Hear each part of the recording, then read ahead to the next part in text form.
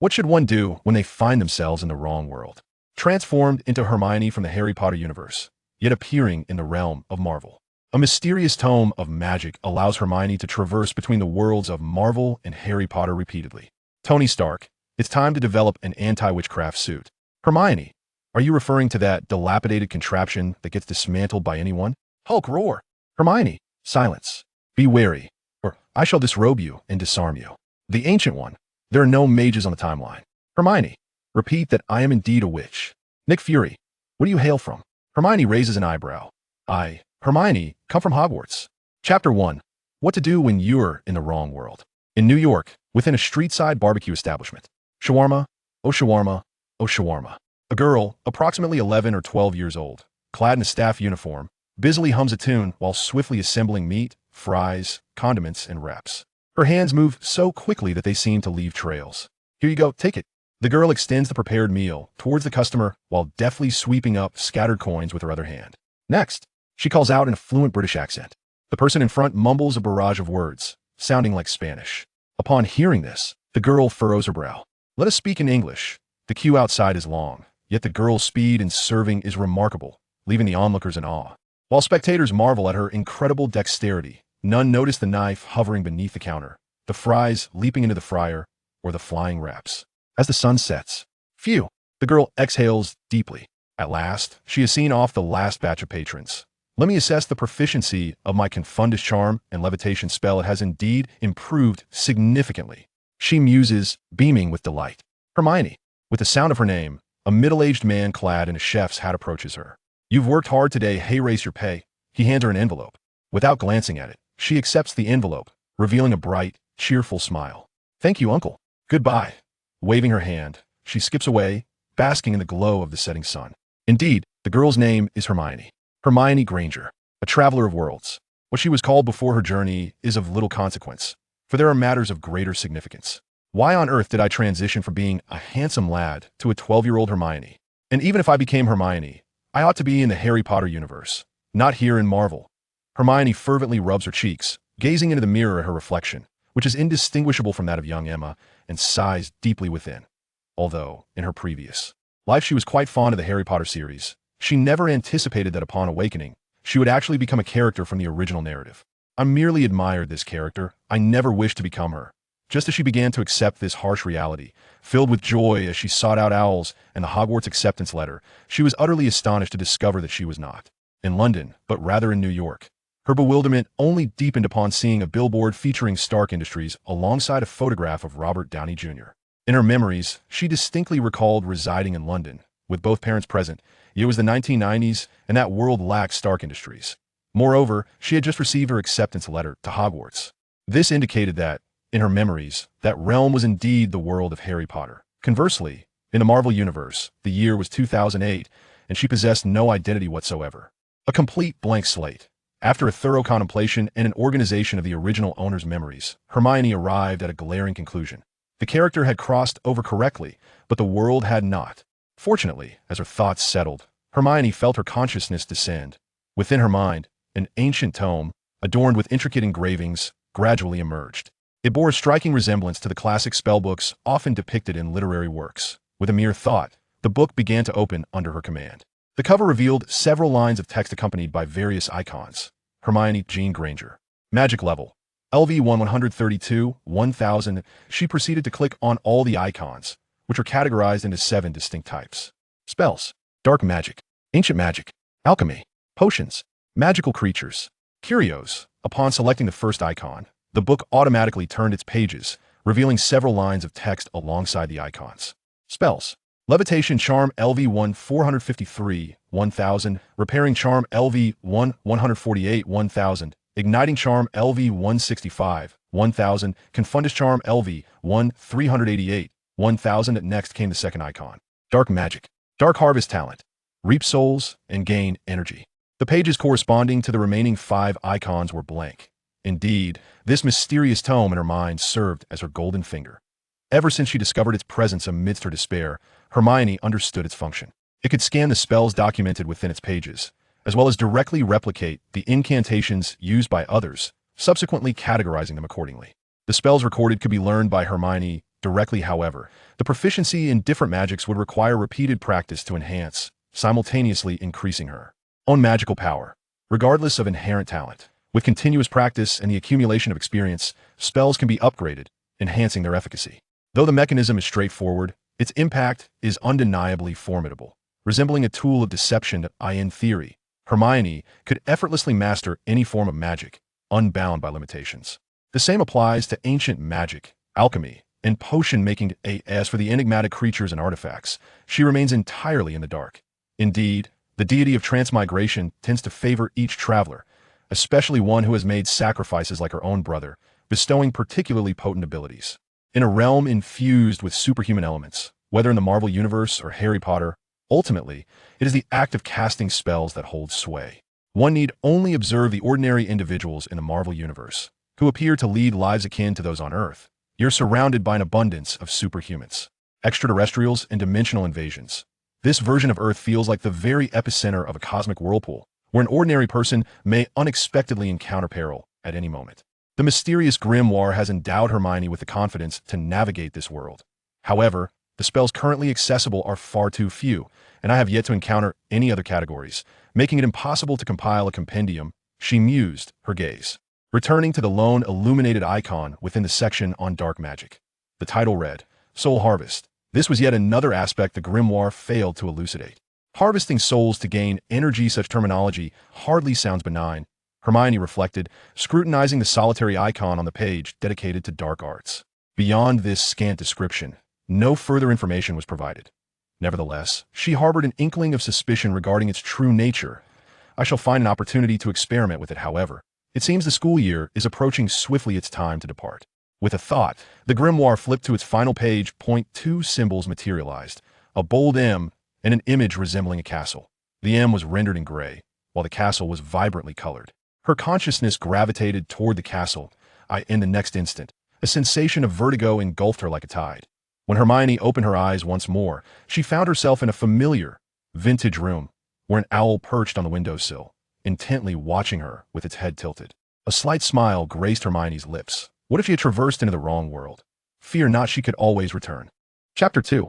Arrival at Hogwarts. Removing the envelope from the owl's beak, Hermione turned to soothe the cat, which had fluffed its fur in alarm at the sudden appearance of the owl. She opened the envelope. Dear Hermione Granger, thank you for your kind thoughts. I wish you a delightful new term at Hogwarts. Signed, Minerva McGonagall. Hermione exclaimed, Goodness, Professor McGonagall is quite gracious. When she received her acceptance letter to Hogwarts, Hermione had penned a brief thank you note and slipped it to the owl that delivered her letter. She had only intended to be polite, never expecting a reply from Professor McGonagall. Shaking her head, Hermione's gaze wandered around the room. This was indeed the original occupant's chamber in the Harry Potter universe. As for how she found herself here, it was all thanks to the final page of the spell book in her mind. After acquiring it in the Marvel universe, a moment of clarity struck Hermione. She was currently in the Marvel world. Although Hogwarts had accepted her, attending school was out of the question. In such circumstances, where could she learn spells? Moreover, as a 12-year-old girl without any guardians, survival itself was a daunting challenge. Undeterred, Hermione flipped through the spellbook, only to discover two icons on the last page, one resembling a castle, colored in gray, unresponsive to her touch, while the castle icon was vibrant. Without hesitation, Hermione made direct contact with it. In an instant, she was transported back to the world. The castle on the page turned gray, while the other icon transformed into color. Accompanied by a progress bar, Hermione immediately grasped the implications. After several attempts, she concluded that the spellbook allowed for travel between the Marvel and her own world, albeit with a cooldown period. Each journey required approximately 12 hours of waiting, and only upon the progress bar's completion could she traverse again. Thus, after acquiring her wand and some books in Diagon Alley, Hermione began etching the spells she could access and hurriedly practiced in the Marvel universe. With a world between them, surely the Ministry of Magic could not trace her reckless use of magic. After packing her belongings and declining her parents' offer to see her off, Hermione made her way to King's Cross Station. More precisely, she was headed to platform 9 3/4, hidden within King's Cross, where the train for Hogwarts awaited its returning students. Upon arriving at the platform and witnessing the crowd oblivious to the students passing through walls, Hermione instantly understood that some spell obscured Muggle perception. Otherwise, the spectacle of students colliding with walls would have left the onlookers utterly astonished. She recalled that there was a time limit for accessing the platform, and without hesitation, she gripped her ticket tightly and stepped through the barrier. Delaying would mean truly colliding with the wall. As she passed through, Her surroundings opened up to reveal a truly extraordinary platform. Not far away, a steampunk-style train stood quietly at the platform, where numerous young witches and wizards busily loaded their luggage aboard. Once on the train, Hermione found an empty compartment and settled in. Leaning against the window, her charming visage reflected back at her. Though she appeared to be merely an 11 or 12-year-old girl, her gaze revealed a depth of maturity that belied her tender years. A mountain of thoughts loomed in her mind. Harry Potter, Marvel, Dumbledore, Voldemort, S.H.I.E.L.D., the Avengers, an enigmatic grimoire swirling in her consciousness, and the concept of traversing dimensions. As she drifted into contemplation, the compartment door was suddenly flung open. "Oh, is someone here?" A bespectacled boy, upon spotting Hermione, quickly apologized. "I'm so sorry, but all the other compartments are full. May I sit here?" Hermione glanced at him, remaining silent, yet she slightly nodded in acquiescence. "Thank you," he said, taking a seat. Hermione immediately recognized him. Harry Potter? Why was he not with Ron? Had he mistakenly entered the compartment intended for the two of them? Such questions were of little concern to her. The original works, whether in film or literature, merely showcased fragments of this world, and she was unaware of where the two boys were originally supposed to sit. She was unsure of her own designated place as well. Before long, a red-haired boy entered the compartment and posed the same inquiry. "Ron Weasley." Harry discreetly glanced at Hermione, and noticing her lack of reaction, nodded and gestured to the seat beside him. "That's Scar. You must be Harry Potter." Just as in the original narrative, Ron exclaimed in astonishment upon realizing Harry's identity. The wealthy Harry showcased his financial prowess, leaving the impoverished Ron in utter shock, thereby establishing their initial bond of friendship, much like in the original story. Amidst the commotion, both boys turned their attention to Hermione. It was then they noticed that the seemingly aloof girl before them exhibited no reaction to the name Harry Potter. It was widely known in the magical community due to the Dark Lord's legacy. Feeling their gaze, Hermione met Harry's eyes briefly before her attention settled on his glasses, which she effortlessly repaired with a flick of her wand, mending the crack that traversed them. It was a subtle greeting, and it also helped alleviate her obsessive tendencies. Proficiency in the repairing charm, level 1. Harry and Ron gasped in surprise, completely taken aback that a first-year student could wield spells with such finesse even before attending school. Hermione returned her gaze to the window, choosing to disregard the two boys. In the presence of Harry Potter, she was not filled with the same wonder and enthusiasm as other young witches and wizards. Firstly, having read the original works and watched the films in her past life, she was thoroughly acquainted with these two. Secondly, she had little interest in engaging in childish games, even though her current form was that of a mere girl. As night descended, the train finally reached its destination. Upon disembarking from the train and boarding a small boat, a group of new students, guided by Hagrid and others, traversed the waterway to Hogwarts.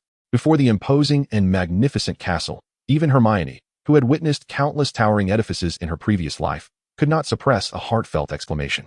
Indeed, the experience of being present surpassed anything seen on screen. Ascending the steps, they arrived at the Great Hall. As anticipated, Professor McGonagall stood at the edge of the staircase, clad in her green robes and pointed wizarding hat, reminiscent of her portrayal in the original text. From within the grand doors behind her, a faint murmur of chatter could be heard. Ron and Draco continued their mutual disdain, engaging in a spirited exchange, inadvertently drawing Harry into the fray. After this minor commotion, the students filed in one after another. As they passed by Professor McGonagall, she glanced at Hermione and suddenly spoke. "Miss Granger." Hermione paused, her mind racing. Unlike her usual position at the front, she found herself at the back, wishing to avoid the spotlight. To her surprise, she had garnered attention nonetheless. Turning to McGonagall, she replied, "Good evening, Professor McGonagall." The professor studied her for a moment, offering a warm smile in return. "Miss Granger, thank you for your kindness. I wish you a delightful new term." Echoing the sentiments from her previous correspondence, Hermione realized the reason for the professor's recognition. "Thank you. And I wish you a fruitful teaching experience as well." She responded with a practiced smile. In the center of the Great Hall, aside from the older students on either side, the most prominent sight was the row of professors at the head table, particularly the elderly figure in the center. Reminiscent of Gandalf with his white beard, the old man rose, surveying the room, pausing momentarily on Harry Potter before his gaze shifted directly to Hermione at the back. "Hermione." Chapter 3, Slytherin? Gryffindor. "What's the matter with you two?" Hermione's expression faltered as she forced a stiff smile. Compared to the peculiar superheroes and organizations in the Marvel Universe, she was far less inclined to engage with the seemingly safe, yet inherently perilous professors of Hogwarts. While she did not believe they would harm a 12-year-old girl, the matters of her time travel and magical tomes constituted her deepest secret, one she wished to keep hidden from all. Within Hogwarts, masters of legilimency were abundant, particularly Dumbledore. Although such abilities were generally not directed at first-year students, the risk remained. However, there was no alternative. Her desire for a systematic education in magic compelled her to attend Hogwarts. A moment later, Dumbledore averted his gaze, as if his earlier scrutiny had been mere coincidence. Had she been overthinking? Merlin's beard, that startled me. For reasons she could not pinpoint, Hermione felt there was something peculiar about his final glance. Shaking her head, she dismissed the unproductive thoughts. Focus on the present. Following the established protocol, Dumbledore introduced the new students to the must-see attractions of Hogwarts, the Forbidden Forest. Before announcing the commencement of the sorting ceremony, Professor McGonagall, holding a list, called out names one by one, publicly assigning each student to their respective houses. Hannah Abbott, the steadfast Hannah, Draco Malfoy, Susan Bones, Ron Weasley, Harry Potter. With these names, the hall erupted into a lively commotion once more. As a renowned figure who had faced the Dark Voldemort, Harry Potter's name was already widely known. After a brief exchange with the Sorting Hat, he was finally placed in Gryffindor. The students of the Lion House erupted in cheers. Haha, Harry Potter is one of us in Gryffindor. Hermione Granger. At last, her turn had come. Although it was unclear why she was called after Harry when she should have been ahead of him, this was not the moment for such concerns. She strode forward and placed the Sorting Hat upon her head. The hat seemed to be in a state of deliberation. Much like with Harry, it took a while to respond. Courage, determination, intellect, ambition, all seemed to be present, though ambition appears to dominate. It whispered in a voice only Hermione could hear. Then it shall be S. Silence, Gryffindor. Hermione mentally interrupted it. First choice, no adjustments. Goodness, a mere twist of fate almost landed her in Slytherin. Thankfully, she was quick-witted. Do I really resemble someone with the potential for dark magic? Hermione thought, bemused. Although Slytherin seemed to align with her personality, it was indeed unsuitable for her. She was acutely aware of the disdain Slytherin students held for wizards of Muggle descent. If she had been placed there, a confrontation would likely ensue the very next day. It wasn't that she couldn't handle those brats, but the inconveniences would be numerous. Furthermore, choosing Gryffindor held another significant advantage. It would allow her to keep a close watch on Harry Potter. Familiar with the original narrative, she understood that once he began to stir trouble, she could take advantage of the chaos. This was an advantage that the other three houses could not offer. All right. The Sorting Hat said, slightly exasperated.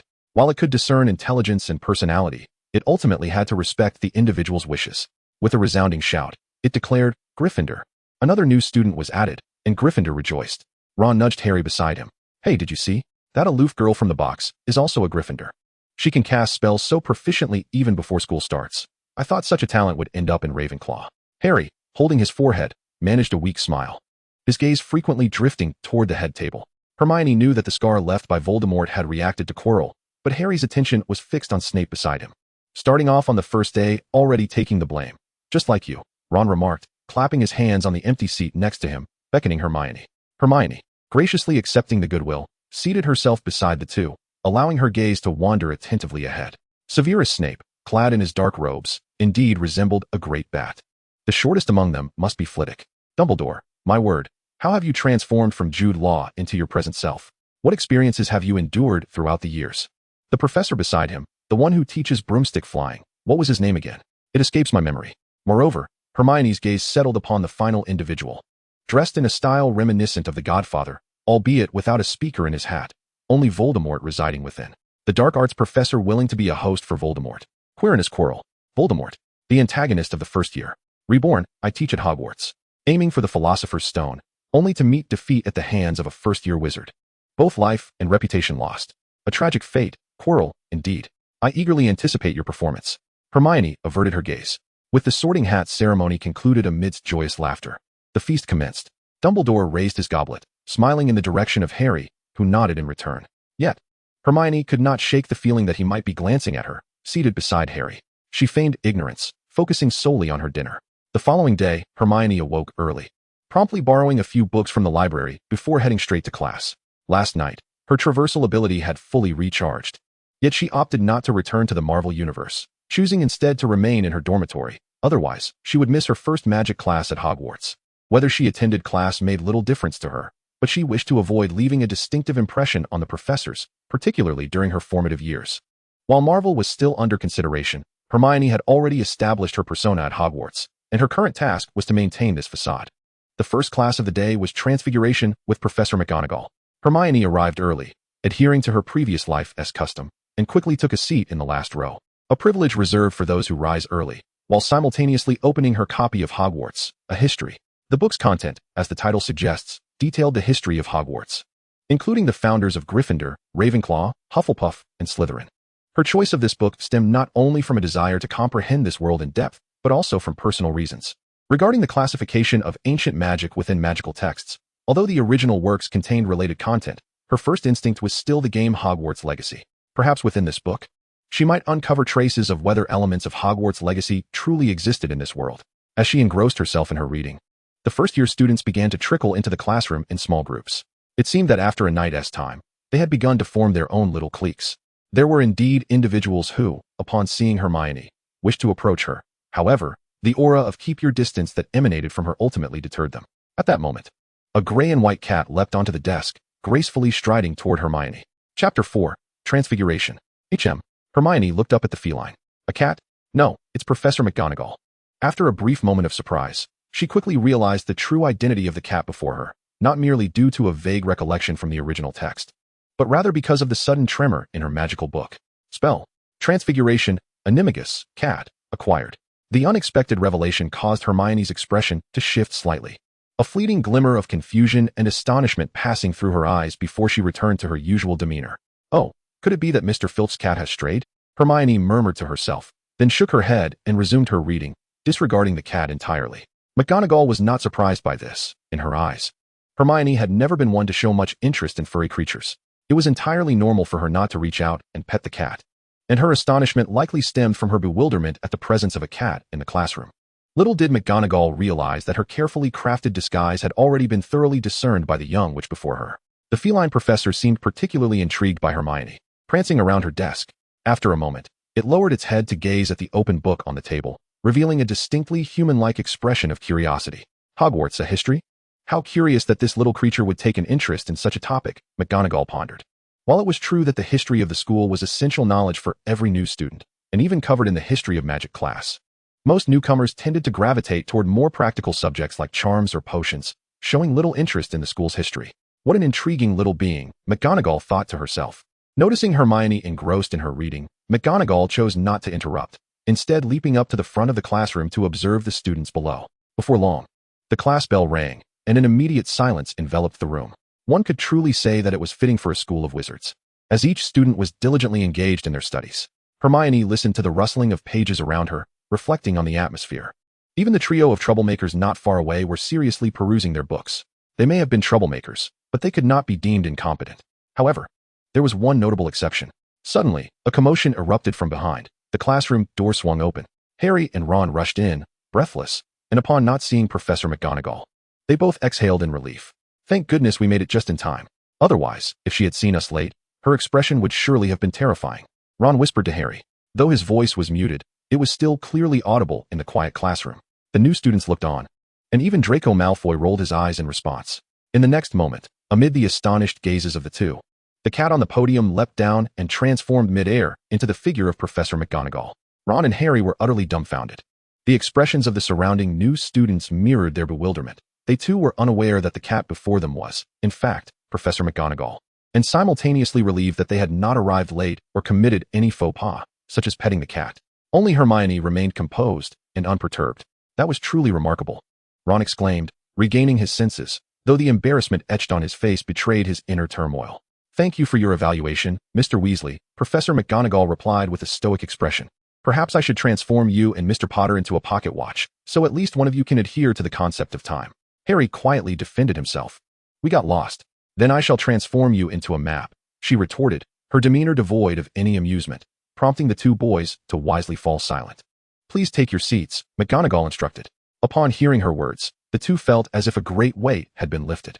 They scanned the room, and suddenly their eyes lit up before they hurriedly settled beside Hermione, comfortably taking their seats. Hermione, engrossed in her book, barely acknowledged them, yet they paid her no mind, even craning their necks to peer at the volume in her hands. Though Hermione remained aloof, thus far, apart from each other, she was the most familiar face among the newcomers. Professor McGonagall did not delve into practical lessons on transfiguration, but rather provided an overview of its fundamental principles and various branches: animagi, conjuration, transformation, cross-species transfiguration, and human transfiguration, among others. She also showcased a bit of her skill, eliciting gasps of astonishment from the young witches and wizards. Thus, the first class concluded on a delightful note. Afterward, as the young sorcerers walked out, They animatedly discussed the astonishing phenomenon they had just witnessed. Did you see that? A mouse turned into a glass cup, just like that. Ron exclaimed excitedly to Harry. Harry, too, was filled with wonder. It was his first genuine encounter with the reality of the magical world. Noticing Hermione's continued indifference, he could not help but ask, Hermione, did you not find Professor McGonagall's display impressive? He was perplexed as to why the beautiful girl before him maintained an expression of tranquility in any situation, despite being of a similar age. In a moment of realization, Harry mused, could it be that you, like Ron, come from a wizarding family? Hermione shook her head. No, my parents are both muggles. Ron's face fell, visibly hurt. Here he was, a product of a distinguished wizarding lineage, exclaiming in excitement, while this girl, who had never encountered magic before, appeared far more knowledgeable than he. Well, Hermione paused, contemplating for a moment. It is indeed impressive, but once you master it, you'll find it's not as extraordinary as it seems. Harry and Ron exchanged glances. Ron, feeling indignant, retorted, you say that as if you could do it too. Actually, I can, Hermione affirmed with a nod. The two individuals paused momentarily, their eyes widening as if they had just heard an absurd tale. Ron felt irked by Hermione's dismissive attitude, prompting him to make a sarcastic remark, only to be taken aback when Hermione candidly acknowledged it. This left him at a loss for words. Although Harry remained silent, his gaze was filled with skepticism. Noticing their disbelief, Hermione smiled faintly and asked, what if I truly could? Ron scoffed, well, then I shall consume this feather quill of Harry's. Would that suffice? Harry interjected, wait, why are you two wagering with my belongings? Hermione said nothing further, but nodded gently, producing her wand and pointing it at the feather quill in Harry's hand. Flavito. As the incantation echoed, the tip of the wand shimmered, and before their astonished eyes, the quill gradually morphed into a head, paws, and a tail, ultimately taking the form of a mouse, utterly devoid of its original appearance. The mouse leapt from Harry's hand as if animated, scurrying a few steps onto Ron. Both stared in disbelief at the scene before them, particularly Ron, whose gaping mouth seemed capable of accommodating an egg. He was genuinely taken aback by this display. Observing their reaction, Hermione's lips curved into a subtle smile as she calmly uttered two words, eat up. Chapter 5. Learning potions is not as enriching as studying history. Wait, you truly can? Ron exclaimed, bewildered, watching the mouse dart chaotically around him. He swallowed hard, casting a pleading glance at Harry.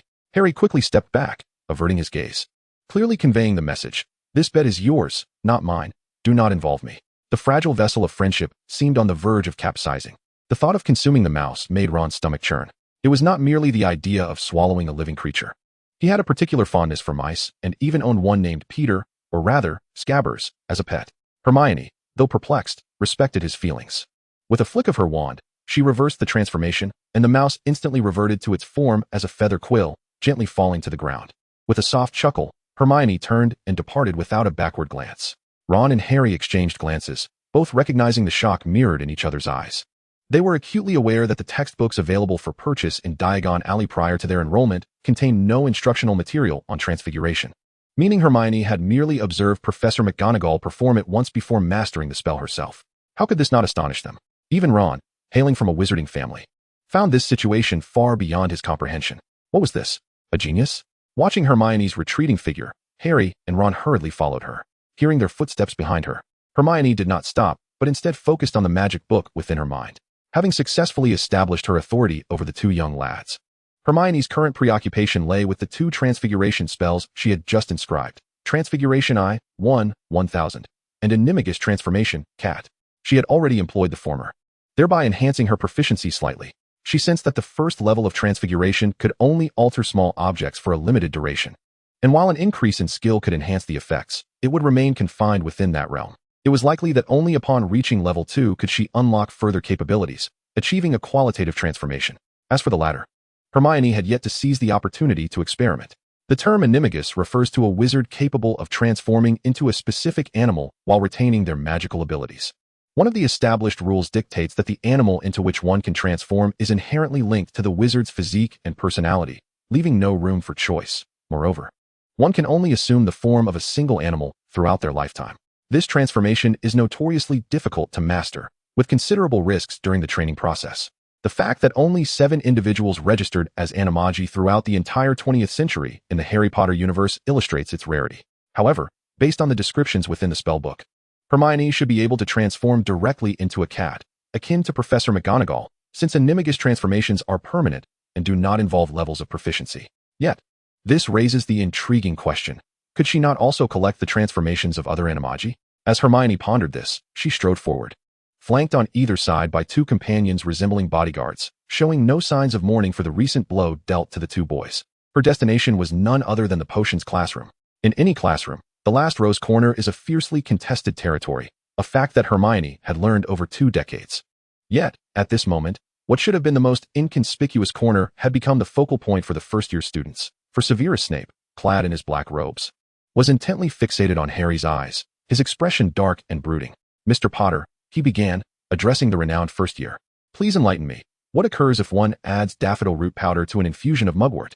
Harry felt a wave of discomfort at Snape's manner of questioning and cast a desperate glance at Ron, who had taken to playing dead on the desk. "I do not know, Professor," Harry replied, his voice tinged with resignation. "And where might one procure powdered dragon dung?" "I do not know," he repeated. "Very well. What distinguishes aconite from wolfsbane?" "Sorry," came Harry's meek response. Clearly, mere notoriety was insufficient. A flicker of disappointment flashed in the depths of Snape's eyes as he retorted. "Isn't that right, Mr. Potter?" His sarcastic tone, coupled with his indifferent demeanor, unkempt black hair, and prominent hawk-like nose, perpetually exuded an aura of malevolence. The classroom fell into an oppressive silence. Harry, already harboring a poor impression of Snape, could not suppress his irritation in light of such blatant targeting. "Clearly, Hermione knows the answers, yet you seem intent on soliciting responses from those who do not," he countered. The young wizards widened their eyes in astonishment. Goodness, how audacious! On the very first day, a confrontation with the professor, and it was none other than the notoriously difficult Snape. Simultaneously, they all turned their gazes toward Hermione, who was leaning against a stone pillar in the corner.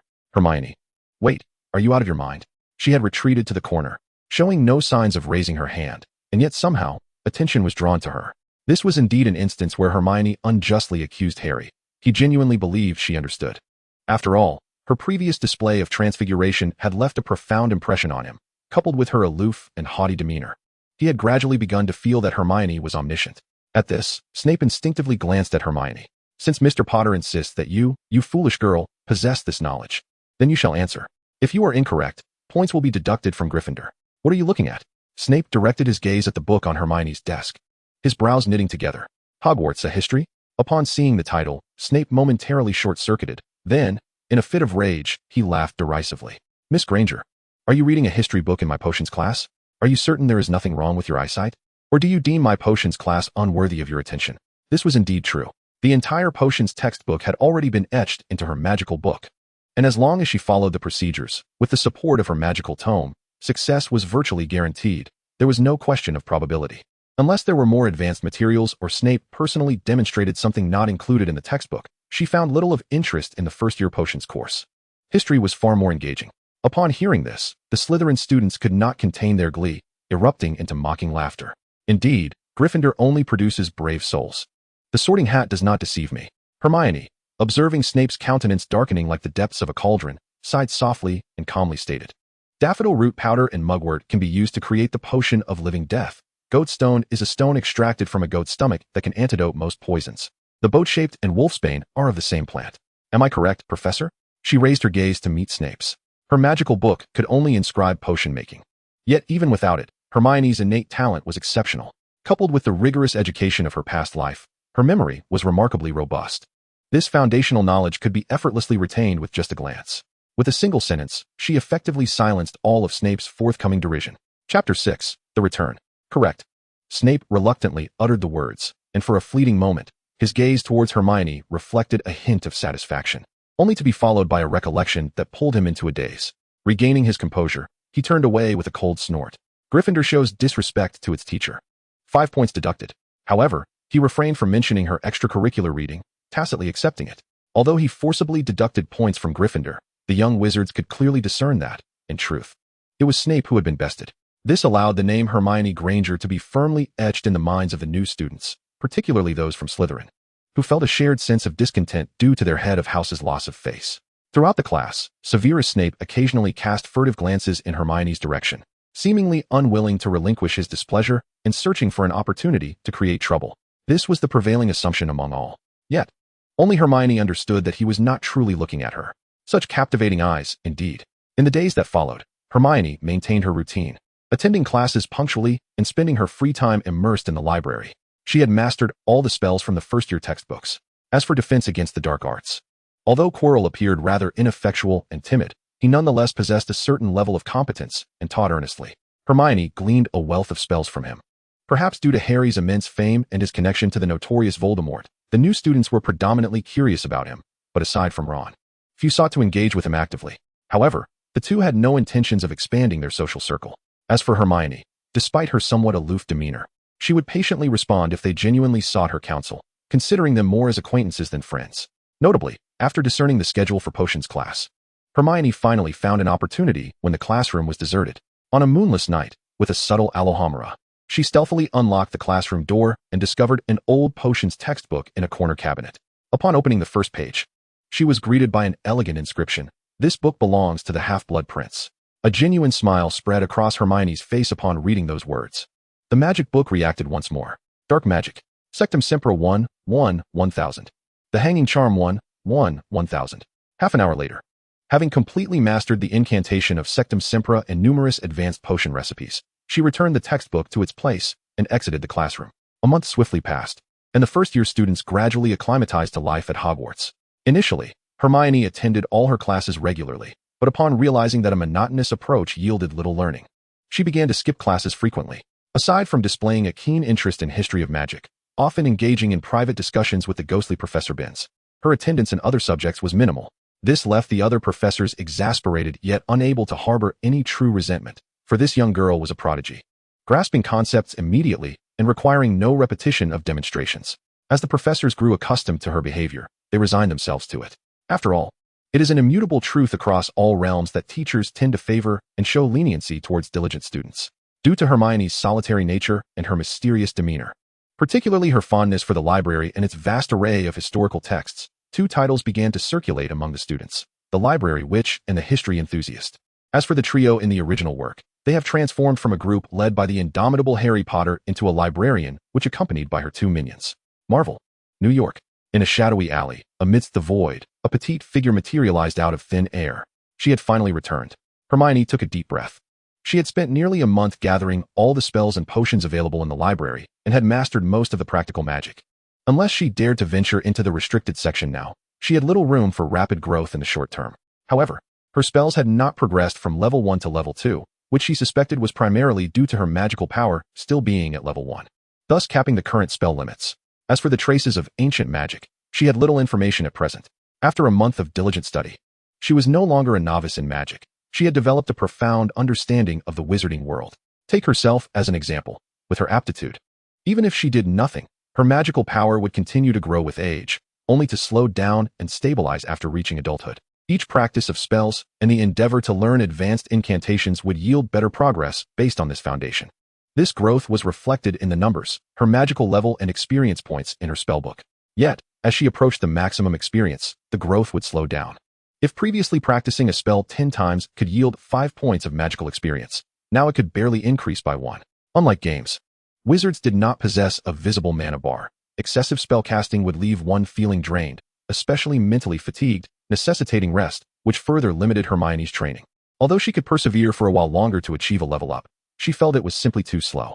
Both the Harry Potter and Marvel worlds instilled in her a sense of insecurity, compelling her to swiftly enhance her power. At the very least, she resonated with Voldemort's assertion, magic is power. Fortunately, the spellbook in her mind provided Hermione with an alternative method for rapid advancement. Unable to experiment at Hogwarts, she returned to the Marvel world after a month of preparation. She was back, but where should she go? Hermione murmured to herself, leaving the alley and walking in a certain direction. The Marvel world was also in the evening, coinciding with the time in Harry Potter's world, differing only in the date. Although she had spent a few days here, she was not familiar with New York and could not think of where to go. As she passed by a building, she faintly heard shouting from within. Oh, Hermione looked up. Was this not the place where she had previously worked as a child laborer at the burrito shop? On the surface, the law barely prohibited child labor, and though there was much leeway in between, it was not as if she could work openly under the scrutiny of others. However, due to the confundus charm, Hermione had deliberately caused those around her to overlook this fact. After all, Marvel currently exists in 2008, and she is unable to utilize a coin from 1991, let alone the British pound. She still needs to earn some local currency. The owner of the barbecue restaurant, Uncle Elvin, has been quite kind to her, offering a relatively high starting salary and displaying a friendly demeanor, which has greatly facilitated her adjustment to this new reality. She has indeed encountered a good person upon her arrival. However, What is the source of the shouting within the establishment? Has shawarma been added to the menu? Hermione furrowed her brow, sensing that the situation was more complex than it appeared, and she quickly made her way inside. Chapter 7. The Initial Trial of Dark Harvest. Alohomora. Upon reaching the entrance, Hermione waved her wand at the locked door, and the lock fell away with a resounding click, casting a disillusionment charm upon herself. She entered the restaurant stealthily. In the depths of the room, near the bar, two figures were locked in a standoff, with a window nearby having been pried open. One of them was the familiar Uncle Elvin, while the other stood opposite him, a gun in hand, a man of African descent. Understanding the scenario instantly, Hermione thought, the classic American tradition of shoplifting. Uncle Elvin raised his hands, visibly anxious, repeatedly stating, "Don't shoot, I'll get you the money right away." He began to move towards the counter. The man shouted, "Give me the money. I said to give me the money. Don't move. I told you not to move. Hurry up and get the money." The gun trembled slightly in his grip, as if it were about to fire at any moment. Listening to the nonsensical ramblings before her, Hermione could only lament the typical intelligence level of a shoplifter, which indeed matched the stereotype. Just as Uncle Elvin hesitated between moving or fetching the money, the man, seemingly enraged by Elvin's stillness, increased his shouting, his finger tightening on the trigger. Observing this, Hermione no longer hesitated. She pointed her wand forward and whispered, "Wingardium Leviosa." In an instant, an invisible force struck the would-be robber in the chest, sending him flying backward with a heavy thud against the wall. The impact was so powerful that the wall bore noticeable cracks. Well, that was quite effective, Hermione mused, feeling satisfied. Although it was merely a basic repelling charm, her mastery of it was such that it rivaled the strength of a top-tier martial artist's full strike, far surpassing her peers of the same year. Even some upperclassmen wizards might not achieve this level of force with the same spell. "Ow, it hurts, help," moaned the man on the ground, writhing in agony, feeling as though his insides had been rearranged, unsure how many ribs he had broken. "Oh, is he still alive?" Hermione raised her wand once more. "Defendo." A transparent wave sliced through the air, striking the man's neck. In the next moment, a deep gash appeared, severing his throat and releasing a torrent of blood that pooled around him. Elvin, standing nearby, was utterly paralyzed with fear. Just as he observed Old Black exhibiting signs of madness, evidently under the influence of some substance, preparing for a desperate confrontation. The latter inexplicably seemed to be struck by an unseen force, crashing against the wall, followed by a sudden snap of his neck. It was a scene straight out of a horror film. Trembling uncontrollably, Elvin dared not stir, questioning whether it was he who was under the influence rather than his adversary. Suddenly, a pistol soared through the air. Seizing the moment while Elvin stood in shock, Hermione discreetly cast a summoning charm, drawing the firearm from the ground into her possession, and without a backward glance, exited the establishment. In the shadowy alleyway, Hermione observed the transformation of her spellbook. Her spirits lifted immensely. Indeed, her hypothesis proved correct. The Dark Harvest could siphon power through death. Upon acquiring this soul energy, she instantly grasped its application. It could be infused into her own being to enhance her magical prowess or employed to augment her spellcasting proficiency. Each point of energy could elevate a corresponding attribute. Wasn't this compelling her to embrace the persona of a nefarious dark sorceress? A smile of delight crept across Hermione's lips. Indeed, upon her return to the Marvel Universe tonight, she harbored but one intention, to take a life. Since the Dark Harvest necessitated death to reap soul energy, and with no natural fatalities at hand, she resolved to take matters into her own hands. However, her targets were not chosen indiscriminately. While she bore no aversion to bloodshed, she refrained from targeting innocent bystanders, as that would breach her moral boundaries. Even in this realm, distinct from her previous life on Blue Star, she regarded everything as a mere game and wished to avoid such actions. Throughout her existence, Hermione was not inherently virtuous, yet she was far from a deranged harbinger of chaos and malevolence. Furthermore, the most pivotal reasoning was already crystallized in her mind regarding her persona within the Marvel Universe. Engaging in indiscriminate killing would surely incite a coalition of superheroes against her, a consequence far exceeding any potential gain. She aspired to treat the Marvel world as a stable arena for her own growth and power, thus avoiding becoming a target for universal enmity. As it stood, although she had taken a life, it was that of a robber intent on theft and murder, a quintessential act of a superhero. This allowed her to justify her actions. And given her age, even a paragon of justice like Captain America would hardly chastise her. After all, what superhero had not engaged in acts of killing, just as long as it was under the banner of righteousness? Hermione Granger. Magic Level 1, 988-1000. Absorbing the soul energy, a refreshing sensation coursed through her body, and she felt her magical strength noticeably increase. 1 point of soul energy equated to a day's worth of rigorous training. How exhilarating. The Marvel Universe was indeed perfectly suited for her. She could not suppress a hearty laugh within her mind. 3 hours later, It was you again, America. Standing in the district known as Hell's Kitchen, Hermione gazed at her experience points, just too shy of completion, and sighed in genuine astonishment. After departing from the barbecue restaurant, she inquired among passers-by about the most chaotic and crime-ridden neighborhoods in New York, promptly hailing a cab to her destination. She distinctly remembered the incredulous expression on the driver's face in the rearview mirror when she stated her destination, as if to say, "What business does a child like you have there?" True to expectation, within a mere 3 hours, she witnessed phenomena including, but not limited to, transactions of illicit substances, muggings, shoplifting, and random gunfire. Strangely, the bystanders appeared utterly unfazed. Truly, this was a remarkable country. Throughout the ordeal, Hermione, cloaked in the disillusionment charm, transformed into a master of assassination, selectively targeting the most vicious criminals to practice her spells, channeling their essence into soul energy through the dark harvest. During this process, she stumbled upon a murder scene and unexpectedly discovered that it was not necessary for her to act directly. As long as someone perished nearby, she could still achieve her harvest. What to do now? After such exertion, Hermione felt somewhat fatigued. Although she was a witch, her physical condition was not significantly superior to that of an ordinary person, especially as a growing young girl. Sleep was indeed essential. The individuals she needed to eliminate had all been dealt with, and there were still at least 8 hours until her next opportunity to traverse dimensions. If only she could fly or apparate, Hermione mused. Walking for 3 hours had been a dual test of endurance and willpower. Fortunately, flying lessons were set to commence next week, alleviating her urgency. Surveying her surroundings, Hermione contemplated her circumstances. Despite being in Hell's Kitchen, she was uncertain whether the existence of gold was a reality in this world.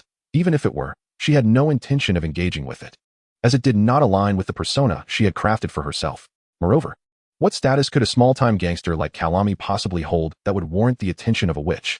She merely inferred through Tony Stark's visage that she was in a cinematic universe, and the term Iron Man had yet to emerge, suggesting that this was prior to Tony's abduction. Suddenly, a realization struck her.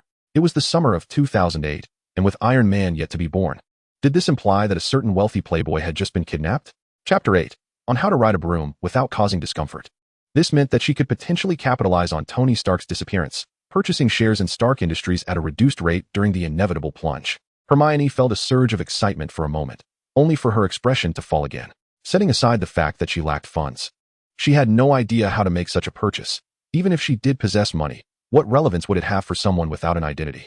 Frustrated, she silently repeated to herself 3 times that money is but an external object. With a heavy heart, Hermione sought out a modest inn, laying several bills salvaged from the criminals on the counter. The proprietor, taken aback by the sight of such a young child, hesitated for a moment, but ultimately decided to provide her a room, swayed by the allure of the cash. Hermione quietly lowered her wand from her sleeve. She had been prepared to eliminate her opponent directly, yet to her surprise, he did not harbor any ill intentions towards her simply because she was a child. How disappointing. The following morning, a group of men clad in black suits, their expressions impassive, arrived at the inn. The leader presented his credentials, and soon after, a middle-aged balding man approached the door of Hermione's room, gently knocking a few times before cautiously stepping back. After a prolonged silence with no response, the balding man furrowed his brow, retrieved the key provided by the innkeeper, and swiftly entered the room. It was empty. After inspecting the surroundings and confirming that no one was concealed within, he reached out to touch the disheveled bedding. There was still warmth. They haven't gone far. You 4. Search the vicinity. The balding man commanded decisively, and the black-clad figures immediately sprang into action. 10 minutes later, they returned one by one, shaking their heads at the balding man. Upon seeing this, he promptly took out his phone and dialed a number. Once connected, he stated, "The individual has just vanished but did not leave the room. We suspect the target may possess some form of transmutation ability." After listening to the response from the other end, the balding man nodded. "Understood, sir." He then ended the call and turned to leave. Meanwhile, in a spacious office, a bald African-American man wearing an eye patch set down his phone and gazed contemplatively at the documents on his desk. A knock sounded at the door. "Enter." A young woman, dressed sharply and resembling a secretary, walked in, presenting a folder to the bald man.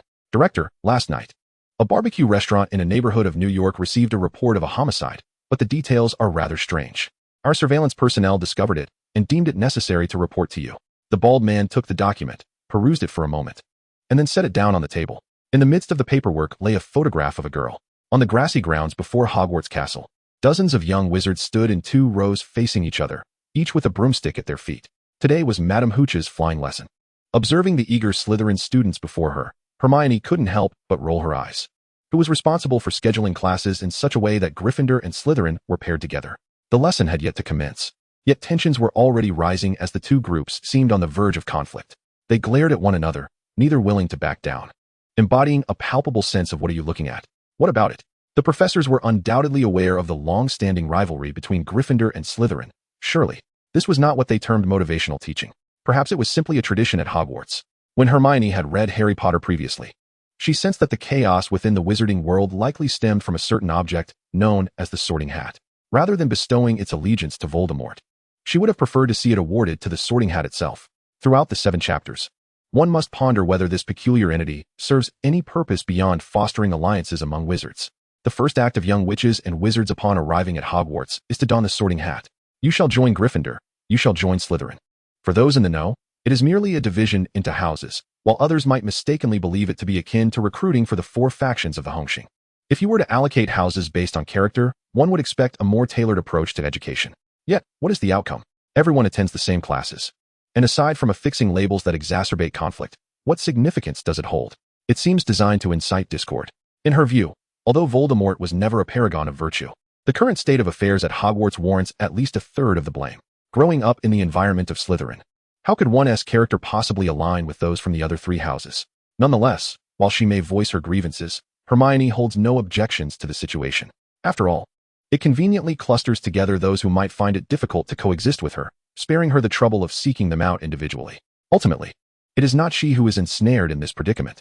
As Hermione contemplated these matters, Madame Hooch finally arrived, albeit with a slight delay. "Good afternoon, students." Her robust voice resonated. "Good afternoon, Madame Hooch." The young wizards chorused in unison. "Welcome to our inaugural flying lesson. As you may know, flight is of utmost importance to a wizard, particularly. Following tradition, she proceeded to deliver an array of informative guidelines and precautions. After an extensive discourse, observing the eager expressions on the faces of the young wizards, Madame Hooch finally declared, "All right, now place your right hand above your broom and say up." Instantly, the entire field erupted in a cacophony of sounds. Hermione joined in, softly uttering up. Nothing transpired. Let us try again. Up.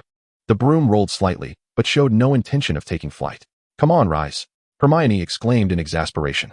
Hermione was nearly a polymath, excelling in every discipline save for broomstick flying. It was not that she lacked understanding.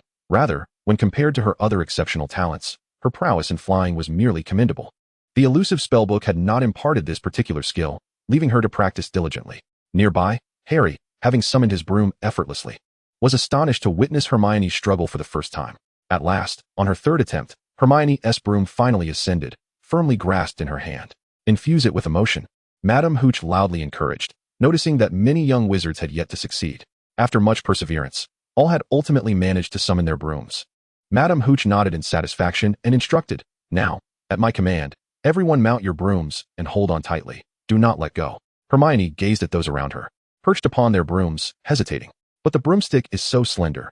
Wouldn't this method be rather uncomfortable? Will it truly not hurt? Yet, in the next moment, a wave of sorrow surged within her. Indeed, she had nearly forgotten. She no longer possessed that fear. Blasted, with her anger at its peak, Hermione ultimately chose not to mount her broom, but instead sat sideways upon it. Observing this, Ron leaned closer and whispered, "Hermione, Madame Hooch wants us to ride. Be quiet." Oh, Chapter 9. Go on, give it a go? After receiving a reprimand, Ron sulkily fell silent. Harry, too, wisely refrained from speaking. Throughout their acquaintance, Hermione had always exhibited an air of indifference, her emotions steadfast and unyielding. This was the first time she had displayed such an expression of vexation. Fortunately, Madame Hooch remained oblivious to this minor incident, instead calling out, "When I blow my whistle, you must push off the ground with all your might, steady your brooms." After ascending, circle a few times, then lean slightly forward to return to the ground. Before she could finish her instructions, Madame Hooch's eyes widened in shock, for she observed Neville Longbottom, unbeknownst to anyone, suspended several feet above the ground, swaying precariously.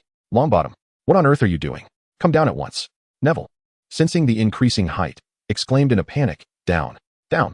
Alas, the broom did not heed his commands, soaring higher instead, within mere moments. It had ascended to several dozen meters. Amidst Neville's terrified cries, the broom acted as if it were a wild beast, careening through the sky with reckless abandon. As if imbued with life, it ignored Neville's plight, repeatedly crashing against the castle's outer walls, leaving him dizzy and seeing stars. Finally, after a series of chaotic flights, Neville found himself dangling from a ledge above the wall. With a sudden rip, his robe could no longer bear his weight and tore apart. sending him plummeting from several stories above. Instantly, gasps of shock reverberated below.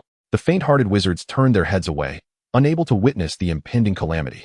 At this height, even a wizard's enhanced physique could suffer grievous injuries from such a fall. Surely, this qualified as a teaching incident, Hermione thought, exasperated. Were it not for the extraordinary healing abilities of wizards, countless lives would be lost each year merely from the pursuit of a license. As Neville plummeted amidst the screams, just when everyone braced themselves for a tragedy, a clear voice rang out from behind. Reductio. As the spell took effect, Neville's descent abruptly slowed, as if caught by an unseen force, halting just half a meter from the ground. The crowd was momentarily stunned, then collectively turned around to see Hermione, wand raised, aiming resolutely ahead. Thus, the calamity was averted. Madame Huichi finally realized the situation, quietly letting out a sigh of relief, her gaze towards Hermione brimming with gratitude. Although incidents like this often occurred during flying lessons and were somewhat inevitable, she still felt a twinge of guilt for not keeping a closer watch on the little ones. Regardless, the quick reflexes displayed by that young, which were impressive. Moreover, was the slowing charm truly a spell one could master in their first year? Judging by her execution, it seemed more proficient than that of many upperclassmen preparing for their exams. However, considering Hermione's background, Madame Huichi was not overly astonished. She had heard from other professors about a new Gryffindor student named Hermione Granger, whose talent was nothing short of extraordinary. It was surprising that a witch from a Muggle family could possess such remarkable abilities. As Hermione dispelled the spell and retracted her wand, Neville landed on his feet, only to hear a distinct crack. His ankle twisted, resulting in a fracture. Hermione's lips twitched, feeling her efforts had been in vain. You really are quite foolish, she thought to herself. Madame Huichi hurried over to examine him, shaking her head as she said, Mr. Longbottom, you truly must express your gratitude to Miss Granger, otherwise, it might have been much worse than just a fracture. She then addressed the rest of the students. Do not move from your spots. I will take Mr. Longbottom to the hospital wing. If I catch anyone flying during this time, they will be expelled before they even have the chance to witness a Quidditch match. With that warning, Madame Huichi led the limping Neville away. Once the two had vanished from sight, the Gryffindor students swarmed around Hermione, chattering excitedly. Hermione, what spell was that? It was so cool. Where did you learn it? Can you teach us? You are incredible, Hermione. Overwhelmed by the enthusiasm of the young wizards, Hermione felt a bit flustered and quickly replied, I learned it from the library. You can find it there yourself. With that, she stepped back, positioning Harry and Ron protectively in front of her. The library? Only then did the crowd recall that this seemingly aloof girl had earned the nickname the Library Witch. Truly, her reputation was well-deserved. In stark contrast to Gryffindor's fervor, the Slytherin students were far more subdued, most wearing expressions of discontent. Even a few who might have been inclined to approach Hermione hesitated, deterred by the prevailing atmosphere. Hermione observed this with understanding. If it were anyone else, Slytherin might not have reacted so strongly. However, the fact that a Muggle-born witch exhibited such prowess was undoubtedly unsettling for these pure-blood elitists. Their own common room's password was a testament to their beliefs. Nevertheless, they preferred to avoid provoking her. In recent days, there had been a few who foolishly sought trouble, only to be met with Hermione's ultimate response, reporting to the teachers, which resulted in their swift reprimand. Most of the professors at Hogwarts are quite amiable, harboring no prejudice against Muggle-borns, and coupled with Hermione's exemplary student image, anyone reported by her not only faced significant point deductions for their house, but also endured severe punishments, leaving them in lamentation. After several instances, no one dared to provoke her without cause. In the original narrative, Harry and his friends failed to exploit this potent weapon, preferring to resolve matters privately, which proved time-consuming and troublesome, ultimately leading to unnecessary complications. A common flaw among children is the desire to maintain their pride. While everyone surrounded Hermione, Draco Malfoy, ever observant, picked something up from the ground. This is Longbottom's memory ball. If that fellow squeezes it, he might even remember landing on his backside, Malfoy proclaimed, brandishing the transparent sphere with a flourish. The crowd's attention was drawn to him, with several students erupting in laughter. While they could not confront the formidable Hermione, Neville, perceived as the most weak-witted and inept in Gryffindor, naturally became a frequent target for some in Slytherin, particularly Malfoy and his cronies. A surge of righteousness ignited within Harry as he stepped forward, resolutely stating, "Give me the ball, Malfoy." Malfoy, upon recognizing Harry, scoffed, "No, I intend to hide the ball and let Longbottom search for it." With that, he mounted his broomstick and soared into the air. Harry clenched his broom, his eyes blazing with anger, glaring up at Malfoy, yet he hesitated to take further action. Hermione, unable to bear the inaction any longer, poked him in the back. "What are you waiting for? Can you really endure this? Go confront him." Harry responded with a bewildered expression, but Madame Hooch said. He faltered, suddenly uncertain. Originally, it was Hermione who would dissuade him, But now, as she urged him to act bravely, he found himself calming down.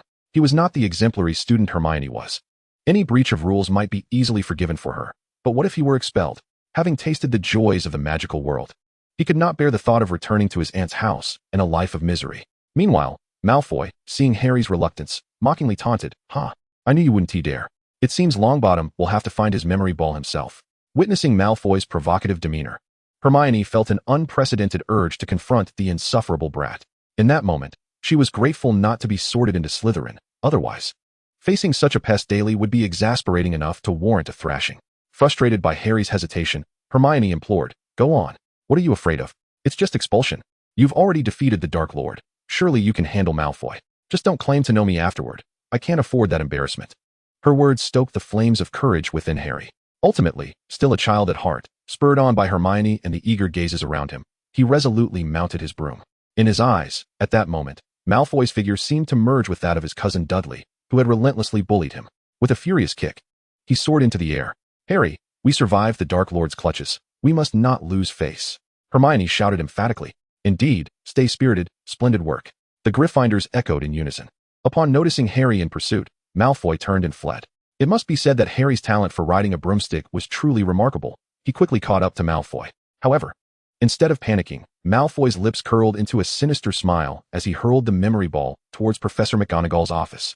Without a moment's hesitation, Harry accelerated past Malfoy, pursuing the memory ball.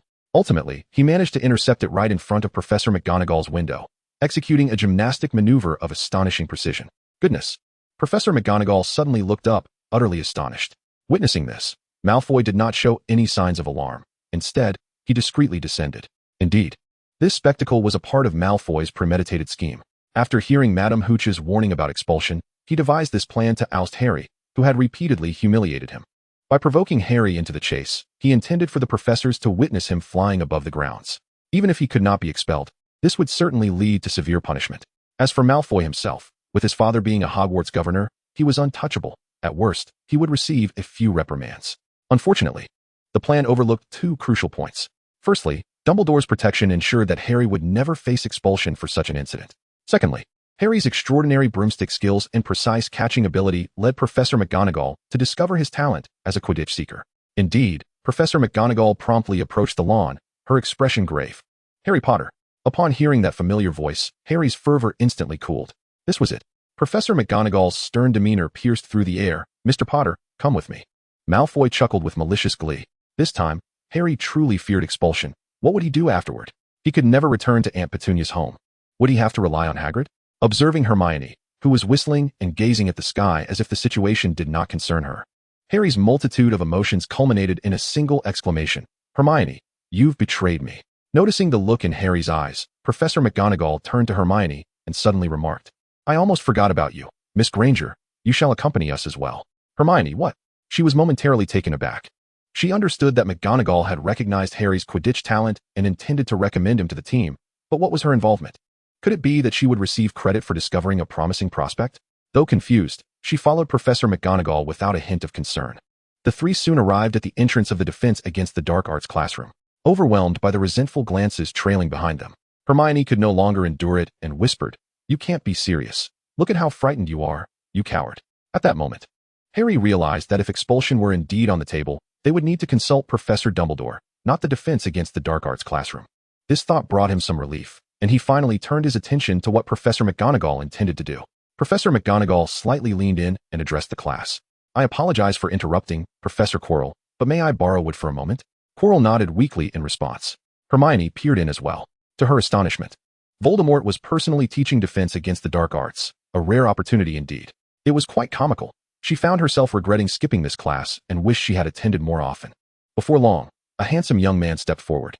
"Potter, this is Oliver Wood," Professor McGonagall announced excitedly. "Wood, I found you a seeker." Harry stood there, broom in hand, utterly bewildered. Noticing Harry's confusion, Hermione playfully smacked him on the head, saying, "You've been selected for the Gryffindor Quidditch team. Hurry up and thank Professor McGonagall." That was a close call. She almost let it slip. Harry's eyes widened in surprise. Before he could utter a word, McGonagall continued, "I have also found you a beater." She then turned her gaze to Hermione. Hermione was taken aback.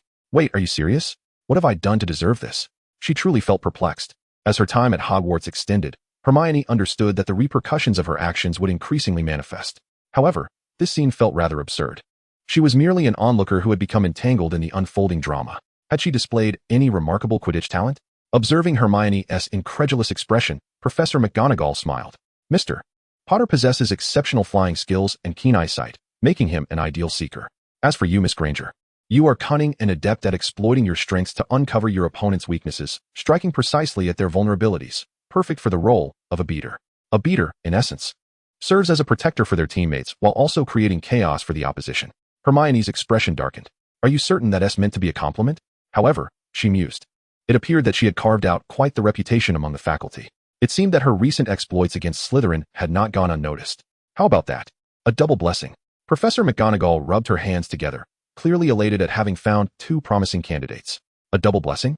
Wood's face fell, and he looked as if the sky had just collapsed upon him. Chapter 11. Hermione's Indomitable Tactics. Professor McGonagall, is this really? Wood's expression was one of utter dismay. As the captain of Gryffindor's Quidditch team, he did not doubt Professor McGonagall's judgment, for she was once a celebrated player, having earned a Quidditch medal in her youth. However, even the most promising talents were merely two first-year wizards, likely only having attended their first flying lesson. Could they truly be deemed capable of fulfilling these positions?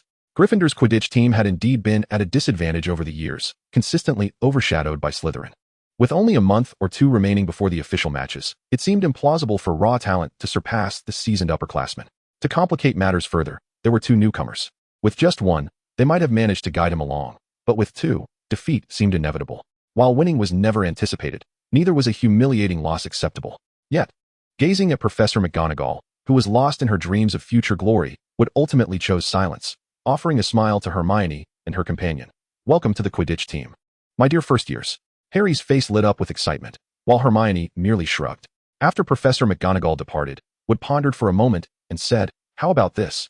After class, I will take you outside to explain the rules of Quidditch and let you experience it firsthand. As the sun began to set, the pitch was deserted, the other students having long since dispersed. Hermione and Harry followed Wood to the center of the field, where a box hovered before them. Hermione cast a spell, and the box thudded heavily to the ground. After class, Wood promptly took the two of them to apply for the use of the pitch and retrieve the box containing the Quidditch equipment. Observing Wood gasping for breath, Harry quickly stepped forward to assist. Being a young lady, Hermione was politely not asked to help. However, she could no longer hold her tongue. Wood, you do realize we are wizards, right? Of course, why? Wood replied, puzzled. Then perhaps we need not exert ourselves so much. We could employ a spell to ease the burden, like this. Hermione raised her wand and incanted Wingardium Leviosa. Instantly, both Harry and Wood felt the weight in their hands diminish significantly. They exchanged a silent glance of surprise. Clearing his throat, Wood remarked, well, while we are wizards, not everything requires a spell. It's also important to engage in physical exercise from time to time. Hermione regarded him skeptically. All right, I suppose I overlooked that, Wood conceded, pinching his nose. It's evident you don't often utilize spells. However, Hermione, for a first year, your ability to levitate such a heavy box and move it so far is truly remarkable. Wood expressed his astonishment. He had unexpectedly encountered two of the most renowned first years, the boy who lived and the library witch. As they opened the box, 3 balls lay neatly arranged before them, with the central one noticeably larger than the other two. The rules of Quidditch are quite simple to grasp, Wood explained patiently. Through his elucidation, Hermione began to comprehend the basics. Quidditch, as it is known, is a captivating sport wherein wizards ride enchanted broomsticks to engage in an aerial ball game, distinguished by the simultaneous use of 3 distinct balls. Each team comprises 7 players, 1 goalkeeper, 3 chasers, 2 beaters, and 1 seeker. The chasers are tasked with passing the quaffle, aiming to throw it through the opponent's hoops, akin to shooting a basket. The beaters defend their teammates against the onslaught of the bludgers, striking them towards the opposing team. The seeker's role is to locate and capture the elusive golden snitch, the smallest and fastest ball in play. The goalkeeper's function is self-evident, as everyone understands this role.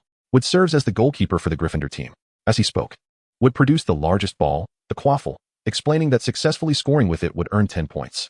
He then handed Hermione a bat-like implement, stating, you are the beater, responsible for striking the 2 bludgers. The remaining 2 smaller balls bounced restlessly in the box, seemingly eager to take flight if not restrained by chains. Wood released one of them from its bindings, and it immediately sprang into action, darting around chaotically. Remember, protect our players from the bludgers. Witnessing Hermione swing the bat with fervor, Wood grinned and jogged several paces away, with Harry mimicking his movements.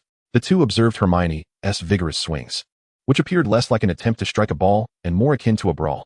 As the bludger approached, a glimmer of excitement crossed Hermione's face, and she swung with might. A resounding thwack echoed as the bludger was sent soaring, heading straight for the two onlookers. Harry's eyes widened in alarm, and he instinctively ducked just in time, the bludger grazing the top of his head. Unfortunately, Wood was not as fortunate. He was struck squarely in the abdomen, collapsing to the ground, clutching his stomach in agony, resembling a boiled lobster. Harry rushed over to ensure Wood was unhurt, quietly exhaling in relief. Though a lingering sense of dread remained. Had he not reacted swiftly, he might have found himself in a perilous predicament. Wood struggled to rise, muttering, "Hermione, your strength is commendable, but perhaps aim more carefully next time." Hermione offered a sheepish expression. Suddenly, Harry shouted, "Hermione, behind you!" Instinctively alert. Hermione sensed the rush of wind behind her, tilted her head, and swung the bat once more. "Watch out!" As the bludger shot towards them like a cannonball. Both Harry and Wood could only collapse to the ground with a startled exclamation. Wood, in his mind, bellowed in frustration, "What have you managed to protect?" Yet, Hermione fell into deep contemplation, and after a moment, a spark of inspiration illuminated her thoughts. "Wood, I have conceived a foolproof strategy." "What?" Wood replied, taken aback. "Let us adjust our strategy. Instead of pursuing the chasers and keeper, we shall deploy 6 batters solely to target the opposing players, leaving 1 seeker to capture the golden snitch." Hermione, seemingly enlightened, proclaimed, "I shall name this tactic the Invincible 6 Protect 1. Wood's lips twitched as he replied, "Each position has a designated number. The rules cannot be altered at will." Hermione's voice fell slightly in disappointment, only to brighten again as she asked, "Can we not use spells to bring down the opponents, or perhaps employ the summoning charm to draw the golden snitch nearer?" Wood swallowed hard. "Well, that too would contravene the rules. The use of magic is strictly prohibited during Quidditch matches, and all 3 balls are enchanted to be immune to spells."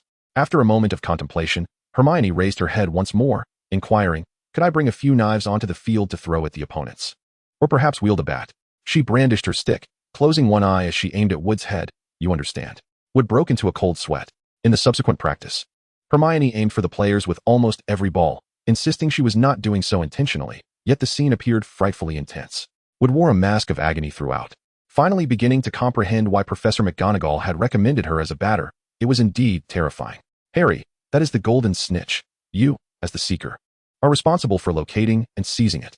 Once captured, it awards 150 points, and the match concludes immediately. You all can practice. I have matters to attend to," he said, extracting a hazelnut-sized, winged, golden sphere from the box and thrusting it into Harry's hands before hastily departing. This left Harry staring blankly in place.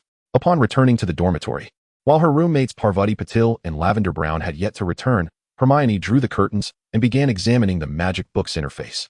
As she sought Harry's advice on broomstick practice, the magic book vibrated, and unbeknownst to her, her magical experience had reached its limit. It turned out that riding a broomstick counted as a form of magical control training. Sitting cross-legged on her bed, Hermione delved into meditation. In the next moment, an eruption of magic surged within her, coursing through her limbs and revitalizing her spirit, as if she had ascended to a new realm. She felt entirely renewed. Hermione Granger. Magic level 2, 1, 10,000. Eagerly glancing at the magic book, she confirmed her magic level had indeed risen to 2. Hermione could distinctly feel the magic within her flowing more vigorously, and her perception and control over it had become significantly more refined. She then turned her attention to other sections. Spells. Levitation Charm 2, 1, 10,000. Repelling Charm 2, 1, 10,000. Full Body Bind Curse 2, 1, 10,000. Armored Charm 2, 1, 10,000. Dark Magic. Dark Harvest, Talent. Divine Blade of Shadows 2, 1, 10,000. Inverted Golden Bell Eye, 138, 1,000. As anticipated, upon reaching a magical proficiency level of 2, the spells that had already maxed out their mastery naturally advanced as well. Shatter. A flash of blue light illuminated the room, and a vase shattered in response. Hermione nodded in satisfaction. Compared to the first level of the shattering spell, the second level exhibited significantly greater power. Previously, objects would break into several pieces, but now they disintegrated into granules. Moreover, she felt an enhancement in her casting speed, range, and the maximum size of targets she could affect. Estimating her prowess, Hermione realized she currently stood at a level between 5th-year students and adult wizards. 1st to 4th-year wizards typically possess a magical proficiency around level 1, with only a select few exceptional wizards reaching level 2. 5th to 7th-year wizards generally possess a magical proficiency close to level 2, while adult wizards typically attain a final form of level 3. Among adult wizards, those of considerable strength and ordinary aurors from the Ministry of Magic may approach level 4, while renowned elite aurors can achieve this standard. As for figures like Dumbledore, Voldemort, and Grindelwald, it remains indeterminate. Hermione lacks the current capability to estimate their levels. Calculating her position, Hermione, though only a first-year student, had mastered dozens of spells, and as long as her proficiency kept pace with her magical level, she could fully unleash her current magical potential. In comparison to other wizards, her abilities seemed almost augmented. Even the most celebrated prodigies could not match her.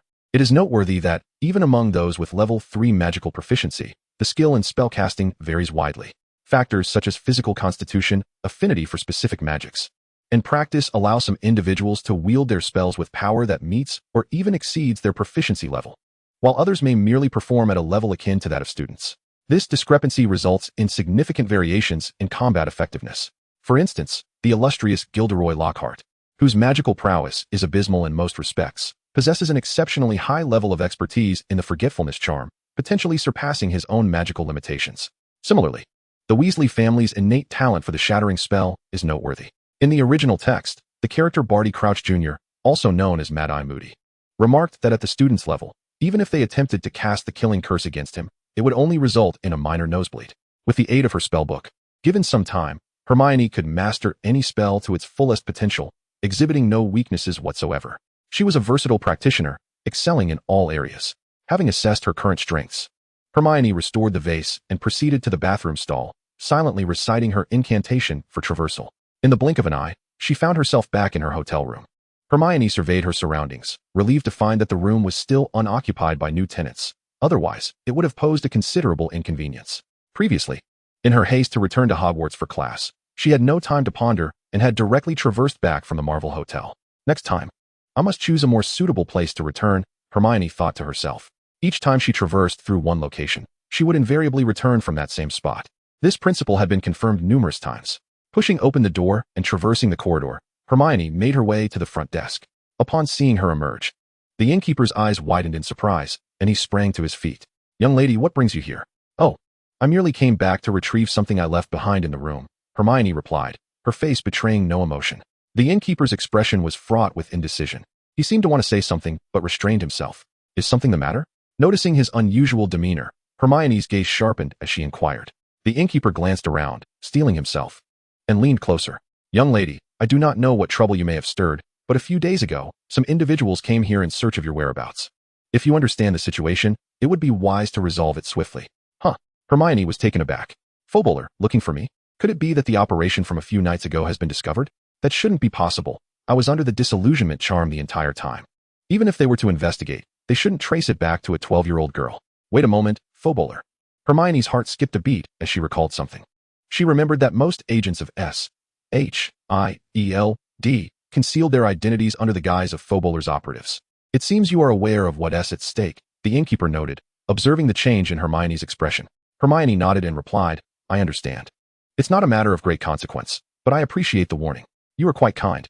She produced several bills as a token of her gratitude, and then strode confidently out of the inn.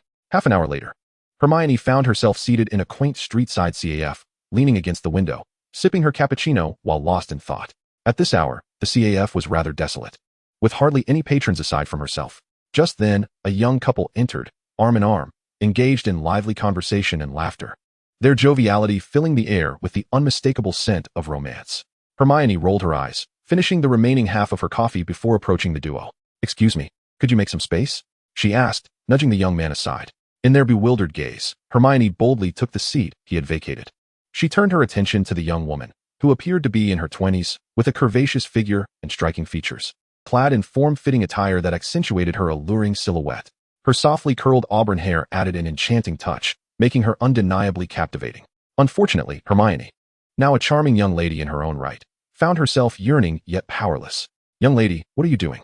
The red-haired beauty was the first to speak, her eyes brimming with curiosity. She had not finished her sentence when Hermione interrupted her. "Stop pretending. What do you want from me?"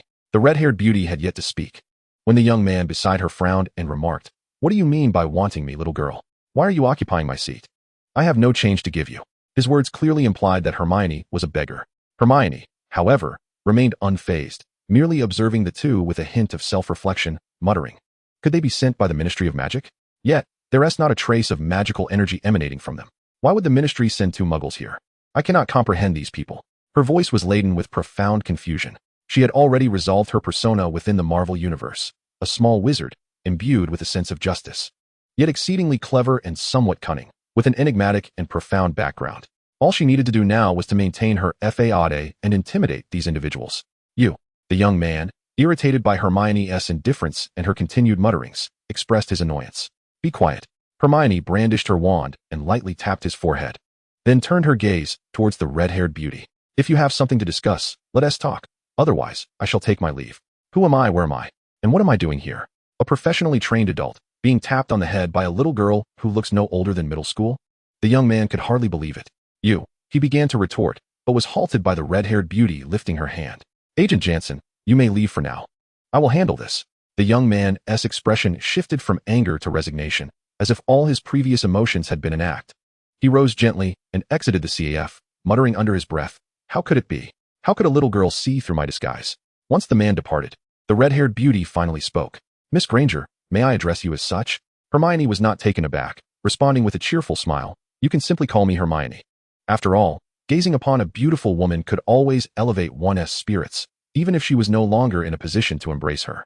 Seeing this, a flicker of joy crossed the red-haired beauty's eyes.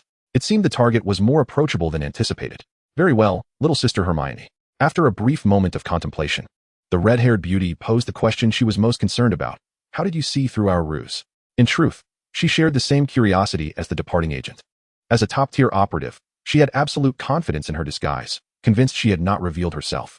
If it were not for her genuine perplexity, she would never have set her mission aside to inquire about this matter. For a fleeting moment, she almost doubted whether the little girl before her was a spy, trained by some secret organization from a young age. Hermione displayed a puzzled expression. Did you not know that wizards are quite sensitive to visual observation?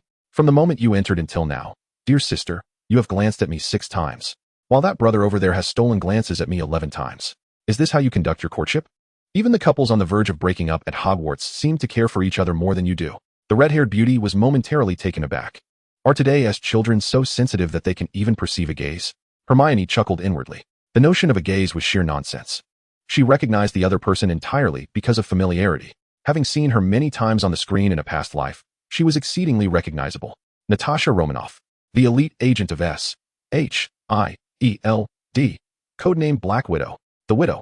Natasha pondered for a moment, recalling Hermione's earlier words. And suddenly her body jolted as she grasped the key concept. What did she just say? A wizard. Implicit in her words was a singular message. She is a wizard. Meanwhile, within the confines of a tall building, in a spacious office, a one-eyed, bald African-American man felt a similar shock as he lowered his gaze to the girl's profile. Several photographs were displayed on the desk, depicting Hermione working in front of a barbecue restaurant, the corpse of a black robber, and the grim fates of several Hell's Kitchen criminals. Natasha smiled faintly. Little sister Hermione, lying is not a good habit for children. Before coming here, she had reviewed the target's dossier, which indicated she was merely a girl with some special abilities. Although the term wizard surprised her, upon further reflection, it likely stemmed from a child's whimsical imagination following the acquisition of superpowers. She was adamant in her disbelief of anything pertaining to wizards or magic. However, Hermione's subsequent reaction took Natasha by surprise. She had anticipated an outburst of anger after being caught in a lie or a display of childish petulance. Instead, Hermione furrowed her brow. Her formerly cheerful expression now clouded with confusion. Wait, I don't even know this. Could it be that the Ministry of Magic really sent someone to monitor me? Hermione's demeanor shifted to seriousness, and she began to anxiously scratch her head. Oh no, I've landed in trouble again. I spoke of this to 2 muggles. When I return, Dumbledore will surely lecture me. Natasha fixed her gaze intently on Hermione, her expression somewhat rigid. She attempted to glean signs of performance from Hermione's reaction, but was met with failure. Either this young girl was thoroughly immersed in her role, unable to distinguish between fantasy and reality, or she was indeed speaking the truth. Oh, how bothersome, Hermione muttered, her face a portrait of dissatisfaction as she leaned over the desk, fiddling with her wand. Suddenly, inspiration struck her. That's it. Before the Ministry discovers anything, I'll erase your memories, and then no one will know I've revealed the existence of wizards to muggles. Hermione perked up, clapping her hands. Yes, let us do that. I truly am a genius. What? Erase memories? Upon hearing Hermione's words, Natasha felt a chill run down her spine. The small wand in Hermione's hand was pointing at her, and Natasha observed the tip of the wand begin to glow softly. In an instant, an unprecedented sense of danger washed over her. This was the instinct of a top-tier agent. Wait. Recalling the task at hand, Natasha summoned her formidable willpower to suppress the instinctive urge to draw her weapon, exclaiming, Do you not wish to know who we are? This statement seemed to successfully pique Hermione's curiosity, prompting her to gradually lower her wand and inquire, "Beautiful sister, if you are not sent by the Ministry of Magic, then who are you, and what brings you to seek me?" As the sense of crisis gradually faded, Natasha exhaled deeply, realizing her back was completely soaked without her awareness. Chapter 14, Deception. "Natasha, what has happened?" A slightly anxious voice crackled through her earpiece. "It's nothing. I can handle it," Natasha replied in a hushed tone, pressing the device against her ear. Shifting her gaze back to Hermione, Natasha stated earnestly, "I hail from the Department of Homeland Strategic Defense, Attack, and Logistics Support. You may call me Natasha. I have come today to inquire about certain matters regarding your sister." Despite English now being the native tongue of her current form, Hermione's mind briefly faltered at the lengthy title. It suddenly struck her that S-H-I-E-L-D had yet to adopt an abbreviation. The Department of what? Natasha, accustomed to such reactions, had long advised Fury to adopt a more memorable name, yet no changes had been made. The Department of Homeland Strategic Defense, Attack, and Logistics Support, Natasha patiently reiterated. "What support?" Natasha hesitated, gazing into Hermione's clear eyes, feeling an unfamiliar sense of uncertainty about what to say next. "Perhaps you could write it down?" Hermione proposed, sensing Natasha's predicament. "Very well, I shall have a colleague bring paper and pen," Natasha began, but was swiftly interrupted by Hermione. "That's unnecessary." With that, Hermione raised her wand and gently waved it toward a nearby coffee cup. Flavito. In the next moment, to Natasha's disbelief, the coffee cup twisted and morphed into a blank sheet of paper and a pen. "What is this?" Natasha exclaimed, looking up in astonishment at Hermione. Her first instinct was to suspect she had been drugged and was hallucinating. Extending her hand, she grasped the paper and pen, running her fingers over them repeatedly. After confirming their reality, Natasha finally accepted that what lay before her was indeed genuine. "How did you accomplish this?" she demanded, her gaze fixed intently on Hermione. Hermione shrugged. "It's merely a simple transfiguration spell. Wingardium Leviosa." The coffee cup before Natasha levitated, floated out from the table, and then plummeted to the ground, shattering into countless pieces. Reparo. The shattered cup reassembled itself in a manner defying physics, restoring to its original form without a trace of damage. "See." Hermione placed her hands on her hips, exuding pride. Witnessing this sequence of extraordinary transformations left Natasha in a state of shock, her senses dulled by amazement. She had encountered various individuals with supernatural abilities, such as fire manipulation, water control, and enhanced strength, all of which could be explained within the realm of science and were rather singular in nature. However, in this brief moment, Hermione had showcased at least 3 distinct powers: material transformation, telekinesis, and temporal reversal. These spectacles were far beyond the scope of scientific explanation. Magic. Magic truly exists. As a top-tier agent, Natasha forcibly suppressed the astonishment swelling within her, resolutely accepting this newfound reality. Reconstructing her shattered worldview, Natasha inquired, "We discovered a series of anomalous deaths in the vicinity a few nights ago. Would you happen to have any insights?" She braced herself for Hermione's anticipated denial. To her surprise, Hermione nodded affirmatively, stating, "Oh yes, of course, I killed them all." Natasha's pupils constricted. Before she could formulate a response, Hermione continued, "That agency. Whatever it's called, never mind, let's just call you S-H-I-E-L-D. You must be the enforcement agency for Muggles, right? Since I eliminated the villains, shouldn't I be rewarded?" Her expression was one of unyielding conviction. Natasha's countenance grew grave as she pondered the child's perplexing demeanor. Tentatively, she asked, "Hermione, you're still quite young. Doesn't killing make you feel uncomfortable in any way?" Hermione tilted her head innocently, replying, "But I only kill bad people. Doesn't the book say we should punish the wicked and reward the good? That's how it's portrayed on television. The protagonists vanquish the evildoers, and no one criticizes them."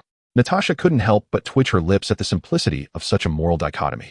Just as she was about to respond, a voice crackled through her earpiece. "Do not engage her in moral discussions. Directly inquire about the wizards." Taking a deep breath, Natasha once again donned a smile. "Could you tell us about yourself? How does such a delightful child like you acquire these abilities? I am quite curious." She adopted a pose of eager inquiry. Through their earlier interactions, she had gleaned a basic understanding of the child's character. "How did I acquire them?" Hermione appeared perplexed, pondering how to articulate this. "The professors at school teach us, so I learned it naturally. What other way is there?" She seemed genuinely confused by the question. Natasha and the person on the other end of the line simultaneously expressed their bewilderment. "Teachers can teach that? Are you joking? Which school is that impressive?" Yet in the next moment, both realized the gravity of the situation. Hermione was not referring to any school within their understanding, but rather a specialized institution for magic, a school capable of producing wizards. In an instant, they comprehended the far graver implications. If wizards have schools, there must surely be numerous student wizards, and the instructors capable of teaching these students would undoubtedly be wizards themselves. Upon reflecting on Hermione's mention of the Ministry of Magic, it becomes evident that the wizarding community is vast and seemingly possesses its own intricate social structure. The existence of such supernatural beings concealed within society has eluded the vigilant eyes of SHIELD, and the implications of this realization sent tremors through Natasha's hands. The individual on the other end of the line appeared equally troubled, their expression dark and inscrutable. Yet the slight quiver of their lips betrayed a tumultuous inner state. Observing Natasha's silence, Hermione displayed a look of dissatisfaction. "Hey, I've answered numerous questions. It's time for me to pose one," she remarked. "Even professors don't ask as many questions as you do." Natasha snapped back to reality, forcing a smile. "Go ahead and ask." Hermione rested her chin on her hands, blinking innocently. "When I vanquished the villains, I was under the disillusionment charm. Logically, you shouldn't have seen me." "How could you ascertain it was I who did it?" "We never claimed it was you," Natasha replied. Hermione, slightly irked, retorted, "I may be young, but I am not foolish." Realizing she couldn't deceive her, Natasha divulged the truth. "There were eyewitnesses. Uncle Irwin." Hermione shook her head dismissively. "Impossible. He's a muggle and couldn't possibly penetrate my disillusionment charm." Natasha nodded. "We are aware of that, but there were surveillance cameras at the scene." "Surveillance? You jest." Hermione exclaimed incredulously. "The disillusionment charm is undetectable even to thermal imaging. You assert that I was captured on camera?" Frustration bubbled within Hermione as she noted Black Widow's reluctance to speak candidly. With a cold scoff, Hermione challenged, "Do you genuinely believe your little gadgets can unravel my enchantments?" Sensing the girl's discontent, Natasha hastily clarified, "It wasn't during the incident itself, but rather when you were working at the shop that you were recorded.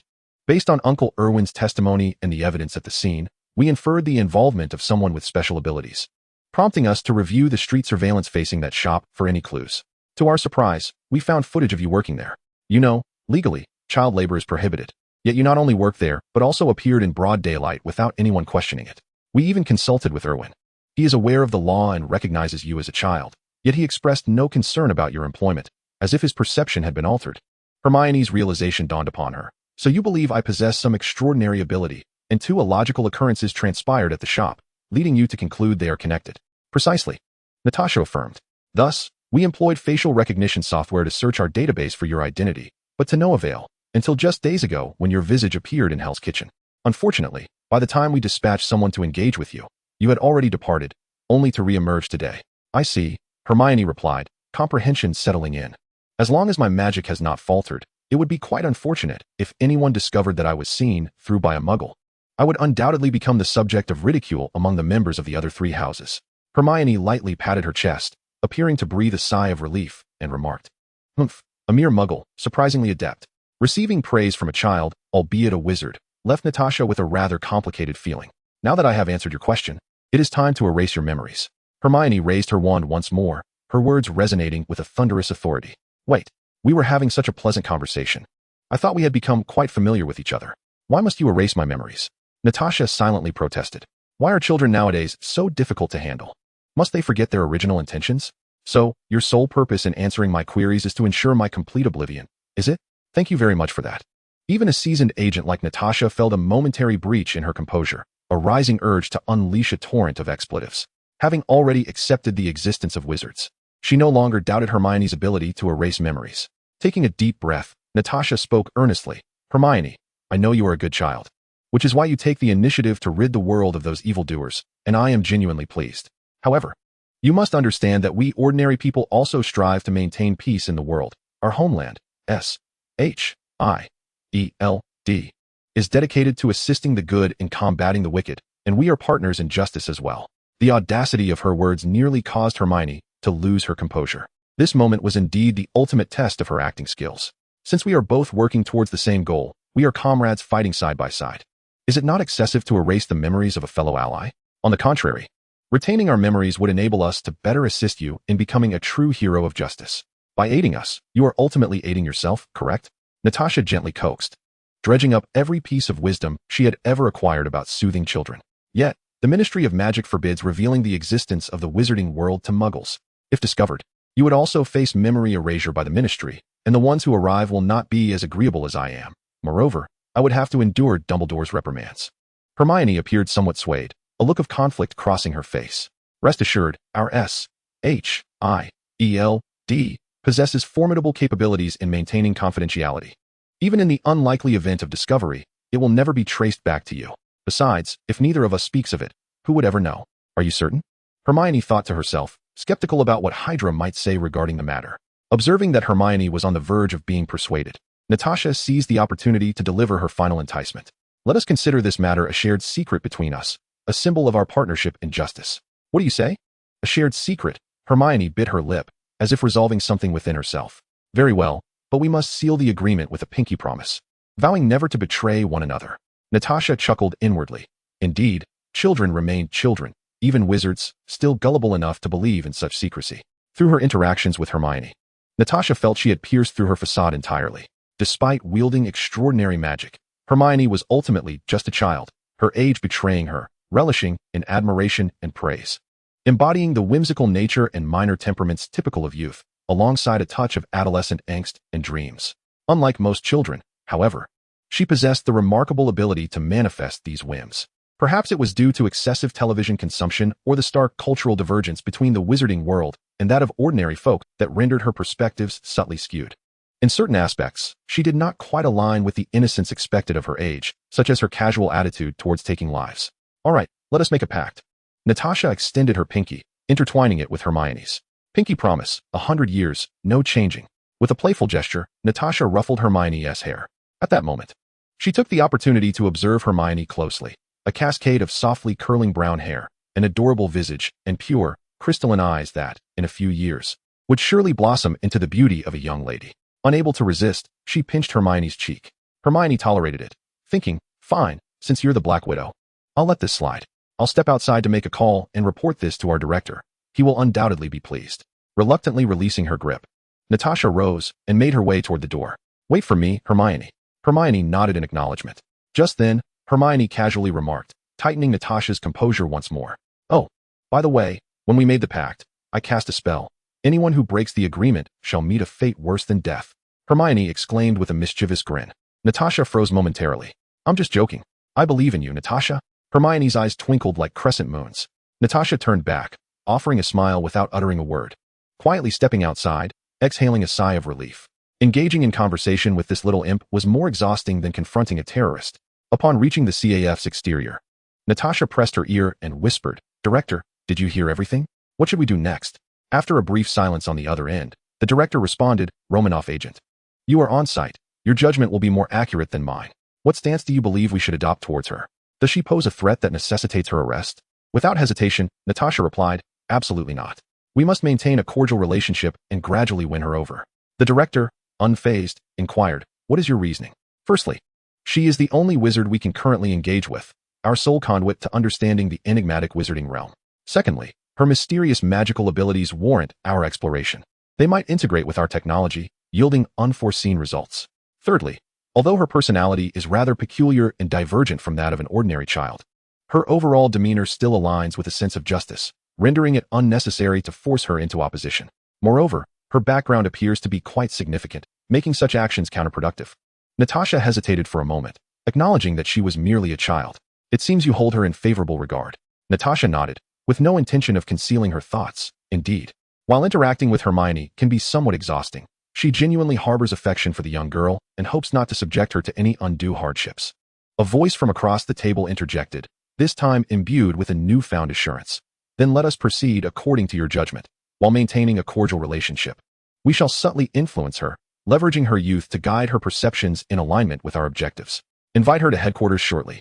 I wish to meet her in person and discreetly gather information regarding the wizarding world. Understood, Commander. As Natasha was about to turn away, she suddenly recalled something. Ah, Nick. There is one more matter. She paused, struggling with the cumbersome name of the Department of Homeland Strategic Defense, Attack, and Logistics. The name S.H.I.E.L.D. That Hermione suggested earlier seems quite fitting. Perhaps you might consider it? After a prolonged silence, the response came. Very well, let us proceed with that. A faint smile graced Natasha's lips, surprised that Hermione's first assistance to them would be the creation of such an apt name. Upon returning to the CAF, Natasha halted. Where is Hermione?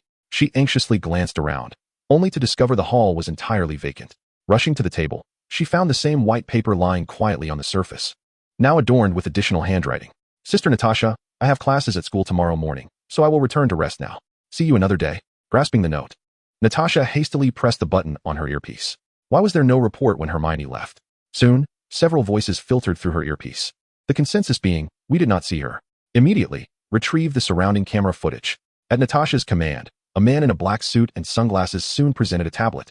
The screen displayed the footage from inside and outside the CAF. It showed that while Natasha was conversing outside, Hermione had stood up from the table, pushed the door open, and confidently walked away. Strangely, the agents stationed around had collectively chosen to ignore her. Even more unsettling was the fact that before leaving, she had waved goodbye to Natasha, who in turn had waved back, watching her depart. In the office, Nick Fury observed this chilling scene, feeling a shiver run down his spine. Back in her dormitory, Hermione lay on her bed, astonished that S.H.I.E.L.D. had discovered her presence so swiftly. Although she had anticipated this outcome, the speed was rather surprising. She had underestimated these individuals. After all, they were the most formidable intelligence agency within the Marvel Universe, operating amidst a myriad of supernatural beings. However, she remained the more skilled.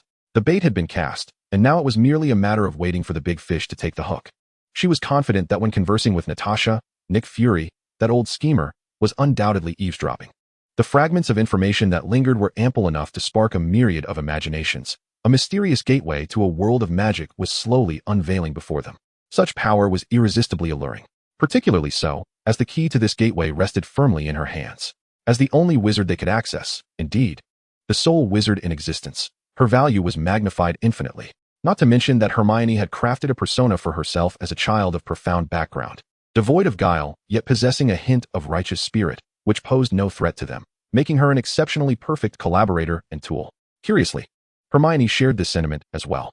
Yet, the question of who was truly manipulating whom remained ambiguous.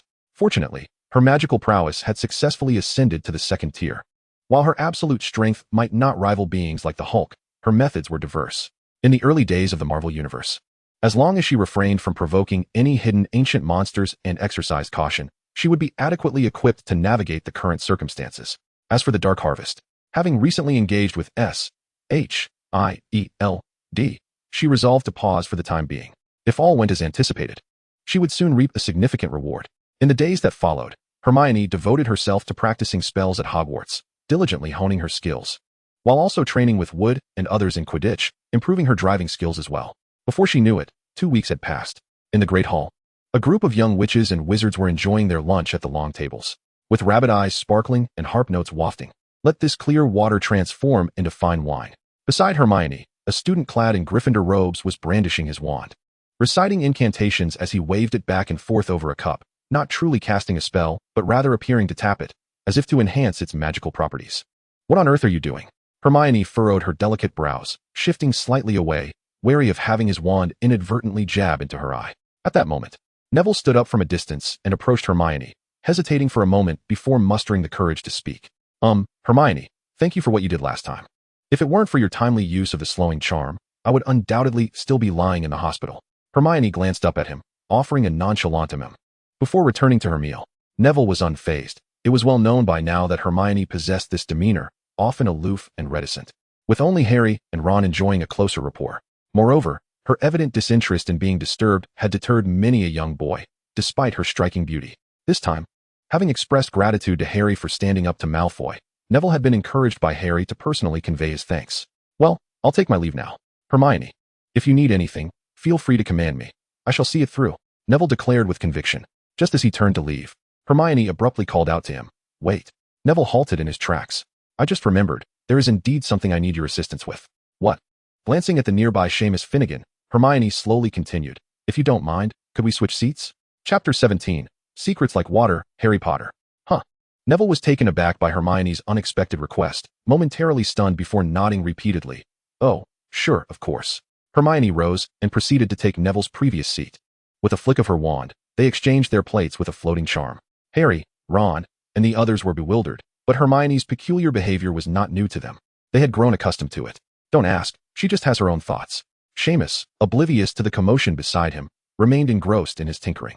Across the table, Harry observed for a while before leaning toward Ron and whispering, "What does Seamus intend to do with that cup of water?"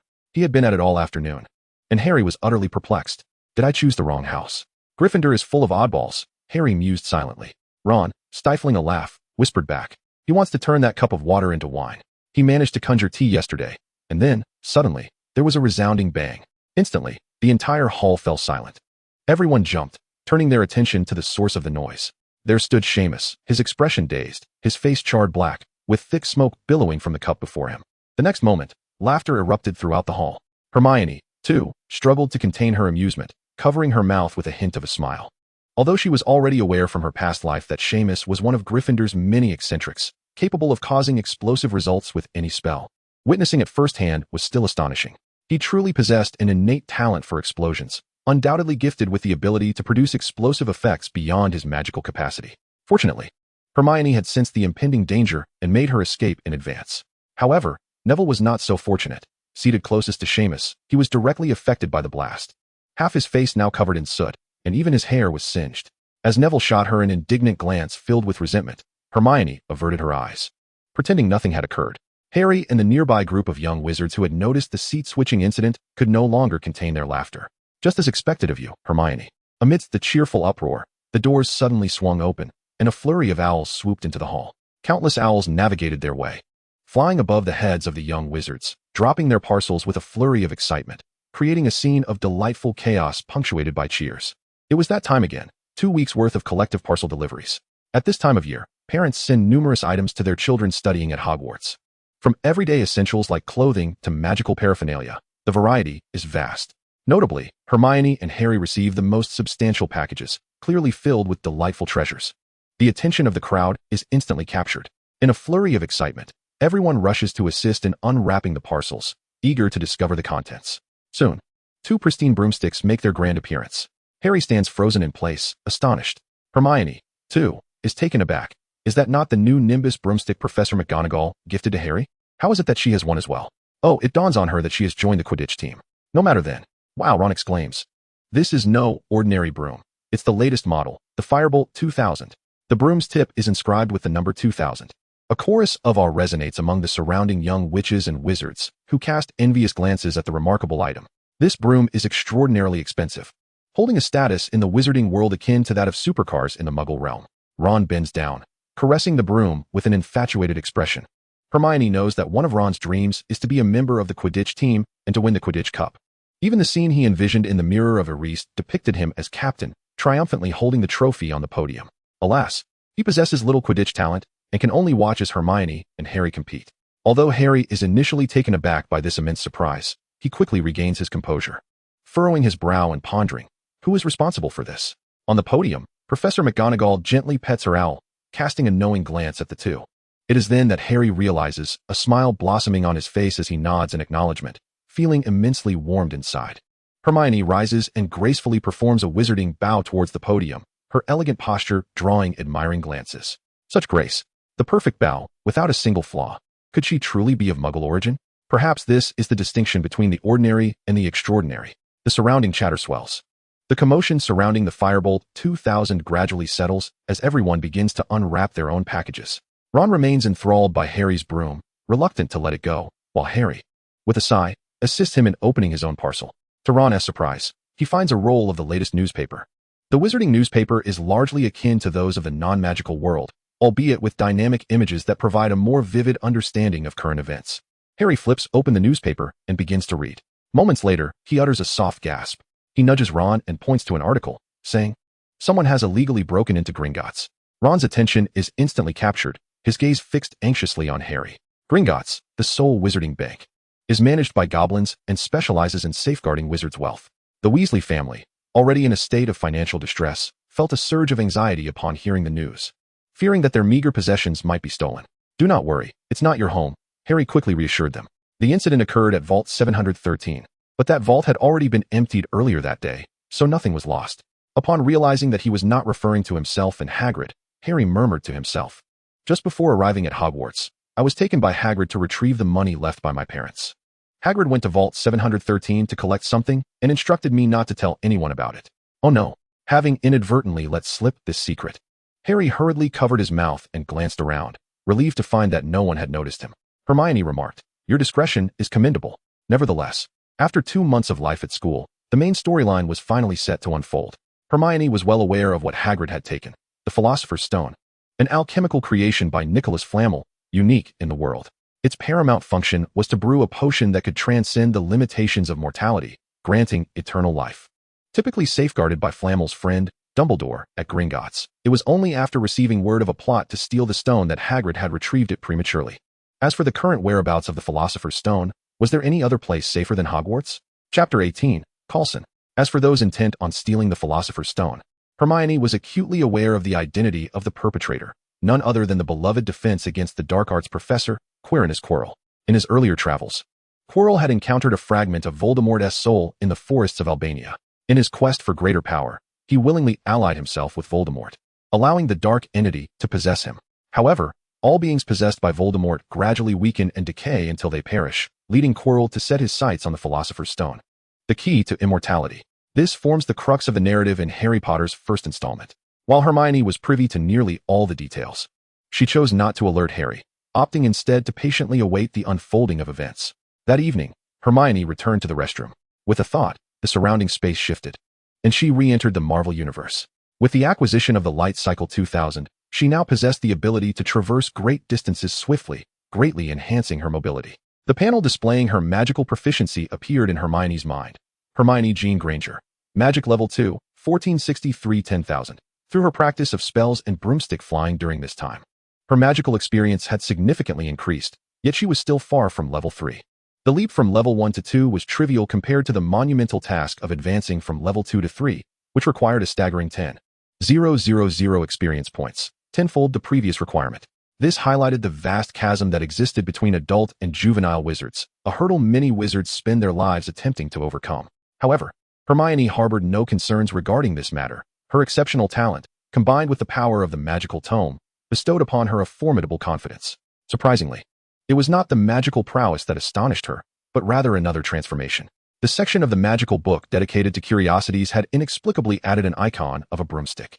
Curiosity, flying broomstick, Nimbus 2000, fully analyzed, collected. With a mere thought, a broomstick materialized in Hermione's hand.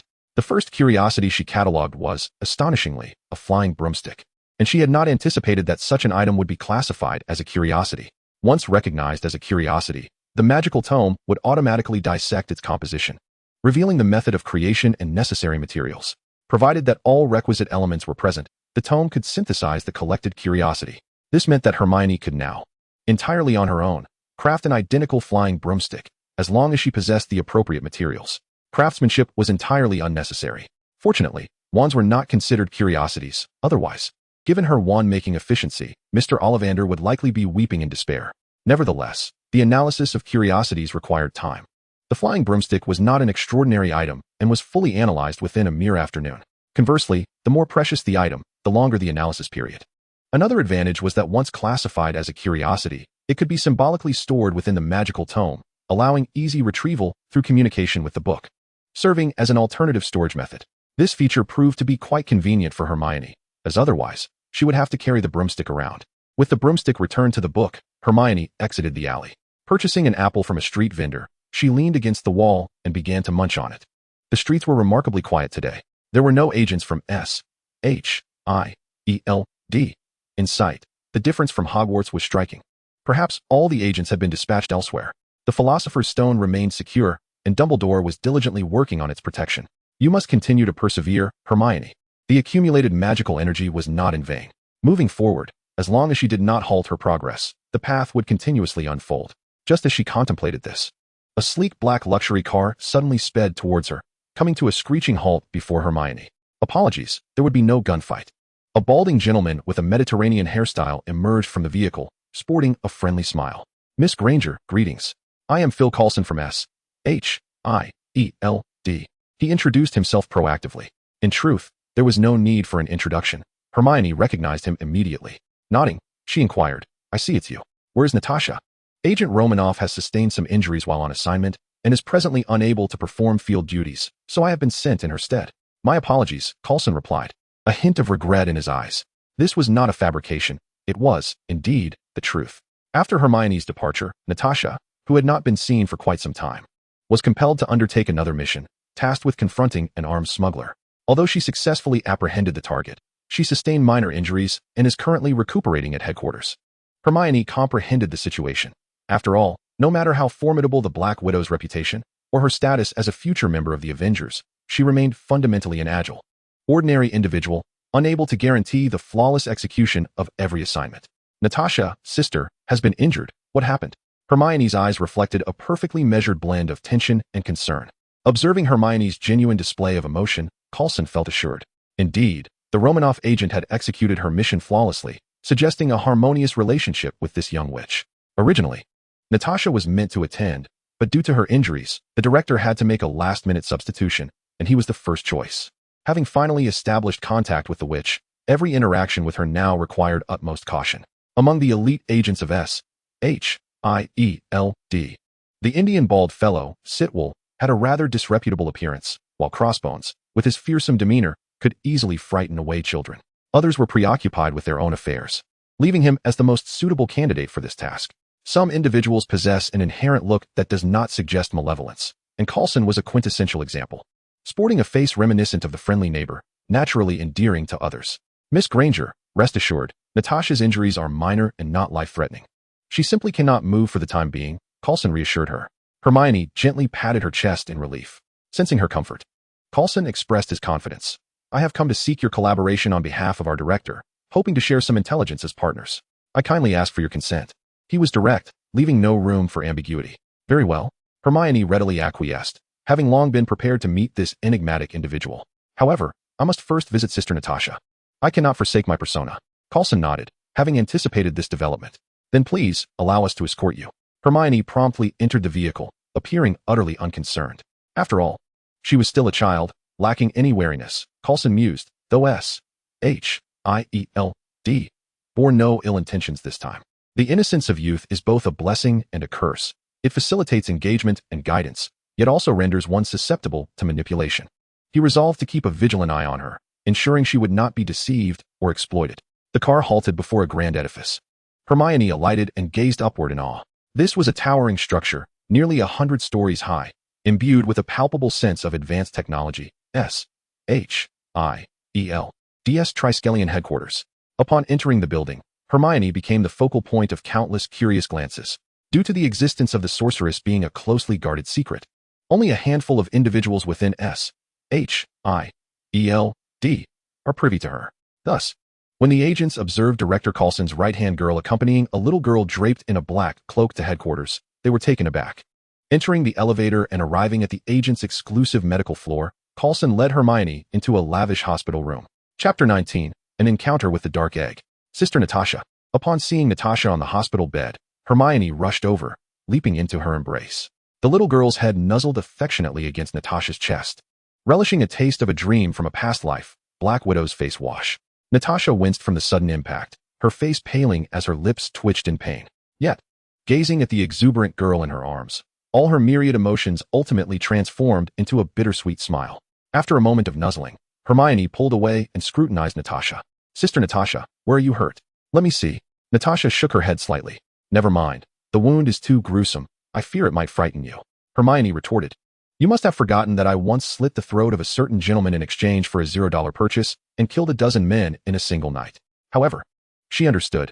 Anyone seeing such an adorable little girl would be overwhelmed with affection. No way. I want to see. Hermione feigned indignation. All right. Unable to resist her, Natasha reluctantly pulled back the covers and slowly lifted her shirt, revealing her side. Coulson, sensing the need for privacy, turned away. As she unwrapped the bandage, a deep gash, visible to the bone, marred her otherwise fair skin along her side. The surrounding blood had been cleaned, yet the sutured area still bore a hint of dark crimson. Ah! Hermione gasped, covering her mouth in shock. It's nothing, just a minor injury, Natasha reassured her. She spoke truthfully, compared to the penetrating wound inflicted by the Winter Soldier nearby. This indeed qualified as a minor injury. Sister Natasha, how long will it take for you to recover? Hermione suddenly inquired. Natasha pondered for a moment before replying. Such an injury will take at least 2 to 3 months to heal. Can it be any faster? Natasha found herself at a loss for words. Do you think healing occurs by mere willpower? There's no way around it. Injuries heal at their own pace. She longed to regain her mobility swiftly. But the laws of nature were immutable, unyielding to mere mortals. Don't worry, I have a solution. Hermione exclaimed suddenly. Natasha paused, then burst into laughter. Assuming the child was unaware of the gravity of the situation, believing her limited medical knowledge could be universally applicable. Humph, you don't believe me. Observing Natasha's dismissive demeanor, Hermione puffed out her cheeks, adopting an indignant expression. All right, tell me then, How can I recover faster? Natasha, somewhat exasperated, decided to indulge her. She was curious to hear what profound wisdom Hermione would impart. Surely, it wouldn't amount to merely suggesting more hot water, would it? Hermione drew forth her wand and remarked, "These stitches are rather bothersome. We must remove them first. It might sting a little. The wand is quite substantial, so bear with me." Natasha, taken aback, stammered, "Wait. What are you about to do?" She had anticipated Hermione would merely impart some commonplace wisdom regarding wound care, never expecting her to take such direct action, particularly in removing her sutures. Leviosa. Without allowing Natasha to voice her concerns further, Hermione waved her wand and uttered the incantation. As certain spells ascended to a higher tier, they could be executed without the need for complete verbalization, such as the levitation charm. As the spell took effect, the stitches on either side of the wound unraveled spontaneously, as if drawn by some arcane force, gradually withdrawing from the incision. A sharp intake of breath escaped Natasha. Compared to a professional's technique, Hermione's approach was decidedly brusque. Though her cheek twitched in pain, she stifled a cry, determined to maintain her composure. Once the threads were fully extracted, the wound began to seep a copious amount of blood, staining the entire sheet crimson. Coulson, hearing the groans behind him, sensed impending trouble and quickly turned to intervene. Heal as before. In the following moment, Hermione recited another incantation, her wand delicately tracing the laceration.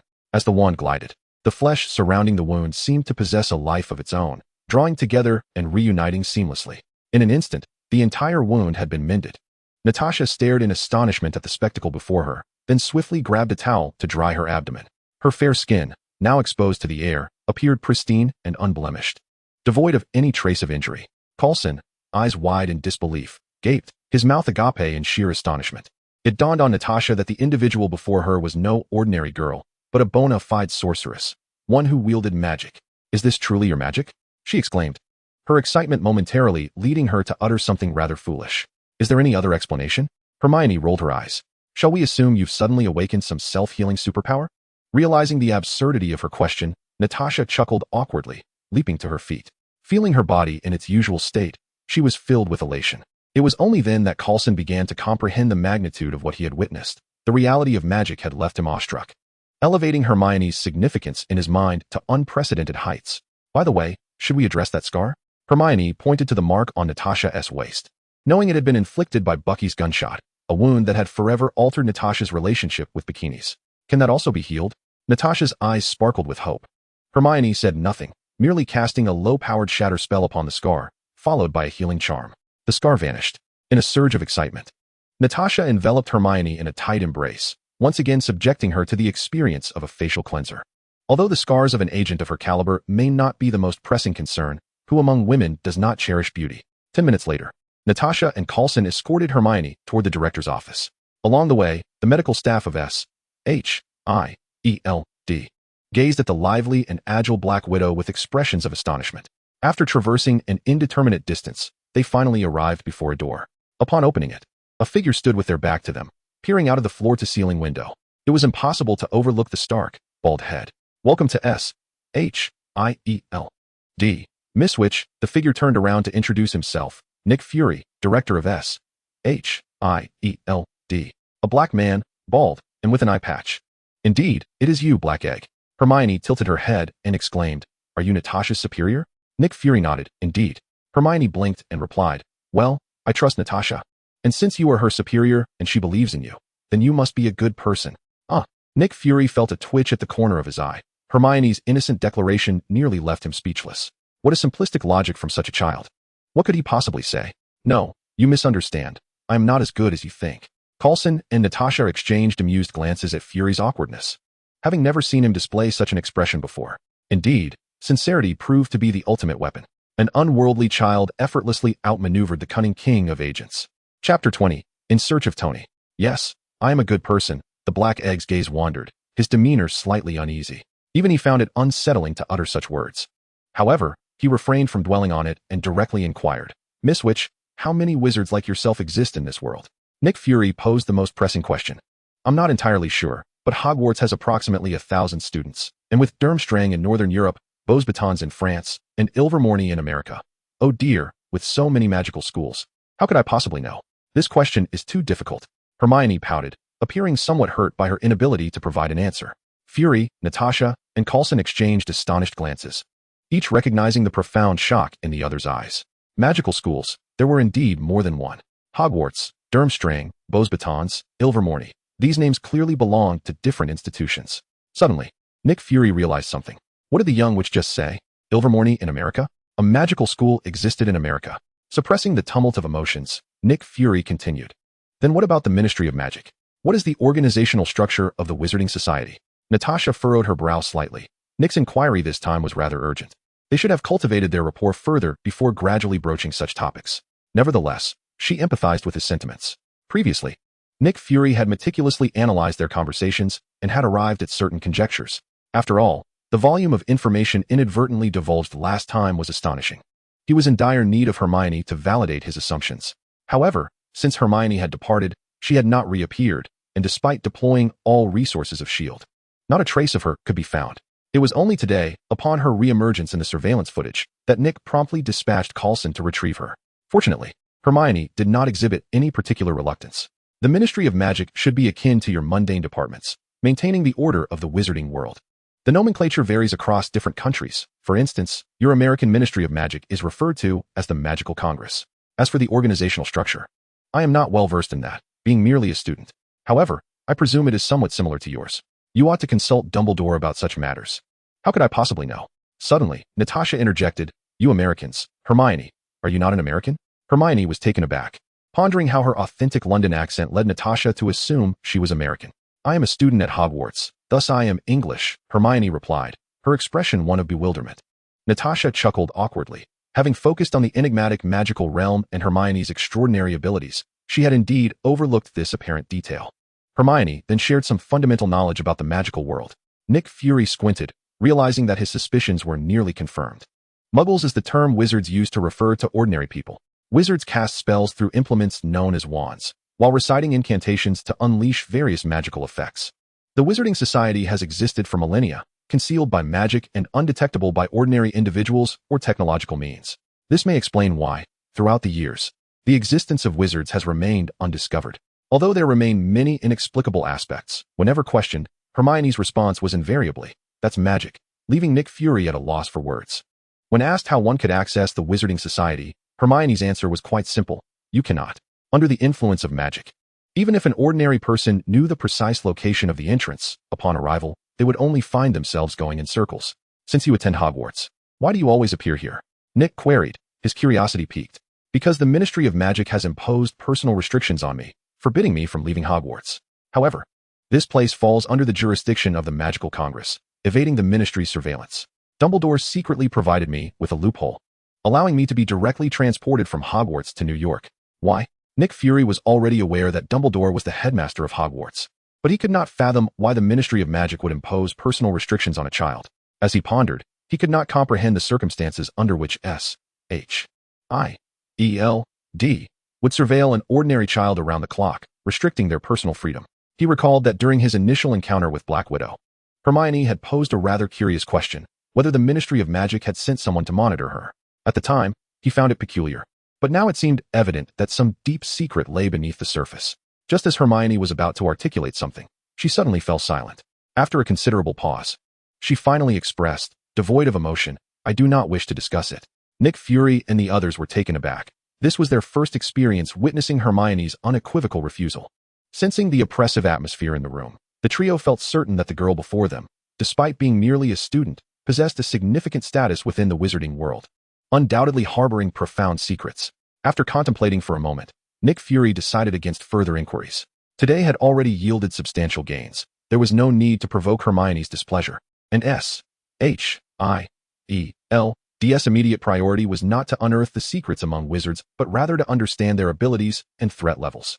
The groundwork had been laid, and Hermione couldn't help but smirk inwardly. In the Marvel Universe, she was the sole witch, and she could weave her narrative as she pleased.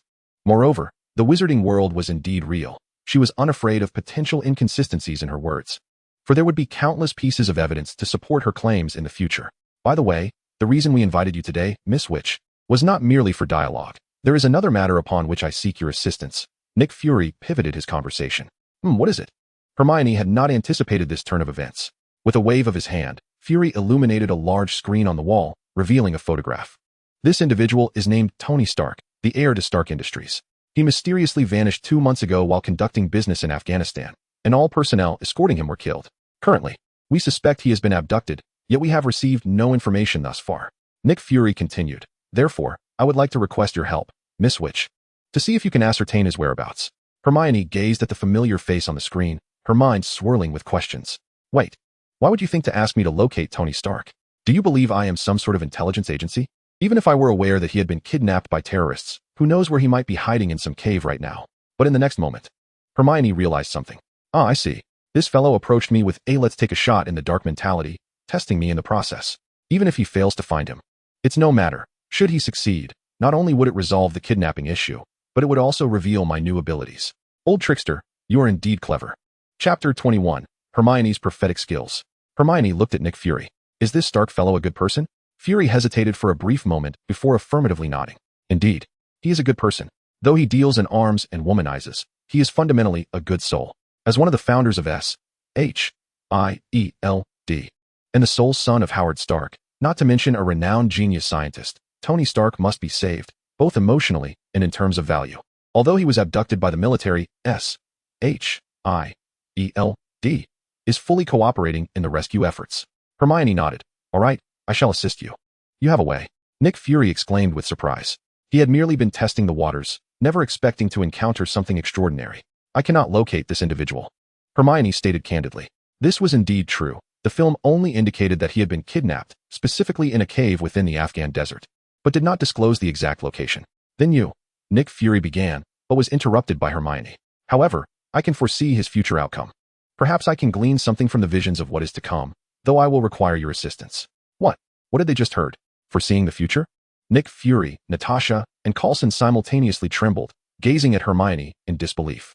Each time they thought they had enough understanding of her, she managed to redefine their perceptions yet again. What do you need us to do?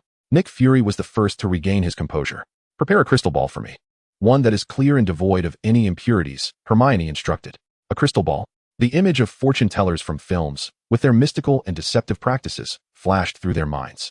Surely, Hermione would not resort to such antics. They quickly dismissed that notion. Despite her youth, she was an authentic witch, far beyond the caliber of those charlatans. What else do you require? Hermione continued. My magical powers are insufficient to predict the future of someone I have not encountered. So I must perform the prophecy in the presence of the person to see their future. Nick Fury responded incredulously. Are you jesting, Miss Witch? If I could bring Tony himself to you for a prophecy regarding his whereabouts, would I still need your foretelling? Realizing the impropriety of his words, Hermione shyly scratched her head, sticking out her adorable little tongue. I apologize for not being clearer. Although I cannot see Stark's future, you could find someone who is very close to him. Foreseeing her future would yield the same results. The three suddenly comprehended Hermione's intent. By predicting the future of someone dear to Tony Stark, if he were to appear in the visions, it would indicate his safety. While they could not directly ascertain his location, they could indirectly confirm his forthcoming security. The outcome would be the same. Nick Fury's face flushed, though fortunately, his dark complexion concealed any change. They had been outsmarted by a young girl. Surely, prolonged exposure to magic had dulled their wits. Who among Tony Stark's close associates? Natasha pondered, her brow furrowed. His parents passed away early, and he has no siblings. His arrogance and disdain for others make it quite perplexing to consider who could possibly grow close to him. Surely, he wouldn't seek out a former cover girl with whom he had once shared a night. Suddenly, Natasha seemed to have an epiphany, whispering something into Fury's ear. Nick Fury nodded in response. Then let us invite her. Once it was confirmed that no additional items were necessary, Coulson hurriedly arranged for her arrival. After a brief interval, an agent entered, carrying a crystal ball. Just place it on the table, Hermione said nonchalantly. The agent glanced at Fury, who promptly instructed, follow her directions. The agent exited, and shortly thereafter, a striking woman in a tailored suit, appearing somewhat weary, was ushered into the room. I've heard you can locate Tony? She inquired directly upon entering. Nick Fury replied, indeed we can, but it requires your assistance, Miss Potts. Pepper Potts nodded, her expression tinged with excitement. As long as we can find Tony, I will assist in any way necessary. I implore you to bring him back safely as soon as possible. There was an indescribable weariness in her features. As Tony Stark's personal secretary, she had been unable to sleep, consumed by worry during his disappearance, while simultaneously managing the daily operations of the corporation. This dual burden left Pepper, a formidable figure in the business world, utterly exhausted. All she wished for was Tony's safe return. Fully aware that their connection transcended the mere employer-employee dynamic. Rest assured, Miss Potts, Nick Fury assured her. Since we at SHIELD are confident in our capabilities. We will assist, though we will not be the primary force in this search, much like yourself. Who, then, is leading this effort? If not you? Pepper asked, somewhat taken aback. Who else possesses such capabilities besides an intelligence agency like SHIELD? The military? She scoffed. If they were reliable, Tony would never have been abducted in the first place. Nick Fury gestured towards Hermione, still engrossed in her examination of the crystal ball. Her, he replied. Pepper was momentarily stunned. A girl, perhaps only 11 or 12 years old, stood before her, clad in a dark robe. Was this a villain from some animated series? You mean she will be the one to find Tony? Pepper asked incredulously, her skepticism growing. By means of magic. Nick Fury stated, his demeanor unwavering. Taking a deep breath, Pepper suppressed the urge to turn and leave, responding coldly, I have no inclination to indulge in your jest. Nick Fury, feeling somewhat exasperated, maintained his composure and reiterated, it is indeed her, along with her magic, specifically her prophetic abilities, that can locate Stark. If your purpose in summoning me was merely to indulge in frivolity, then congratulations on your success. There remains a multitude of tasks within the organization. And if there is nothing further, I shall take my leave. Disappointment brimmed in Pepper's eyes as she turned to depart. Just as she approached the exit, the grand door slammed shut with a resounding thud. Infuriated, Pepper spun around, only to find a little girl clad in wizard attire pointing a small black wand at her. All of you freeze. In the next moment, an inexplicable force immobilized her entirely. Though her thoughts remained clear, she found herself utterly unable to move. As if her entire being had been pressed on the pause button. Chapter 22, Visions of the Future. Nick Fury, witnessing the scene, sighed in resignation. Miss Potts, we do not wish for it to come to this, but if you wish to locate Stark, I advise you to heed our counsel. You wouldn't want Stark to be in danger, Hermione silently added. With a gentle flick of her wand, she dispelled the immobilization spell, allowing Pepper to regain her ability to move, albeit unsteadily, nearly losing her balance. Yet, she paid no heed to such trivialities. Instead, she hurriedly approached Hermione. Crouching down to embrace her arms, her eyes filled with longing. Child, no, young witch, you have a way to find Tony, don't you? Pepper accepted this notion with remarkable swiftness. Hermione nodded slowly, replying, beautiful sister, just stand here and do not move. Pepper nodded vigorously, like a chick pecking at grain.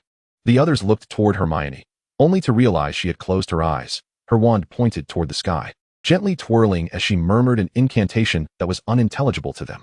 Balabala, Makabaka, Bakabaka, Makabaka, Gunnel, God of Darkness. A kaleidoscope of colors illuminated the room, casting reflections of the cosmic starry sky upon the ceiling. The mysterious ambience and sense of ritual heightened their tension, eyes fixated on the scene, fearful of missing any transformation. After a minute, Hermione opened her eyes and gazed at Pepper. It's done. Huh, that's it. The four present were momentarily bewildered. They had anticipated some extraordinary imagery. Yet nothing had transpired, and it seemed to be over. But there's nothing in it. Pepper pointed to the crystal ball, unable to suppress her confusion. Wasn't it supposed to involve some grand display, leading to images gradually emerging within the crystal? Hermione immediately discerned their thoughts and rolled her eyes dramatically. The art of prophecy is performed by me, not by the crystal ball. The visions of the future reside within my mind. How could it possibly manifest images there? The group fell silent, struck by the logic of her words, rendered speechless. What about this thing? Hermione, exasperated, interjected. The images in my mind cannot be viewed by you. We must devise a means for you to see them as well. Hence the necessity of the crystal ball. Only it can withstand your magic and reveal what I perceive. Natasha chimed in eagerly. No, actually a television is also acceptable. I just feel that the crystal ball has a more dazzling allure. Hermione lowered her head, her two index fingers brushing against each other. Her toes tracing patterns on the ground, betraying a hint of shyness. Nick Fury, she began, the crystal ball must be flawlessly transparent because, well, simply because it is aesthetically pleasing. Upon uttering these words, Hermione seemed anxious that Fury might change his mind. She swiftly embraced the crystal ball, declaring, I don't care. This belongs to me now. Am I being swindled for funds? Fury's expression faltered. After years of serving as the director of SHIELD, he had always been the one deceiving others for resources. It was the first time he had fallen victim to such a ruse. Calm down. Nick Fury inhaled deeply, suppressing the anguish of having spent exorbitant amounts on a mere decorative object, reminding himself that she was just a child. Hermione fondled the crystal ball, clearly enamored with it. Fury's expression darkened further. Wait a moment. Let me extract what I've seen from my mind. Hermione, sensing the moment was right, pointed her wand at her temple and slowly drew out several glowing strands, presenting them towards the crystal ball. The luminous threads floated like willow fluff in the air, settling onto the surface of the crystal ball, only to seamlessly merge within it. In the next instant, The crystal ball emitted a radiant glow, akin to the light of a smartphone powering on. Images began to materialize one after another. Upon noticing that all the scenes were related to her, Pepper felt a wave of embarrassment wash over her, as though her privacy was being exposed in public. Most importantly, she was certain she had never experienced any of these events. Prophecy magic, could this be what is to come? The others gazed at the incomprehensible spectacle before them, each lost in their own thoughts. "Tony, I see Tony," Pepper suddenly exclaimed. Everyone snapped to attention. In one of the images, Pepper was seen in a white women's suit, standing at an airport with an anxious expression, as if awaiting someone. The scene shifted, revealing a figure descending from a plane across the way, one hand bandaged. Seemingly injured but appearing in good spirits, none other than Tony Stark. Though merely fragmented snippets, they were sufficient for them to deduce the situation. Does this imply? Pepper cast a questioning glance at Hermione, seeking her confirmation. Hermione nodded, refraining from further mischief at this moment. Rest assured, he will be fine. Or even if he faces challenges now, he will ultimately emerge unscathed and be rescued. Because this is the future. Hermione spread her arms wide, mimicking a gesture of embracing the sun, quite melodramatic indeed. Yet, in that moment, no one paid heed to her antics. After exhaling a sigh of relief, what followed was a profound sense of shock and astonishment. The enchanting sorceress before them, while her other magical abilities could still be grasped by Nick Fury and his companions, completely unsettled him with her prophetic prowess. The ability to foresee the future. It might seem innocuous at first glance, yet, in truth, it is the most formidable of abilities.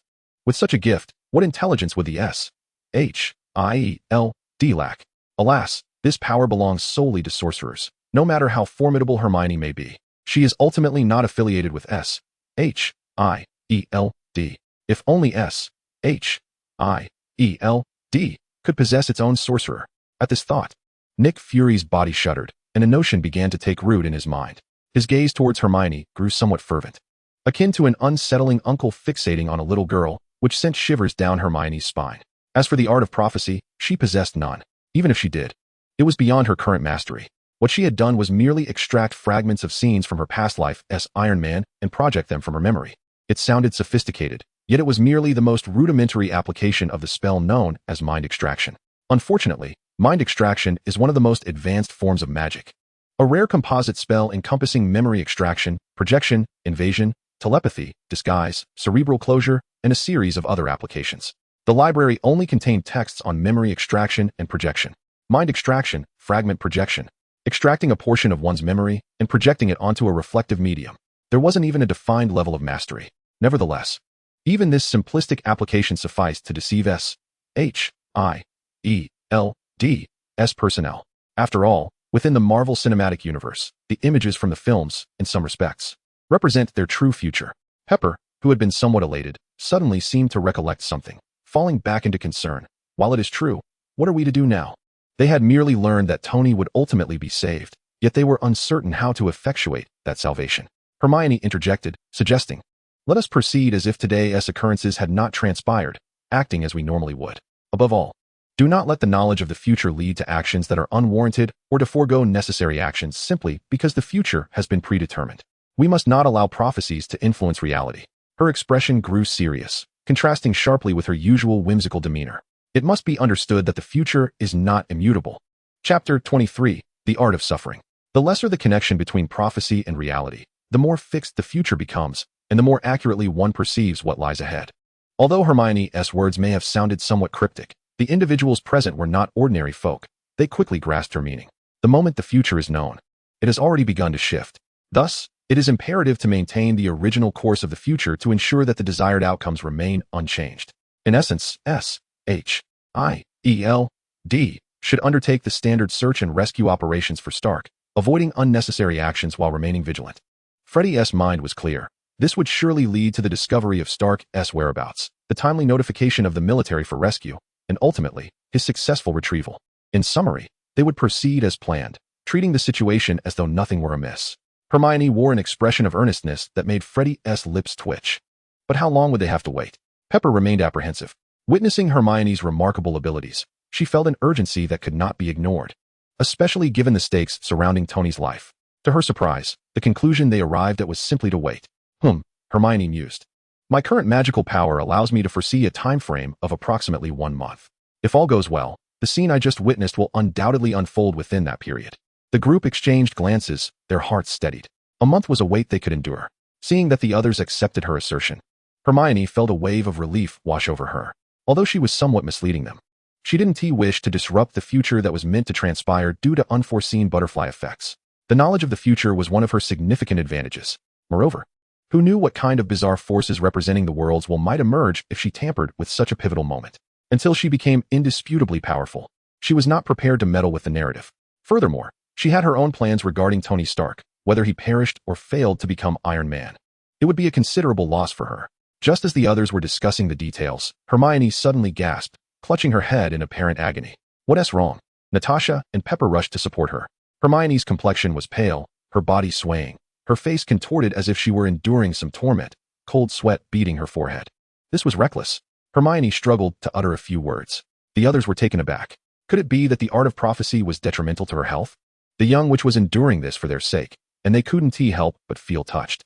Prophecy was inherently a forbidden magic. The burden of magical power was secondary, as improper use could inflict severe harm on the body. Otherwise, anyone could casually predict the future, and chaos would ensue.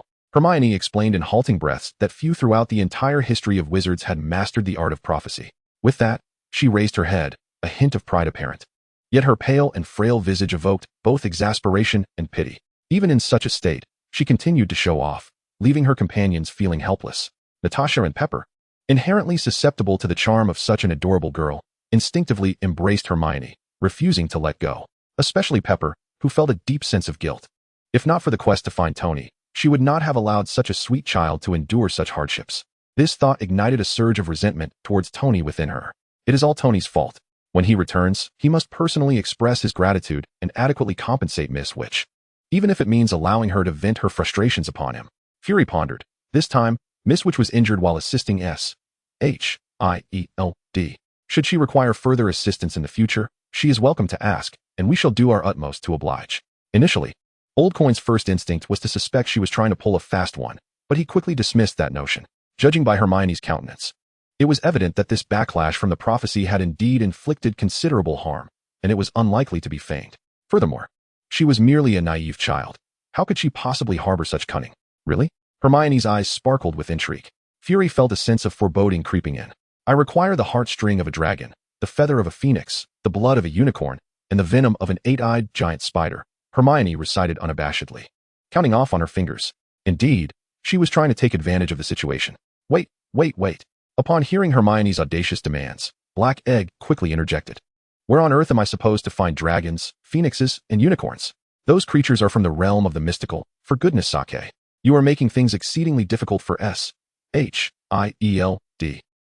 Hermione's eyes dimmed with disappointment, her expression forlorn. Her pitiful demeanor struck a chord with Pepper's sensitive nature. She has already transformed herself to aid us. Cannot you at least fulfill her modest wishes? This modest wish. Fury's lips twitched in irritation. Would you care to hear what she truly desires? However, upon witnessing Pepper's unmistakable overflow of compassion, Fury realized reason would not prevail, and he could only sigh. I apologize, Miss Witch, but what you are asking is genuinely beyond our capabilities. How about this? As long as it does not involve such extraordinary items, we will exert every effort to assist you in finding anything else you may need on Earth. Fury felt a sense of resignation. After today's debacle, it would be challenging to extract favors from this witch in the future, and even Natasha would likely not concur. Humph, Hermione chuckled inwardly. From simplicity to extravagance is an easy transition. Having tasted the convenience and marvel of witchcraft, she had no fear of their moral decline. Having been touched by witchcraft, did they think she would simply walk away? If they wished for her assistance in the future, they should prepare to labor tirelessly for her. After a moment of feigned recovery, Hermione stood up, and a broomstick materialized in her hand. In the astonished gaze of 4 pairs of eyes, she mounted the broom, grasped the crystal ball, and soared out the window. You can fly? Black Egg gaped in disbelief. Can you walk? Hermione inquired. Black Egg nodded. Hermione regarded him as if he were a fool. Then why would you assume that? As a witch, I cannot fly? Black Egg. Pepper, Natasha, goodbye. Just as Black Egg contemplated the meaning of life, Hermione waved farewell, and the broom shot into the sky, quickly diminishing into a tiny speck, vanishing into the distance. After Hermione's departure, Pepper and Natasha exchanged glances, especially the latter, surveying Pepper from head to toe. Though her expression was weary, she undoubtedly exuded an extraordinary charm, her every gesture imbued with a distinctive allure. Moreover, it appeared that Pepper held a fondness for Hermione as well, which suddenly instilled a sense of inexplicable unease within her. Little Hermione had always been fond of beautiful older sisters. Would she be swayed away? Chapter 24, The Trolls Attack. Hogwarts. The annual Halloween celebration had finally arrived. And as per tradition, a joyous feast was taking place within the Great Hall of Hogwarts. Hermione gazed at the table laden with sweets, her lips curling into a smile. Without having fully mastered magic, one might find themselves succumbing to diabetes first. Just then, the grand doors of the hall swung open, and Quirrell rushed in, flustered, shouting, "Troll! There's a troll in the dungeons." In the next moment, Quirrell's eyelids fluttered, and he collapsed unconscious. After a brief silence, the hall erupted with terrified screams. The young wizards were utterly frightened by the news. What a joke! Hogwarts is the safest place in the world. Amidst the chaos, Hermione daintily wiped her mouth, her movements calm and elegant. Has it finally arrived? Casting a glance at Quirrell, sprawled on the floor, Hermione shook her head slightly. How pretentious. No matter how timid one might be, you are still the professor of defense against the dark arts, with a primary focus on how to confront dark creatures such as trolls. Yet here he was, terrified out of his wits. If she were Dumbledore, she would already be questioning things. No, as this thought crossed her mind, Hermione narrowed her eyes slightly. Perhaps, she mused, he had long harbored doubts. Observing Quirrell's fallen form alongside the levitating scarf, an idea suddenly sparked within Hermione. What would the scene be like if she were to yank the scarf off right now? Silence. A commanding voice resonated throughout the hall. Dumbledore slowly rose to his feet. Head students, please escort your respective houses back to the dormitories. The staff and I shall proceed to the dungeons. As they listened to his calm yet authoritative voice, the students instinctively ceased their cries. A sense of reassurance washing over them. Gryffindor, follow me, called Percy Weasley, Ron's older brother. A throng of students followed him out of the hall. Observing this, other houses followed suit. Hufflepuff is here. Ravenclaw, come with me.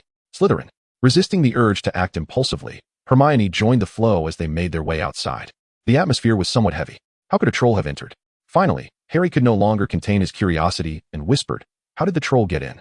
Trolls are quite dim-witted. They wouldn't find their way to Hogwarts on their own. Perhaps someone is playing a prank, Ron replied nonchalantly.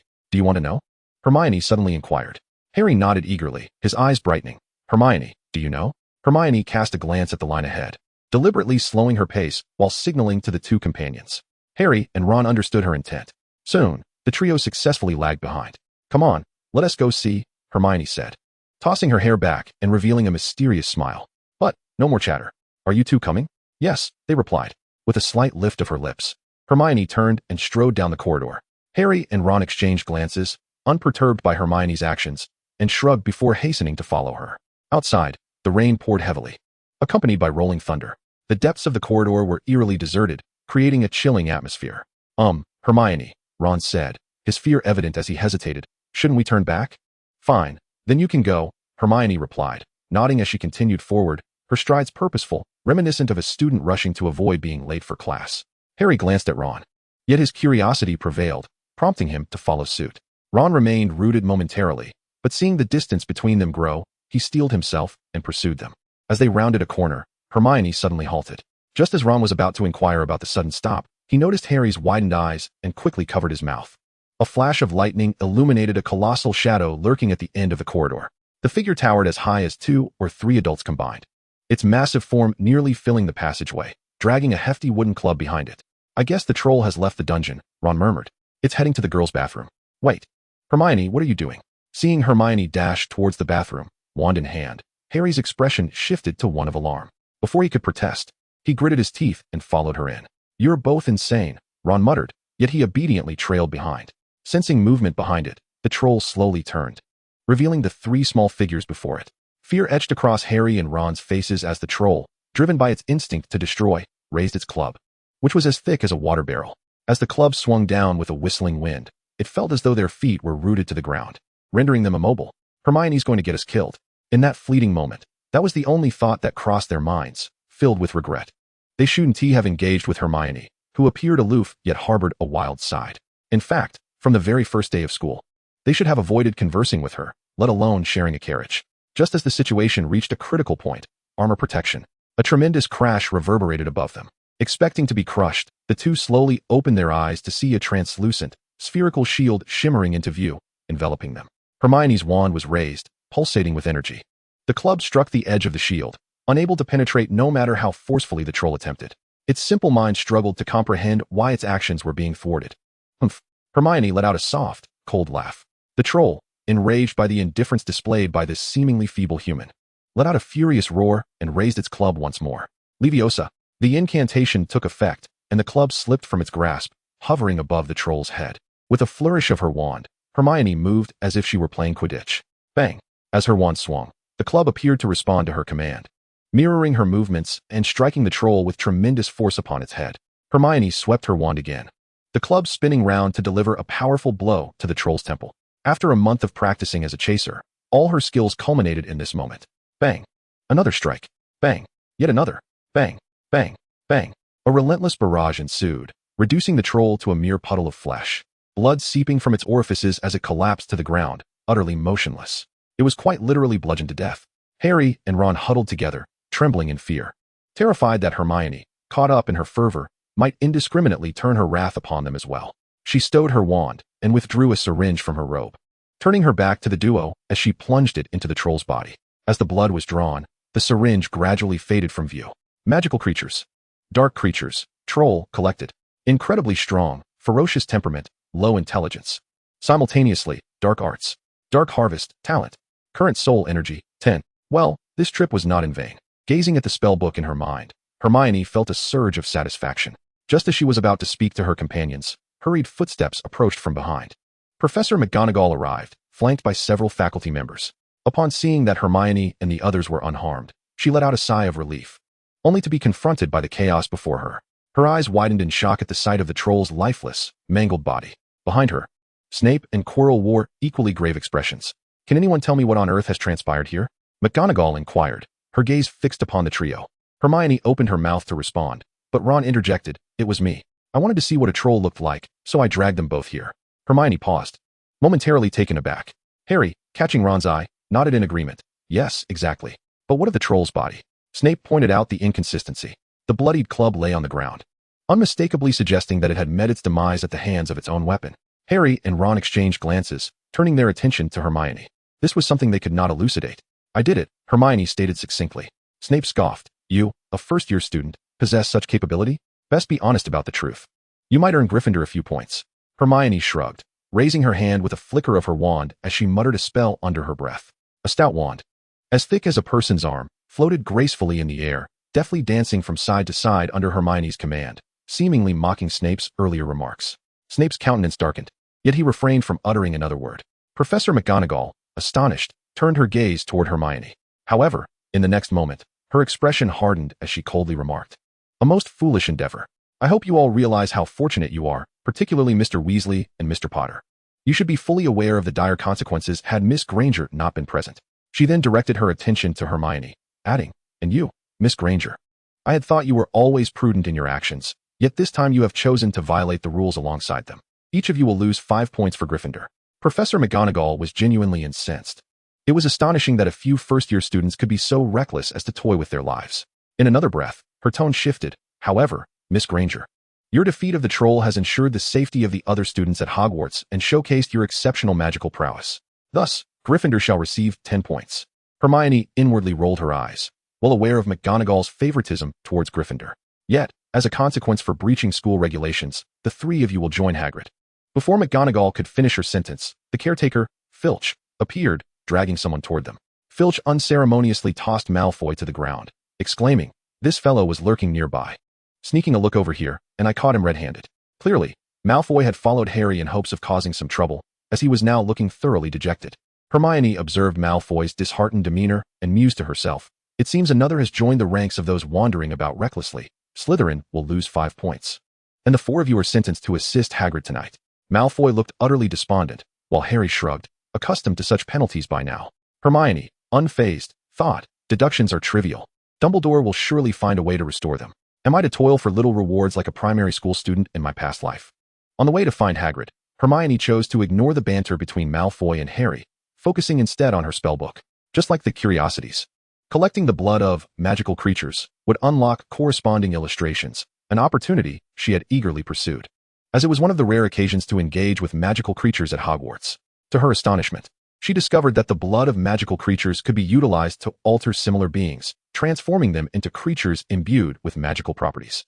Another delightful revelation was that defeating the troll had yielded a remarkable 10 points of soul energy. Could it be that the quality of the harvested souls determined the amount of energy gained? While Hermione pondered these thoughts, Ron quietly approached her. Hermione, he began. You see, I took the blame for you today. Could you promise me one thing? Upon witnessing Ron's fidgety demeanor, Hermione immediately became alert. Are you about to confess your feelings? She pondered. She was aware that the original Hermione and Ron were a couple, yet now she embodied Hermione herself. Wholly unprepared for such matters. Why not embrace the generous spirit of sisterhood? Fortunately, Ron soon articulated his true intentions. So, for this occasion, could you lend me your Firebolt 2000 for a few days? It turned out he merely wished to borrow her broomstick. You were just waiting for me? Hermione replied nonchalantly, that is fine. Given your sense of camaraderie, once Quidditch concludes, I shall gift you one of your own. Ron's eyes widened in surprise. Just as he was about to utter more, they arrived at Hagrid's hut. After explaining the situation to Hagrid, he glanced down at the little ones at his feet, shaking his head in resignation. You lot really know how to stir up trouble. Well, I'm heading to the Forbidden Forest tonight, so you can accompany me. As the keeper of keys and grounds at Hogwarts, one of Hagrid's duties was to prevent students from wandering into the Forbidden Forest, which the school strictly forbade. Upon hearing the mention of the Forbidden Forest, Malfoy instantly faltered. Hagrid reassured him, no need to worry. We are merely investigating the outskirts. I am well acquainted with the area, and there should be no danger. Then why are you still loading your crossbow? Came the retort. The group exchanged glances, contemplating the ominous nature of the Forbidden Forest.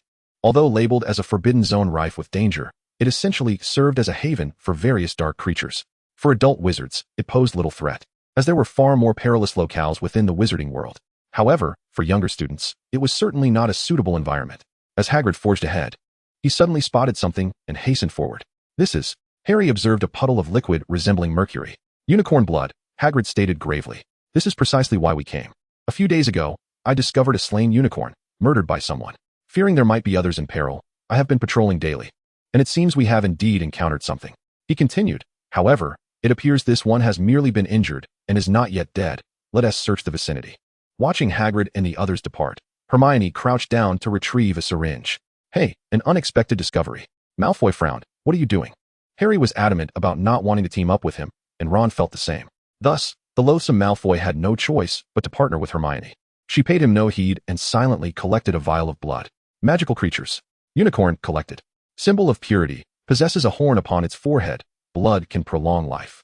Chapter 26. A blind shot at Voldemort. Hey, I'm asking you a question. Are you listening? Malfoy scowled.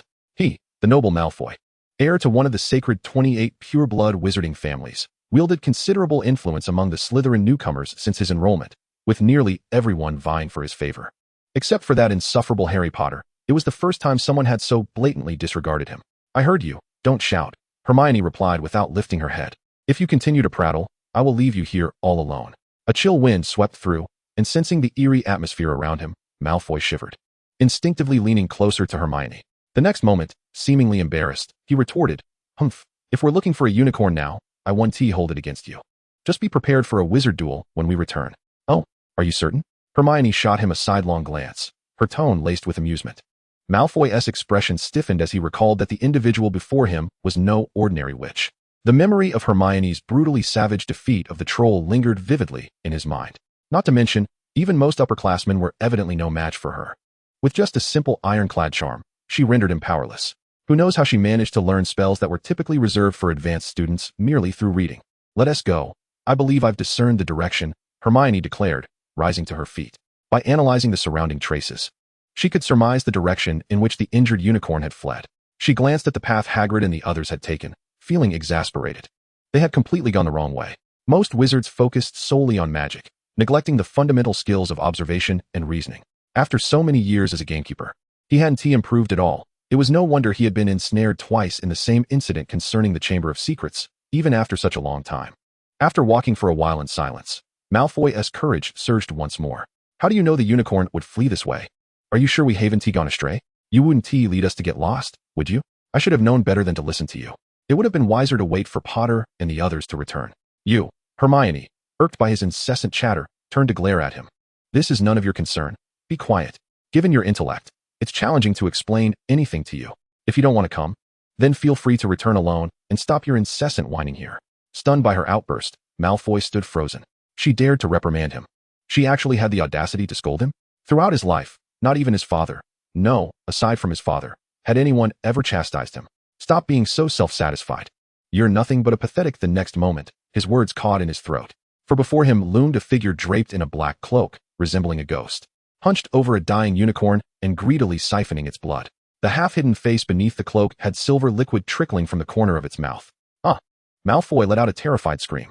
Attracted by a call, the figure cloaked in black lifted his head and glided towards the two like a specter. Malfoy turned to flee, but was ensnared by twisting vines, forced to retreat slowly until his back collided with a tree, helplessly watching as the dark figure drew nearer. Just as the cloaked figure lunged, a thunderous roar reverberated through the sky of the Forbidden Forest. The figure faltered momentarily, then staggered and collapsed to the ground, unable to maintain even its floating form.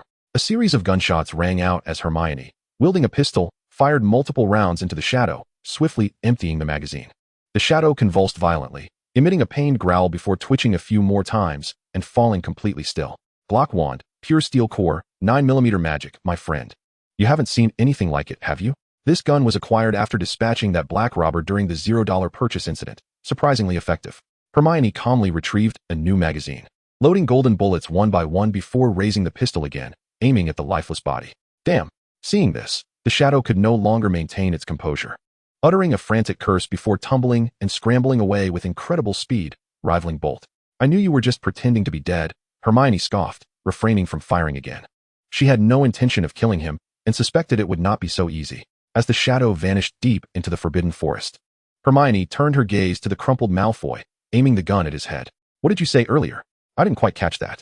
Malfoy swallowed hard, fear evident in his eyes as he looked at Hermione. She slowly lowered the pistol. Any further intimidation might cause him to lose control. Harry, this is far more effective than a wand. Just then, Hagrid and Harry approached from a distance. What happened? Hagrid inquired upon arrival.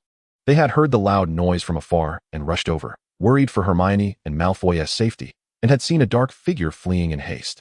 Harry suddenly felt a sharp pain in his forehead scar. It's nothing. I encountered the assailant of the unicorn and scared him off, Hermione replied nonchalantly. I see. Harry and Ron accepted immediately. Having witnessed Hermione's ferocity, they felt an inexplicable confidence in her. A mere assailant was no match for Hermione and was rightfully driven away. Pointing in the direction of the unicorn, Hermione gestured. Following her gaze, Hagrid spotted the unicorn's carcass, inspecting it before shaking his head. Who could the culprit be? Hagrid gritted his teeth. Voldemort, who else? Hermione thought. He had deliberately unleashed trolls into the school to create an opportunity to steal the Philosopher's Stone from the forbidden third floor, but was thwarted by Snape. Failing to succeed, he resorted to the Forbidden Forest to survive by consuming the blood of unicorns. It is uncertain whether it was Quirrell's or Voldemort's own machinations, or perhaps the efficacy of unicorn blood that allowed him to endure such a barrage of attacks, yet remain lively. What transpired? It was only then that Harry noticed the petrified Malfoy, whose cowardice rendered him utterly speechless. Hermione, exasperated, shrugged her shoulders. Harry and Ron cast disdainful glances in unison. That vile murderer, Hagrid exclaimed with palpable resentment. Quirrell's record of misdeeds grew once more. At that moment, Hermione observed that the soul energy stored in her spellbook had inexplicably increased by a substantial 500 points. It seemed that while Quirrell had slain the unicorn, she had inadvertently triggered the dark harvest nearby. Excellent. Let him bear the blame while I reap the benefits. What a good person. Hermione felt profoundly moved, wiping away non-existent tears. However, the thought that one unicorn yielded 500 points led her to ponder the possibility of slaying 20. No, stop those dangerous thoughts, Hermione. She silently resolved to leave with the group. Chapter 27, The Return of Stark. Notably, Malfoy was escorted out of the Forbidden Forest by Harry and Ron, his legs too weak to support him, his voice trembling and incoherent. Witnessing this, Snape erupted in fury, directing his wrath at Hagrid and insisting on reporting the incident to Dumbledore, all the while delivering his customary barbs towards Harry. Hermione, observing Malfoy's fearful glance in her direction, could only shake her head in resignation. Look at how frightened the child is. Voldemort, you are truly heinous. Harry didn't offer much in the way of rebuttal but seemed to have made a discovery, gazing thoughtfully at Snape. In New York, barely a minute after her return, her phone buzzed in her arms.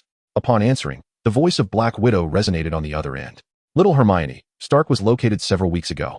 Thank you for your assistance. I intended to inform you sooner, but I couldn't reach you. It's all right. I've been quite busy with school lately and haven't had much time to venture out, Hermione explained, then added with a touch of vulnerability, Natasha, you won't hold it against me, will you? On the other end, hearing the sweet, youthful tone of the girl, Black Widow felt a tremor of emotion and quickly reassured her. How could I ever blame you? I merely miss you.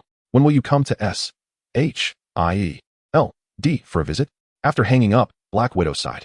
Indeed, Forging a deep connection was not as simple as she had hoped.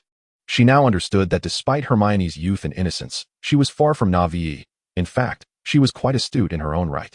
To call her a little fox would not be an exaggeration. Although their relationship appeared close, Hermione rarely divulged details of her life.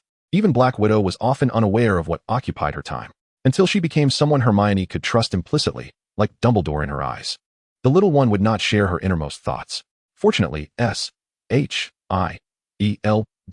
had provided Hermione with a dedicated phone, otherwise, reaching her would have been exceedingly difficult. Hanging up the phone, Hermione let out a scoff. It was not that he missed her, rather. It seemed that the dark schemer was once again attempting to extract information. Did he think she was oblivious to the listening device in her phone? Truly, one cannot change their fundamental nature. Nevertheless, it mattered little. Separated by two worlds, even the most advanced technology would prove ineffective. Hermione pulled out another phone, and instantly, dozens of messages sprang to life on the screen. A cursory glance revealed that, aside from confirming Tony's safety, the messages were predominantly filled with expressions of gratitude and inquiries about her well-being. She navigated through her contacts, locating the sole entry, and dialed back. This phone, too, had been gifted to her by another, but it was not from SHIELD. Instead, it was secretly handed to her by Pepper Potts during a recent meeting. "Pepper, I'm back," Hermione greeted cheerfully once the call connected. "Little Hermione." Pepper's voice resonated with surprise from the other end. "I couldn't reach you these past few days. I thought something had happened to you. I asked SHIELD, but they were vague, merely advising me not to worry. Although you possess extraordinary abilities, you're still just a child. How could I not be concerned?" A warmth spread through Hermione's heart. Natasha's kindness was genuine, but it was invariably interspersed with the demands of SHIELD missions. While Hermione understood this, it did not mean she could fully accept it. In contrast, Pepper's concern was pure. Beyond her gratitude, Hermione could sense her sincere care. "Don't worry, I've just returned to Hogwarts for a while. There's quite a bit of schoolwork to catch up on, so I haven't been out much," Hermione replied. This was indeed true. With the Quidditch matches approaching, she and Harry were engrossed in rigorous training, being relentlessly drilled by Oliver Wood. To be precise, Wood tormented Harry daily, while Hermione took her turn in tormenting Wood. The moniker the Torturer was beginning to take shape. "Hogwarts? What is this place?" Pepper asked, intrigued. "And where exactly are you studying? I couldn't find your name at any of the many schools in New York." "Nick Fury, you scoundrel," Hermione silently cursed. The personnel matters were utterly irrelevant. Knowing full well that Pepper was concerned for her, he had revealed not a single detail, leaving her in a state of worry. "Humph. I'll explain everything when we meet. It's a long story. Where are you now? I'll come find you," Pepper insisted immediately. Hermione scratched her head, feeling a bit embarrassed. "I'm not quite sure where I am either. Let me come to you instead. Just hold on a moment." With that, she summoned her broomstick, mounted it, and cast a disillusionment charm, soaring upwards towards Stark Tower. Stark Tower, the president's office. Pepper held the phone, speaking continuously. The last words she heard were Hermione's promise. "I'm coming to find you." After that, no matter what she said, Hermione did not respond. All that could be heard on the line was the fierce howling of the wind. As she hesitated, uncertain whether to hang up, a series of knocks resonated behind her, resembling the sound of someone tapping on glass. Pepper was startled, wondering if she had misheard. After all, she was dozens of floors up, hundreds of meters in the air, and alone in the entire apartment. There was nothing behind her except for the floor-to-ceiling window. How could anyone be knocking on the glass? Turning around, she beheld a petite figure clad in black robes, casually seated on a broomstick, hovering outside the window. Upon noticing her, the figure waved cheerfully. With a charming face and eyes shaped like crescent moons, complemented by a sweet smile and two delightful dimples, she was utterly adorable. In that instant, Pepper felt her heart melt. "Little Hermione," Pepper gasped, covering her mouth in astonishment. A faint voice echoed into the room, revealing Hermione's lips moving as if she were saying something. Confused, Pepper could not comprehend. Suddenly, a strong gust of wind swept through, causing the broomstick to tremble violently, and Hermione lost her balance, plummeting alongside it. "Ah!" Pepper screamed. Before she could react, Hermione floated back up, albeit this time with her legs entangled in the broomstick, hanging upside down in a rather comical manner. Hermione pointed at herself and then at the room. Realizing what she meant, Pepper quickly opened the window. In an instant, Hermione flipped back onto her broom and soared into the room with fluid grace. Upon landing safely, Pepper rushed forward and enveloped her in a warm embrace. "You little rascal," Pepper exclaimed, a flicker of fear in her eyes as she scolded. "How could you engage in such dangerous antics?" "Dangerous?" Hermione replied, her expression one of bewilderment. Such acrobatic feats were commonplace during her Quidditch training, yet seeing Pepper's worried demeanor, she gently acquiesced. "Oh." Observing Hermione's apparent nonchalance, Pepper sighed softly. pondering the kind of upbringing this child had received. Chapter 28. The first encounter with Iron Man. Where have you been all this time? I couldn't reach you by phone. And you didn't respond to any messages. After holding Hermione for a moment, Pepper finally inquired. Of course, I was at school. But I checked. There are no schools in New York. I'm not attending school in New York. I'm at Hogwarts, Hermione clarified after a brief pause, adding, it's a wizarding school. Oh, a wizarding school. Pepper nodded, suddenly taken aback. What? A wizarding school? Hermione tilted her head, replying, I'm a witch, of course I must attend a wizarding school. Otherwise, where would my magic come from? Pepper was incredulous. During her time at SHIELD, she had referred to Hermione as Miss, which solely based on her attire, reminiscent of characters from television shows, never truly believing she was an actual witch. Initially, she had merely considered Hermione a child with some extraordinary abilities, a whimsical imagination labeling it as magic. But now, was it possible that it was indeed real? You can't be serious. There are actual witches. Pepper exclaimed, her disbelief palpable. Hermione, exasperated, could only sigh. After demonstrating several spells, Pepper finally accepted the reality. So, you usually reside at Hogwarts and only return during your off-class hours? Hermione nodded and began to enlighten her about the intricacies of the wizarding world and the mystical side, providing details akin to what she had previously shared with SHIELD, albeit with greater depth. Pepper grappled with this paradigm-shifting information. After a considerable pause, she seemed to recall something, her expression tinged with a hint of regret. I apologize, Hermione. Initially, I intended to personally express my gratitude to Tony upon his safe return, but I have been unable to reach you. Moreover, Tony does not believe in any form of foresight. He even suspects that SHIELD has employed some trickery to deceive me. On top of that, he has been entirely consumed by his work in the lab, developing his suit, which is why he is yet to thank you. Hermione nodded in understanding. It was quintessentially Tony Stark. However, she felt no anger, even expressing comprehension, for fundamentally, she had not done much. From Tony's perspective, after being kidnapped for an extended period, enduring immense suffering and torment, he ultimately escaped through his own ingenuity and Ethan's assistance, even at the cost of Ethan's life. Returning to hear someone say that his escape was solely due to a prophecy, that his future was assured and had nothing to do with his own efforts, would be difficult for anyone to accept. Fortunately, you are back. When Tony returns from testing the suit in the Middle East, I will ensure he thanks you in person. At this point, a clear frustration appeared on Pepper's face. During Tony's absence, she had worried for him daily while tirelessly maintaining the operations of the corporation. She had hoped that upon his return, he might exercise some restraint. Yet he not only insisted on shutting down the weapons development division, but also became an absentee manager, focusing solely on his suits and leaving the mess for her to handle. This left her even more overwhelmed than before. She understood that those suits had saved his life, but it seemed rather excessive for her. I am merely your secretary, not your caretaker. Suddenly, Hermione interjected with keen interest. Wait, Stark has gone to the Middle East? Pepper nodded. Yes, he seemed to have lost his mind this morning, insisting on going to such a perilous place right after narrowly escaping.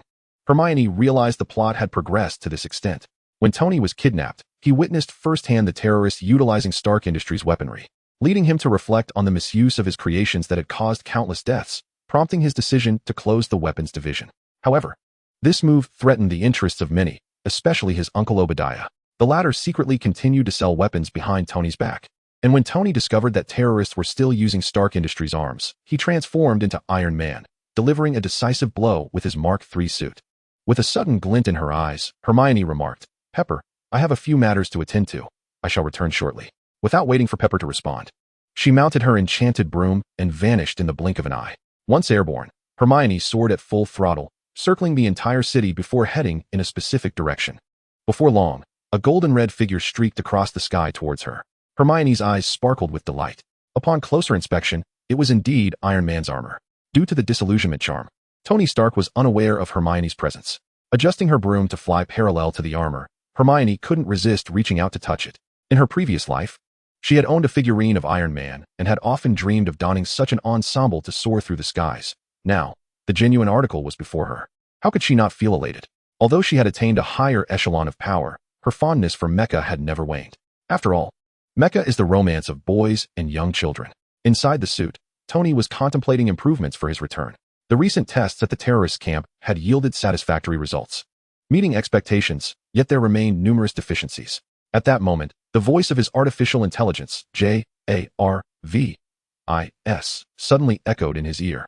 Sir, there may be a sensor malfunction, but I believe it is important to inform you. Tony paused, perplexed. What? It appears that something was just caressing the exterior of your suit. Jarvis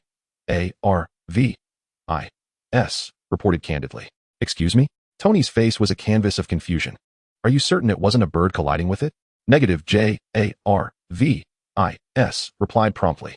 Based on the temperature and distribution of shapes, it seems to be a human hand. What? Tony was taken aback, but then relaxed, decisively stating, impossible. You must be mistaken. We're at an altitude of 1,000 meters. Where would a hand come from to touch my suit? Besides, I'm not blind. If someone were up here, I would have seen them long ago. However, the data indicates otherwise, Jarvis insisted. Then it must be erroneous data, Tony remarked nonchalantly. It's likely that some components malfunctioned during the recent skirmish. Jarvis fell silent. After a moment, the voice resumed. Sir, while your reasoning is sound, there is still. But what? Tony furrowed his brow. What was wrong with Jarvis today? Was it not the suit that was malfunctioning, but rather the AI itself? Yet, that hand seemed to be incessantly exploring, from head to toe, thoroughly examining the entire armor. Are you out of your mind? Tony exclaimed. It's definitely your issue, Jarvis. I'll ensure to scrutinize your code thoroughly upon my return. He sighed. However, the next moment brought a jolt to his heart, nearly halting his breath. A crisp voice suddenly resonated beside him. Jarvis made no mistake. I am right beside you. Chapter 29, Aerial Combat. Tony stiffly turned his head, his pupils dilating in an instant. There. A little girl clad in a black robe was perched upon a broomstick, soaring alongside him at a mere few feet apart, her garment billowing wildly in the wind. Sir, Jarvis suddenly interjected, I have detected a heat source. There is a humanoid being to your right. I have already seen it. Tony whispered sharply. Sir, analysis indicates that this being is the one who just made contact with your suit. Enough with the analysis, Tony replied, feeling somewhat fatigued. It was evident to the naked eye. Despite the undeniable reality before him, he found it hard to believe. A girl of 11 or 12, dressed as a wizard from an animated series, flying on a broomstick and had touched his armor? Moreover, she had been in close proximity for quite some time, without him ever realizing. Absurd. Hey, Hermione waved her hand. Astonishingly, she even greeted him. Taking a deep breath, Tony spent a full minute calming his chaotic mind before inquiring, Who are you? Hermione pondered, poking her cheek with a finger and gazing upwards in contemplation. What a difficult question to answer. Are you inquiring about my name, my identity, or perhaps why I am here? I want to ask all of those. Tony silently shouted within. My name is Hermione Granger. I am 12 years old, reside in the suburbs of North London. I am a witch. And I attend Hogwarts School of Witchcraft and Wizardry.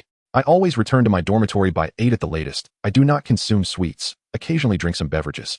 Go to bed at 11. Ensure I get 8 hours of sleep. Drink a warm glass of milk before bed, and do 20 minutes of spell practice to warm up. The professors say I am quite normal. Hermione began her self-introduction. What utter nonsense. Tony was utterly perplexed. Hermione, that name sounded vaguely familiar.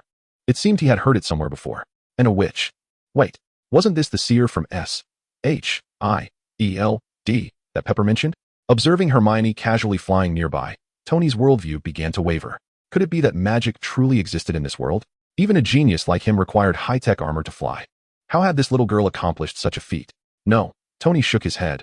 Magic could not possibly exist. There was nothing that science could not explain. I must have overlooked something. His gaze swept across the broomstick Hermione was seated upon, and suddenly, he was enlightened. Of course, this broom must be some kind of secretly developed high-tech flying device, merely disguised to resemble a broom for the sake of deception. So this was the secret. All this talk of magic was mere fabrication. Nonetheless, there remain aspects that defy explanation. Here we are, thousands of meters above the ground, hurtling at a speed of at least several hundred kilometers per hour. How is this little creature managing to withstand such fierce winds, speaking and breathing with such ease and clarity? And what of the technology that shields heat sources and grants invisibility? Observing Tony mumbling to himself in a rather eccentric manner, Hermione realized he had begun to lose his grip on reality. Hey, Hermione called out, waving her hand in front of Tony's eyes. He snapped back to attention, regarding her with a scrutinizing gaze. Are you perhaps an agent cultivated by SHIELD since childhood? The current organization is truly lacking. Even such a young child as yourself is made to handle dirty work. With a sigh, Tony slowly replied, At your age, you should not be engaged in such tasks. Pepper often speaks highly of you. It seems she holds you in great affection. Otherwise, you should simply withdraw from this nonsensical SHIELD and allow Stark Industries to cover your future tuition. Find a good school and focus on your studies. Hermione scoffed, dismissively replying, SHIELD? They could never afford to support me. Before Tony could respond further, Jarvis, who had been offline for some time, suddenly came back online. Sir, Colonel Rhodes is calling. It appears there is an urgent matter. After a moment's contemplation, Tony resignedly said, put him through. On the other end of the line, the voice of his friend, Air Force Colonel James Rhodes, rang out. What are you doing? Why is there so much noise? Are you in a convertible? Just get to the point. A terrorist stronghold has been destroyed just a few kilometers from where you were abducted. Do you have any leads? It seems someone had taken the initiative on their behalf. Sensing something amiss, Rhodes tentatively asked, is there truly nothing I ought to know? Nothing at all. Why do you ask? Because I have something in front of me that is about to be blown to bits. No sooner had Rhodes spoken than a powerful whistling sound echoed from behind Tony. Sir, 2 F-22 fighter jets are rapidly approaching from behind, Jarvis promptly alerted. Thank you for yet another belated warning. Tony's heart raced as he hastily accelerated, attempting to shake off the jets. In the next moment, each of the 2 aircraft launched a projectile that sped toward him. Incoming missiles. A massive, glowing red alert appeared on the suit screen. Tony was about to deploy flares to preemptively detonate the missiles when he suddenly remembered Hermione was behind him. He quickly turned and flew backward, intending to divert the missiles away from her. Watching Tony soar further away at supersonic speed, Hermione puffed her cheeks in frustration. Flying fast is quite the achievement. The Firebolt 2000 may be the latest model of flying broomstick, but its maximum speed is merely 200 kilometers per hour. While that's impressive, it pales in comparison to the Iron Man suit. Just as she raised her wand, preparing to cast a spell to hinder Tony, she saw him abruptly reverse course, gesturing for her to move aside. Hermione immediately sensed something approaching from behind. Turning around, she was startled to see a missile rapidly closing in. However, she remained calm and, after a moment of contemplation, quickly deduced the situation. It appeared that Tony had initially intended to escape, but, concerned for her safety, had returned. Humph, at least he has a conscience. For Pepper's sake, I shall lend him a hand. With a swift acceleration, Hermione darted past Tony and positioned herself behind him. Tony, having seen Hermione reach safety, was preparing to depart when he noticed the missile was alarmingly close, on the brink of impact and detonation. There was no time left to evade. Damn it. This girl is going to get me killed. Tony lamented inwardly. With the Mark III's defensive capabilities stretched to their limits against tank shells, it might withstand the shockwave of a missile explosion at close range, but it could never endure the full force of a direct hit. Cursing under his breath, he braced himself for the impending impact when suddenly, a voice erupted from behind him. Armor, shield. Tony spun around to see Hermione right behind him, her wand emanating a soft glow, as a translucent, spherical shield enveloped them both in an instant. Chapter 30, Tony, the Disdained. Boom. A thunderous explosion resonated, followed by a blinding flash of fire. The shield rapidly developed cracks before shattering moments later. Tony was hurled 100 meters away by the force of the shockwave before he could regain his balance. He paid no mind to the nature of the shield, but immediately began to search for Hermione. Regrettably, his surroundings yielded no trace of her, no remnants of clothing. Not a single clue. Tony's eyes widened in panic, turning red with fury as he fixed his gaze upon the 2 fighter jets. Although Hermione was affiliated with S.H.I.E.L.D., she bore him no ill will and was not an adversary. Most importantly, she was merely a child. Now she had been struck directly by a missile. Even he, encased in his iron suit, had nearly lost his life. What fate awaited Hermione, utterly unprotected? Fear gripped him, for he feared she had perished. In an instant, a deep sense of regret surged within Tony. If only he had not drawn so much attention. Parading ostentatiously in the sky, he would not have provoked the military into deploying fighter jets, endangering Hermione's life. He had already lost Ethan in the cave. Now he whoa. That scared me. I almost messed up. Suddenly, a voice sounded behind Tony. He widened his eyes in astonishment, turning to see a familiar figure emerge. Cloaked in black. On a broomstick, the adorable Hermione appeared. She patted her chest, a look of relief washing over her. Thankfully, the iron suit had absorbed most of the impact, or else they would have truly plummeted. However, she realized the limitations of the protective spell. Although it had only lasted a moment before being obliterated by the missile, it had nonetheless absorbed a significant portion of the force. You're not dead, Tony blurted out. Hermione shot him a fierce glare. You're the one who should be dead. What nonsense are you spouting? If it weren't for my desire to help you, would I be in such a predicament? The missile was not aimed at me. However, she had witnessed Tony's earlier actions and understood that he had returned to assist her, which eased her resentment considerably, leading to a more restrained demeanor. Rhodey. Tony hastily contacted Rhodey, and as soon as the call connected, he exclaimed, "What you see up there is me in the armor. Quickly order the fighter jets to cease their attack. There's a child beside me." Rhodey, momentarily stunned, quickly responded, "My goodness, the humanoid flying apparatus contains you. You always manage to conjure up something new. But what child? I see no one other than you. The radar shows only one target. Impossible. She is right here. Tony turned around, only to find nothing behind him. Hermione had vanished once more. Feeling a sudden, heavy pat on his shoulder, he immediately grasped the situation. Damn it, not this again. Disintegrate, disintegrate, disintegrate. Suddenly, 3 hushed exclamations were heard, and the fighter jet nearby emitted a series of creaks before, to Tony's astonishment, it disintegrated mid-air. The pilot was left with nothing but the seat beneath him, as if he were exposed in the open, utterly bewildered. In the next moment, a parachute deployed, and the pilot floated down unsteadily. Tony, what are you doing?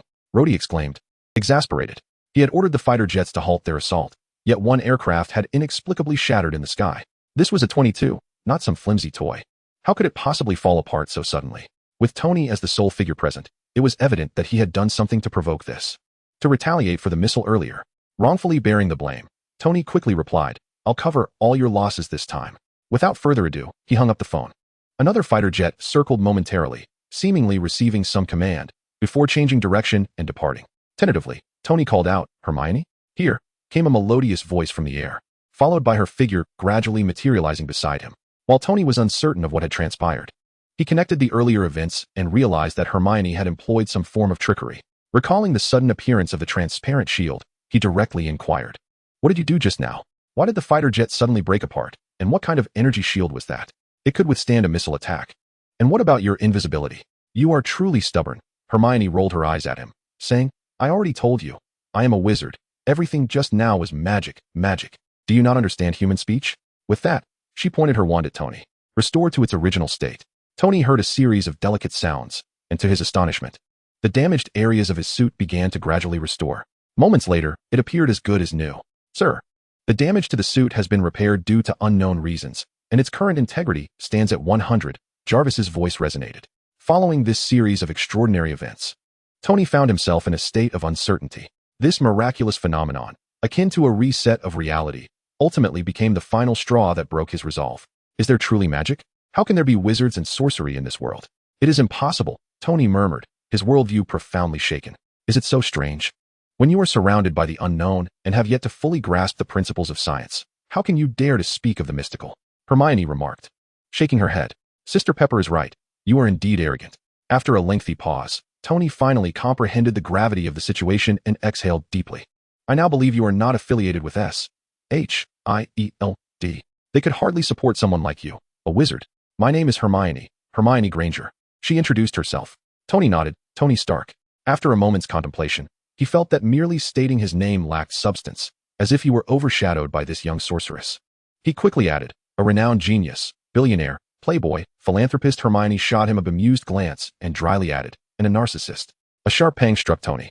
His previous accolades seemed trivial in the eyes of this enigmatic young witch.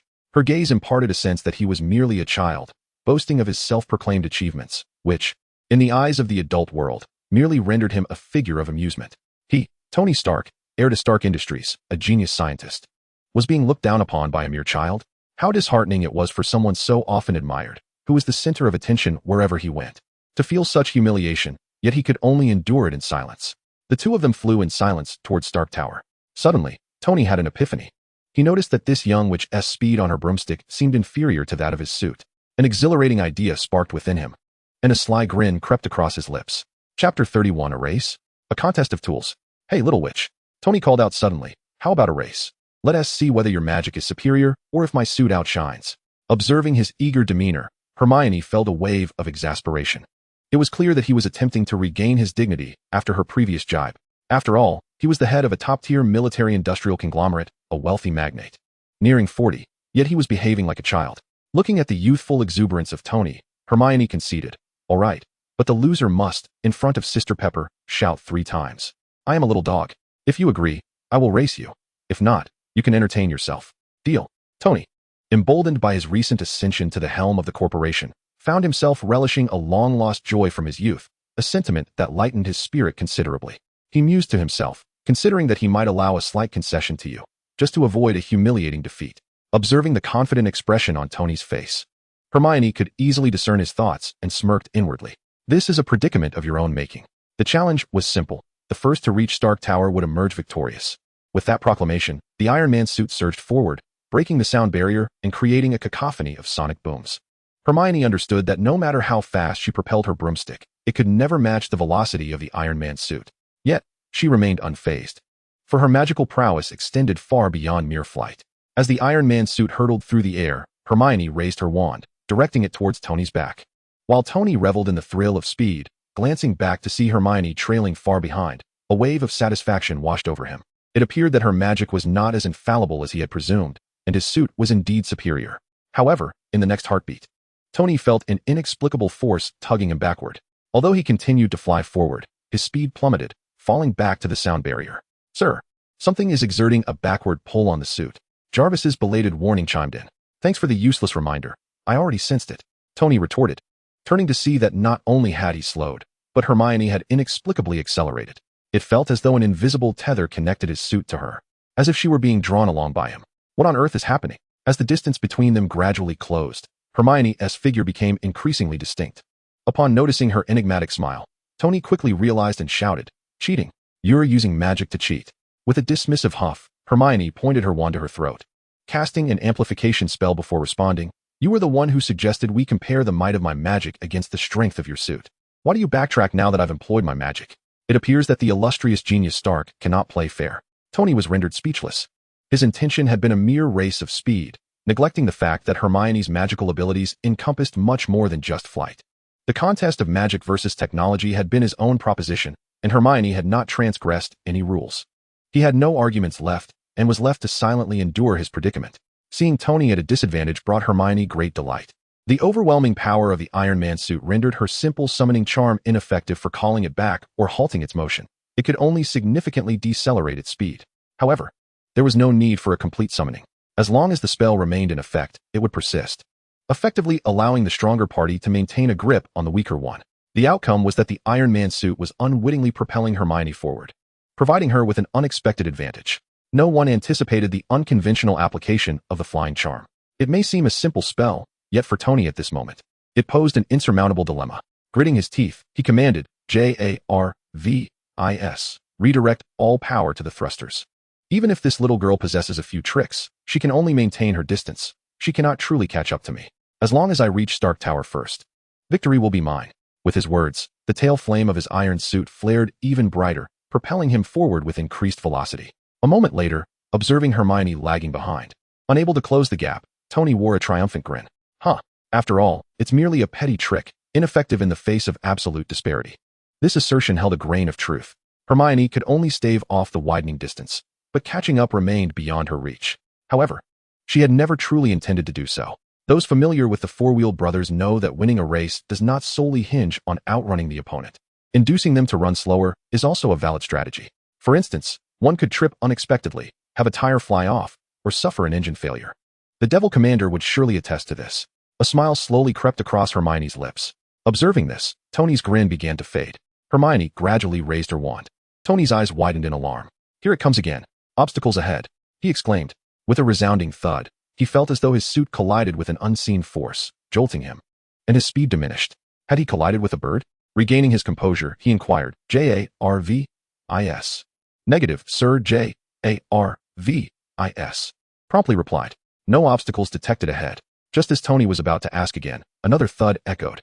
"Obstacles ahead. Thud. Obstacles ahead. Thud. Obstacles ahead. Thud."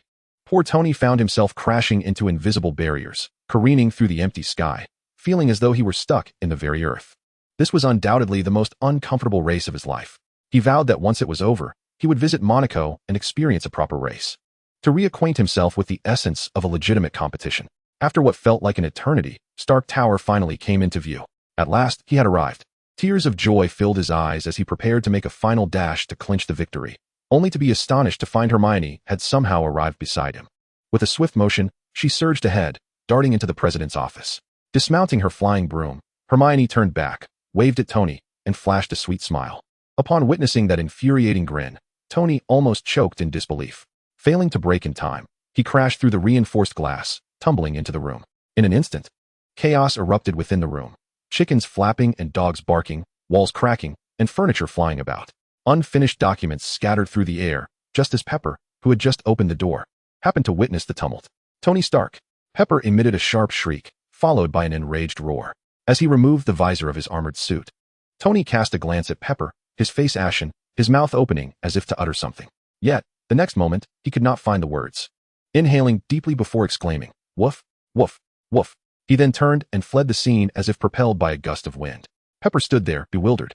Chapter 32 Hermione, can I kill him? In the Middle East, at the Ten Rings gang camp, several sleek black vehicles rolled in from outside the camp, halting in the center. From the vehicles emerged a bald man clad in a suit, accompanied by several followers, though, given their attire, they appeared more akin to mercenaries than mere attendants. The members of the Ten Rings gang observed them warily. At that moment, another burly bald man exited a tent, flanked by two subordinates. Unlike the suited bald man, this one bore a fierce gaze, exuding an aura of bloodshed. Half his face was marred by scars, a testament to a life spent teetering on the edge of death. The two bald men faced each other, with the muscular one speaking first. "Welcome." The suited bald man nodded in acknowledgement, replying, "Raza." If Hermione were to witness this scene, she would undoubtedly scoff at the absurdity of it all. What a ridiculous name. Raza, indeed, for such a calamity of a name, who would survive it? The muscular bald man was none other than Obadiah Stane, a major shareholder of Stark Industries and a friend of Tony's father, Howard Stark, essentially an uncle figure to Tony. He was also the mastermind who sought to eliminate Tony, the principal antagonist in Iron Man, in his quest for dominance over the company. He conspired with the Ten Rings to orchestrate Tony's assassination during his trip to the Middle East. Fortunately, the leader of the Ten Rings, Raza, deemed the deal too unfavorable, insisting instead on kidnapping Tony and compelling him to assist in weapon production, which ultimately led to the birth of Iron Man and all ensuing events. It seems you are indeed the cornerstone of the Marvel Universe, bald brother. Nick Fury ought to bow before you for the emergence of the Avengers. Raza gestured towards his scarred visage, stating, "This is a gift from Tony Stark." Obadiah scoffed, a flicker of disdain crossing his eyes. "Had you followed the plan and killed him initially, you wouldn't have burned your face." After a moment of silence, Raza remarked, "Your offer is far too low." Obadiah, unwilling to engage in further debate over the matter, waved his hand impatiently, instructing, "Take me to see the weapons." Raza, recognizing the precariousness of the situation, chose not to press further, understanding that their business dealings necessitated a semblance of decorum. The two bald titans entered the tent, their subordinates stationed outside. Upon entering, they were greeted by the sight of a silver-gray suit of iron armor. Mark I. This is what Tony Stark left behind when he fled. My team has gathered its fragments and reassembled them, Raza triumphantly declared. As he gazed upon the imposing suit of armor before him, Obadiah's eyes flickered with astonishment. Despite its crude craftsmanship within the cave, it represented the very essence of what was to come, a harbinger of limitless potential. Noticing the eager expression on Obadiah's face, Raza smirked. "Once we possess a dozen of these armors, we shall reign over all of Asia." "You're dreaming," Obadiah retorted. "With such shoddy remnants, even the natives of New York might not be able to prevail, let alone dominate Asia." Regrettably, both Raza and Obadiah remained oblivious to the profound depths of this world, lost in their fantasies of wielding the armors, vanquishing foes, and commanding the allegiance of nations. Obadiah regained his composure and looked at Raza, nodding, "Let us negotiate." Raza revealed a sinister grin. "I can give you this armor free of charge, but in return, once you achieve results, I require you to furnish me with iron warriors." Obadiah patted his shoulder while secretly activating the sonic incapacitation device hidden in his hand. Suddenly, Raza's eyes widened in shock as his body lost control, collapsing into the chair. His complexion paling as the veins in his neck bulged ominously. In that instant, he was rendered immobile. Obadiah finally allowed a knowing smile to surface. He had never intended to engage in a fair trade. His visit was a guise for a treacherous act, both to deceive and to eliminate. Upon exiting the tent, the sound of gunfire erupted, silencing all members of the Ten Rings gang. In the enveloping darkness, the black convoy departed as if it had never existed. Stark Tower. In the laboratory, Tony was busy modifying the suit while glancing at Hermione, who was lounging on the sofa, nervously fiddling with her controller. "So, you wizards have a dedicated wizarding school. What is it called?" Hogwarts, Hermione corrected. "There are many wizarding schools, not just Hogwarts. It's merely the most renowned, akin to your Stanford or MIT." Tony expressed surprise. "So, you are a student from a prestigious institution. Quite impressive. Though still a far cry from my caliber, nonetheless, it is the pinnacle for an ordinary person." Hermione rolled her eyes at him, then turned to Pepper, who had just entered the room with a fruit platter, her expression deadpan. "Sister Pepper, can I kill him?" Pepper, having overheard Tony's earlier remarks, wore a resigned expression and exchanged an apologetic glance with Hermione. She knew Tony's true nature. While he had changed somewhat following the kidnapping incident, his character could not be altered overnight. Over the years, she had grown accustomed to it, though she worried about Hermione's feelings.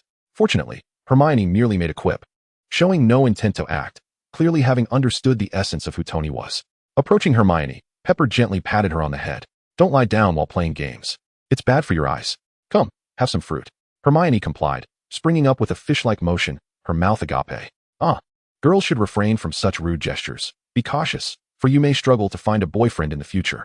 Pepper gazed at the exuberant Hermione, exclaiming helplessly. She then picked up a slice of cantaloupe and offered it to Hermione, her eyes brimming with affection. Upon hearing Pepper's words, Hermione's countenance darkened, rendering the cantaloupe suddenly tasteless. I am quite handsome. Never mind. Tony interjected from the side, feeling a pang of jealousy as he observed the closeness of the two. Pepper had never shown him such intimacy. Ever since Hermione's arrival, his status had plummeted, leaving him to seek solace in upgrading his armor. After losing the last match, Pepper ultimately discovered the reason behind his mimicry of a puppy's bark, which elicited a fit of laughter from her. Seeing his assistant so joyfully amused after a long absence of such delight, Tony pinched his nose and endured it. Consequently, Pepper began inviting Hermione over frequently, even compelling Tony to express gratitude, which left him somewhat exasperated. It was his own efforts and sweat that allowed him to escape. How did it become attributed to this clever little imp? However, upon hearing that Hermione had paid a significant price for her prophetic abilities, even endangering her own health, Tony fell silent, lost in thought, and ultimately complied with a sincere thank you. In recent days, Hermione's visits had become frequent, and their relationship blossomed. Although the girl's sharp tongue could infuriate him to the brink of donning his armor to confront her, he felt a twinge of envy as he observed Hermione reclining comfortably on Pepper's lap, refusing to budge. By the way, what is the underlying principle of your wizardry? Why must incantations be recited, and how is magic released from your so-called wands? Tony inquired, his lips curling in a slight grimace. Chapter 33, Divergence. It is essentially utilizing one's own magical energy as a source, with incantations serving as a medium to manipulate the world's rules. As for wands, they facilitate a more stable delivery of magical energy. Alas, discussing this with you muggles is rather tedious. I shall bring you a first-year textbook on the fundamentals of magic theory for you to peruse. Given your brilliance, you should be able to comprehend it, Hermione replied absently. Tony's lips twitched in annoyance. Damn it, this little imp has belittled me once more. Sooner or later, I shall decipher the principles of magic and construct an anti-wizard armor. Just wait and see how I make you weep, Tony muttered to himself. By the way, Pepper, are you busy lately? I require your assistance. After a moment of silence, Tony seemed to have an epiphany, abruptly halting his work, and looked up at Pepper. What is it? Pepper inquired. Tony handed her a device resembling a USB drive. I need you to go to my office, infiltrate the company's server, and retrieve all recent shipping lists. It should be in the execution documents, or perhaps on the ghost drive. He had come to realize that Stark Industries' weaponry could still fall into the hands of terrorists, indicating that someone within the company was clandestinely selling weapons behind his back. He sought to uncover the transaction evidence and identify this individual. As Tony continued to expound on the details, Pepper suddenly interrupted. If I retrieve the information, what do you intend to do? Her expression grew serious. Her gaze fixed intently on Tony. Unfortunately, Tony remained oblivious to Pepper's change, engrossed in his own thoughts. It's the same old story. They are engaged in underhanded dealings. And I must thwart them, locate my weapon, and obliterate it. Pepper's eyes were inscrutable, her voice gradually diminishing. Tony, you know I would do anything for you. But if you persist in this reckless behavior, do not blame me for being unable to assist you. The atmosphere had inexplicably grown heavy. Hermione quietly slipped from Pepper's embrace, her gaze darting between the two. Whether she was unaware of the suffocating tension or chose to ignore it, Tony continued unabated. Aside from this, there is nothing else. No art exhibitions, no charity galas, no signing events. This is the sole mission I will undertake, nothing more. His tone turned increasingly frigid, his expression somewhat terrifying, as he suddenly lifted his head, his eyes glaring at Pepper, seemingly enraged by her refusal. Yet, Pepper was not intimidated. Rather, disappointment and sorrow emanated from her gaze. Is that so? She said softly. Then I resign. Tony exclaimed. After all these years, you've stood by me, witnessing my weapons inflict harm upon the innocent. Now that I wish to protect those who are endangered because of me, you choose to leave? Pepper shook her head. You will bring about your own demise, Tony. I do not care. Tony's voice grew somewhat hysterical. Pepper remained silent, offering him a deep, penetrating look before turning to leave. Hermione had also risen at some point, shaking her head slightly. Hermione, are you leaving as well? Tony's voice sounded somewhat helpless, a life winner, adorned with countless accolades, evoking a sense of pity. Tony, on what grounds do you believe I would choose you over Pepper? Hermione recognized that his mindset had become distorted, and with a sigh, decided to administer a firm dose of reality. If you do not care, then go perish, but do not endanger others. As if stunned by Hermione's sudden harshness, Tony's mind faltered momentarily. Even Pepper, who had just reached the doorway, halted her steps and called out, "Hermione," extending her hand in an attempt to pull her back. "Sister Pepper, you need not speak." Hermione lifted her head, her voice imbued with undeniable authority, calmly addressing Tony. "You wish to be your superhero, to save the world. That is commendable. Yet, what you fail to comprehend is that during your absence, Sister Pepper has been tirelessly supporting your company through its trials, enduring each day to assist you. You remain oblivious to this, never once inquiring or expressing gratitude, instead choosing to lose yourself in that ridiculous suit of yours." Upon her return, she had hoped for a moment of respite. However, due to your negligence, she faces an overwhelming amount of pressure each day. She must tend to your needs while also managing the company, leaving her no time to rest. My frequent visits to you are not motivated by a fondness for your company, but rather because it is only in my presence that Sister Pepper can find a moment to relax her mind. Should you suspect a traitor within the organization, you are free to investigate on your own, for should you be discovered, it would not implicate others. Sister Pepper is merely an assistant. She is neither your girlfriend nor your wife, nor a superhero like yourself. She is an ordinary person who risks her life solely out of her affection for you. Even for her efforts and sacrifices, you ought to cherish the life that Ethan fought so hard to save. Upon hearing Hermione's words, Tony's complexion paled dramatically. Do you truly wish to protect the world, or are you merely attempting self-destruction out of guilt? If it is the latter, I can assist you right now. With a flick of her wrist, Hermione unleashed a colossal, invisible strike that severed the nearby table in two. Tony, witnessing this, extended his hand, stepping forward as if to speak. In the next moment, her wand was pressed against his chest. Hermione's expression remained indifferent, her wizarding robe billowing without wind, resonating ominously. Her eyes glowing with an ethereal blue light. A ferocious whirlwind swirled around her, causing the items in the room to tremble violently and explode in succession. She emanated an aura of terror and unmatched pressure. The endearing visage and tender age of Hermione often led the two men to overlook her formidable power. Yet now, they were confronted for the first time with the true weight of the term wizard. Flames roared. Thick pillars of fire, as wide as barrels, erupted from the tip of her wand, twisting into serpentine forms at her command, encircling Tony in a fiery barrier, forcibly separating him from the outside world. The raging inferno consumed everything within the laboratory. After executing this display, Hermione turned to Pepper and said, "Let him ponder what he truly desires." She then grasped Pepper's wrist and led her out. Pepper opened her mouth to speak, but ultimately remained silent. Gazing calmly at Tony within the fiery circle, she stated, "I will help you obtain the documents."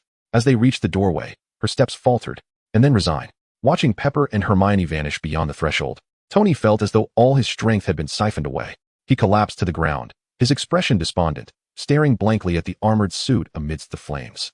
Outside, Pepper could no longer restrain herself and turned back to glance inside, her face etched with concern. "Hermione, will that fire put Tony in any danger?" Chapter 34. Tony, as long as I can reach that place. Hermione shook her head and smiled.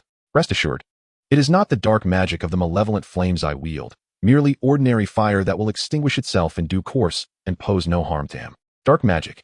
Pepper initially breathed a sigh of relief, but then realized she had stumbled upon something rather grave, causing her to hesitate further thoughts. Although it was her first encounter with this tempestuous side of Hermione, Pepper found herself not frightened, but rather moved. Realizing that this child was the one who truly understood her and stood up for her. "Tony, sigh?" Pepper let out a long breath. Hermione subtly shook her head. Such is the burden that friends and family of superheroes must endure. At least Pepper was the only one in the Marvel universe who harbored no ulterior motives and genuinely cared for her. She did not wish for him to be tormented by Tony's current state and decided to intervene, hoping Tony would recognize the issue sooner rather than later. With this thought, Hermione stifled a giggle and leaned closer, whispering, "Sister Pepper, are you still thinking about that narcissist? Oh, do you fancy him?" The secret was laid bare so openly that Pepper's heart skipped a beat. Realizing Hermione's teasing smile, she shot her a glare and retorted, "You're quite the little imp. Teasing adults at such a young age." Despite her words, Pepper felt a flush of embarrassment.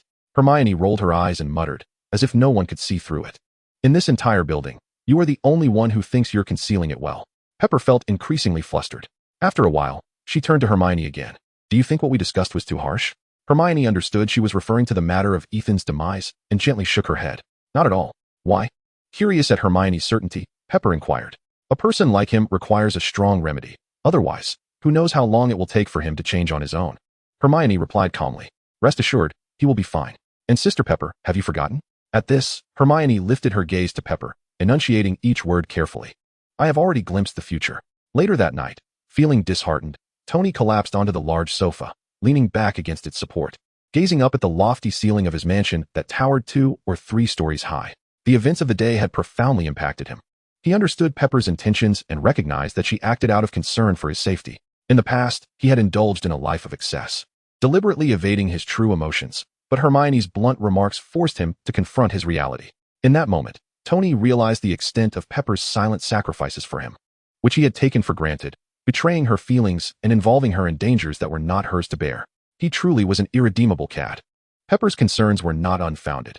He too had sensed the self-destructive tendencies that lurked within him following the abduction incident. Yet, each time he recalled Ethan's dying visage as he valiantly attempted to save him, or the lives lost due to his own weaponry, a profound anguish gripped Tony's heart. He yearned to atone for these transgressions with his own life, which propelled him into relentless nights of crafting his armor and tirelessly eradicating terrorists, heedless of his own mortality, until the day he might truly perish. It seemed the only path to alleviate his guilt. Resolving to seek an opportunity for sincere apology, Tony rose, wiping his face. However, in the next moment, his eyes widened in shock as he collapsed to the ground, a familiar face materializing before him. "Calm yourself, Tony," Obadiah remarked, retracting his sonic paralysis device. "This gadget proves quite effective, does it not? Alas, it has yet to receive approval for mass production." His tone light, he continued. "When I ordered your assassination, I was merely concerned about eliminating a goose that lays golden eggs." Tony stared at Obadiah in disbelief, unable to fathom that this uncle he had always respected was, in fact, a traitor within Stark Industries, the true architect of his demise. Obadiah aimed the extractor at the miniaturized arc reactor embedded in Tony's chest and swiftly extracted it. "Yet, it appears fate has spared you, as you still have one final golden egg to produce for me." He held the fist-sized reactor aloft, its azure glow captivating his gaze. As the reactor was removed, Tony trembled, a look of agony etched upon his face. After a prolonged silence, Obadiah suddenly slapped his forehead, pocketing the reactor, and chuckled. "I nearly forgot you can no longer speak. It was ill-advised of you to have Pepper seek evidence of my clandestine arms dealings. Her business acumen is formidable, and I had intended to keep her around." At those words, Tony's expression became animated, veins bulging, his eyes reflecting boundless regret. Observing Tony's desperate struggle for breath, Obadiah shook his head and turned to leave. Minutes later, Tony regained some measure of mobility. However, due to the prolonged absence of the reactor's magnetic force, tiny shrapnel fragments had begun to penetrate his heart, rendering him incapable of standing, forcing him to crawl laboriously. He understood that unless he replaced the reactor soon, the fragments would fully embed themselves in his heart, sealing his fate. Fortunately, Obadiah had not anticipated that the storeroom still contained the rudimentary reactor crafted in the cave, which might just suffice. Recalling Hermione's words from earlier and Pepper's disappointed gaze, Tony felt an unprecedented desire to survive. Most crucially, Pepper was in danger, and he had to rescue her. Struggling into the storeroom, Tony finally glimpsed the reactor resting on the shelf and reached out desperately to grasp it. If only he could reach that place. If only he could reach that place. Just at that moment, his body finally reached its limit. As if all his strength had been instantaneously drained, he collapsed to the ground, helplessly gazing at the reactor so close at hand, feeling life ebb away little by little. Just as despair was about to engulf him, a voice suddenly pierced through the air. "Oh, do you need assistance?" Hermione, leisurely approaching on her flying broom, chuckled lightly. "Oh, do you need assistance?" This voice, which usually irked him and ignited his desire for banter, now sounded like celestial music to Tony's ears. Leviosa. With a flick of her wand, the reactor floated up and aligned itself with the gaping hole in Tony's chest, inserting itself within. The reactor illuminated automatically, and moments later, Tony sprang up, gasping for air. It seemed he had survived. A sigh of relief washed over him. But there was no time for leisurely gratitude or inquiries into Hermione's unexpected presence. He immediately exclaimed, "Hermione, it's Obadiah who wants me dead. He's already discovered our plans. And Pepper is in danger. I need to suit up now. Please go save her." Chapter 35, Iron Man vs. Ironmonger. "Wow, I never expected to hear an apology come from you. What a rarity," Hermione remarked, astonished. Tony, anxious, replied, "If you enjoy hearing that, I can repeat it 10 times daily, but there's no time for that now." Hermione waved her hand dismissively, saying, "Rest assured, I care for Pepper even more than you do. She is currently accompanied by SHIELD agents and is relatively safe." Pausing for a moment, she continued, "It was after Pepper learned of Obadiah's scheme that she asked me to check on you. I had no idea I would find you in such a predicament. I should have recorded it for posterity." "Huh, that cheeky girl," Tony thought, his expression stiffening, but he felt a sense of relief. As long as Pepper was okay, he could now confront Obadiah. A glint of determination flashed in Tony's eyes. Upon reaching the lower levels, with Jarvis's assistance, Tony quickly donned his suit. Hermione nodded. noting that the gold and red armor indeed exuded an undeniable charm. "Are you sure you don't need help?" she asked, observing only his face visible within the armor. "In adult battles, children should refrain from meddling. You should return to Pepper and keep an eye on her." With the armor now encasing him, Tony's eyes sparkled with newfound confidence. Hermione smirked. "The sky has cleared, the rain has stopped, and now you feel invincible. I wonder who was just lamenting earlier. Well then, take care of yourself. Be cautious not to get yourself beaten up. Call for me if you need saving." Hermione mounted her broom and swiftly departed. That cheeky little brat. As Tony observed Hermione's retreating figure, he felt a twitch at the corner of his eye. Engaging in conversation with her always left him exasperated. It baffled him why she displayed such amiable behavior towards Pepper, yet unleashed her acerbic wit upon him. Had Hermione been privy to this thought, she would undoubtedly have scoffed at him. After all, Pepper was a gracious and stunning older sister, while he was merely an eccentric older man, hardly deserving of her compliance. In the dead of night, the New York skyline erupted with sounds of thunderous explosions. Accompanied by flashes of fire and the clashing of steel, citizens glimpsed two humanoid mechs, one large and one small, engaged in fierce combat on the streets. From a distance, Pepper, Coulson, and others watched the inferno with growing concern. They were already aware of Obadiah's nefarious scheme, knowing he had constructed a colossal metal beast, even more formidable than Tony's Iron Man suit. Due to their distance, the details of the battle remained obscured, leaving them to infer the intensity of the conflict solely from the cacophony. "Tony, please be safe," Pepper murmured to herself. Coulson, too, felt a sense of helplessness. Although SHIELD possessed the capability to neutralize the metal monstrosity, the urban environment with its multitude of civilians precluded certain tactics, forcing them to wait for good news from Tony. "Pepper, I'm back." Hermione's voice chimed from behind. Pepper's face brightened as she hurried towards Hermione. Coulson stepped forward, smiling. "Miss Wizard, it's a pleasure to see you again. I remember you. Your name is Company." Hermione furrowed her brow in contemplation. "Coulson, yes, that's it," she exclaimed, clapping her hands. Coulson smiled faintly, evidently pleased that Hermione remembered him. "How is Tony? Is he all right?" Pepper inquired, voicing her foremost concern. "I don't know," Hermione replied, crossing her arms and leaning against her broomstick. A hint of exasperation in her tone. "He insists on maintaining his pride and refuses my assistance, so here I am." A heavy silence enveloped them. After a moment, Pepper suddenly spoke up. "I'm quite worried about Tony. Could we get a little closer? I want to see how he is faring." Coulson's expression turned pained. It wasn't that he lacked the desire to help. Rather, it was a matter of feasibility. Despite their elite training, they were still mere mortals, ill-equipped to confront the Ironmonger without incurring substantial risk, particularly for Pepper's safety. Pepper cast a pleading look towards Hermione, who nodded in agreement. "No problem. But I must warn you, my apparition skills are not entirely refined, and transporting someone during a spatial leap can lead to unforeseen complications. You'll have to endure a bit on my broom." She patted the broomstick. Coulson's eyes widened in astonishment as he silently noted the terms apparition and spatial leap. The implications were overwhelming. Unfazed by the gravity of the situation, Pepper nodded and promptly took a seat on the broom. Initially, it was thought that sitting would be a formidable challenge. Yet an inexplicable force seemed to anchor her in place, rendering her as comfortable as if she were seated in an automobile. "Wait, Miss Sorceress." Coulson suddenly came to a realization and shouted. Despite the extraordinary abilities of the sorceress, the intelligence gathered by SHIELD suggested her powers were not inclined towards combat. The only method resembling cutting might struggle to inflict any substantial damage on steel. He was genuinely concerned that Hermione might become collateral damage in the clash between the two armored suits, should she be injured or perish. It would not only signify a significant loss for SHIELD, but also risk incurring the wrath of the ominous Wizarding World. Alas, Hermione was not inclined to heed his warnings, and in an instant, the enchanted broomstick whisked the two of them into the sky. Seeing this, Coulson steeled himself and hurriedly led his agents towards the battlefield. "Wow," Pepper exclaimed, caught off guard by the exhilarating mode of flight. Once she acclimated, her eyes sparkled with excitement. "Hermione, look, Tony is over there." After a fleeting moment of enjoyment, Pepper's thoughts shifted to locating the battlefield, quickly pinpointing Tony's position. Hermione maneuvered the broomstick closer until she could discern the struggle between the two combatants. A colossal mech, towering 2 to 3 stories high, was engaged in hand-to-hand combat with Tony, clad in his iron suit. The Ironmonger, a brutish and crude imitation of Tony's armor, was piloted by Obadiah within. Its only technological advantage, a reactor siphoned from Tony's chest. Without this device, the Ironmonger would be utterly immobile. The two titans clashed on the streets, exchanging blows and hurling motorcycles and cars at one another, creating a cacophony of noise. Yet, despite their relentless struggle, they inflicted minimal damage upon each other, leaving only innocent bystanders injured amidst the chaos. For 30 years, I have sustained you.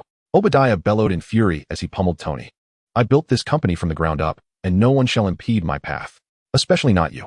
As he spoke, a missile, as thick as a forearm, launched from the ironmonger's back, aimed directly at Tony. Boom. Within the suit, Tony emerged unscathed, but was momentarily disoriented by the explosion, swaying in midair before finally regaining his composure and ascending once more. Chapter 36, Icebound. It seems you have modified your armor, Obadiah exclaimed, a note of surprise in his voice, before shouting, but I have made enhancements as well. As the words left his mouth, the ironmonger expelled a tremendous burst of flame from its feet, akin to a rocket taking flight, lifting its massive frame into the sky. Sir, it appears he can fly, Jarvis remarked from within the iron suit. Thank you for your utterly unhelpful observation, Tony retorted, glancing at the approaching ironmonger.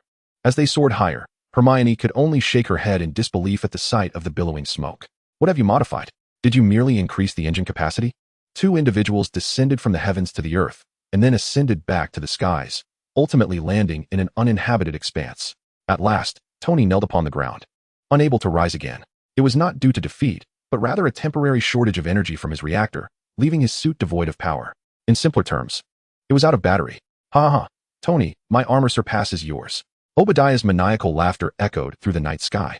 Tony lifted his gaze, casting a resentful glare at his opponent. No, your superiority is utterly unfounded, Hermione thought, brimming with incredulity.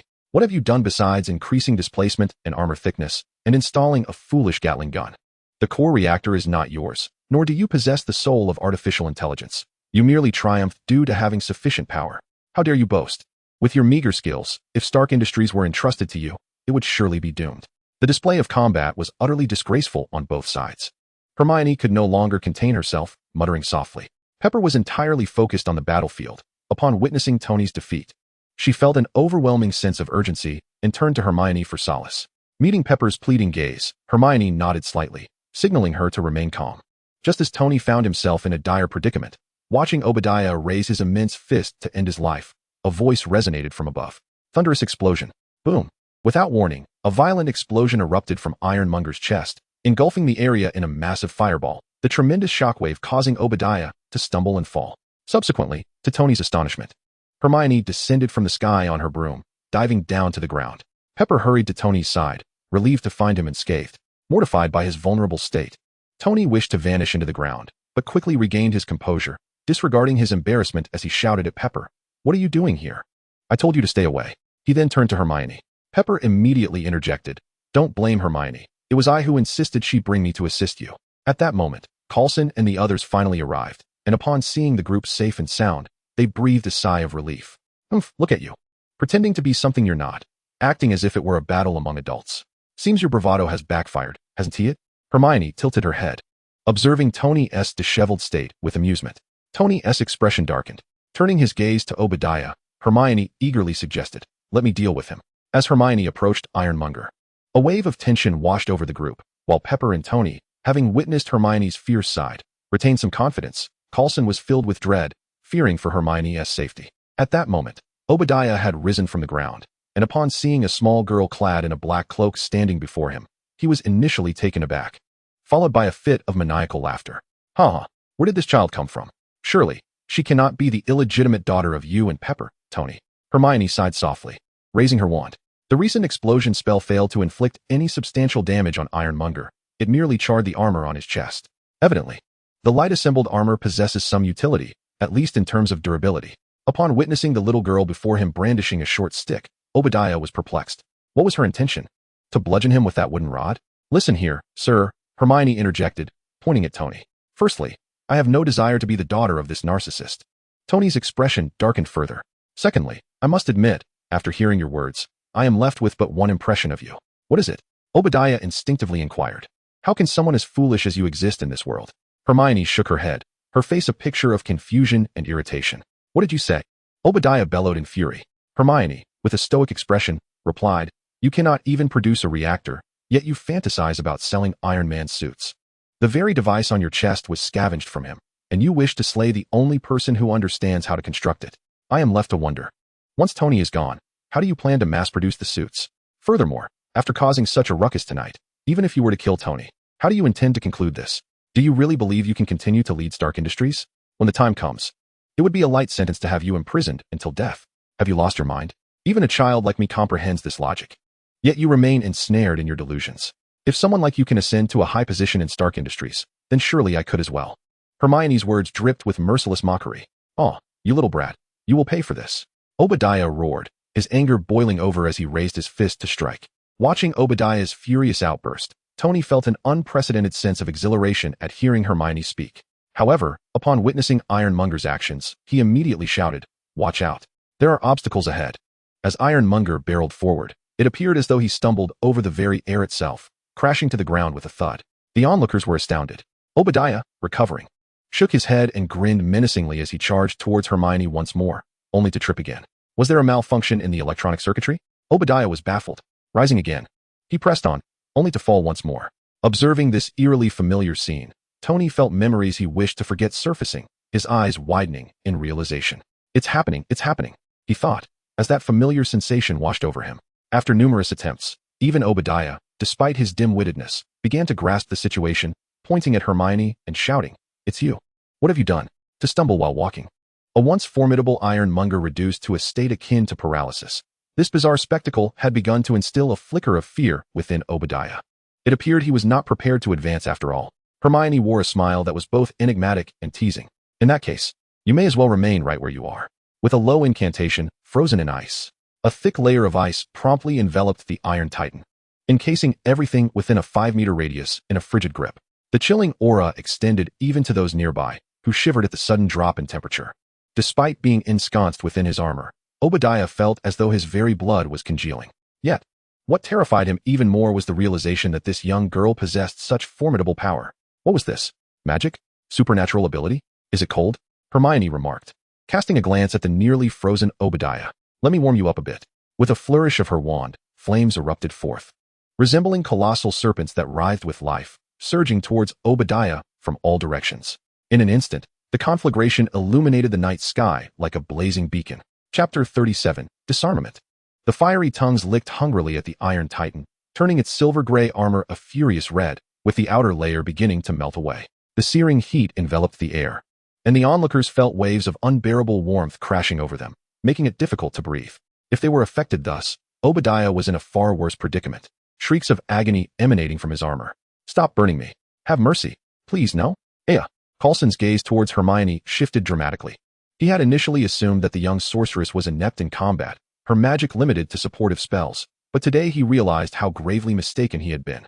Not to mention the bewildering trip that had led to the explosive beginning, followed by the icy onslaught, and culminating in the fiery inferno, each spell wielding immense power, far beyond what an ordinary person could withstand.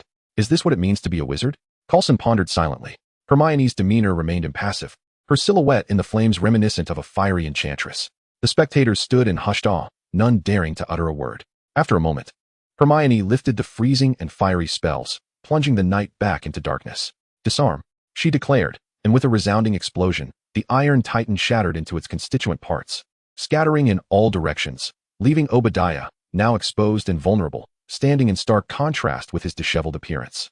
Feeling the brisk wind around him, the barely conscious Obadiah forced himself to focus, his eyes widening with disbelief. "Where's the Iron Titan? What happened to my formidable armor?" Not only Obadiah, but Hermione too was taken aback, her eyes wide in astonishment. Is there truly a disarming spell that can target steel armor? She mused internally. Had she known, she would have employed the disarmament spell from the outset, sparing herself the arduous ordeal. For an ordinary individual, the disarmament spell merely disarmed weapons like knives and wands. But against an entire suit of armor regarded as a weapon itself, it was akin to a divine nemesis. With a single utterance, the armor had disintegrated into nothingness. She could already envision the scene in the future where she would use this trick on Tony, who would stand there, bewildered and utterly perplexed. "Remove the armor. Remove the armor. Remove the armor. Strip it off. Strip it off. Strip it off." The spectacle was so ludicrous that Hermione nearly burst into laughter. Tony, equally wide-eyed, was in disbelief. "What sort of magic is this?" he screamed inwardly. In contrast to the previous flames and ice, this silent feat of disarmament sent shivers down his spine. It was more efficient than Jarvis removing the suit. Would this mean he would be mercilessly bullied by this girl in the future? He certainly hoped not. Why is this magic so feeble? Hermione's expression seemed somewhat dissatisfied. If it weren't for Dumbledore's prohibition against dark magic, this heap of scrap would have long been reduced to ashes. Scrap metal, Tony thought, feeling somewhat speechless. I suspect you were subtly insulting me. Is this truly considered weak? This is already quite terrifying. Coulson managed a strained smile, but in the next moment, he seemed to grasp a deeper significance, his pupils contracting sharply. Dark magic? That did not bode well. It couldn't possibly be the kind of dark magic he feared. Taking a deep breath, Coulson stepped forward and said, Miss Witch, since you are all right, I must return to the bureau to report. I shall not intrude further. We will handle the follow-up matters, so please do not worry. With that, he signaled for everyone to leave. The amount of information gathered today was overwhelming, necessitating a significant update on the intel regarding Miss Witch. What he initially thought would be a showcase for Tony Stark and his Iron Man suit had unexpectedly turned into Hermione's stage. After Coulson and the others departed, Tony, supported by Pepper, approached Obadiah. The man was already deceased, his wide-open eyes reflecting a deep-seated resentment. It was not a death by fire, but rather one of sheer rage. Hermione received a notification, Dark Magic. Dark Harvest, Talent. Current Soul Energy, 50. To Hermione's astonishment, Obadiah, an ordinary man, had accumulated 50 points of soul energy, rivaling that of 5 trolls. Although it paled in comparison to a unicorn, it was significantly superior to the pitiful 1 point of an average human. Yet, Obadiah was not inherently powerful. He couldn't possibly be counted among the strong just because of the Ironmonger. Perhaps it was not solely his innate qualities, but also the significance he held in the world, Hermione speculated internally. Minutes later, Pepper watched Tony from a distance, her eyes filled with concern. He had already removed the Iron Man suit and stood lost in thought not far away. Everything from that night needed to be gradually processed. Obadiah, Pepper, Ethan, Stark Industries, the Iron Man suit, and, most importantly, himself. Gently patting Pepper's hand, Hermione offered her a reassuring glance, then stepped forward to stand alongside Tony. I am a person who should have perished long ago. It seemed evident to Tony that the visitor was not Pepper, and he spoke first. Had it not been for that kidnapping incident, I would still be the oblivious playboy, unaware of my own shortcomings. Before Ethan's demise, I had promised him that I would not squander my second chance at life, which drove me to tirelessly develop my armor and ardently save lives, never pausing. Were it not for this purpose, I would have found it impossible to continue living. I am not mad. I have merely come to comprehend my mission, and deep down, I know that this course of action is right. His voice conveyed a profound loneliness. Hermione shrugged, saying, Then you should live well to fulfill that promise better. Those who play games know the saying, one must be alive to make an impact. Tony nodded in agreement. You are absolutely right. Thank you for the wake-up call regarding yesterday's events. Hermione shot him a glance. What are you babbling about? If it weren't for Sister Pepper's concern for you, I wouldn't bother with your narcissism. You ought to thank her. I will, Tony replied, as if he finally grasped something, turning to Hermione. Let us reintroduce ourselves. I am Tony Stark. He paused, a genius, playboy, billionaire, philanthropist. As he extended his hand, Hermione reciprocated, lightly tapping his palm. Hermione Granger, from Hogwarts. An ordinary witch. After a brief silence, Hermione suddenly recalled something, tilting her head and squinting at Tony. By the way, I remember someone saying that you owe me 10 apologies each day from now on. So let us start now. I enjoy hearing them. Come on, apologize. Otherwise, I'll dismantle your armor every day. With that, she brandished her wand playfully, as a threat. Tony's cheek twitched. You little imp. Hermione was still the same. Within 3 sentences, she could infuriate someone to the brink. It was evident they were not meant to be compatible. The following day, Tony mused. I like the name Iron Man. He perused the newspaper while Pepper assisted him with his makeup. However, to be precise, the armor was crafted from titanium alloy, not iron. Just then, Coulson entered, handing Tony a card. Just read what's on this. We've handled the aftermath. Just say that what appeared yesterday was your robotic bodyguard. The spectacle last night was too explosive. We must provide the public with an explanation, but fortunately, SHIELD has prepared a statement. Chapter 38. Utilizing Pepper to command Tony. Today marked the press conference regarding last night's incident, and as long as he conveyed the statements on the card to the reporters, he could successfully navigate through it. Pepper stood up, adjusting Tony's suit, and remarked with a smile. After all, you are not Iron Man. Why should you care? Tony nodded thoughtfully. Indeed, if I were Iron Man, my girlfriend, who knows my true identity, would undoubtedly be worried sick, fearing that I might perish one day. Gazing at Pepper, Tony suddenly inquired, what were you thinking that night? Which night? That night. Oh, you mean the night we danced together, when we ascended to the rooftop. At this point, neither Pepper nor Tony spoke further. They exchanged a profound gaze, oblivious to their surroundings. The atmosphere within the room fell silent, enveloped in an air of ambiguity. Coulson averted his gaze, awkwardly staring at the ceiling. This ceiling truly is a ceiling. Suddenly, the tranquil ambience of the room was interrupted by a series of rustling sounds. What is that noise? Tony furrowed his brow and scanned the area, yet found nothing amiss. The sound persisted, echoing like a faint wheeze. It seemed to emanate from below. Pepper and Tony shared a glance before lowering their heads. There stood Hermione between them, engrossed in devouring a large apple. Feeling their stares, she glanced up at them. When did you arrive? Tony exclaimed, astonished. Hermione, equally shocked, gaped. Goodness, I came with you both this morning, seated right between you two in the car. Are you blind? Tony shook his head, incredulous. How could that be? If it were true, how could he have been so oblivious? It had been just him and Pepper the entire way. Hermione was equally bewildered. You seem under a confusion spell, yet I cast no such enchantment. Her gaze flitted between Tony and Pepper, recalling the charged glances they exchanged, and suddenly, realization dawned upon her, inciting her fury. So, Tony Stark, your eyes only see Pepper, is that it? You heartless creature. Had she known, she would never have rescued him. With that, Pepper swiftly turned her head away, her face radiating embarrassment.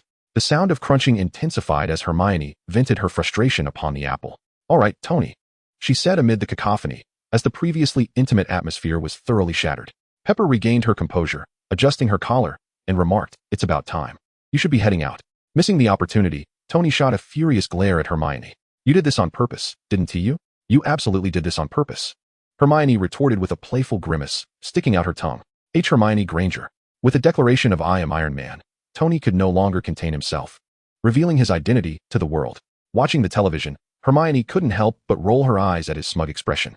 Assuming Hermione was still miffed about earlier, Pepper enveloped her in an embrace, softly reassuring her, you know how Tony is, don't let it bother you. Observing Hermione's silence as she idly twirled her wand in her palm, Pepper sighed in resignation. In this instance, not only did you save his life, but you also salvaged Tony's existence. Indeed, Tony ought to express his profound gratitude to you. By the way, do you have any desires? Speak freely, and I shall ensure he complies. Hermione lifted her gaze, a spark illuminating her eyes. Pepper quickly interjected, excluding dragon heartstrings and phoenix feathers, of course. She recalled Hermione's words at S-H-I-E-L-D. Hermione's head once again nestled into Pepper's embrace. Perhaps fearing Hermione's overthinking, Pepper clarified, it's not that we wish to deny you assistance. It's simply that we have never encountered such items and are unlikely to procure them in a short span. Well, there is one thing. Could you have Tony modify a flying broomstick for me? I wish to add some small components. The moment of harvest had arrived. After feigning for so many days, Hermione sought the acceptance of these superheroes, pretending to be a benevolent figure, yet deep down, she recognized that she was not truly virtuous. A favor rendered necessitates reciprocity. Otherwise, her true nature would reveal itself. After all this turmoil, whether in fostering a good relationship with Pepper or aiding him through challenges, Hermione had successfully carved a significant place in Tony's heart. Even if Hermione were to neglect her responsibilities daily, Tony would merely engage in playful banter, his regard for her never waning. The plan was a success. A smile danced at the corners of Hermione's lips. Half of Stark Industries was now hers. By leveraging Pepper to influence Tony, that industrious worker would prepare to serve her indefatigably. As Tony departed the meeting, he was brimming with vigor. Pepper, Hermione. Today marks the official birth of the superhero Iron Man. Let us find a place to celebrate. Pepper's inquisitive gaze turned towards Hermione. Is there anything you wish to eat? After a moment of contemplation, Hermione replied, Chinese cuisine, perhaps.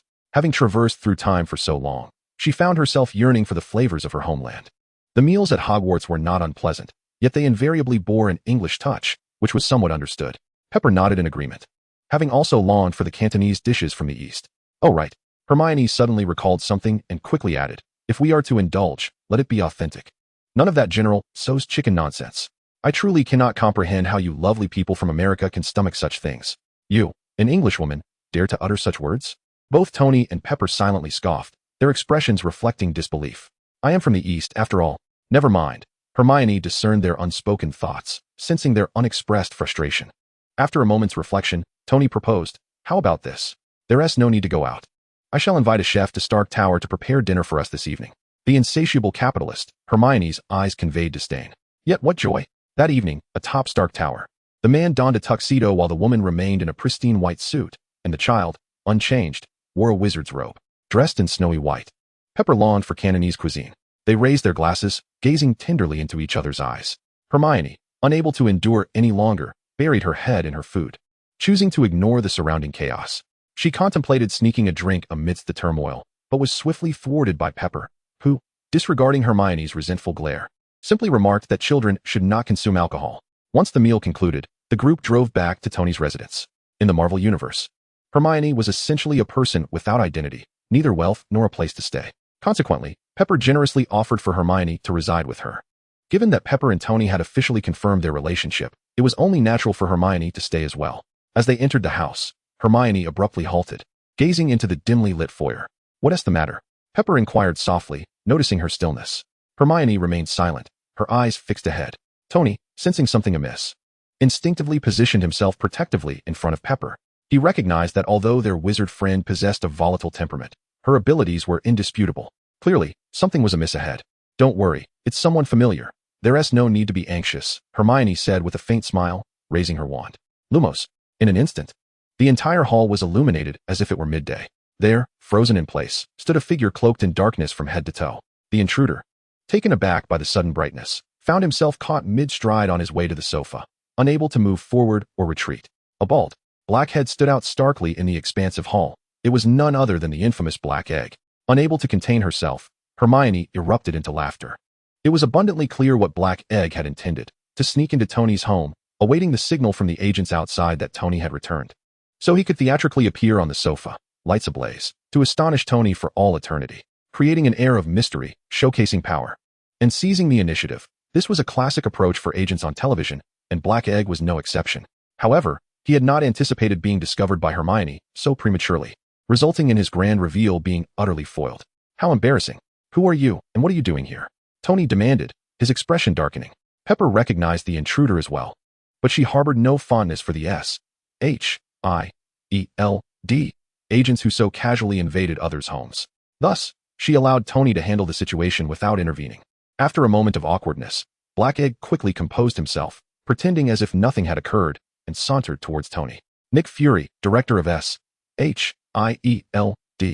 Fury stated, his expression unyielding. Truly, one could see why he was a leader. His audacity was unparalleled. Hermione mused internally. "I came to discuss matters concerning the Avengers." Fury began, but was swiftly interrupted by Tony. "Not interested. Whoever you are, leave my home now." It seemed that an upgrade in security measures was in order. Obadiah too. How could anyone just waltz in like this? Without a trace of courtesy, "Mr. Stark, I still advise you to listen," Fury said. His brow slightly furrowed as he maintained his composure. He was well aware of Tony's disposition. Though the situation was not favorable, the task at hand still required completion. Just as Tony was about to utter something, Hermione suddenly waved her hand. "Hello, you egg. Good evening, Miss Witch," Pepper responded. And upon realizing it was Hermione who initiated the conversation, Fury pondered that she took precedence over Tony Stark. The term egg quickly clarified Hermione's intent, causing a slight movement in Fury's cheeks. "What brings you here? Where's Natasha?" Hermione inquired. "Agent Romanoff is on a mission." "Oh." Hermione nodded and fell silent. Fury's expression faltered. Is that it? What on earth does O mean? This reaction seems off. Is Natasha not your favorite beautiful sister? How is it that you're aware of her mission, yet show no concern?" His gaze caught sight of Pepper, who was holding Hermione's small hand, and a shock coursed through Fury. "Good heavens. The worst has happened. We've been robbed. No matter how formidable a witch may be, she remains but a child. And children are often fickle, gravitating towards those who treat them kindly." It was no wonder that Hermione had not visited SHIELD lately, preferring to spend her time with Tony Stark. Initially, Fury believed she had developed a good rapport with Stark, which alleviated his worries, as he knew that no matter how close they were, he could never fulfill Natasha's role. However, it now appeared they had misjudged the situation. It was Pepper Potts, not Stark, with whom Hermione had formed a bond. Stark was merely a bystander, a strategic blunder of great magnitude. "Tony, perhaps it's best to listen first." Pepper gently patted Tony's back. "Regardless, when you were kidnapped, they did their utmost to assist. Without SHIELD, I could never have ensured your safety or met little Hermione." Listening to Pepper's words, Fury felt a peculiar discomfort, sensing an undercurrent of sentiment, an impression that the current partner was expressing gratitude to the ex for facilitating their acquaintance, while simultaneously drawing closer to the ex's presence. Indeed, let us heed the egg's words, for they did protect Pepper last night," Hermione echoed. Translation: "Perhaps we should show some regard for your ex, considering they covered our hotel expenses last night." It was over. Fury felt darkness clouding his vision. Little Hermione was clearly deeply enchanted. For a fleeting moment, Fury contemplated abandoning the mission altogether, summoning Natasha back to address Hermione first. Yet, ultimately, reason prevailed. Seeing both Pepper and Hermione insist on this course, Tony could only stifle his displeasure and prepare to listen to what he had to say. Fury maintained his composure and said, "I have come today to discuss matters concerning the Avengers." "Avengers?" Tony furrowed his brow, questioning if S.H.I.E.L.D. was seeking revenge on someone. Fury paused briefly before continuing. It is not about vengeance, but rather a plan to assemble a task force, a team composed of individuals with extraordinary abilities, to address crises that ordinary people cannot handle in the future. I call this initiative the Avengers Initiative. What a ridiculous name, Tony murmured, realizing that the head of S.H.I.E.L.D. was evidently here to recruit him. It seemed that being Iron Man still held considerable weight. With this thought, he reverted to a smug expression. You have discerning taste, Tony said, standing tall. However, Iron Man alone is sufficient to safeguard the world. There is no need to join your so-called remarkable boys club. Fury replied, that's understandable, Tony Stark. Is it? Fury continued calmly.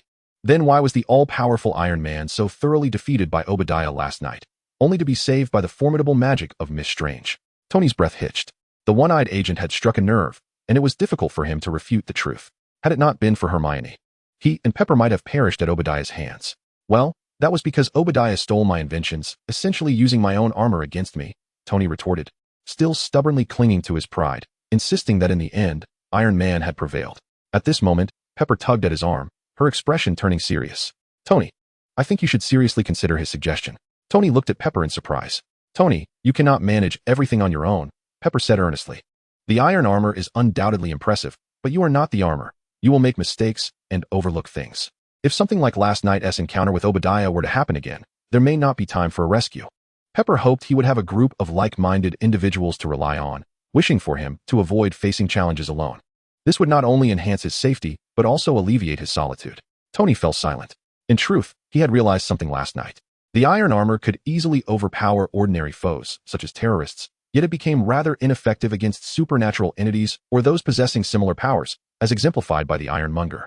Miss Potts was indeed correct. Fury remarked, this world is much larger than you can imagine, filled with many unknown entities lurking beneath the surface. We must unite. Take Miss Strange, for instance. Without her, we would have remained oblivious to the existence of magic, let alone the mysteries of the supernatural and the wizarding world. I have a foreboding feeling that something awaits us in the future, which makes the formation of the Avengers necessary. Hermione listened intently and couldn't help but marvel at the dark egg's intuition and sharp insight, which seemed to have reached the limits of an ordinary person's capabilities. Whether it was in assembling the Avengers, being the first to detect issues within the Insight program and S.H.I.E.L.D., or secretly recovering the aerospace carrier to address the urgent situation in Sokovia during the Ultron incident, all of it was remarkable. I need to ponder this, Tony said after a moment of silence, his earlier resistance waning. Fury nodded, understanding that he had not anticipated achieving his goal directly. Today was merely a precursor. Moreover, there is another matter, Fury continued, proposing that S.H.I.E.L.D. would sincerely invite Tony to serve as a technological consultant. Tony snorted lightly. You can't afford my salary. But he quickly shifted his tone. However, considering your keen discernment, I might lend a hand out of friendship. He added, don't get any strange ideas. My agreement stems purely from your protection of Pepper last night and your efforts in the rescue. Despite his insistence on this reason, there lingered an air of unwarranted pride. Once Tony was settled, the dark egg turned to Hermione. Miss Witch, regarding the Avengers. Before he could finish, Tony immediately grew wary, his expression turning hostile. What, now S.H.I.E.L.D. can't even spare children. We adults can't safeguard the world. And you expect a child to risk her life for you? Fury mused that he would indeed want that, but seeing how seriously they regarded Hermione, there seemed little chance. In truth, he merely stated that, and aside from the notion of seeking Hermione's assistance, the adults' expressions were too grim. Even if it were possible, Natasha and Coulson would not agree. No matter how powerful Hermione might be, she was still merely a 12-year-old girl. The idea of sending her into battle to fight for her life would be a psychological hurdle too great for many to overcome. You misunderstand, Mr. Stark, Fury clarified. I merely wish to invite Miss Witch to serve as a consultant for S.H.I.E.L.D., though not in your technological realm, but rather as an advisor in the arcane arts. What about my role? Hermione interjected, surprised. Indeed, Fury affirmed. Your background in the wizarding world and your mastery of mystical knowledge are vital for global security. With your assistance, S.H.I.E.L.D. could more effectively protect the populace, combat evil, and uphold justice. Regardless, he laid on the flattery. Just a consultant? Tony questioned, skepticism evident in his eyes. I assure you, Miss Witch would have considerable freedom upon joining and would solely be imparting knowledge. Hermione's interest piqued. So, I could teach others like a professor at Hogwarts? She rubbed her hands together, a glimmer of excitement shining in her eyes, embodying the thrill of a child finally able to teach others. Fury nodded, absolutely. Can I administer punishment to foolish students? Hermione displayed a devilish expression. Fury suddenly felt that recruiting Hermione might not have been the wisest choice. As long as you don't put our agents in peril, he hesitated for a rare moment, his voice tinged with uncertainty. He tentatively suggested, it would be even better if you could teach them a spell or two. The truth was revealed. Hermione shook her head and replied, it's not that I am unwilling to teach, but those with magical abilities are exceedingly rare. Moreover, the Ministry of Magic has specialized methods to monitor the world. Once they identify a child who meets the criteria, they are swiftly whisked away to prestigious magical schools. Although Fury had long anticipated this, he still felt a pang of disappointment. Is there truly no other way to grant someone magical abilities? None, Hermione answered succinctly. However, enabling muggles to cast spells is indeed feasible, albeit quite troublesome and with subpar results. Fury's eyes brightened, and he quickly inquired, can you do it? No. And even if I could, I wouldn't. Hermione shot him a glare. Do you wish for the Ministry's orders to storm SHIELD and apprehend your agents? Fury fell silent. Tony suddenly interjected, are you seriously considering serving as some enigmatic consultant for them? Hermione turned her beautiful eyes toward Tony. Indeed. I find it rather intriguing. This was true. In her vision, the existence of wizards should be known to the world. And what better opportunity than to reveal a portion of it now? Tony nodded and turned to Fury. What salary are you prepared to offer her? Fury responded with confusion. Tony squinted. You're not implying that SHIELD intends to employ child labor without remuneration, are you? Fury's expression darkened. He had indeed thought that. However, Tony's blunt phrasing made it difficult for him to advocate for the greater good, considering Hermione's worth. How much do you think you should pay her? Tony pressed further. $1 million? Fury tentatively suggested. Tony let out a cold laugh. How about this? I'll offer $10 million per month to hire her as a consultant for Stark Industries. What do you say? Fury's face darkened even more, leaving him to seek help from Hermione. Hermione poked her finger at her cheek, gazing at the ceiling as she pondered. After a long moment, an idea struck her. How about this? Television shows always depict organizations like yours as possessing a plethora of fascinating items. Why not grant me sufficient access to explore those intriguing collections and documents? Upon hearing this request, Fury was taken aback. Chapter 41, The Quidditch Match. Fury was startled and instinctively inclined to refuse. The core of SHIELD's operation lies in the confidentiality of intelligence and strict agent clearance. Granting Hermione access would mean that all secrets would be laid bare. Yet, in the next moment, he found himself halting his words. What had initially been an instinctive thought, upon further reflection, did not seem entirely unfeasible. Hermione's interest seemed confined to the allure of the novel, posing no substantial threat. Within SHIELD, numerous elements remained shrouded in uncertainty, such as the enigmatic object 084, which Hermione might possess insight into. Reflecting on this, Fury ultimately nodded in agreement, stating, very well, I shall consent to this matter. When might you visit SHIELD again? I wish to select a few promising students for you. He was already somewhat impatient. Since her previous encounter regarding the art of prophecy, Hermione had not returned to SHIELD, resulting in a halt to their intelligence exchange.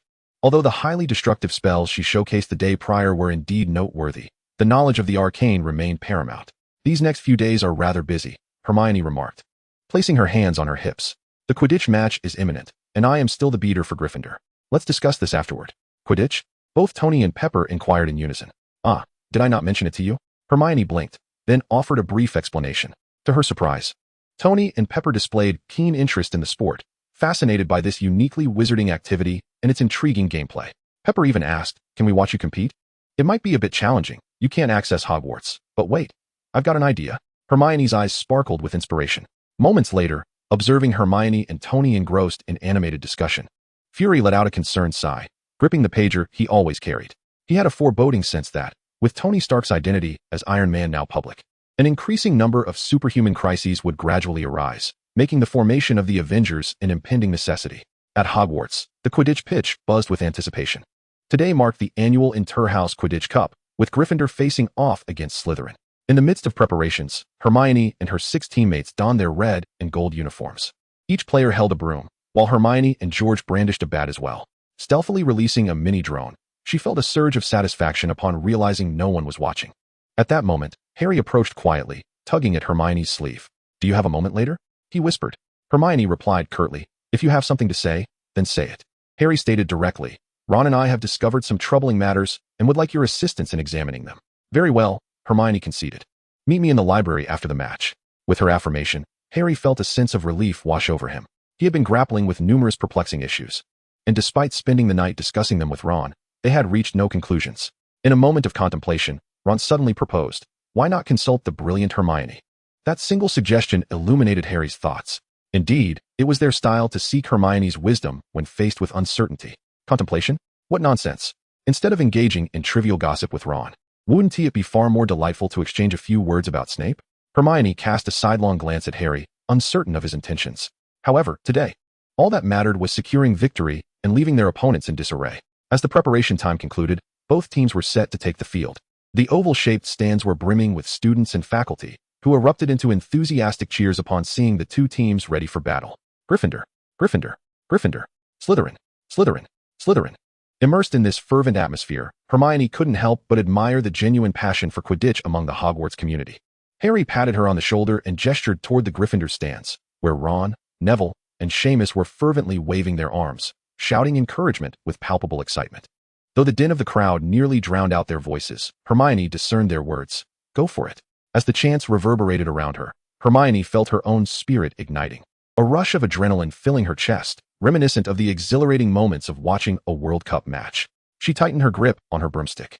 Initially, she had thought that after her journey to this world, such emotions would be a thing of the past, that her life would consist solely of acting and pursuing power. Yet, at this moment, she realized that was not entirely the case. Wood glanced at Harry, asking, Are you nervous? Harry nodded. It's all right. I felt the same way during my first game. And then, I don't quite remember. I was knocked out by a bludger within 2 minutes and spent a week in the hospital. Harry swallowed hard. That is comforting.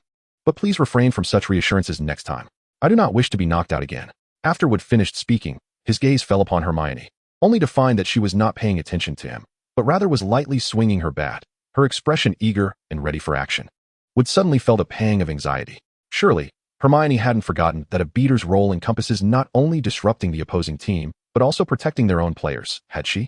Surely she remembered. Let us welcome both teams onto the field, boomed Lee Jordan from the commentary box, his voice resonant, as his words echoed through the air. Both teams mounted their flying broomsticks, soaring into the sky and performing several loops before finally hovering above the pitch. Today's match featured the Gryffindor team competing against Slytherin. Lee Jordan began to introduce each player, and with every introduction, the crowd erupted in cheers. When it was Gryffindor's turn, he exclaimed, in this match, Gryffindor has boldly fielded 2 first-year newcomers, Harry Potter. He paused momentarily, and the renowned library witch, Hermione Granger. The mention of library witch elicited an even more fervent cheer from all houses except Slytherin. Wood chuckled. It seems you are quite popular. The Weasley twins, nestled beside each other, jested. Indeed, she is the most enchanting and simultaneously the most brilliant girl among the freshmen. Who could possibly resist her charm? Our Ron certainly can't. Hermione shot a fierce glare at the two, although she had not intentionally cultivated a reputation. Her striking beauty combined with her unparalleled magical prowess had inadvertently garnered her a multitude of admirers. While she typically exuded an air of aloofness and preferred solitude, many were drawn to her enigmatic demeanor. The more elusive and inaccessible she appeared, the more intrigued others became. Chapter 42, the first match, the second match. As the introductions of the players concluded, the traditional exchange of banter commenced. Opposite them, a buck-toothed Slytherin player directed a taunt at Wood. What's this? Has Gryffindor run out of players, resorting to fielding 2 first-years? Wood, undeterred, glanced at the green and white uniforms of his adversaries and retorted coldly. Let us see if you still feel that way after we win. At this, the Slytherin team erupted in laughter. When has Gryffindor triumphed over Slytherin in recent years? Wood, are you still dazed from your last defeat? The buck-toothed boy mocked. Since the legendary Charlie Weasley took on the role of Seeker, Gryffindor had not once claimed the championship title. Wood, choosing not to respond to the provocation, turned to Hermione and the others to reassure them. No need to feel pressured. Just perform at your best. As the saying goes, friendship comes first and competition second. Victory is not what truly matters. Friendship first and competition second is merely an excuse for those who cannot win. The buck-toothed boy laughed heartily. If a match is not about winning, what is its purpose? It should be competition first, friendship second. Before Wood could reply, Hermione interjected. Indeed, Senior, you are absolutely correct. If a match is not about winning, it is devoid of significance. Why should one choose to lose when victory is attainable? Do you share this sentiment? The buck-toothed boy asked, somewhat astonished. It was his first encounter with an agreement from a Gryffindor. However, There is one point where you are mistaken. Where? It is not competition first, friendship second. Hermione slowly raised her head, her smile growing increasingly cold. It should be competition first, competition second, she declared emphatically, just as her opponent was still in shock. A resounding whistle pierced the air, and several balls of varying sizes soared into the sky. The match had officially begun. In New York, at Stark Tower. Tony, look. Little Hermione is on the field, Pepper exclaimed, pointing at the large screen in delight. The footage displayed the Quidditch match between Gryffindor and Slytherin. Recently, Hermione and Tony had engaged in collaborative research, devising numerous methods to successfully enchant a drone, which, through a magical tome, transmitted the captured images across realms to the screen in Stark Tower. Broadcasting not through signals, but through magic, the act of reading remains invaluable. Among those watching the live Quidditch match, aside from Tony Pepper, was a certain dark-haired rogue who would never miss an opportunity to delve into the mysteries of this world. For Tony, this match might merely represent a novel athletic endeavor, yet for the rogue, it served as an essential source of intelligence.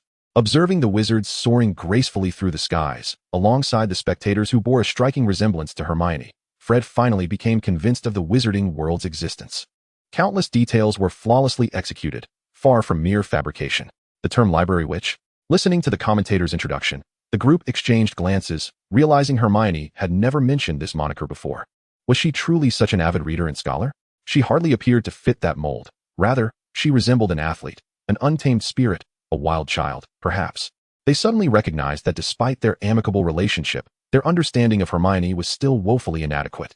Little Hermione certainly enjoyed considerable popularity, hearing the crowd's cheers of which Hermione. Pepper turned to Tony with a smile. She had previously harbored concerns that Hermione's frequent excursions outside the school might stem from being ostracized by her peers. It now seemed she had worried unnecessarily. As the whistle blew, the 14 players instantly surged toward their respective targets. In a flash, the figures of both teams intertwined in the sky, soaring at breathtaking speeds. The impending clash between the culinary delights of scrambled eggs with tomatoes and scallion-topped tofu was imminent. Slytherin's Blatch and Gryffindor's Angelina, as chasers, weaved through the crowd, and ultimately, Angelina seized the quaffle first, darting towards one of Slytherin's hoops. However, Blatch was not to be outdone. He accelerated in pursuit, positioning himself alongside Angelina.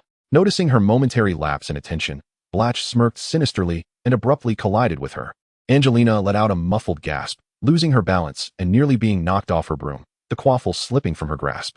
Fortunately, Elia, positioned below, swiftly caught the ball, regaining control to mount an offensive. Yet, the buck-toothed captain of Slytherin, Marcus Flint, who had been lurking nearby, seized the opportunity when the ball fell into Elia's possession. Lunging out from the side and landing a kick to her abdomen, Elia tumbled through the air several times but miraculously remained aloft, though the quaffle was once again relinquished. A collective gasp of disapproval erupted from the crowd, predominantly directed at Slytherin's incessant underhanded tactics. While the infractions may not have been outright fouls, they were certainly unsportsmanlike. In the stands, Professor McGonagall clenched her fists, her focus unwavering on the unfolding drama, her anxiety palpable. Yet, Marcus seemed utterly unfazed, even reveling in the chaos.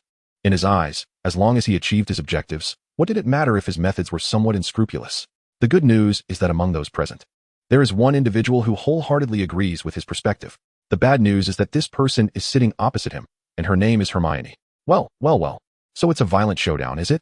Upon witnessing the two resort to underhanded tactics, Hermione not only remained unperturbed, but even allowed a faint smile to grace her lips, asserting that it was indeed her adversaries who initiated the conflict. With that, she accelerated towards a Slytherin player, leaping off her broom with remarkable agility. The Slytherin player was taken aback by Hermione's sudden move, watching in disbelief as she executed a knightly kick mid-air, her shoe rapidly approaching his face. The impact was forceful enough to send him, along with his broom, crashing into the stands, rendering him unconscious. Hermione gracefully landed back on her broom, leaving the arena in a momentary hush. The next instant, the Gryffindor supporters erupted in laughter, while the Slytherin team shouted their protests. However, the Gryffindors, having bottled up their frustration for too long, retorted without hesitation. Is it permissible for you to collide and kick, yet not for our Hermione? They jeered. Look, her kick is executed with far more elegance and precision. Just moments ago, Slytherin had resorted to dirty tactics, yet now, the Gryffindor which had retaliated with a strikingly beautiful knightly kick. The commentator found himself momentarily at a loss for words, feeling as though he were narrating a martial arts film rather than a Quidditch match. Having incapacitated one opponent, Hermione wasted no time, seizing her broom and targeting her next victim with singular determination. As Slytherin's Blatch focused his gaze on Angelina, Hermione stealthily approached from behind. Just as he was about to recreate his earlier success, he suddenly noticed her presence. Hermione wore a mischievous grin reminiscent of a dragon's smirk. Realizing the imminent danger, Blitch attempted to accelerate away, but was met with a sudden elbow strike from Hermione, causing excruciating pain to his left side, as though several bones had snapped. The unexpected blow sent him spinning, crashing headfirst into the sand. Remarkable. The Weasley twins, reveling in the chaos, applauded Hermione's audacity. You, Slytherin Captain Marcus, witnessing this scene from afar, momentarily forgot about the quaffle, his mind blank as he stood frozen in place, inadvertently allowing Alia to seize the ball and score. Gryffindor scores, shouted Lee Jordan, his voice ringing with excitement. Marcus appeared dazed, pondering whether this was truly the Gryffindor he had known. How could this newcomer, Hermione, possess tactics even more cunning than Slytherin's? Surely, she must have been placed in the wrong house. In the blink of an eye, Slytherin found themselves down 2 players. The pressure mounting as they shifted from offense to defense. As Hermione swiftly approached her next target, Marcus widened his eyes in disbelief. Not again, he shouted urgently. Be careful. The other team members, having witnessed the previous incident, instantly grew wary of Hermione. One player, seeing her charge towards him, began to maneuver frantically, determined not to give her a chance to make contact. Observing this, Hermione halted her pursuit, raised her bat, and seized the moment to strike the bludger toward the opposing side. Upon seeing the bludger hurtling towards him, the player instinctively prepared to sidestep, only to be blinded by a sudden, brilliant light emanating from the tip of Hermione's broom. The dazzling brightness nearly seared his eyes. Reflexively, he covered his tearful gaze, missing the opportunity to evade, and was struck directly in the face by the bludger, crashing to the ground in a heap. Damn it! Marcus cursed internally. Cheating. That girl is using a spell. He pointed at Hermione and shouted. Madame Hooch shook her head, casting a sonorous charm to reply loudly. She hasn't drawn her wand. Nor is there any sign of magic. The game continues. Looking at Hermione, who was empty-handed, Marcus was perplexed. Upon closer inspection, he realized that the source of the light at the front of her broom resembled a laser flashlight, but far more luminous than any he had known. Its power was nearly comparable to that of a flashbang. Hermione remarked nonchalantly, My eyesight isn't the best, so it seems reasonable to attach a headlight to my broom for illumination. Before Marcus could respond, she darted toward her next target. The next chosen player, recalling the grim fates of his 3 teammates, steeled himself and prepared to confront her head-on. I'm tall and strong. I can surely take down a small girl, he thought as he charged toward Hermione. Just as they were about to collide, a deafening crash echoed, and he felt as if he had just collided face-to-face with a honking train. His eardrums nearly burst from the impact, leaving him disoriented and causing his broom to spiral out of control, plummeting to the ground. Hermione removed her earmuffs and glanced back at Marcus. I was worried about crashing into someone, so I installed a horn on my broom to warn you all. No need to thank me. In the following half-minute, Hermione employed the same tactics, flashing high beams, sounding the horn, and releasing smoke, successfully sending the remaining Slytherin players off the field, leaving only Marcus, the buck-toothed captain, remaining. Terrified, his mind was consumed not by the outcome of the game, but by a singular thought. He must not let Hermione approach. With this in mind, he turned and fled, accelerating on his broom to the utmost. Yet Hermione found herself momentarily unable to catch up. Both were riding Nimbus 2000s, and their maximum speeds were equal. Without hesitation, Hermione pressed the red button on the side of her broom. Ah, here comes the nitrous. In the next moment, an inconspicuous gold and red module at the rear of her broom rapidly expanded, emitting a blue flame akin to a rocket thruster. As the red and blue neon lights illuminated the broomstick, Hermione's speed surged dramatically, and in an instant, she found herself behind Marcus. He was seized by panic and exclaimed, Impossible. We are all on Firebolt 2000s. How can your broom be so fast? Hermione let out a cold laugh. The mere Firebolt 2000 was no longer her broom. It had acquired a more sophisticated name, Cyberpunk 2077. The shifting hues of red and blue danced upon Marcus's face, leaving him helplessly watching as Hermione drew ever closer. 1, 2, 3. Elbow you. Bang. Observing Wood's bewildered expression, Hermione gave a thumbs up, closed one eye, and wore a smug grin. Oh, by the way, I'm riding Violent Moto Thief 6. Marcus lay on the ground, gazing at the devastation around him, struggling to rise, pointing at Hermione with trembling hands and a face full of indignation. Why, you're still human, are you? He then collapsed, unconscious. A profound silence enveloped the scene. Even the other Gryffindor players had ceased their actions, with only Harry, fixated on the golden snitch, remaining unaware of the chaos around him, diligently pursuing his task. Hermione shrugged. In sports, some casualties are normal. There was even a fellow who, in a match in 1357, committed the atrocious act of attacking the referee. I've been quite restrained. On the teacher's platform, even Quirrell was left speechless, momentarily forgetting his ambition to curse Harry to death. 3 minutes later, under the watchful eyes of all, Harry finally caught the golden snitch. Holding it aloft, he felt a surge of excitement, ready to shout, only to be struck by the sudden silence. Everyone regarding him with complex expressions. Meanwhile, the Slytherin players were inexplicably slumped, unconscious. Harry glanced at the scoreboard. Everything seemed fine. No, I caught the golden snitch. We won. Why is there no reaction? Hermione flew to Harry's side and patted his shoulder. Congratulations on catching the snitch. An impressive 150 points for us. We won. You're amazing. Sensing the peculiar atmosphere, Harry tentatively asked, did we really win? Yes, we did. Really? Really?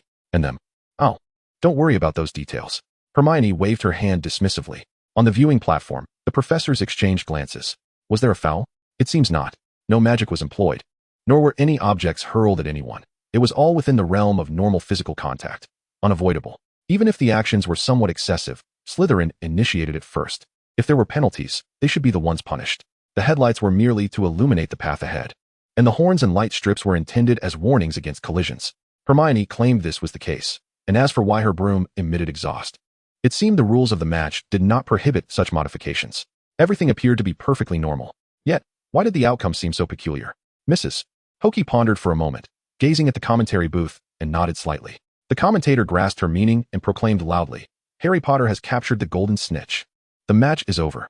The score is 160-0, and Gryffindor emerges victorious. Let us extend our congratulations to Gryffindor. Harry, brimming with joy, raised the golden snitch high, basking in the attention of the crowd. After a brief silence of 2 seconds, the arena erupted with thunderous cheers. Hermione, Hermione, Hermione. Harry stood bewildered, his smile abruptly frozen. What was happening? Hadn't he caught the golden snitch? Why was everyone so exhilarated, chanting Hermione's name? Watching Hermione, who was being tossed into the air by the crowd, Harry felt utterly dazed. Who am I? Where am I? What am I supposed to do? In the stands, Professor McGonagall was visibly elated. Gryffindor had triumphed once more. Only Severus Snape appeared discontent, observing the disheveled Slytherins with a twitch at the corner of his mouth, though a hint of satisfaction flickered in his gaze directed at Harry. Meanwhile, Dumbledore covered his aged face with one hand, lost in thought. Apart from the Slytherin students, the other 3 houses rejoiced, their voices tinged with a sense of vindication. At long last, it was your turn. They had all been subjected to the Slytherin team's underhanded tactics, and now, someone had employed the same means to make them experience a similar sensation.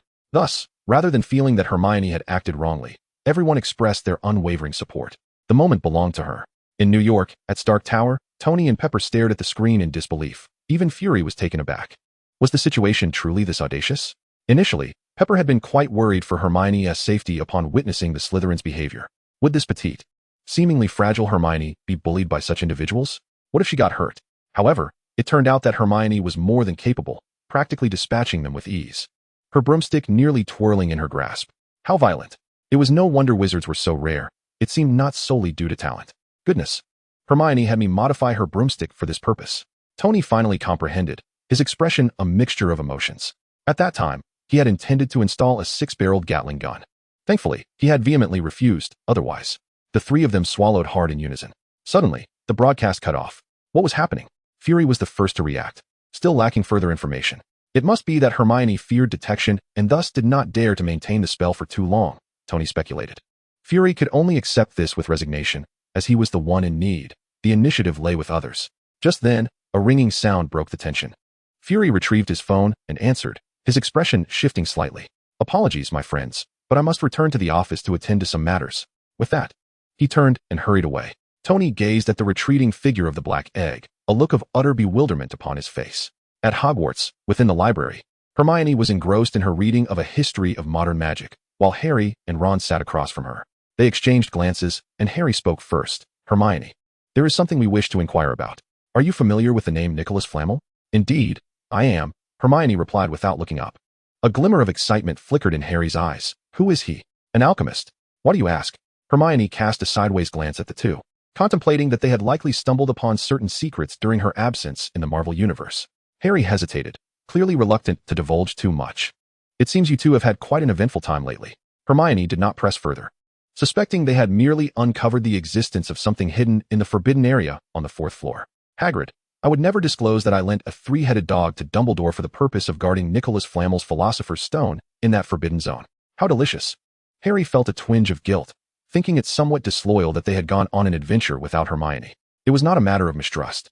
but rather a concern that Hermione's character might compel her to charge headlong into the forbidden area upon learning the truth. The two were not yet ready for such a grand confrontation. Do you know of any significant inventions attributed to Nicholas Flamel? Upon hearing the words alchemist, Harry immediately grasped the implication. The key might lie therein. I do not know. There are no records in the library, Hermione replied casually, then stood and patted Harry on the shoulder. However, if it is something of great importance, there might be a place where we can find out. What place? Harry's eyes lit up. The restricted section. With a meaningful glance, Hermione turned and departed. The first snowfall of winter arrived silently, and after the snow settled, Hogwarts Castle donned a silver cloak as Christmas approached. Most students left the castle to return home for the holiday break. Night fell. Cloaked in invisibility, Hermione arrived at the restricted section and quietly opened the door. She had awaited this day. As a repayment for enlightening Harry, Hermione had borrowed the invisibility cloak that he received from Dumbledore. As for her intentions, Harry had no knowledge and dared not inquire. For Hermione, the intrigues within the castle were of little consequence. The clever machinations of Quirrell, Dumbledore, and Snape did not concern her. What mattered most was her ability to access the restricted section and read in peace.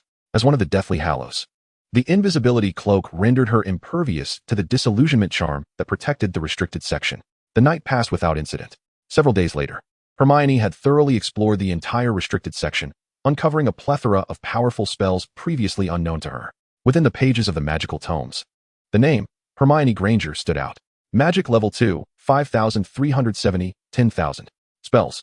Disarmament Spell 2, Fire Spell 2, Freeze Spell 2, Forgetfulness Spell 1, Mind Control Spell 1, Iron Armor Spell 2, Illusion Spell 2, Transformation Spell 2. Hermione felt a deep sense of satisfaction as she continued to peruse the text. The most significant discovery of her journey had finally materialized. Dark Magic, Dark Harvest, Talent Reap Souls and Acquire Energy. Inverted Bell 1, Killing Curse 2, Soul Snatcher Spell 1. One of the 3 unforgivable curses, the victim will fall into a trance, unable to resist the caster's commands. Cruciatus Curse 1. One of the 3 unforgivable curses, the victim will experience excruciating pain deep within their soul. Avada Kedavra 1. One of the 3 unforgivable curses, the victim's soul will be utterly obliterated, resulting in instant death. At last, she had obtained them. For those familiar with the series, these 3 dark spells are widely recognized as some of the most formidable, embodying the characteristics of control, torment, and slaughter. For Hermione at this stage, they could be deemed as absolute weapons. Although her initial attempts might only yield minor effects on small creatures, perhaps causing mere nosebleeds in humans, she could still practice. However, she needed to find a secluded area for her training. While it might be manageable in the Marvel Universe, in her current world, using them on another person could swiftly land her in Azkaban. As for the Fiendfire Curse and the method for creating Horcruxes that Hermione had long desired, she found no mention of them in the restricted section. She distinctly recalled having seen them there during Voldemort's time at school. Could it be that they had been destroyed for this very reason? Notably, the invisibility cloak was also catalogued as a peculiar artifact. Yet Hermione lacked the necessary materials to create one at present. Deep within the restricted section, Hermione descended a spiral staircase into the depths below. A colossal mirror stood majestically in the spacious basement. Inscribed above the mirror were the following words: Irresistible Eru Abaca, Fruit Anvohes. Chapter 45, Swift Passage. The Mirror of Ariste? Hermione suddenly realized. Had she not known that Dumbledore would ultimately conceal the Philosopher's Stone within this very mirror, she might have completely forgotten about its existence. The phrase above the mirror appeared nonsensical at first glance, but it was merely a matter of incorrect interpretation. The correct method of reading it was in reverse. What I show is not your reflection, but rather the desires of your heart. Hermione gazed into the mirror. After a moment of silence, just as she was about to turn away, a voice emerged from behind her. I suspect that with your intellect, you have already deduced its purpose. Hermione's expression shifted slightly. She had been completely unaware of someone approaching from behind. With a sense of gravity in her gaze, she slowly turned around. An elderly man with a head of white hair stood silently behind her, observing her intently. It was Professor Dumbledore. Hermione offered a slight bow, quickly regaining her composure. The enchanted mirror was indeed remarkable, revealing the deepest desires of one's heart.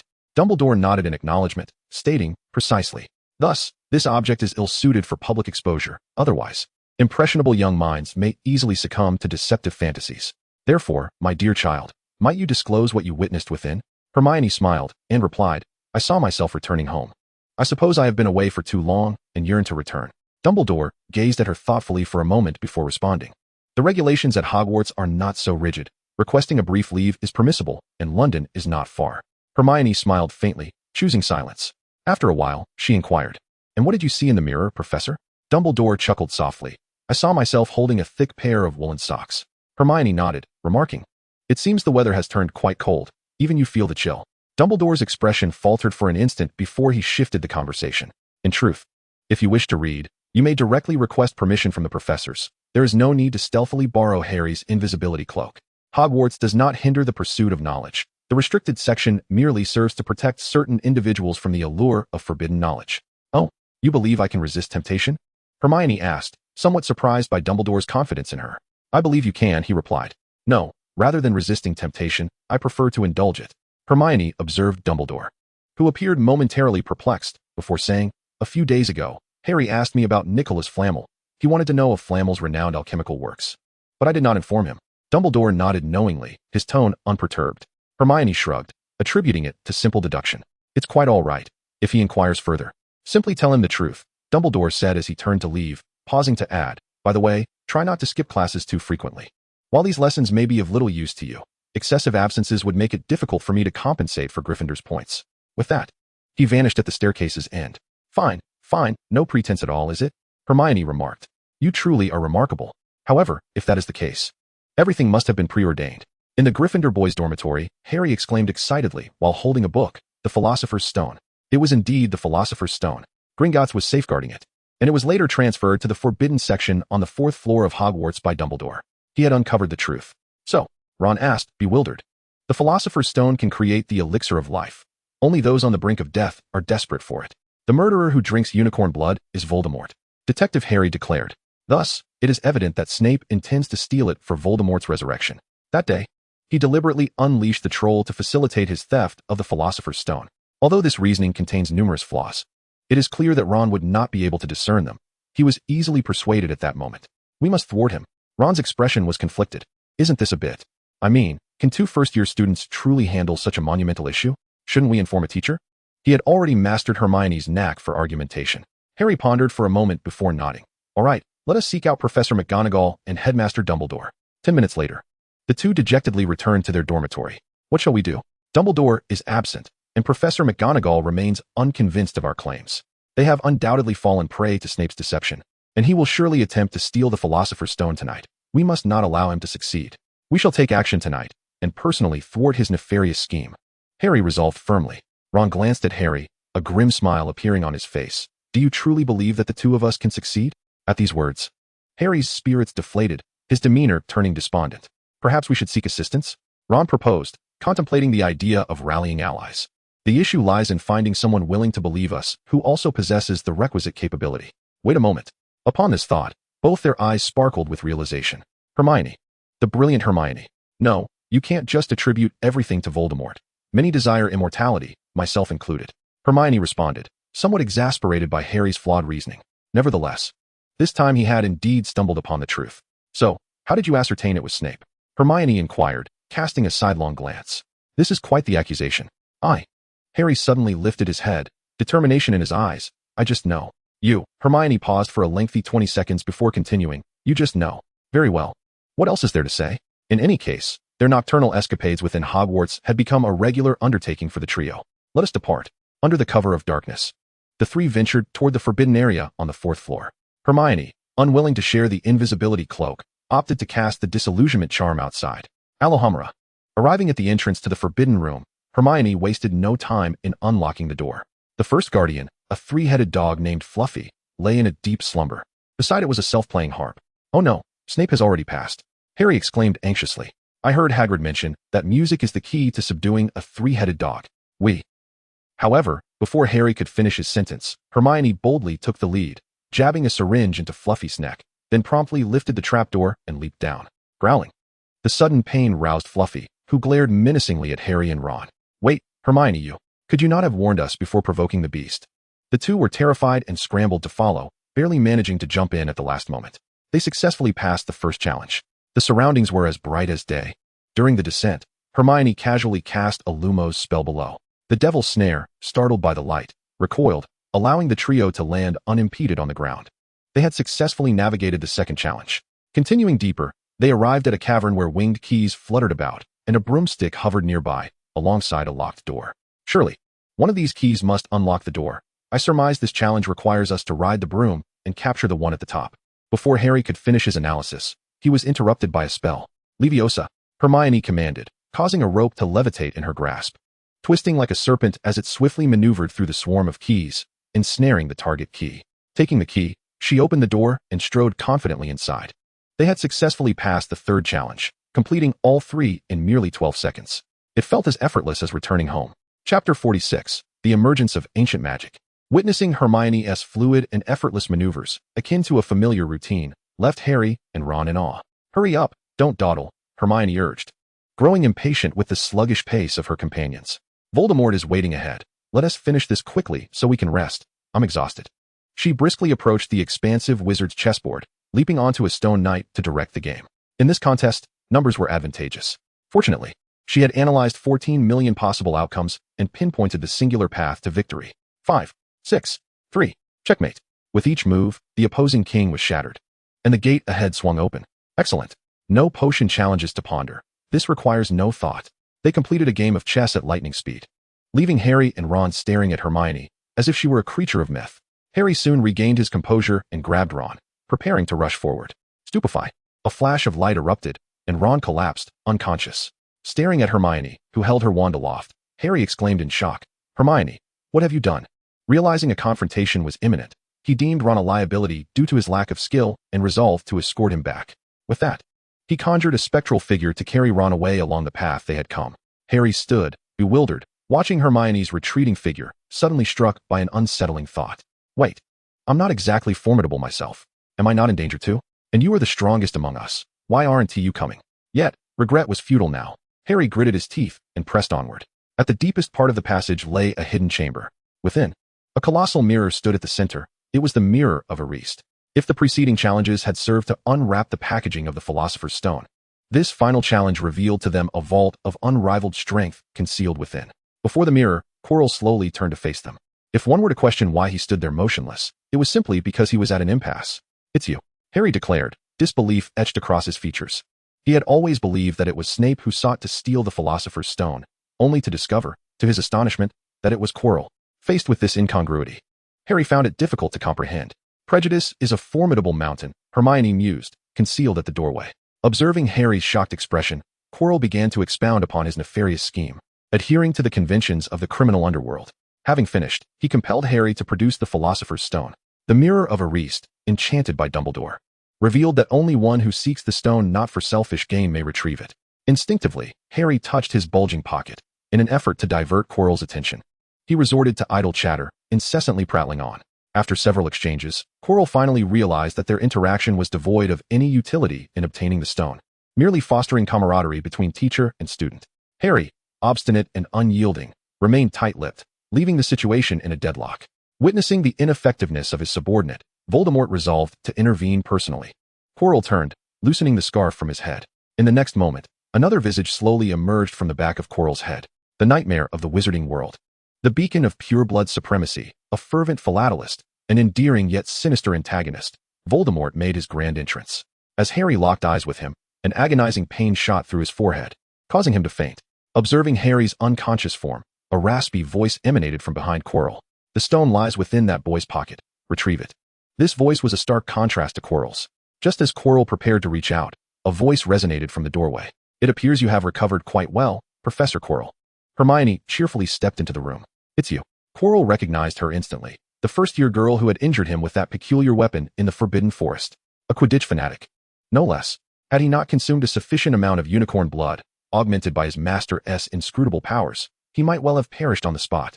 Contemplating this, a fierce hatred flickered in Quirrell's eyes. "You seek death." Quirrell raised his wand, intent on attacking. "Stand down, Quirinus." Voldemort's voice thundered, causing Quirrell to tremble. His face contorted in pain, evidently punished by some arcane means. Turning his gaze to Hermione, Voldemort spoke slowly. "My dear girl, you possess remarkable talent. Why not align yourself with me? Whatever dreams you harbor, I can help you realize them." There was a hint of seduction in his tone. "Enough of this. You should prioritize your own well-being." Hermione waved her hand dismissively. "Moreover, I desire the Philosopher's Stone. Will you relinquish it?" Voldemort's expression darkened. "Quirinus, eliminate her and procure the stone." Realizing his allure had failed, Voldemort acted without hesitation. A thunderous explosion erupted. Boom. The wand of Quirrell pointed menacingly at Hermione. only to be thwarted by her protective shield charm. Sensing the potency of the blasting curse, Hermione shook her head. Indeed, it was as she suspected, Voldemort. Having parasitically drained Quirrell of most of his magical power and life force to sustain his own existence, rendered Quirrell's current strength inferior even to that of Hogwarts upperclassmen. If this is all you are capable of, then you might as well stay here today, she declared, igniting Voldemort's fury in an instant. How could one so fearsome, who had instilled terror in the wizarding world for years, be belittled by a mere 12-year-old girl? In the next moment, Quirrell's expression contorted in agony as he let out a wretched scream. Master, no, please, I am ever loyal to you. With that anguished cry, Quirrell fell silent. Voldemort's visage, previously situated at the back of Quirrell's head, gradually shifted to the front, enveloping Quirrell's original features. How amusing, you possess a nose, Hermione inquired, tilting her head. It is an honor for him to dedicate himself to me, Voldemort replied with a cold, sharp tone. He undertook this act out of desperation. For who could fathom how this young girl had attained such a level of magic? From their earlier encounter, he sensed that in Quirrell's current state, he could never match her prowess. However, failing to seize the opportunity tonight would likely mean never obtaining the Philosopher's Stone. Thus, he had no choice but to sacrifice Quirrell, extracting what little life and magic remained to temporarily restore himself to the level of a normal wizard. Voldemort brandished his wand. Now, I offer you another chance. Pledge your loyalty to me, or else concussion, Hermione interjected without hesitation, unleashing a blasting curse. After the explosion, Quirrell remained unscathed, shielded by the protective charm. Hermione realized that Voldemort, unlike Quirrell, would not be so easily dealt with, despite her confidence in her ability to stall him until he succumbed. Or perhaps to seize the Philosopher's Stone and flee to safety, she resolved to eliminate him directly. Avada! Voldemort raised his wand, preparing to unleash a classic spell. Leviosa! Hermione acted swiftly, using the levitation charm to hoist Harry's clothing and hurl him towards Voldemort. Charge, Harry! After nurturing you for so long, now is the time. Go, Harry! Just as Voldemort attempted to push Harry aside, he was suddenly overwhelmed by an intense burning sensation that pierced to his very core. What is this? What is happening? In that moment, he was reminded of the sensation when his own killing curse rebounded and struck him. No, as he howled in agony. His body began to disintegrate into ashes from the point of contact. From the remnants of ash, a wisp of mist emerged, showcasing Voldemort's remarkable ability to flee. Before departing, he cast a look filled with hatred. Even in such dire straits, you dare glare at me? Hermione met his gaze unflinchingly. Return to reflect on how you lost. Honestly, the soul artifact remains, and the veteran does not perish. She neither went to stop it, nor could she. Hermione stepped forward, poised to pick up the Philosopher's Stone when her movement suddenly halted. Ancient magic. Ancient magic. Sacrifice 1. Sacrificing one's life generates a magical protective effect against a specific source. During this period, no harm can be inflicted from that source, and if touched, it will severely rebound against it, with the specific strength and duration varying by individual. Chapter 47. The Philosopher's Stone in Hand. Goodness. A windfall of gold. Ancient magic. Unexpectedly, the ancient magic Hermione had been searching for all semester had led her to this clue, and she successfully recorded one. Sacrifice. Hermione gazed at the introduction in the spellbook and surmised its essence. She understood that Harry bore the magic of love from his mother, Lily, while Voldemort himself remained oblivious to it. This gave her absolute confidence in banishing Voldemort on the spot, under the protection of love's magic, before Harry reached adulthood. Any harm originating from Voldemort could not kill him. Instead, it would severely backfire on Voldemort, purely a countermeasure against Voldemort's treasures. However, indeed it was ancient magic, Hermione mused. Long before, she had speculated about the nature of love's magic. Dumbledore had told Harry that it was called love's magic merely for Harry's understanding and to soothe his emotions. In essence, it was a form of ancient magic. On the night Voldemort attempted to kill Harry, the intense emotion protecting Harry triggered the sacrificial magic, which rebounded the killing curse.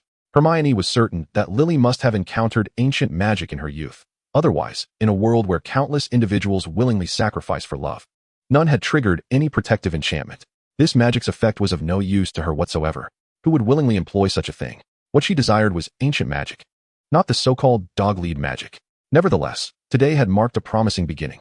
Casting a glance at the unconscious Harry, Hermione stepped forward to retrieve the Philosopher's Stone.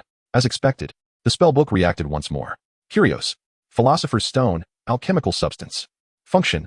Through alchemy, it can create the elixir of life, turn any metal into pure gold, and serve as a substitute for most alchemical materials. The elixir of life needs no elaboration. Nicholas Flamel used it to live to the present for hundreds of years. However, it merely grants longevity, not immortality. One need only glance at Nicholas Flamel to see how aged he has become. For Hermione at this stage, it was still far from necessary.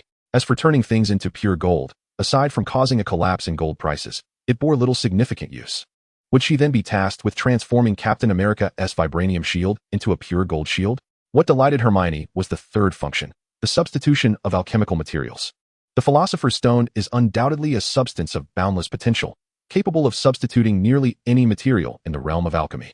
For instance, although Hermione has mastered the art of crafting an invisibility cloak, she currently lacks the requisite materials, leaving her in a state of frustrated longing. However, with the Philosopher's Stone, she can directly substitute some of the exceedingly rare or critical components, albeit at the expense of a small portion of the stone's energy. This greatly facilitates the final outcome, alleviating her concerns over material shortages. Such an artifact seems tailor-made for alchemists. It is no wonder that after Nicholas Flamel created this remarkable object, he ascended to the status of the greatest alchemist. While his innate talent played a significant role, the assistance of the Philosopher's Stone was indeed pivotal. Just as she was about to stow the Philosopher's Stone within her book and take her leave, a familiar voice resonated nearby. "Good evening, Miss Granger." The voice was calm and composed, imbued with a reassuring magical presence. Hermione was not taken aback by the sudden appearance of Dumbledore. She had long suspected that he was fully aware of the entire situation surrounding the Philosopher's Stone. From the outset, when he preemptively retrieved the stone from Gringotts, he must have known of the impending theft, otherwise it would be utterly inexplicable. Moreover, the seemingly trivial challenges set up at Hogwarts were clearly designed to lure out the would-be thief. Otherwise, he could have either secured the stone himself or destroyed it. Surely, such measures would be far more prudent. If he was initially unaware of Quirrell's intentions, Snape must have enlightened him following the troll incident. Furthermore, Hermione did not believe that the current state of Voldemort could elude Dumbledore's notice for long. The reason for not immediately apprehending Quirrell, while feigning absence, was twofold: to provoke Quirrell into action and to nurture Harry, the prophesied child. It was purely for Harry's sake, akin to a delicate dumpling filled with envy. Ultimately, just as Dumbledore anticipated, Harry resisted the allure of the Philosopher's Stone. He desired it not for personal gain, but rather to thwart Voldemort. Nonetheless, while Harry successfully resisted, Hermione did not. Were it not for the impossibility of extraction and the necessity for Harry to bear the brunt of the confrontation with Voldemort, she would have already rolled up her sleeves and taken action herself. "Good evening, Professor Dumbledore," Hermione replied with a standard gesture of respect, a subtle smile gracing her features. "I am aware that we have trespassed into forbidden territory, violating school regulations. However, Harry has uncovered Voldemort's plot, and as a friend, I felt compelled to accompany him to avert any unforeseen mishaps. To summarize, it was not my affair, an artful deflection. Yet, the truth remained, prior to this night, Hermione had not ventured to the fourth floor's forbidden area, had not conducted any independent investigation, nor revealed the slightest hint of ulterior motives. All the machinations were solely Harry's discernment, and he had invited her, making it apparent to anyone that she was reluctantly drawn into the fray. As for the Philosopher's Stone, she refrained from mentioning it altogether. Dumbledore smiled knowingly, casting a meaningful glance in her direction. "It is of no consequence. You need not explain yourself to me. As for the Philosopher's Stone, it has arrived." Hermione's gaze flickered with intrigue.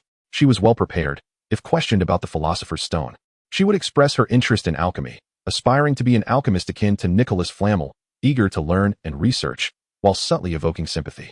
After all, her thirst for knowledge was known throughout Hogwarts, and she could straightforwardly admit that her intention in acquiring the stone was purely utilitarian, nothing scandalous, merely academic.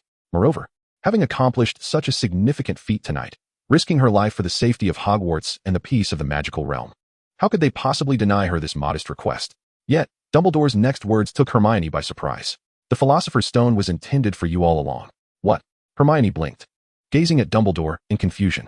From Dumbledore's insinuation, it seemed that even if she had not come tonight, he would still have entrusted the stone to her. Had her efforts been in vain? Could it be that treasures would simply descend from the heavens while one remained at home? But why? Did they share such a close connection? Since her enrollment, Hermione had consistently avoided Dumbledore, wishing to maintain a distance, as he had shown little particular interest in her beyond the day of her admission. They had exchanged barely 10 sentences. If Professor McGonagall had made such a statement, she could have understood, but Dumbledore, had she not known the nature of the old man, Hermione might have thought he was akin to a benevolent figure offering her sweets. The little witch trembled, ignoring Hermione's wary expression. Dumbledore produced a tattered notebook from his pocket and handed it to her. "This is Nicholas Flamel's alchemical notes. He asked me to pass them on to you." Chapter 48, Nicholas Flamel's alchemical notes. Wait a moment. Are you implying that Nicholas Flamel is aware of my existence, and that this matter involves him as well? If Hermione had merely been surprised moments ago, she was now utterly astounded. In an instant, The thought of revering him as a father figure crossed her mind. However, Dumbledore continued, "These items are not freely bestowed upon you."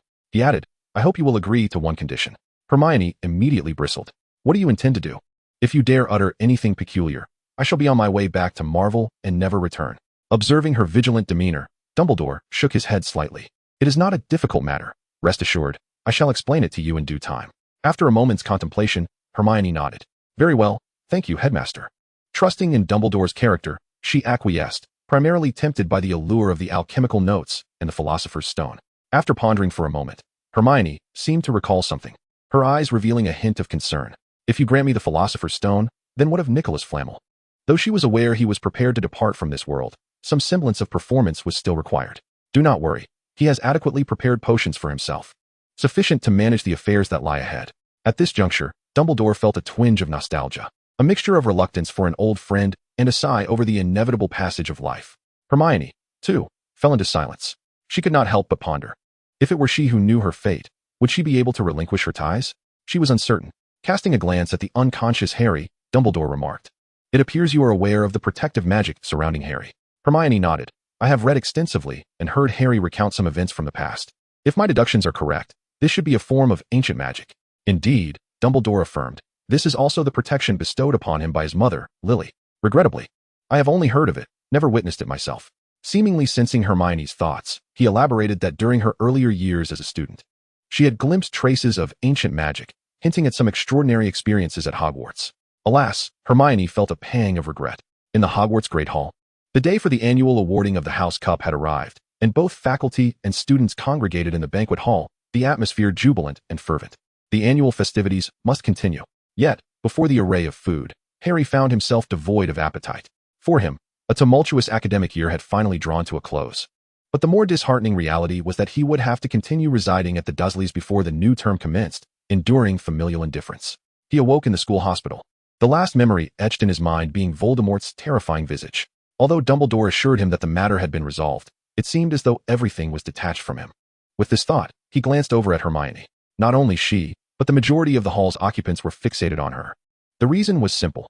Dumbledore had recently announced that Professor Quirrell had nefarious intentions, secretly concocting schemes within Hogwarts, which Harry and his companions had uncovered, leading to Quirrell's defeat at Hermione's hands in a duel, resulting in his demise from the backlash. This revelation sent shockwaves throughout the entire school. Students and staff alike suddenly comprehended the absence of Professor Quirrell in recent times. Even more astonishing was the fact that a first-year student had triumphed over Quirrell in a duel, the very professor of defense against the dark arts. Despite Hermione's formidable prowess, such an accomplishment was indeed staggering. It should be noted that while Quirrell often appeared timid, he was nonetheless a bona fide adult wizard and a professor, undoubtedly possessing considerable skill. His ability to infiltrate Gringotts and escape unscathed attested to his capabilities, making it inconceivable that a first-year wizard could defeat him. Yet Hermione had achieved the seemingly impossible. Upon hearing the news, Harry too found it hard to believe, but soon accepted the outcome. After all, it was the remarkable Hermione. However, under the scrutiny of countless gazes, Hermione's spirits were not quite as elevated. With a single remark from Dumbledore, she was thrust into the limelight. It was not that she was unwilling to accept their adoration. Rather, by doing so, she inadvertently became a shield for Harry. Once this information circulated, the lurking Death Eaters would undoubtedly take action, making it impossible for her to discreetly follow Harry and reap the benefits. Nevertheless, reflecting on Voldemort's gaze before his departure, she found solace in the situation. After all, the main player had remembered her. Why worry about a few minions causing trouble? With a spellbook in hand, and given a bit of time to develop her skills, she was confident that even if Voldemort were to resurrect, she could bring him to his knees in submission. Should anyone dare to create trouble, they would be swiftly dealt with. With this thought, Hermione felt a sense of relief. She picked up her broom and gave Ron a gentle pat. Ron, who was fervently devouring a chicken leg, turned to look at her. Hermione had explained to him that he had fainted due to Quirrell's surprise attack from behind, and he had naively accepted this narrative. As for why Quirrell had not targeted Harry and Hermione, or why he had chosen to merely stun Ron instead of employing a more potent curse, such questions were inconsequential. Merely accompanying Hermione and Harry had garnered him a fair share of admiration. What a fortunate turn of events, especially from Hermione's roommate. That girl whose name escaped him, Lavender Brown, who seemed to harbor a clear fondness for him. "I promised you," Hermione said, tossing the broom towards Ron. This is... Ron stared in awe at the brand new Firebolt 2000 in his hands. He suddenly recalled that after he had taken the blame for Hermione, She had promised him a flying broomstick. Assuming she was merely speaking out of kindness, he was now astonished to see she was serious. How generous. However, as his excitement waned, Ron hesitated, feeling reluctant to accept it. He remembered that such a thing must be quite expensive. No need to think too much. I made this myself, a trial in alchemy, Hermione said nonchalantly. You can perform alchemy? Ron's eyes widened. The next moment, he found it entirely plausible. It was Hermione. After all, her capabilities were always remarkable. Hermione, I'm utterly in love with you. Overjoyed with the new broomstick, Ron instinctively moved to embrace Hermione. In the next instant, the tip of her wand was pressed against his forehead. Observing the faint glimmer of menace in Hermione's eyes, Ron awkwardly chuckled and obediently sat back down, a flicker of disappointment crossing his face. Once Ron settled down, Hermione slowly withdrew her wand. In truth, setting aside other factors, Hermione found herself appreciating Ron more than the currently somewhat feeble Harry. Despite his usual demeanor, he was indeed a formidable individual, having the audacity at 11 years old to risk himself in dangerous situations. Moreover, in the original story during their flight, it was Ron who considered delivering a lethal blow to an approaching Death Eater, justifying it with the logic that it was better to eliminate the threat before it could awaken and retaliate against them. However, it appears that this fellow harbors a certain interest in her, which is quite unfortunate. Chapter 49, The Silent Curse and Wandless Casting. At this moment, Dumbledore suddenly rose, and the hall fell into silence. The venerable headmaster announced with a resonant voice, another year has passed, and it is time to present the House Cup.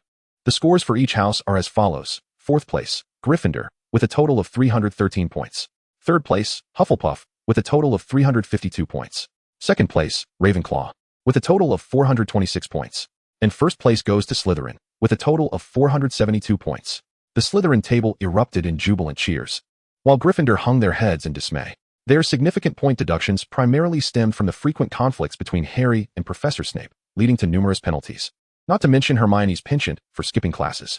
Although the professors held Hermione in high regard, the rules were clear and penalties had to be enforced. Yet, what could they do? The two not only contributed greatly to Gryffindor's Quidditch success, but also thwarted Quirrell's sinister plot. How could they truly be blamed? Suddenly, a spark of realization illuminated the faces of Gryffindor's students.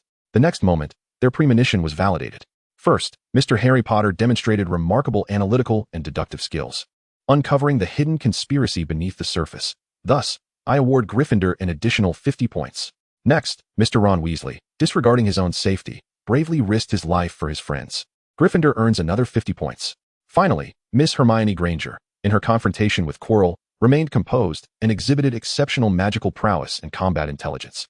I bestow an additional 60 points upon Gryffindor. Therefore, Gryffindor's final score is 473 points, securing the House Cup victory. As the announcement concluded, all of Gryffindor rose in jubilant celebration. In stark contrast, the expression on the faces of Slytherin students darkened considerably. Hufflepuff and Ravenclaw fell to lower ranks, with the former landing at the very bottom. Strangely, both houses applauded even more vigorously than Gryffindor, perhaps due to Slytherin's incessant provocations in the past. At the head table, Professor McGonagall wore a look of pure delight, while Snape wore an expression that seemed to say, I knew it all along. Harry lowered his gaze slightly, feeling a blush creep upon his cheeks. His reasoning appeared sound, yet the process had been entirely correct, while the outcome was flawed. However, seeing everyone so elated, he decided to let it slide as if nothing had transpired. Hermione could no longer contain herself. Look at you, without Voldemort? You only deserve 60 points. And to finish just 1 point ahead of Slytherin, not only is the damage substantial, but the insult is profound. This is undeniably a farce. Old Dumbledore, you truly have abandoned all pretense. Dumbledore took his seat, casting a glance at Hermione that spoke volumes.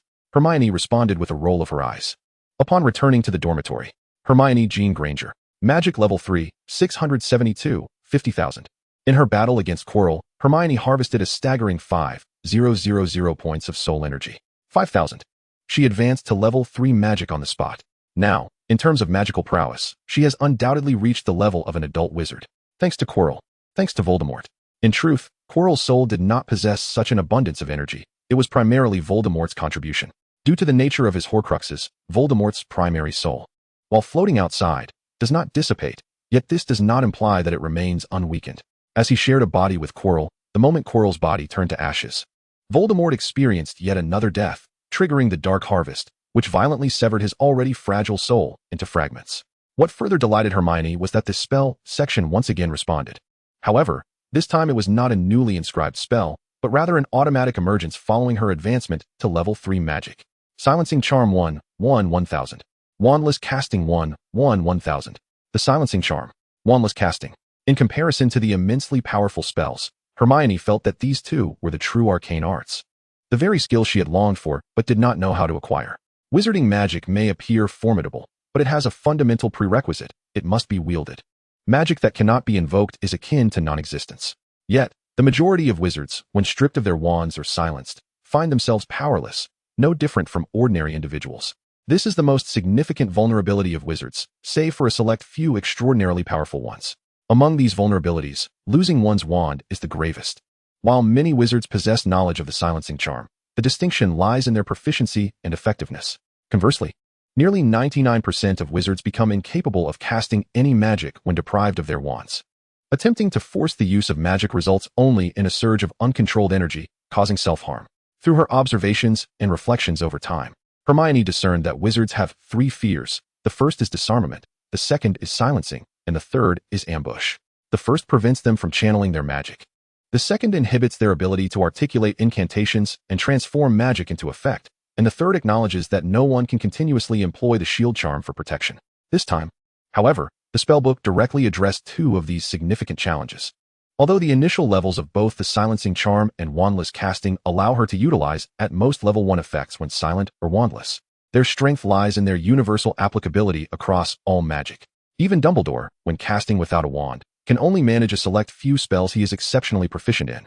While attempting unfamiliar spells poses considerable risk, yet Hermione can cast all spells wandlessly, without concern for her safety.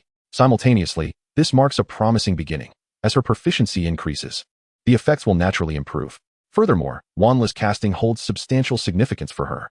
Picture this: when disarmed and her wand slips from her grasp, her adversaries may believe victory is assured, unaware that to her, the wand is merely an ornament. With a mere extension of her hand, 5 fingers unleashed 5 dazzling bursts, capable of instilling fear in the hearts of those opposite. One might ponder whether the renowned master of this art, Old Fu, could achieve such a feat.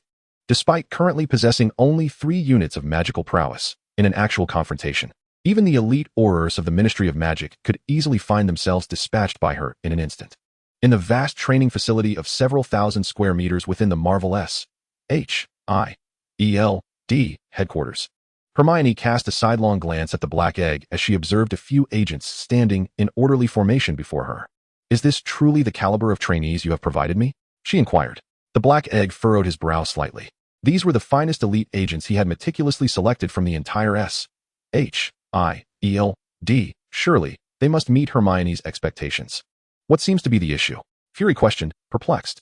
"None," Hermione replied, shaking her head slightly. The agents' qualifications were undoubtedly commendable. It was merely the individuals themselves: Grant Ward, Brock Rumlow, Jasper Sitwell, Clint Barton, and several others who appeared less familiar, either in administrative roles or fieldwork. As Hermione scrutinized each one, she ultimately realized, aside from Hawkeye, they were all Hydra agents. Where were Natasha, Coulson, and Maria Hill? What criteria had you employed to select these individuals? Chapter 50. Hermione's magical classroom. Suppressing her urge to voice her grievances, Hermione decided to let it be. After all, the situation did not directly impact her.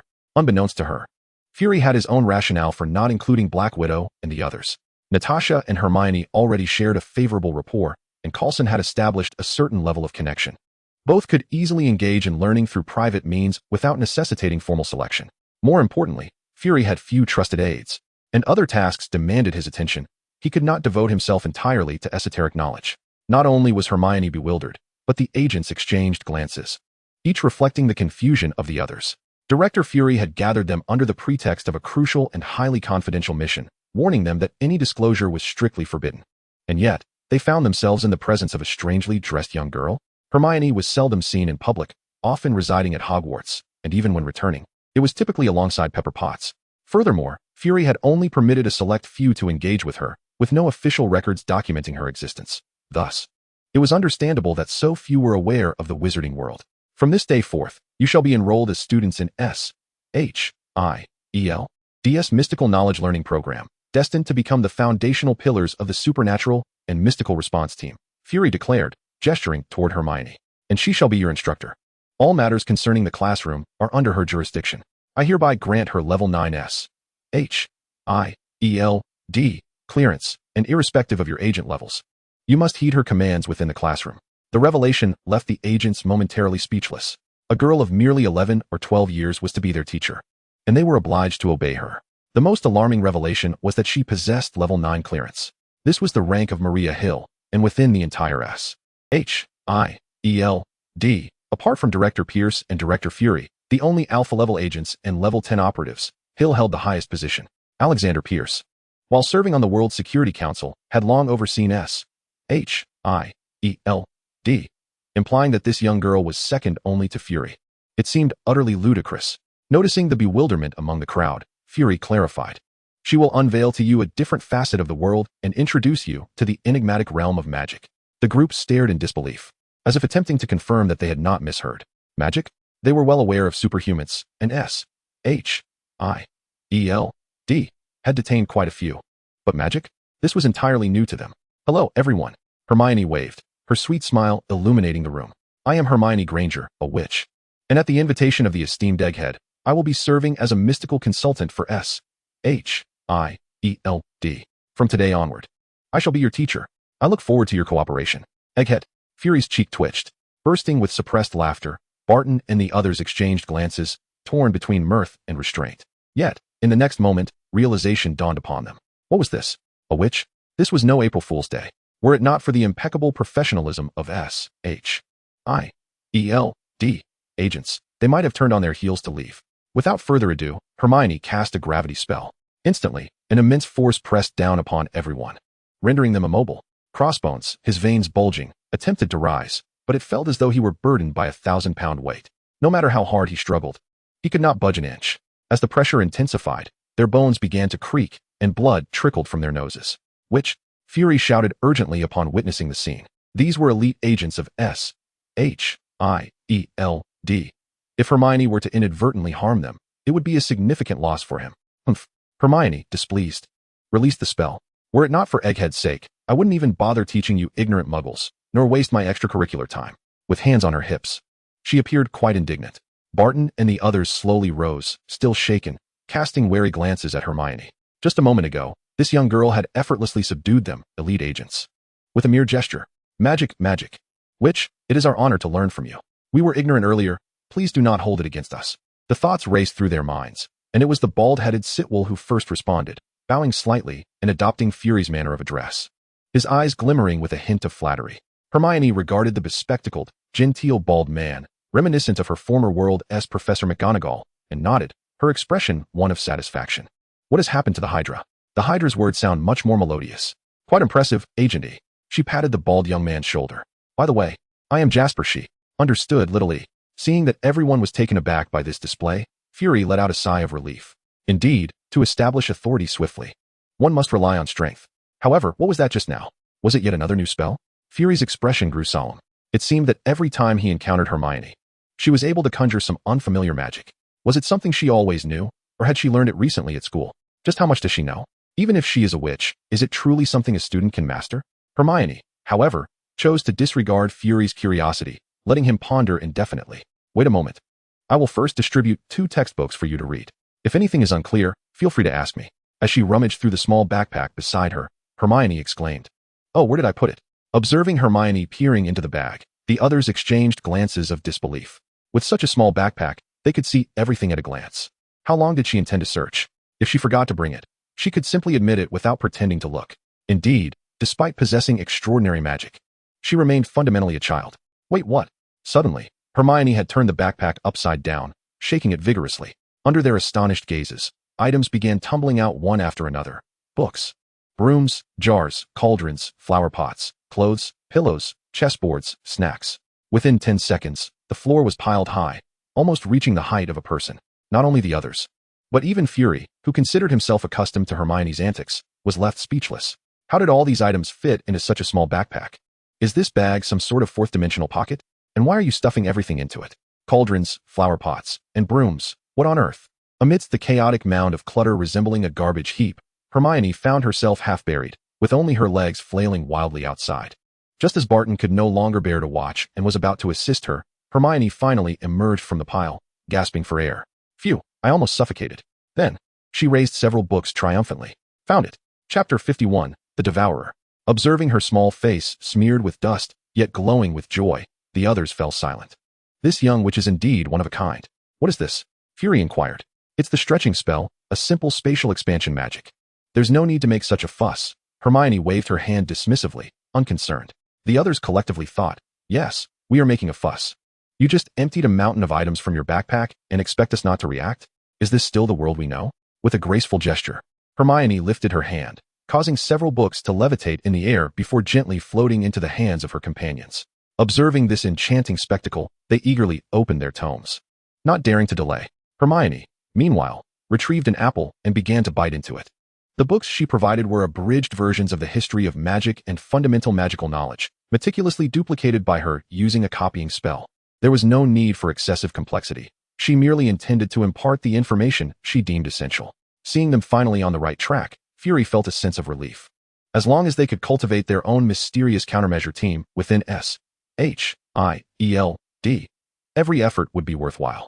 After a while, the bald man, Sitwell, looked up and quietly said, Miss Wizard, I have finished reading and have a few questions I would like to ask you for clarification. Noticing that the others were still diligently flipping through their books, Hermione was taken aback. She had anticipated that Hawkeye would be the first to finish. But it turned out to be the little bald man instead. It seemed that despite his modest combat prowess, he had managed to ascend to the rank of a level 8 agent, indicating that he possessed considerable capability. Reflecting on his eventual fate of being carelessly thrown out of a vehicle by the Winter Soldier and subsequently meeting an untimely end, Hermione pondered silently whether she should look out for him. What a shame it would be to lose such a talent, certainly not due to his knack for flattery. Let us wait a moment. You all can discuss once everyone is finished. After a short while, one by one, they completed their readings. Hermione turned to the little bald man. Agent Sitwell, you may ask your question. Sitwell nodded and inquired, Miss Wizard. The book states that wizards are categorized into 3 types, the first being wizards, the second being sorcerers, and the third being dimensional mages. I would like to know what distinguishes these 3 categories. Excellent question, quite valuable indeed, Hermione responded. Gryffindor, Agent Sitwell earns 5 points. As she surveyed the group, Hermione mused that aside from Hawkeye Barton, the rest were likely all Slytherins. Slytherin, the House of Serpents. Encouraged by the praise, Sitwell straightened his back, a hint of pride illuminating his expression. What a remarkable ability you have to provide emotional value. With your keen understanding, you surely won't fall victim to the Winter Soldier. Hermione cleared her throat and replied earnestly, Wizards are those born with innate magical abilities who use spells as a medium to channel their magical energy and unleash spells. This cannot be developed later in life. Their strength largely depends on their innate talent, with a low baseline and a high potential ceiling. Wizards typically reside within a hidden dimension, the Wizarding World, and do not easily reveal themselves to muggles without an absolute leader. Sorcerers, on the other hand, draw energy from the reality around them, guiding it with mental prowess to construct spells. Ordinary individuals can become sorcerers through diligent practice, though it similarly requires a degree of innate talent. As for those currently existing, aside from the Ancient One, they are all rather inept. They reside long-term in Camartage, under the leadership of the Sorcerer Supreme, the Ancient One, who is also among the most powerful mages in the world. Who knows how she attained her prowess? Camartage is being sold on the spot. As for the dimensional sorcerers, they are essentially akin to secretive mages. However, unlike the latter, they do not practice secret arts, but rather draw their strength from non-reality dimensions, forming a profound bond with the dimensions they rely upon. Their numbers are exceedingly scarce, with only a few scattered across the globe. She believed that the Scarlet Witch Wanda and the Dark Witch Agatha epitomized this type. The audience listened intently, nodding in agreement, as their worldviews were entirely upended within a matter of minutes. Did you just imply that you are a wizard? Rumlow inquired cautiously. He discerned that the young girl seemed particularly captivated by Citterville's narrative, thus he emulated her. Indeed, Hermione affirmed, while we wizards may be the most numerous, our intersections with reality are the fewest. Are all wizards as powerful as you? Impossible. Hermione beckoned the others closer and whispered, Let me share a secret with you. I am one of the few most formidable wizards in the world. Please don't tell anyone, shoo. The group collectively sighed, exasperated by the audacity of a 12-year-old girl declaring herself among the mightiest wizards. They rolled their eyes, but dared not reveal their skepticism, fearing Hermione's wrath and the possibility of enduring another bout of her previous overwhelming pressure. Only Fury, listening intently, harbored the vague sensation that Hermione might indeed be telling the truth. Just as the others were about to pose further inquiries, a sudden meow pierced the air. A cat had stealthily entered the training room, a large orange tabby, adorned with a name tag, Gus.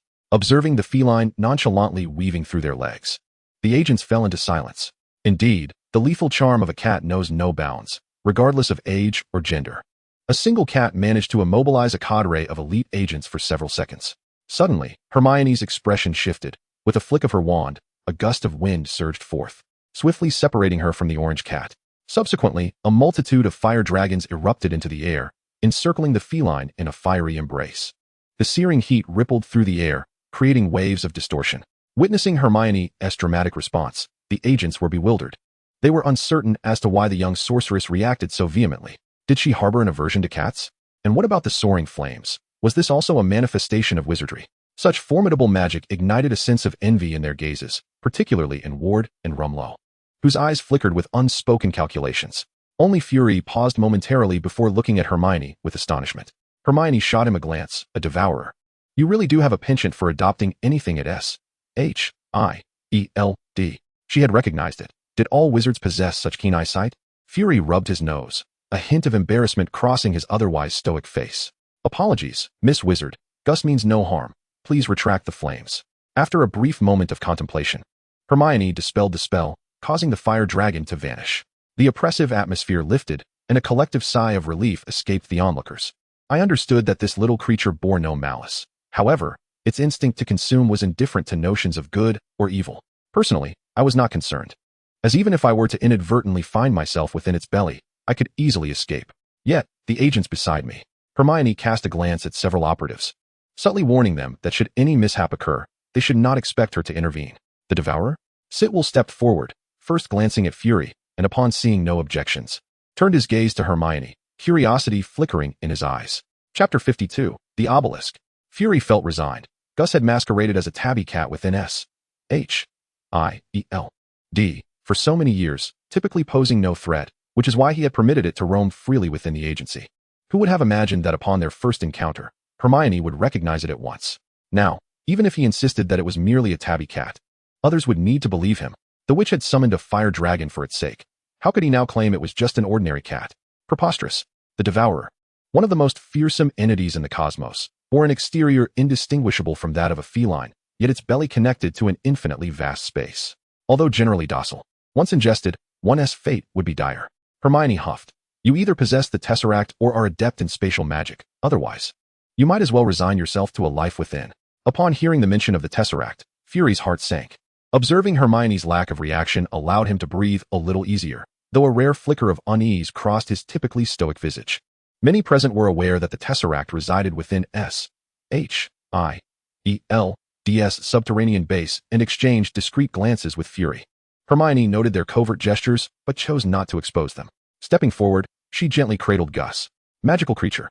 Devourer. Its stomach connects to a parallel universe. Its mouth can extend countless tentacles to consume any object, inflicting irreparable harm. After a moment's thought, Hermione retrieved a syringe from her pocket. While holding Gus and softly scratching under its chin, she elicited a contented purr as the cat closed its eyes, clearly enjoying the attention. Seizing the opportunity, Hermione swiftly administered the injection and then withdrew the needle. Devourer, collected. Gus meowed loudly, seemingly displeased, but soon calmed under Hermione's soothing touch, even licking her cheek affectionately. What are you doing? Fury observed, both alarmed and amazed. To draw blood from Gus was quite audacious, if she inadvertently provoked it. Yet, considering Hermione's status, Fury found it rather reasonable. A sample for study, perhaps? The Devourer was indeed a rare specimen. As Hermione leisurely held Gus, Fury felt his eyelids twitch in apprehension. Pinching under Gus's foreleg, Hermione raised the creature, aligning it with the television screen. Come now, little Gus, show them a trick. In the next instant, Gus's feline mouth suddenly opened wide, transforming into a gaping maw, from which numerous tentacle-like appendages emerged, seizing the television and drawing it into its depths. In a heartbeat, the mouth snapped shut, and everything returned to normal as if nothing had transpired. The only evidence of the bizarre occurrence was the vanishing television, confirming that the onlookers were not merely hallucinating. Meow, Gus called out again, smacking its lips, casting a glance at Hermione that seemed to seek praise. What malice could a mere cat possess? Apart from fury, the expressions of the others were somewhat stiff. The realization that they had stood defenseless before the creature only moments prior filled them with dread. They all turned their gazes toward Fury, their eyes brimming with resentment. Seriously, you keep such a dangerous being running loose in S-H-I-E-L-D? Oh dear, could you possibly part with this cat? I promise I won't charge you for my lectures anymore, Hermione said, cradling Gus, reluctant to let go. Fury wore a troubled expression. He was unwilling to part with even a single cat. Well, it is a perilous entity known as a devourer. No, it is undeniably a cat. What you just referred to, it is indeed a cat. They all heard her, and the others looked at the agents. Rumlow stared at the ceiling. Sitwell was intently studying his palm, and Barton was organizing his quiver, devoid of arrows. Did I say that? Fury inquired. Hermione turned her expressionless gaze upon them, shaking her head fervently. Very well. Fury sighed in resignation. All right, just remember to bring it back often for visits. Hermione nodded, placing Gus on her shoulder, softly saying, You'll come with me now, won't you? Meow? As if understanding her words, Gus responded with a meow, not even glancing back at Rumlow, utterly indifferent. Ouch. So painful. Rumlow clutched his chest. After raising a cat for so many years, it had been snatched away upon their first meeting. That concludes today's lesson. We shall explore the prior subject later, Hermione declared, prompting everyone to disperse. Fury remarked, Miss Witch, I have some items I would like you to identify, if you could. Having just had someone else's cat whisked away, Hermione felt a twinge of embarrassment but replied graciously, Of course. The two proceeded to Fury's office. He produced a stack of photographs and handed them to Hermione. As she examined them, a piece of silver-gray metal, adorned with mysterious patterns and irregular in shape, came into view. With just a glance, Hermione recognized it. The Maya obelisk. Ah, you know it. However, what does the designation 084 signify? Fury explained. The 084 designation in our organization refers to an unknown object of unverified origin. Wait, you're aware of it? Hermione nodded. Yes, it's the obelisk of the Inhumans. How did it come into your possession? Fury perked up. Inhumans? Are they a magical race of some sort on the mysterious side? Oh, you didn't know? Observing the perplexed expression on Hermione's face, Fury found himself uncertain. Should I be aware of this? He mused. Isn't the Inhuman race supposed to be under the jurisdiction of Muggles? How did you become the director of SHIELD? Hermione exclaimed in astonishment. Undeterred by her critique, Fury remained unfazed. After enduring countless awkward moments, his resilience had become impenetrable. I can't shake the feeling that partnering with you in the name of justice was a misguided choice. Hermione shook her head. Long ago, the Kree visited Earth and conducted experiments, which led to the emergence of the Inhumans, essentially a human race influenced by extraterrestrial technology. She paused momentarily. Is it true that everyone who touched the obelisk ended up turning to stone? Fury narrowed his eye. How do you know this? Hermione shrugged. It's simple. That obelisk contains Terrigen crystals. Normal Inhumans possess no extraordinary abilities. Only through it can they undergo transformation and awaken their powers. If a regular human without Inhuman genes comes into contact with it, they will turn to stone. Alas, I am no expert on Kree technology. I'm merely a witch. So, it's best not to tamper with it. Ideally, do not return it to them either. These foolish Inhumans, with a little power, love to stir trouble. Much like their creators, the Kree, supposedly the pinnacle of wisdom, yet a collective of imbeciles.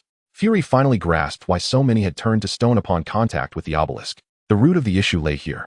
However, it seemed that the young witch harbored a strong aversion to the Kree, and recalling an incident from over a decade ago, he found himself in agreement. It was then that he noticed something significant. Are you familiar with the Kree? Hermione gazed at him incredulously. Shouldn't I be? This is basic cosmic knowledge. My apologies, I suppose I was rather uninformed, he replied. Fury was aware of the Kree, but his understanding had only begun to take shape after an encounter with Carol Danvers during his tenure as a mere agent of SHIELD.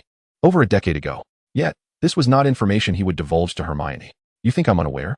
She retorted. He then proceeded to show her several items, each of which she expertly identified. This greatly lifted his spirits. Indeed, investing in the young witch was worthwhile. Hermione was a veritable treasure trove, akin to a walking encyclopedia. At some point, he had begun to adopt a mindset similar to that of two young witches from another world. When in doubt, consult Hermione. Before departing, Fury cast a lingering glance at Goose, who obediently perched on Hermione's shoulder. It did not turn to look at him once, remaining focused on her until her figure vanished from sight. Alas, it was a misplaced investment. As Fury left SHIELD, the sky had begun to darken. Hermione walked through the streets, contemplating her future actions. When she passed a narrow alley, she suddenly halted, surveying her surroundings. It became evident that the street had become desolate, devoid of any human presence, as an eerie atmosphere gradually enveloped the area. Suddenly, the stillness of the night was shattered by the sharp report of a gunshot.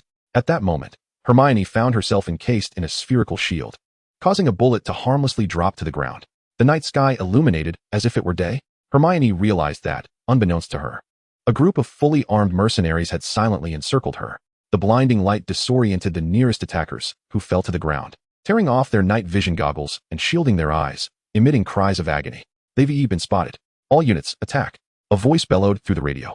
As more armed personnel approached, their footsteps crunching ominously in the distance. Drones began to swarm the sky, their barrels aimed squarely at Hermione, the leader of the mercenaries.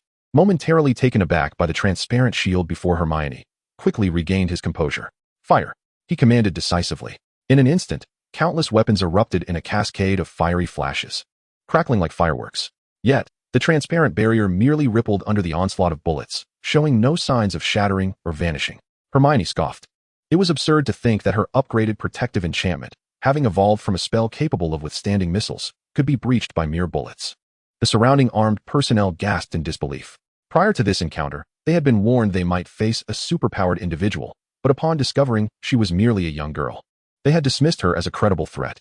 With a strike team of at least 40, bolstered by formidable firepower and drone support, they believed that defeating a so-called superhuman would be a trivial endeavor. Yet, the scene before them defied their expectations. Continue the assault. I refuse to believe her shield can endure indefinitely. As he watched Hermione standing nonchalantly, her expression unwavering, the leader gritted his teeth and shouted, now. With his command, trails of flames streaked across the rooftops, hurtling toward Hermione. A thunderous roar erupted as several projectiles detonated beside her. The mercenaries halted their fire, cautiously approaching as the smoke began to dissipate.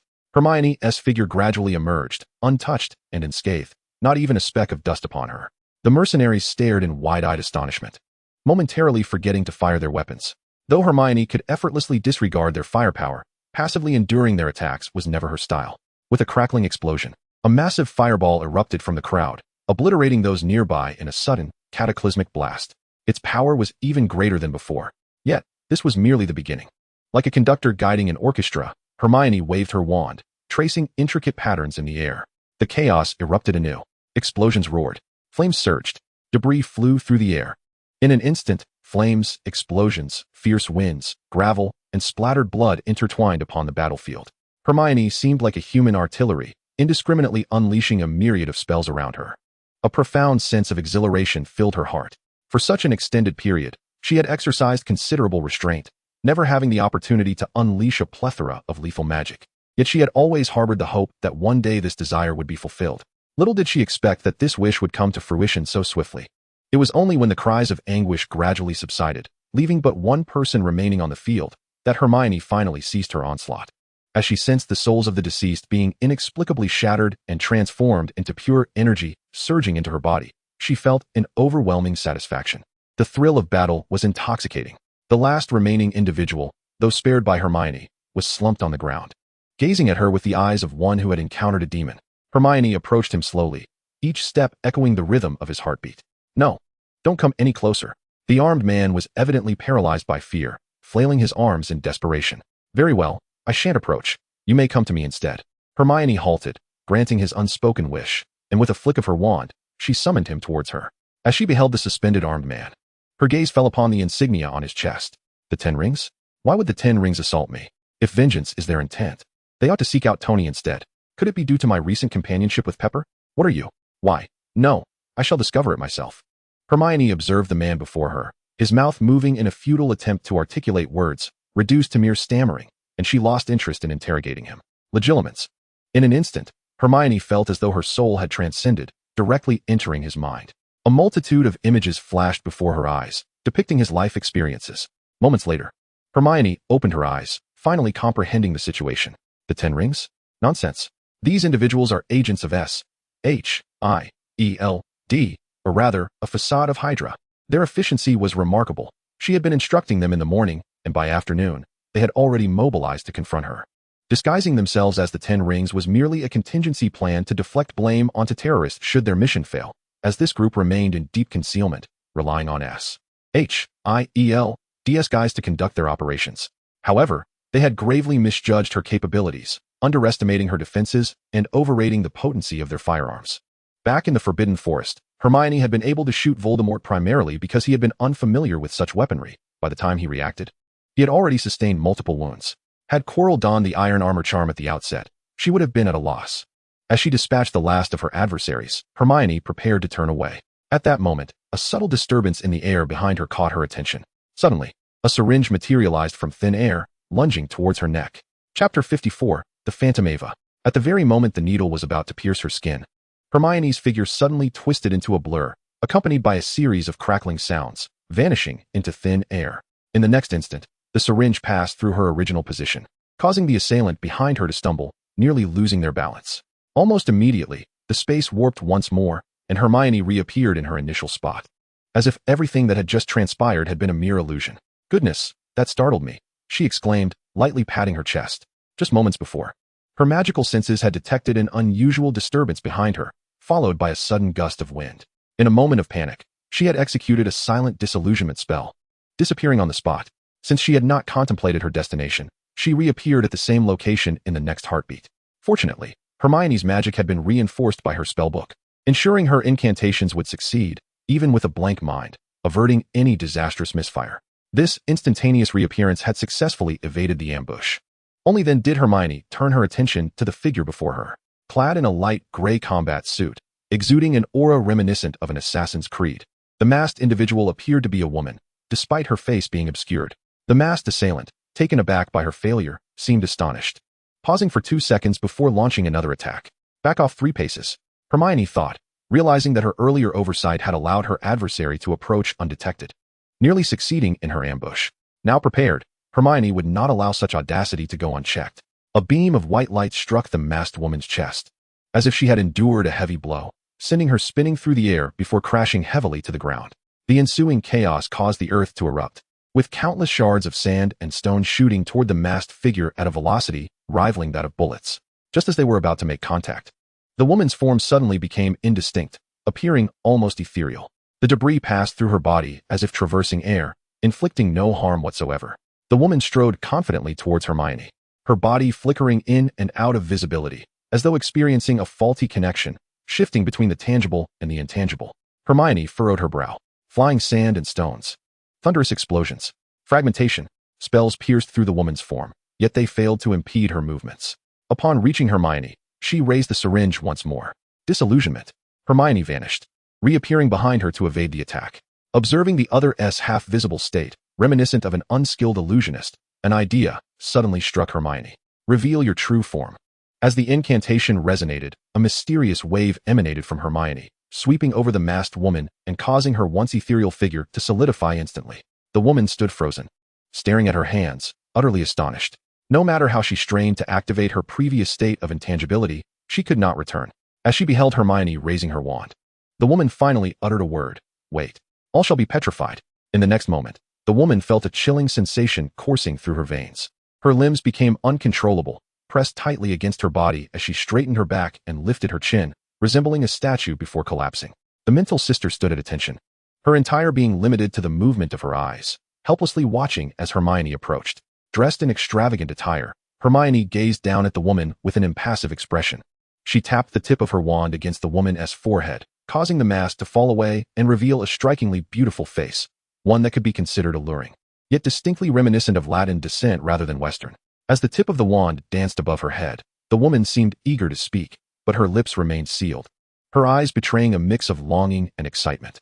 After observing her for a moment, Hermione spoke. "I will lift the spell shortly. Do not move, or the next encounter will not be so gentle." Upon understanding, the woman blinked fervently. In an instant, she felt a release throughout her body and regained her ability to move. "You call this gentleness?" she thought, casting a discreet glance at her surroundings.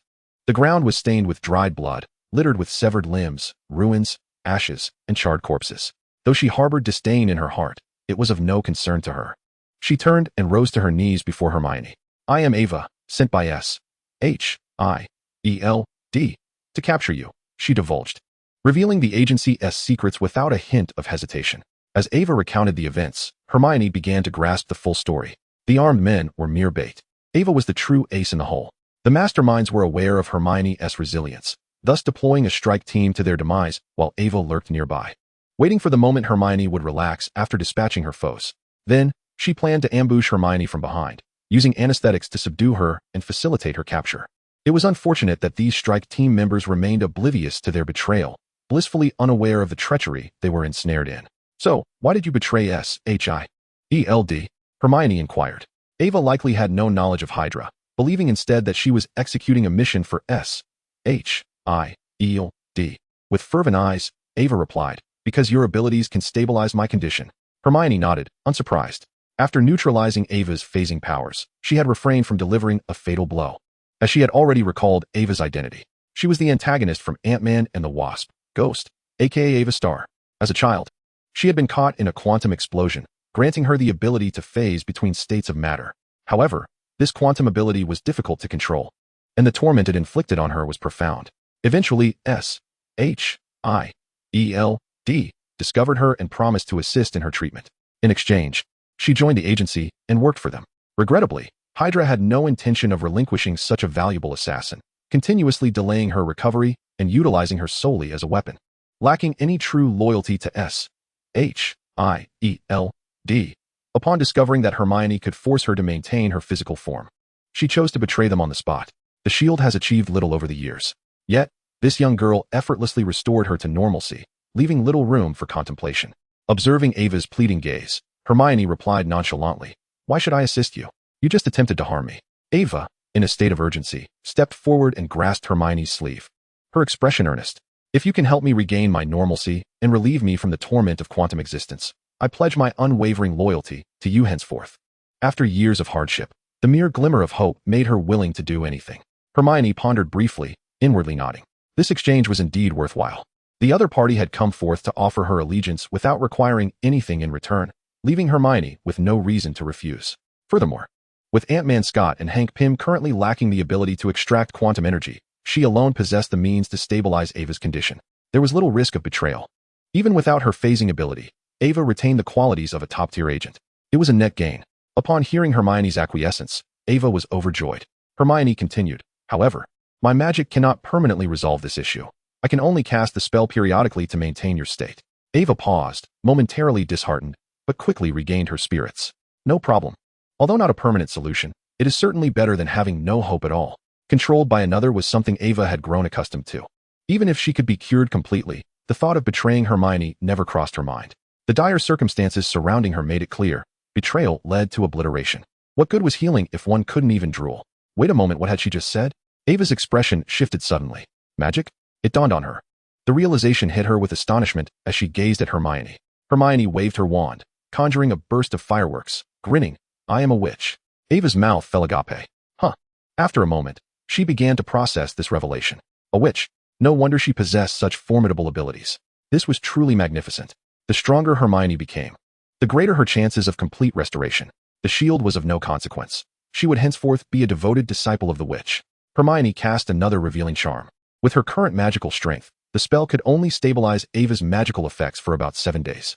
This meant that every week, the incantation would need to be renewed. Ava was surprisingly at ease. It was her first experience of such relief in her life. Is this what it feels like to be normal? Tears nearly welled in her eyes. "Thank you, esteemed witch. I am Hermione Granger. You may simply call me by my name." "No need for titles like esteemed witch. It sounds rather silly," Hermione replied, indicating a more casual approach. It was simply because Ava had become one of her own, not due to any notions of beauty. "Ava," Hermione suddenly said, "you should return to SHIELD. Ava was taken aback, stammering. What do you mean, little Hermione?" Observing Ava's frightened demeanor, Hermione elucidated, "I am not intending to abandon you. However, your presence beside me serves little purpose. It would be more prudent for you to return to SHIELD as an undercover agent, where you can discreetly relay any information to me." She had yet to devise a proper arrangement for her companion. Ava then exhaled in relief, but suddenly, a look of concern crossed her face. "But your magical effect is still active, and I can no longer quantumize." "Fear not." Hermione had anticipated this dilemma. Producing an item from her hands, she presented it to Ava. It was an invisibility cloak, which would allow her to alternate between visibility and invisibility, thus maintaining the fade of her powers. This creation was also derived from Nicholas Flamel's alchemical notes, which were replete with peculiar inventions. With this alone, she had already established herself as a formidable alchemist. Admittedly, it was merely a practice piece and could not compare to Harry's deathly hallow, the ultimate invisibility cloak, being easily detectable by magical means, yet it sufficed for Ava's needs. Ava marveled at the cloak, donning it and discovering, to her delight, that she could indeed become invisible. "Splendid. Oh my, this will keep you busy," Hermione mused, surveying the rubble strewn about. Just as she was about to depart, the surroundings suddenly shattered like glass. Flames, corpses, everything became immobilized, as if she had transcended into a realm beyond reality. "Mirror space." Hermione gasped as her apparition abruptly ceased. However, in the next moment, she found herself beside a glass-like barrier. Thud! The sound of a distinct collision echoed. The attempt to escape had failed. Pain surged through her as she covered her nose, tears welling in her eyes. The third level of apparition was insufficient to breach the confines of the mirror's space, while she had teleported.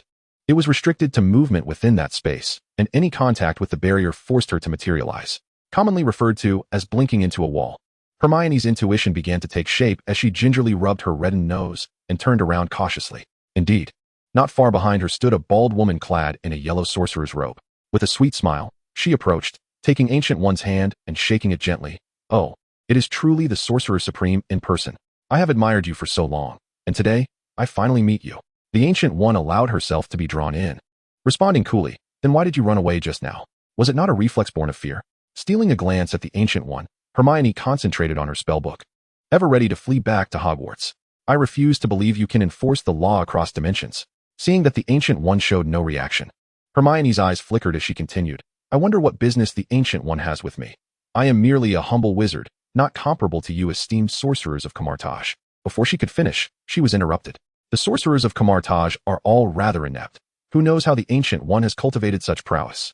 The Ancient One replied with a smile that bordered on enigmatic. Hermione's smile faltered. "Oh, esteemed one, what manner of being are you to delight in eavesdropping? Ancient One, please see that I am but a child, harboring no ill intentions. I merely jest, so do not take it to heart." She wiped away non-existent tears. The Ancient One regarded the bodies around them with a knowing smile. "They attacked me, and under the protection of the Constitution and the laws safeguarding minors, I am entitled to defend myself." Observing the Ancient One's expression of encouragement, Hermione's face fell, and she surrendered. "If there is something you wish to convey, please do so. I shall not flee. You need not worry. I harbor no malice towards you. I merely wish to meet you," the Ancient One replied calmly. "And if you truly wish to depart, I cannot hinder you." Hermione's demeanor stiffened. How could she be certain? As if sensing her thoughts, the Ancient One nodded slightly. "Indeed, although the future has become less clear, your shadow has always lingered within this ambiguity." Hermione was about to inquire further when the Ancient One suddenly said, "Little witch, someone will arrive shortly. Why not join me at Camartage?" After a moment's hesitation, Hermione nodded. "Very well, thank you, Ancient One." Having already been discovered, she decided to be gracious, as she was also curious about this group of Marvel sorcerers. Upon her agreement, the Ancient One waved his hand, summoning a portal shimmering with orange sparks. Stepping through the portal, Hermione found herself in a grand plaza. Looking around, she recognized it as the very place depicted in the films, where sorcerers practiced collectively before the Camartage Temple.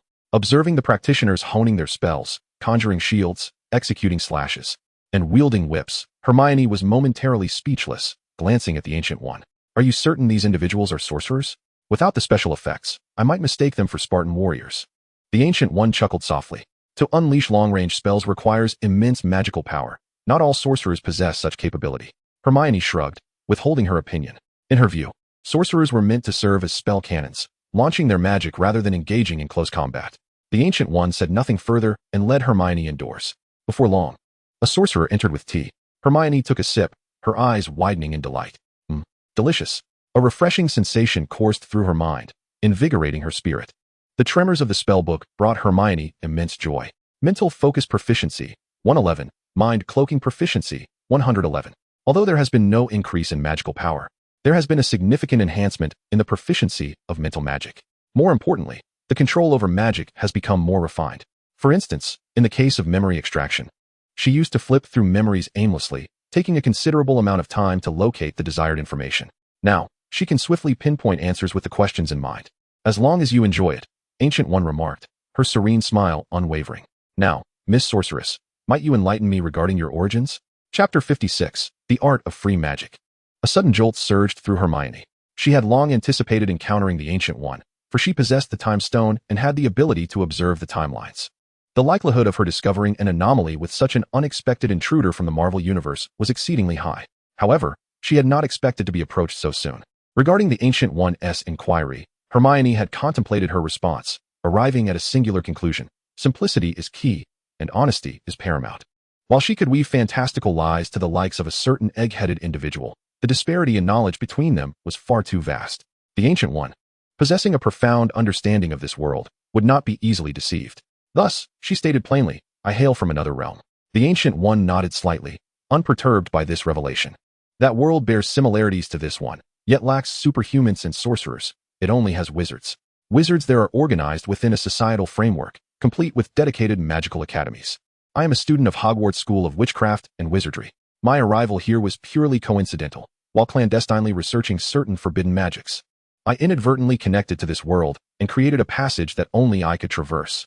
Therefore, Hermione added, slightly embarrassed, I come here to explore. It was hardly as simple as mere exploration. She could assert that she had almost spoken no falsehoods, merely omitting the magical tomes. Her crossing into this dimension had transformed into the outcome of an arcane experiment. The Ancient One inclined her head slightly in understanding. Her speculation had proven accurate. If a wizarding realm existed in this world, the Ancient One would undoubtedly be aware of it. The only possibility was that it did not belong to this universe. Nonetheless, the girl had not lied. The wizarding world was indeed real for her. Thank you for clarifying. You are always welcome to visit Camartage, the Ancient One said calmly. Is that it? Hermione asked, somewhat bewildered. Of course. What did you expect me to do? The Ancient One smiled gently. Hermione mused silently, considering whether the Ancient One perceived her as a dimensional deity or an invading entity to be expelled from Earth. Sensing Hermione's thoughts, the Ancient One continued. The passage resides within you. I cannot prevent your visits. Moreover, I am certain you are human, unlike some dimensional deities that require the consumption of realms. Why would I expend effort to expel you? Moreover, although the future has undoubtedly been affected, and the imagery remains disjointed and unclear, I can assert that your arrival may lead to the demise of many. Yet, this is not necessarily a misfortune for the world. The notion of numerous fatalities not being a calamity may seem paradoxical, yet Hermione quickly comprehended the underlying truth. There is no doubt that the Ancient One is a protector of the Earth. However, her considerations have never been confined to the lives of one, two, or even hundreds of thousands, but rather to the broader tapestry of the future. She is willing to sacrifice everything for a pivotal individual, just as she can remain indifferent to the deaths of countless others, provided the overarching trajectory of the future remains favorable. If she truly valued human life to such an extent, during the invasion of the Chitauri, with her formidable abilities, she could have effortlessly dispatched all adversaries the moment they arrived, rather than stealthily dealing with the minions from a rooftop while witnessing catastrophic casualties unfold. For her, such a future is deemed the most advantageous. The implication of the Ancient One's words was also apparent. Hermione's presence disrupts the timeline and will inevitably result in significant loss of life. Yet the ultimate outcome favors the Earth, rendering her apathetic, even allowing her to cultivate a friendship with Hermione. Upon grasping this realization, Hermione felt an immediate sense of relief. The two sat facing one another, exchanging silent glances, neither uttering a word. The Ancient One was entirely unperturbed. After living for over 8 centuries, she had encountered far stranger circumstances. Hermione, on the other hand, felt a touch of restlessness, akin to an unfamiliar relative visiting during the holidays. Seated at the same table, yet at a loss for conversation. Furthermore, the surroundings were far too dilapidated, suitable only for ascetic monks, not for someone of her disposition. Oh, if Master Ancient One has no further matters, I shall take my leave, Hermione said with a forced chuckle. The Ancient One nodded slightly, rising to open a portal, which led directly to the rooftop of Stark Tower. As Hermione stepped through the portal, a thought suddenly struck her, prompting her to turn back and inquire, by the way, may I visit the library in Camartage to read? The Ancient One paused momentarily before replying, yes. Hermione turned away again, then abruptly recalled another question, asking, may I seek your guidance on the magic of sorcerers? The Ancient One nodded slightly once more. Just as Hermione was about to depart, she spun around again and said, oh, do you have any more of that tea from earlier? I found it quite delightful. Could I take 10 or so pounds back with me? The corners of the Ancient One's mouth twitched, but she remained silent, observing her intently. And about Agamotto? Hermione began, but before she could finish her thought, the portal abruptly closed, leaving no trace of sparks behind. Hermione murmured, if you won't lend it to me, why close the portal? Such a miser. Create a mirrored space and exert control over all changes within it, isolated from reality, capable of blocking low-level spatial magic effects. A tremendous gain. Hermione gazed at the spellbook, her lips curling in a barely contained smile. Truly, it was a golden opportunity, indeed a remarkable spellbook. She had effortlessly acquired the skills of the Ancient One. While the transformation of magical energy and portals held little utility for her, the mirrored space was undeniably a divine technique. It encompassed control, offense, imprisonment, and various other effects, making it a veritable panacea. However, its consumption of magical energy was extraordinarily vast, and maintaining control over internal changes required additional magical output.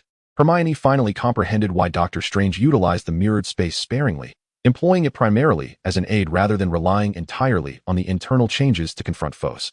It was simply unaffordable. With ample gains from Camartage, she could afford to take a brief respite, intending to return to acquire more from the Ancient One in the future. What needed to be done now was to instill some trepidation in certain individuals. How dare they attempt to lay hands on her? Treating her as if she were a mere soft target? Washington, D.C. Alexander Pierce departed from the World Security Council, returning to his residence. Leaning against the side of the sofa, an unsettling sensation gnawed at him. Perhaps sending a ghost to capture that sorceress was not the wisest choice. He had previously been aware of her existence, but only regarded her as a suspected superhuman, offering her little further attention. Nick Fury had already made contact with her, possessing information that he had not shared with anyone, had it not been for his sudden whim to form a mysterious countermeasure team and recruit individuals such as Crossbones. The existence of the sorceress would have remained concealed even from him, the minister. He could not permit SHIELD to harbor elements that Hydra could not control. Although his intelligence regarding the sorceress was incomplete, she was merely a child, no matter how formidable. She could not possibly evade a meticulously planned capture. If Hydra could seize the extraordinary powers known as magic, just as he was lost in thought, a voice suddenly emerged from behind him.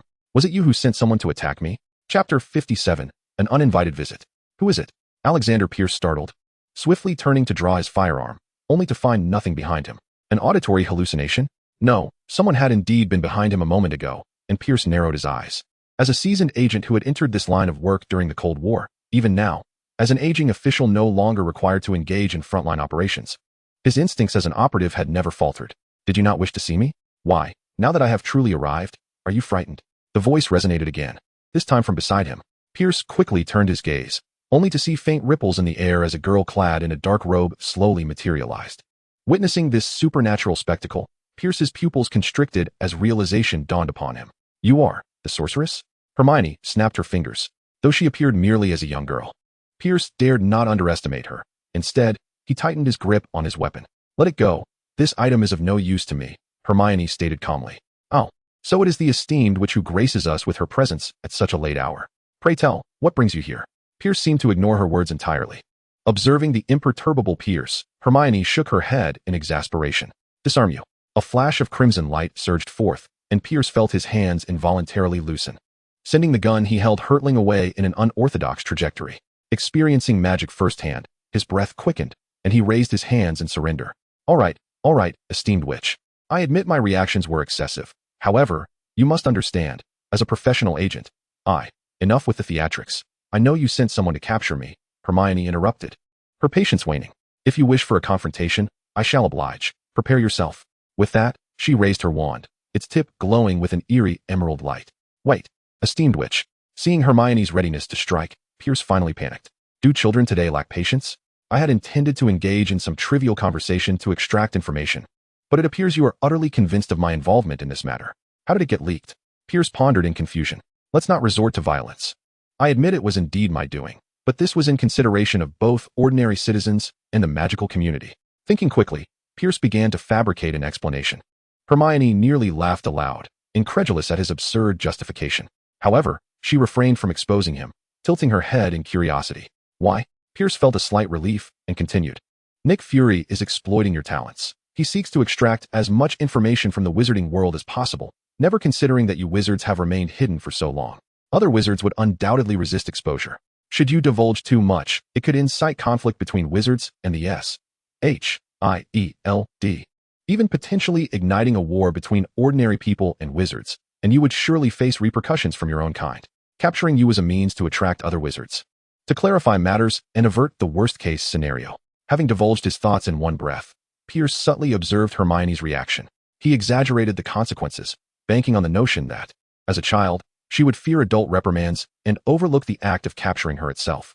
Quite the convincing argument, Hermione internally scoffed, though she maintained an outward facade of contemplation. An idea ignited within Pierce. Very well, you may pass this time. Hermione feigned being deceived. However, I shall never divulge any information to you again. Pierce felt a sense of self-sabotage. He had spun his tale merely to save his own skin, and now, while his life was preserved, he had lost all valuable intelligence. It seemed the SHIELD had suffered a loss, but in truth, it was Hydra's intelligence that had slipped away. It is astonishing that the formidable leader of Hydra could be rendered helpless by a mere child. Ms. Witch, may I inquire how you discern that this matter pertains to me? Pierce sought to divert the conversation while probing his most pressing concern. Your people spoke of it. Pierce furrowed his brow, inwardly disputing the possibility. These were loyal Hydra members, thoroughly brainwashed, who would not divulge mission information even unto death. Hermione smirked slightly. I am a witch, you know. Did you not comprehend my capabilities before sending someone to confront me? Observing the confusion on Pierce's face, Hermione resolved to elucidate. Soul extraction. Upon utterance, Pierce was suddenly engulfed in a void, an overwhelming sense of bliss gradually enveloping him. Now perform a tap dance. Yes, Pierce replied vacantly, his eyes devoid of focus. He then earnestly began to dance, persisting until drenched in sweat, oblivious to his own suffering. With a flick of her wand, Hermione restored Pierce's awareness, and he gazed at her in terror, his chest heaving as he gasped for breath, uncertain whether it was from the dance or fear. What have you done? The soul extraction curse. I believe you have experienced its effects quite thoroughly, Hermione replied with a shrug. At her words, Pierce was struck with horror. Moments ago, he had felt as though he had lost his very essence, consumed solely by the imperative to obey Hermione's commands, no matter the task. Mental manipulation. She possesses such power. No wonder Hermione was aware. It must be that someone from the strike team had been controlled and divulged everything. After the shock wore off, Pierce's gaze toward Hermione ignited with fervor. If Hydra wielded such abilities, they could easily dominate the world. By the way, that individual claimed to be a Hydra member. What is Hydra? Hermione tilted her head, regarding Pierce. Is it some special division of S.H.I.E.L.D.? Pierce's pupils constricted sharply, only to return to normal in the next instant. I suppose so, he replied, striving to maintain a neutral expression. This information falls under S.H.I.E.L.D.'s internal confidentiality. I would appreciate your discretion, Ms. Witch. Fortunately, it seems she was not well informed. Well, it appears your S.H.I.E.L.D. has quite a few capable individuals. Astonishingly, someone managed to escape from my grasp. Hermione nodded. There is an individual who can shift between reality and illusion, quite difficult to capture. The Phantom. Pierce's eyes flickered. He had not anticipated that her abilities would leave even a witch at a loss. It seemed he would need to prioritize training her alongside the Winter Soldier as a potential ace for Hydra. However, one must pay for the audacity to ambush me. Shadowless Blade. Pierce felt a chill by his ear, looking down to see his left ear had fallen to the ground, blood streaming. Let us see if you dare to provoke me again. Hermione smiled triumphantly, and then the air warped, her form vanishing into thin air.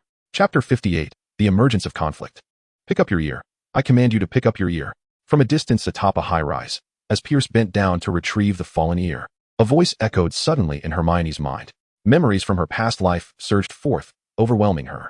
After the attack she endured tonight, Hermione realized she must take action. Otherwise, it would not suffice to intimidate her adversaries, and they would only escalate their efforts, dispatching even more foes. Following this encounter, the Hydra would likely tread cautiously until they discovered a means to restrain the sorceress, fearing further repercussions from her.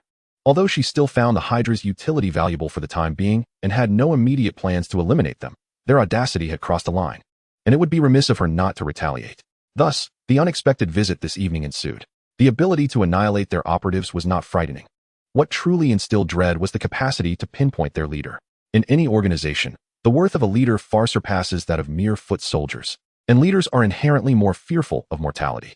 The next day, at the Triquel Tower, Nick Fury encountered Pierce.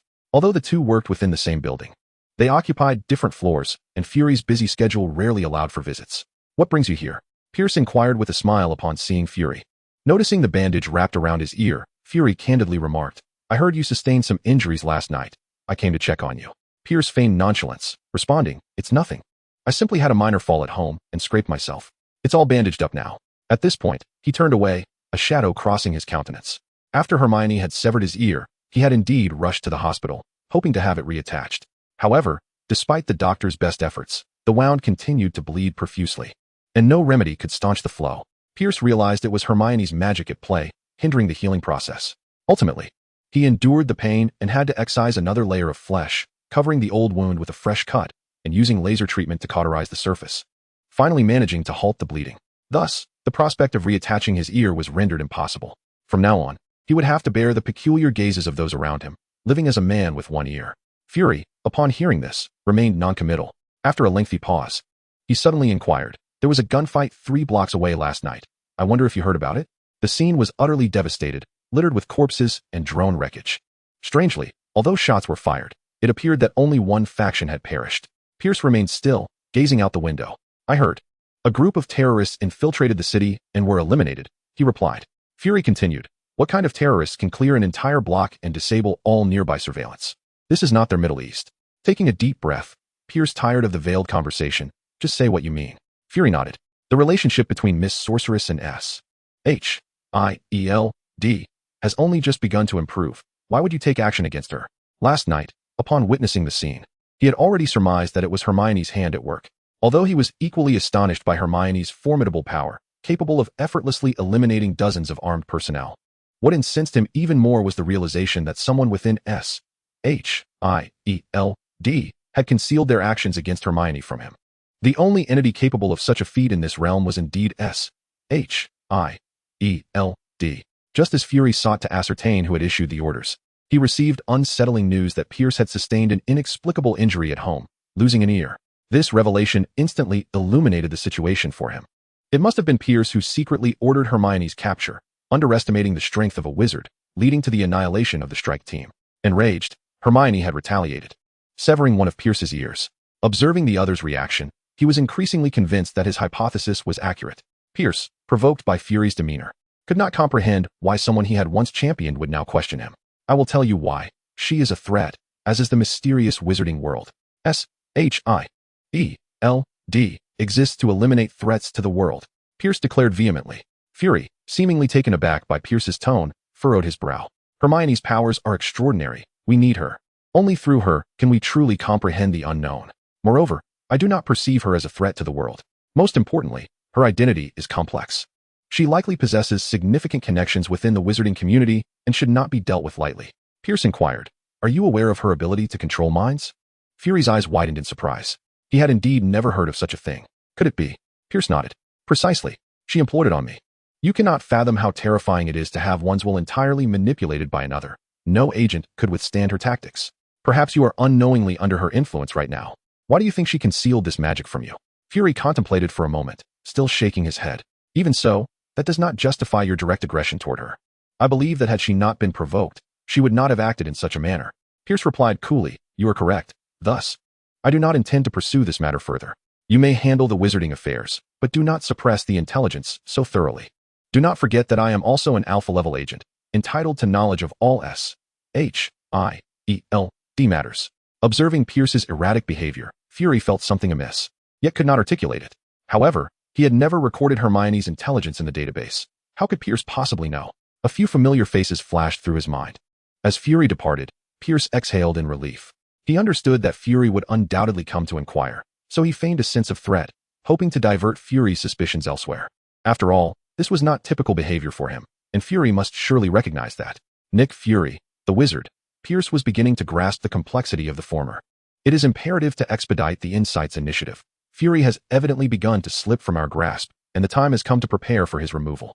Returning to the world of Harry Potter, the holiday has yet to conclude, and Hermione, in an unusual turn of events, has spent some time with her biological parents. After all, they are indeed her real parents, and although their presence feels somewhat peculiar to her as a traveler, it cannot be said that she harbors any disdain. Regardless, these two are genuinely good individuals and have treated Hermione quite well. After a few days of interaction, she has grown accustomed to their company. The inability to wield magic is quite irksome. Hermione reclines on her bed, languidly waving her wand in a fit of boredom. The Ministry of Magic has placed tracking charms on the wands of underage students, prohibiting the use of magic outside school. In the Marvel Universe, she could unleash spells like a magical machine gun, but here she must temporarily conform to the role of a well-behaved child. Furthermore, the Muggle technology in this world is decidedly lackluster, particularly in the late 20th century. While she could indulge in online gaming in the Marvel realm, here she is limited to the simple pleasures of an outdated console. Chapter 59. Messages on Do Not Disturb. Gus lay by the edge of the bed. Seemingly sensing Hermione's ennui, he lifted his head to meow softly before burying it back into slumber. After whisking him away from Fury, Hermione was astonished to discover that the magical creatures she had collected could indeed be stored within her book. As such, she had decided to bring Gus along to this world. Just then, a shadow darkened the window, and the light within the room dimmed. Hermione quickly rolled off the bed. One hand raised with her wand aimed at the window while the other scooped Gus into her arms for protection. Hey, be careful! A startled voice called from outside. Ron was seated in a hovering, vintage blue car, hands raised in surrender. He assumed that Hermione had never seen a flying car before and wished to surprise her. Hence, he skipped the formality of knocking and went directly to the second floor of the villa, not anticipating such a dramatic reaction from her. Hi, Hermione! Ron exclaimed. Beside him, George Weasley leaned out of the car to greet her, while Fred Weasley occupied the passenger seat. It was not only Ron. The Weasley twins had arrived as well. What brings you here? Hermione inquired, somewhat perplexed. Shouldn't they be rescuing Harry, who was trapped, during this time? Could you put the wand down first? Ron said, somewhat disgruntled, muttering under his breath. Why do you always give off the impression that you're ready to fight at any moment? And what's with holding a cat at us? Is it going to eat us or something? After a succinct exchange, Hermione finally grasped the situation. It turned out that a few days prior, the Ministry of Magic had detected magical activity near number 4, Privet Drive, where only Harry resided. Consequently, Harry was deemed to have performed magic outside of school and received a warning from the Ministry, a fact that had come to the attention of Ron's father, Arthur Weasley, who worked there. Upon realizing that Ron had written numerous letters to Harry during the holiday without receiving any replies, he speculated that Harry might have been confined by his uncle. Consequently, he decided to invite a few friends to bring Harry to his home for a few days. This reminded him that he too had not received a reply over the holiday, prompting him to check on Harry's situation. As Ron spoke, his gaze fell upon a stack of unopened envelopes on the windowsill, and his eyes widened in surprise. These are all the letters I wrote to you. I thought you hadn't received them, but it seems none were opened. Hermione, somewhat awkward, touched her nose. Nothing is more uncomfortable than seeing a do not disturb status beside a message in a chat, especially when the subject of the conversation catches you in the act. The Weasley twins could no longer contain their laughter. After bidding farewell to their parents, Hermione accepted Ron's invitation, primarily due to Molly and Arthur's encouragement, and accompanied them to the Weasley residence. Coincidentally, she also wanted to see the infamous Weasley abode, which seemed far more appealing than spending time with Gus. The flying car soon ascended into the sky. Hermione, seated in the back, initially anticipated a cramped space, but soon discovered that the interior was far more spacious than it appeared from outside, evidently enhanced by a subtle extension charm. However, the speed was rather lackluster. It paled in comparison to her Cyberpunk 2077 experience and even fell short of a standard flying broomstick. After nearly an hour of travel and passing through a barrier reminiscent of a protective enchantment, an old structure of 4 or 5 stories, with a somewhat chimney-like appearance, emerged amidst the lush greenery. Hey, Hermione. Upon entering the house, Harry immediately rose from his seat at the table to greet her. Have you eaten? Hermione promptly launched into a standard social nicety. Not yet. Mrs. Weasley is preparing lunch for us, and we'll be eating shortly, Harry replied earnestly, unaccustomed to Eastern cultural nuances. Oh, by the way, Harry seemed to recall something. It's not that I didn't want to reply to your letters. I simply never received them. Dobby intercepted them all. It's fine. I didn't write much, Hermione replied. Huh. Harry paused, taken aback, as he had assumed Hermione, like Ron, had penned many letters during the holiday. The fragile vessel of their friendship rocked unsteadily. Hermione shrugged. Most of her holiday had been spent in the Marvel Universe, either studying alchemy or enjoying tea with the Ancient One, leaving little time to attend to trivial matters concerning a young boy. Seeing that he was not the only one who felt ignored, Ron felt a sense of balance return to his mindset and complained to Harry, It's not just you. I sent this girl letters, and she didn't even bother to open them, just tossed them aside. How rude. The two exchanged knowing glances, their thoughts intertwined. Although they felt somewhat disheartened by her disregard for their concern, it was, after all, the Hermione they had come to know. As they settled down, observing Hermione as she surveyed her surroundings, Ron suddenly felt a bit shy and stole a glance at her. We're not very well off. We can't compare to the villa your parents own, he admitted. Hermione patted his shoulder reassuringly. What a remarkable feat of magical architecture. Were it not for my lack of skill, I would surely endeavor to create one myself, for it holds far greater value than those mundane Muggle constructions. Observing Hermione's lack of disdain, Ron exhaled in relief, his spirits considerably lifted. Meanwhile, the Weasley twins exchanged knowing glances, stifling their laughter. Harry, with a look of astonishment, could hardly believe that Hermione possessed such empathy. Hermione, it is truly delightful to see you. Suddenly, a voice resonated from around the corner, clad in a homemaker's attire. The warm-hearted Molly Weasley approached, hastening toward Hermione and enveloping her in a heartfelt embrace, displaying a certain familiarity. I've heard from Ron and Harry that had it not been for your protection, they might have fallen victim to that wretched quarrel. With a pointed glare at Ron, she added, I hope that before you act so impulsively next time, you will consider your own limitations. Ron, sporting a look of indignation, protested, but it was all Harry's doing. Yet, he found himself further chastised by Molly, who retorted, Harry, at such a tender age, exhibited remarkable courage, confronting danger without regard for his own safety. You ought to learn from him. Hermione, witnessing this interaction, felt a sense of nostalgia. It was astonishing to witness such a classic scene even in this foreign world. Ron, glancing between Harry and Molly, felt as though he were merely an accessory, with Harry being the favored son.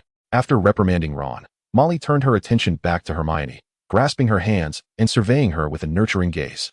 Hermione, feeling somewhat uneasy under her scrutiny, discreetly withdrew her hands, forcing a smile. Just then, the sound of rapid footsteps approached from above, and a little girl in pajamas dashed down the stairs. Upon seeing the gathering, she abruptly halted, her eyes widening in disbelief, as if confronted with something extraordinary. After a brief moment of astonishment, she whirled around and scampered back upstairs. Chapter 60. The Principal of Pursuit. Harry appeared perplexed. What have I done to upset her? He murmured. Ron replied quietly, That's my sister Ginny. She has been incessantly mentioning you throughout the summer, driving me mad. Harry lowered his gaze. Now acutely aware of his reputation among wizards, such encounters were not unfamiliar, and he was beginning to grow accustomed to them. It was akin to a fan meeting their idol. As the meal was served, the door swung open once more, and a kind-faced, middle-aged man with a shock of red hair entered. The man nodded at Harry, clearly having met him before, and upon spotting Hermione, broke into a hearty smile. Oh, you must be Miss Granger. Thank you for safeguarding Harry and Ron. Moreover, to have vanquished an adult wizard as a first-year student, especially a professor of defense against the dark arts, is an unprecedented achievement, the talk of the ministry itself. Hermione, taken aback, thought to herself, Is it truly such a remarkable feat to have defeated a fool like Quirrell? She was momentarily surprised, having forgotten that her age played a significant role in the astonishment of others regarding her accomplishments. Well, it's not too bad. In fact, Chilo was not in great shape at that time, Hermione defended. Molly remarked, I heard you also played as a beater for Gryffindor, defeating Slytherin and winning the Quidditch Cup? Actually, it was Harry who caught the golden snitch. All the points were his, and I had little to do with it, Hermione replied modestly. Oh dear Hermione, you are far too humble. Harry has already stated that you were the one who contributed the most, Molly observed, her gaze toward Hermione growing ever more benevolent. And regarding the final exams, I've heard you were the only one to achieve a perfect score. That is indeed true, Hermione acknowledged. The first-year wizarding exams were for her akin to a high school senior tackling elementary school mathematics, a clear case of overwhelming advantage. However, Mrs. Weasley, how do you know what I have accomplished better than I do? Hermione thought internally, feeling a surge of frustration. In this world, if you were to venture into the Marvel universe, wouldn't you unearth all my secrets? Where on earth did this information come from? You are more formidable than S.H.I.E.L.D. Look at Hermione. Molly suddenly turned her attention to Ron. In just 1 year of schooling, she has achieved so much. What about you? You haven't even managed a single accomplishment in your exams. Ron, who was busy stuffing his face with chicken legs, looked innocently defeated, his expression one of utter despair. Actually, I haven't either. Harry instinctively attempted to defend his good friend, but caught himself before voicing it. Hermione pretended not to notice and continued eating, allowing the atmosphere at the table to remain light and cheerful. After the meal, Mr. Arthur pulled out a briefcase and retrieved a box from within. As he opened it, Hermione discerned a collection of items inside. Is this alchemical materials? Hermione inquired. Arthur nodded, saying, Hermione, you gifted Ron a flying broomstick. And I've heard your alchemical skills are quite remarkable. Therefore, I used a bit of influence at the Ministry of Magic to retain some confiscated alchemical materials, which I thought to present to you. However, your entire family has been so kind to me. I feel a bit overwhelmed, Hermione admitted, suddenly struck by a chilling thought. Oh no, she gasped internally, feeling an overwhelming urge to flee. The wizarding world is treacherous. I want to return to Marvel. After a brief moment of contemplation, Hermione accepted the box and then produced an object, placing it on the table. Before them lay a gleaming, jet-black item, and Arthur's eyes widened in recognition. This is, he stammered, clearly astonished. Indeed, resting on the table was a handgun. Hermione understood that Arthur worked in the Department for the Regulation and Control of Magical Creatures, where he often took advantage of his position to collect various Muggle artifacts. His fondness for Muggle items was well known. How on earth did you acquire this? Arthur asked, disbelief etched across his face. This is no ordinary Muggle item. It's extremely dangerous. It was an accidental find, Hermione stated without elaboration, and I am gifting it to you. A spark of excitement flickered in Arthur's eyes. He had long wished to add such an item to his collection, but had never had the means to do so. Hermione had unexpectedly provided him with a delightful surprise. What is this thing? Upon witnessing Arthur's performance, the Weasley family gathered around. Harry recognized the situation and turned abruptly to Hermione. One could say it resembles a Muggle wand. Hermione expressed her uncertainty. Arthur elaborated. This is a Muggle weapon. Not everyone among Muggles is deemed worthy to wield it. What kind of magic can a Muggle wand perform? Ron inquired with curiosity. Hermione cast him a glance and replied coolly, Avada Kedavra. As her words echoed, the room fell into an immediate hush. Hermione could distinctly sense the heightened breaths around her, as Ron, Ginny, and the Weasley twins stepped back in unison. Ron managed a strained smile. Hermione, don't jest. The 3 unforgivable curses were well known to them, with the killing curse being the most notorious, regarded as one of the most malevolent spells in existence. A veritable taboo among wizards. It's not that dramatic, Hermione is merely teasing you, Arthur interjected, trying to alleviate the tension. While it does possess some power, it pales in comparison to the killing curse. However, it is indeed a dangerous item. Do refrain from tampering with it without cause. It's all right, Hermione asserted as she picked up the firearm. I'll simply remove the spells within. With that, she swiftly pulled the slide, ejecting the bullets, then removed the magazine, ensuring it was empty before reinserting it. With a click, the chamber reset, and Hermione placed it back on the table. Now it's safe. Observing Hermione's deft movements, Arthur and Harry wished to voice their thoughts, but ultimately remained silent, apprehensive of unearthing something deeper. Molly and Arthur exchanged glances, seemingly questioning. Are you certain this is the dentist's daughter? Their household doesn't resemble a mafia at all. Hermione's parents appeared amiable, entirely uncharacteristic of such a background. The following morning, watching the slumbering Ginny beside her, Hermione quietly arose. The dwelling was not particularly small, however, with the Weasley family's numerous members. Alongside guests Hermione and Harry, the accommodations felt somewhat cramped. Consequently, Hermione shared a room with Ginny, while Harry roomed with Ron. Observing the decor that rivaled her own room, Hermione felt certain that the Weasley family cherished their only daughter above all. Outside the house, Hermione began to practice spellcasting fervently. Shatter to pieces. Disarm your weapon. Stupefy. At this juncture, she could finally unleash her skills.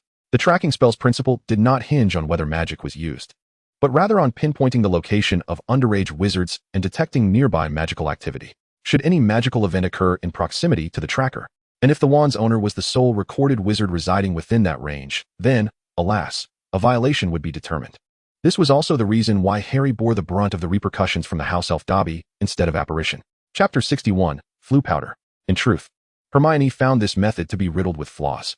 However, considering the Ministry of Magic's approach, it was likely the best solution they could conceive. It is precisely for this reason that upon arriving at the burrow, Hermione could unabashedly wield magic, for the vicinity was teeming with registered wizards, rendering her untraceable. What a splendid silencing charm. As Hermione diligently honed her skills, Molly's voice resonated from behind her. Gazing at Hermione, Molly marveled. Little Hermione, you truly are a once-in-a-century prodigy. Able to cast such an array of spells silently. Not only are you a genius, but your diligence is commendable. It is no wonder you possess such formidable magical prowess. To execute so many spells without sound is a feat even I find challenging, and to witness it in a child today is simply astonishing. You flatter me, Hermione replied. I have yet to begin wandless magic. While the silencing charm might still fall within the purview of a wizard's core curriculum, wandless magic bordered on the extraordinary. Hermione had no intention of practicing wandless spells in public. She feared alarming the Weasley family, and this capability was her trump card, one she preferred to keep concealed. Hermione, dear sister, little Ginny, having risen at some point, scampered towards her in her pajamas. Initially a bit shy, after a night of interaction, Ginny had grown accustomed to this lovely older sister. Having learned of Hermione's many achievements, her gaze now brimmed with admiration. At breakfast, Ron grumbled to Hermione. Could you please keep an eye on your cat? It keeps circling around Scabbers, who was so frightened he wouldn't even come out of his cage. Hermione turned her gaze to the corner, where Gus was poised outside the cage, fixated on a small mouse within. The mouse, appearing hairless and missing a toe, was cowering inside, trembling with a distinctly human-like fear reflected in its dark eyes. Hermione smirked, bemused by Ron's peculiar fondness. Who in their right mind would enjoy keeping a pet mouse? A pet mouse was one thing, but this was merely a common rat. Yet, its performance was rather convincing. Hermione was well aware that Scabbers was none other than Peter Pettigrew, a former close friend of Harry's father, who had betrayed his friends, revealing the whereabouts of Harry's family, which ultimately led to their demise at the hands of Voldemort.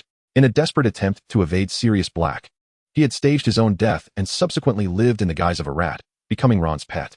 Under normal circumstances, he would have no fear of cats, as he was not a true mouse, but to avoid being exposed, he had to maintain this charade.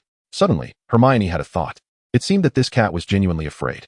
Were it not for Hermione's strict prohibition against Gus consuming everything in sight, he would have likely devoured both the mouse and its cage in one gulp long ago. Gus, Hermione called out. Meow. Gus turned back, casting a lingering glance at the cage before leaping onto Hermione's shoulder and licking his paw. Only then did Ron feel reassured. Time passed swiftly, and a few days later, the long-anticipated school opening day was finally approaching. It was once again the day for procuring textbooks. Hermione gazed thoughtfully at the fireplace and cautiously inquired, is it truly impossible to utilize an alternative mode of transport? What are you saying? Floo powder is undoubtedly the fastest and most convenient means to reach Diagon Alley. Molly chuckled. As long as you articulate the destination correctly, you will arrive in an instant. Hermione fell silent. Despite her eagerness to experience Floo powder, The sooty fireplace was simply too filthy, and she truly wished to avoid being covered in ash. Ron boldly stepped forward, positioning himself within the fireplace. Grasping a handful of flue powder, he shouted, "Diagon Alley," while simultaneously scattering the powder. With a loud whoosh, a burst of emerald flames enveloped him, and he vanished without a trace. "Very well, Harry, it's your turn. Remember to enunciate clearly." It was Harry's first experience, and he appeared noticeably anxious. "Diagon Alley," he exclaimed. Whoosh. The flames extinguished, leaving the fireplace empty. The remaining friends exchanged glances, perplexed. Did he just say? Yes, indeed, they all remained silent. Is he truly in such a hurry to leave? Could he not practice a few more times to ensure he pronounced the place correctly? Hermione expressed her exasperation. And Diagon Alley. Why didn't he say Nocturne Alley or Athlete's Foot? Let us proceed. We should find Harry's location. Even if he misappeared, he should not be far off, Molly suggested promptly. One by one, they embarked on their journey. Although Hermione felt a twinge of nervousness, she successfully arrived at her destination moments later. Isn't there a security concern with this method? Hermione pondered as she observed person after person emerging from the fireplace. The entire Floo network lacked even a simple access control. What if someone were to announce a location in someone else's home? Wouldn't that allow for easy intrusion? She recalled how Harry had seemingly burst into Borgin and Burke's in Nocturne Alley, as if entering an unguarded realm. Regardless, she resolved to retrieve him first. Without waiting for the Weasleys, Hermione made her way towards Nocturne Alley. As a neighbor to Diagon Alley, this area was indeed a mixed bag of characters. If Diagon Alley represented a bustling shopping district, then Nocturne Alley was akin to a wizarding black market, teeming with shops of dark magic. Among them, Borgin and Burke's was the most notorious. Not long after setting foot in the alley, Hermione felt numerous eyes fixated upon her. There were gazes of curiosity, malice, and covetousness, all mingling together. With her adeptness in legilimency, she could roughly discern the emotions projected through those stares. Humph. Hermione waved her wand, and suddenly, several flames materialized, coiling into the fearsome form of a giant serpent that encircled her. Though merely an illusion of fierce fire, it was sufficient to convey a sense of menace. With a glimmer of cold intensity in her eyes, Hermione surveyed the surrounding crowd. The young witch was not to be trifled with, sensing her chilling aura. The peculiar assortment of wizards around her lowered their heads, too intimidated to meet her gaze. As Hermione concealed the flames, she approached Borgin and Burke's, only to spot two figures emerging from within. One was an adult with long white hair, his gaze as dark as that of a hawk, and his complexion pallid, Lucius Malfoy. The other was a child whom Hermione recognized, Draco Malfoy. With a flicker of her eyes, she waited for their departure before stepping into the shop. "Proprietor." She addressed the counter as she beheld the cunning expression on Borgin's face, and inquired directly, "Did Lucius Malfoy just give you something?" Borgin, initially assuming Hermione had come to sell something, was taken aback by her question. His demeanor shifted to one of darkness as he coldly replied, "That is a secret between me and my client. It is none of your concern. If you are not here to purchase anything, I suggest you leave promptly." Indeed, Lucius had come to sell something, although it was not an ordinary item, but rather a dark magical artifact. "Oh." Hermione leaned forward slightly, whispering, "Shall I remind you that the Ministry of Magic prohibits the private circulation of dark magical items? Should you be discovered, well." How does she know this? Borgin was initially startled, before furrowing his brow slightly. "My shop engages solely in legitimate magical commerce. Everything on display has been reported to the Ministry. Aside from that, there are no dark magical items here." Hermione nodded. "If that is the case, we have nothing further to discuss. Arthur Weasley from the Ministry is outside at this very moment and will soon be conducting a search. If no dark magical items are found, you may lodge any complaints you wish. However, if there are indeed such items, I need not remind you of the financial repercussions, I presume?" Borgin's expression soured. Although the Ministry forbade the dissemination of dark magical artifacts, it was challenging to completely halt their circulation. As long as one could dispose of them before being caught, there would be no issue.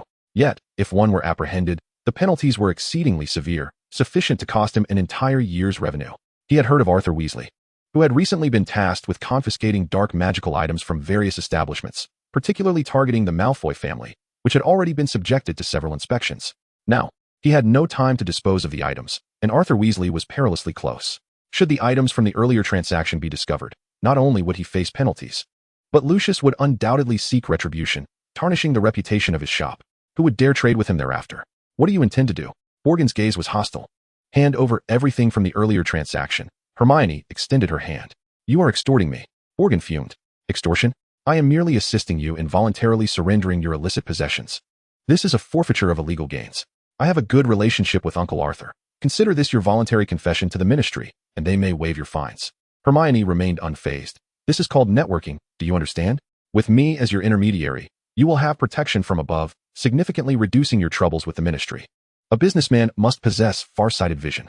Hermione earnestly instructed, her finger pointing to the ceiling. There's someone above. The corners of Borgin's eyes twitched uncontrollably. He did not believe a word of the girl's frivolous talk. Who would trust such connections? It was clearly a case of black eating black. However, she was right about one thing. If this young girl were to betray him, the losses would amount to far more than just a box of goods. Should he eliminate her now? Borgin's mind raced, a flicker of ruthlessness gleaming in his eyes. Noticing his murderous intent, Hermione remained utterly unperturbed, casually leaning against the wall with an air of nonchalance. At least 20 people saw me enter your shop. I'm merely a second-year student at Hogwarts. Do you think if I were to go missing here, it would be the Ministry of Magic or Dumbledore who would come looking for you first? The mention of Dumbledore sent a shiver down Borgin's spine. Only then did he realize that the girl before him was indeed dressed in Hogwarts attire, sporting the insignia of Gryffindor. Wait a moment. Looking at Hermione, who exuded confidence while idly twirling her wand, Borgin suddenly recalled certain details. Hogwarts, second year, Gryffindor. A bold girl. You are Hermione Granger. Hermione blinked. You know me? Oh no, she had been recognized. Would she be found out for stealing his goods and reported to Hogwarts?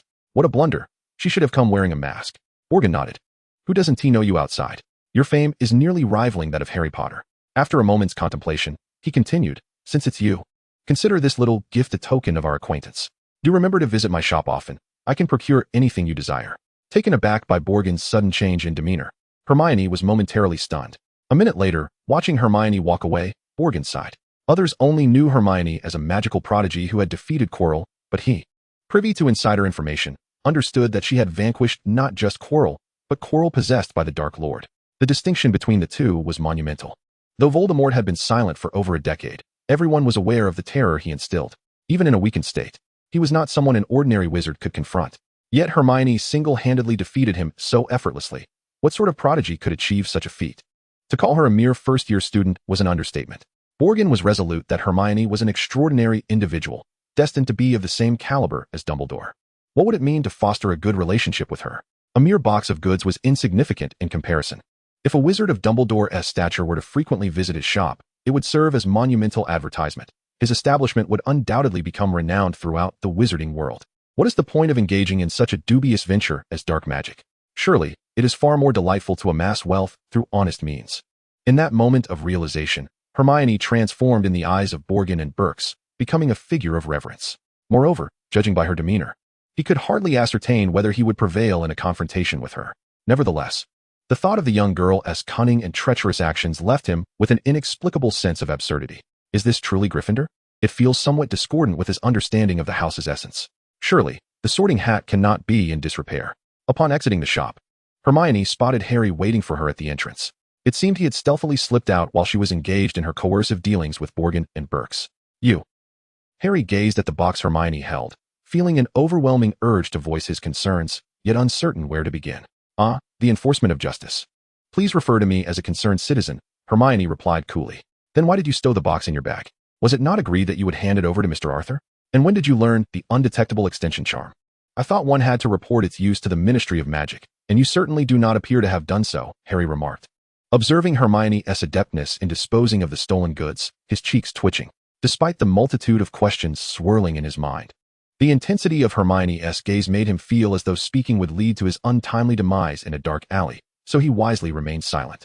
In truth, Hermione was equally bewildered, having stumbled upon the acquisition without fully comprehending how she came to possess it. She was aware that Borgin and Burkes, weighing their options, would reluctantly part with the box, potentially harboring ulterior motives. Who would have guessed they would so cheerfully hand it over? Well, let it be. Perhaps they were simply awestruck by her presence. At the very least, she had secured a treasure trove of exceptional alchemical materials. Thank you, Mr. Borgin. I shall be sure to take it easy on you next time. Chapter 63, Gilderoy Lockhart. Mrs. Weasley, I found Harry. Leaving Knockturn Alley, Hermione and Harry entered Diagon Alley, quickly spotting the Weasley family, who were inquiring of passers-by, and she called out to them. Oh, thank heavens. I was beginning to think even little Hermione had been misplaced. Molly exclaimed, patting her chest in relief. Where did you go? Ron asked Harry. Knockturn Alley, Harry replied, having already heard Hermione mention the place. Molly gasped in shock at Harry's words. You went to Knockturn Alley alone in search of Harry? Before Hermione could respond, Molly enveloped her in a hug, gently stroking her back. My goodness, you ventured into such a place without waiting for us. What would happen if you encountered danger, you poor little dear? You must have been terrified. Harry and Ron could only look on in silence. Hermione was utterly terrified, and the two could not fathom the situation. Sweetheart. Was she even remotely associated with that term? However, Boggenbork might hold a slightly different perspective, observing Harry's internal musings on Hermione's self-deprecating humor. Yet, Molly seemed to view Hermione's adorable visage through a peculiar lens, regardless of Hermione's remarkable magical prowess or her illustrious achievements. She always appeared to be merely an innocuous young girl. After a prolonged teasing session, Molly finally released her grip, and the group made their way to Flourish and Blots. Along the journey, Hermione noticed Ginny's delicate features were smeared with dust due to the flu powder, prompting her to retrieve a handkerchief. Clear water cascaded forth from the tip of her wand, dampening the cloth, and she gently wiped Ginny's face. Ginny was startled at first, but soon complied, her complexion quickly returning to its pristine state. Much improved now, she had looked like a coal miner not long ago. Although Ginny had shed her earlier shyness, she still felt a twinge of embarrassment at being seen in such a state. This encounter was emblematic of two socially anxious individuals colliding, social anxiety meeting a social terror. Upon arriving at Flourish and Blots, the shop was already teeming with patrons. After much effort to squeeze inside, Harry turned to Ron, asking, "Why are there so many people?" He distinctly recalled last year's visit, when it had been far less crowded. Ron shrugged, palms raised in uncertainty. Molly clarified their confusion, her excitement palpable. "Gilderoy Lockhart. Today is his book signing event." Harry and Ron exchanged glances. "Who? I don't know, do you?" "Not a clue," they silently communicated, their eyes swiftly exchanging information. "He is a renowned author in the Wizarding World, a recipient of the Sir Merlin's Order of Third Class, an honorary member of the Society for the Protection of Magical Creatures, and a 5-time winner of the Most Charming Smile Award from the Wizarding Weekly." Observing Molly's starry-eyed admiration, Hermione couldn't help but roll her eyes. What a role model for middle-aged witches in the wizarding community. Casually picking up a signed copy, Hermione examined the cover. "Me, the great braggart. Oh, I mean, me, the magical."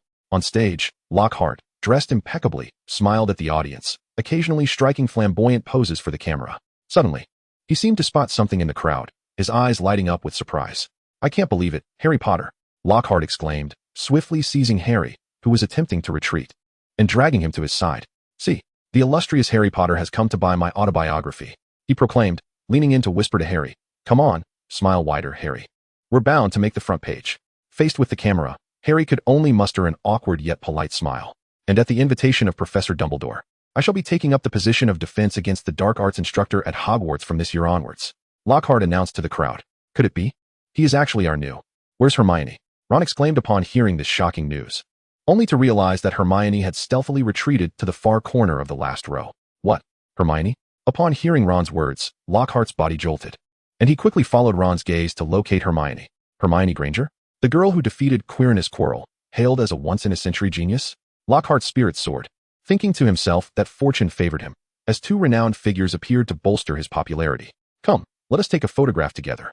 It is bound to become a sensation in the wizarding world." Lockhart beckoned to Hermione. "Apologies, but I suffer from photophobia," Hermione replied coolly. "Whenever I see a flash, I can't help but unleash uncontrollable spells. If you wish to avoid chaos at your signing event, it would be best not to involve me." "Ah, what a pity," Lockhart said with a look of regret, realizing that the signing event held greater significance than a mere photograph. However, he couldn't help but notice the inexplicable sympathy that flickered in Hermione's eyes upon learning of his position as the defense against the dark arts professor. Molly and Arthur exchanged astonished glances, wondering if Hermione truly had such an affliction. After a while, Lockhart finally released Harry, who appeared utterly exhausted. His eyes pained from the incessant flashes. As he stepped away from the crowd, he unexpectedly encountered Draco Malfoy. "I presume you relish this, Potter?" Malfoy sneered, his expression malevolent. The illustrious Harry Potter makes headlines even while perusing a bookstore. Though his words dripped with mockery, envy and jealousy lurked beneath the surface. "Stay away from him," Ginny interjected, stepping forward with fierce determination, glaring at Malfoy. Just as Malfoy was about to retort, he felt a hand rest upon his shoulder, delivering 2 gentle pats. Startled, he turned to confront the visage that haunted his nightmares.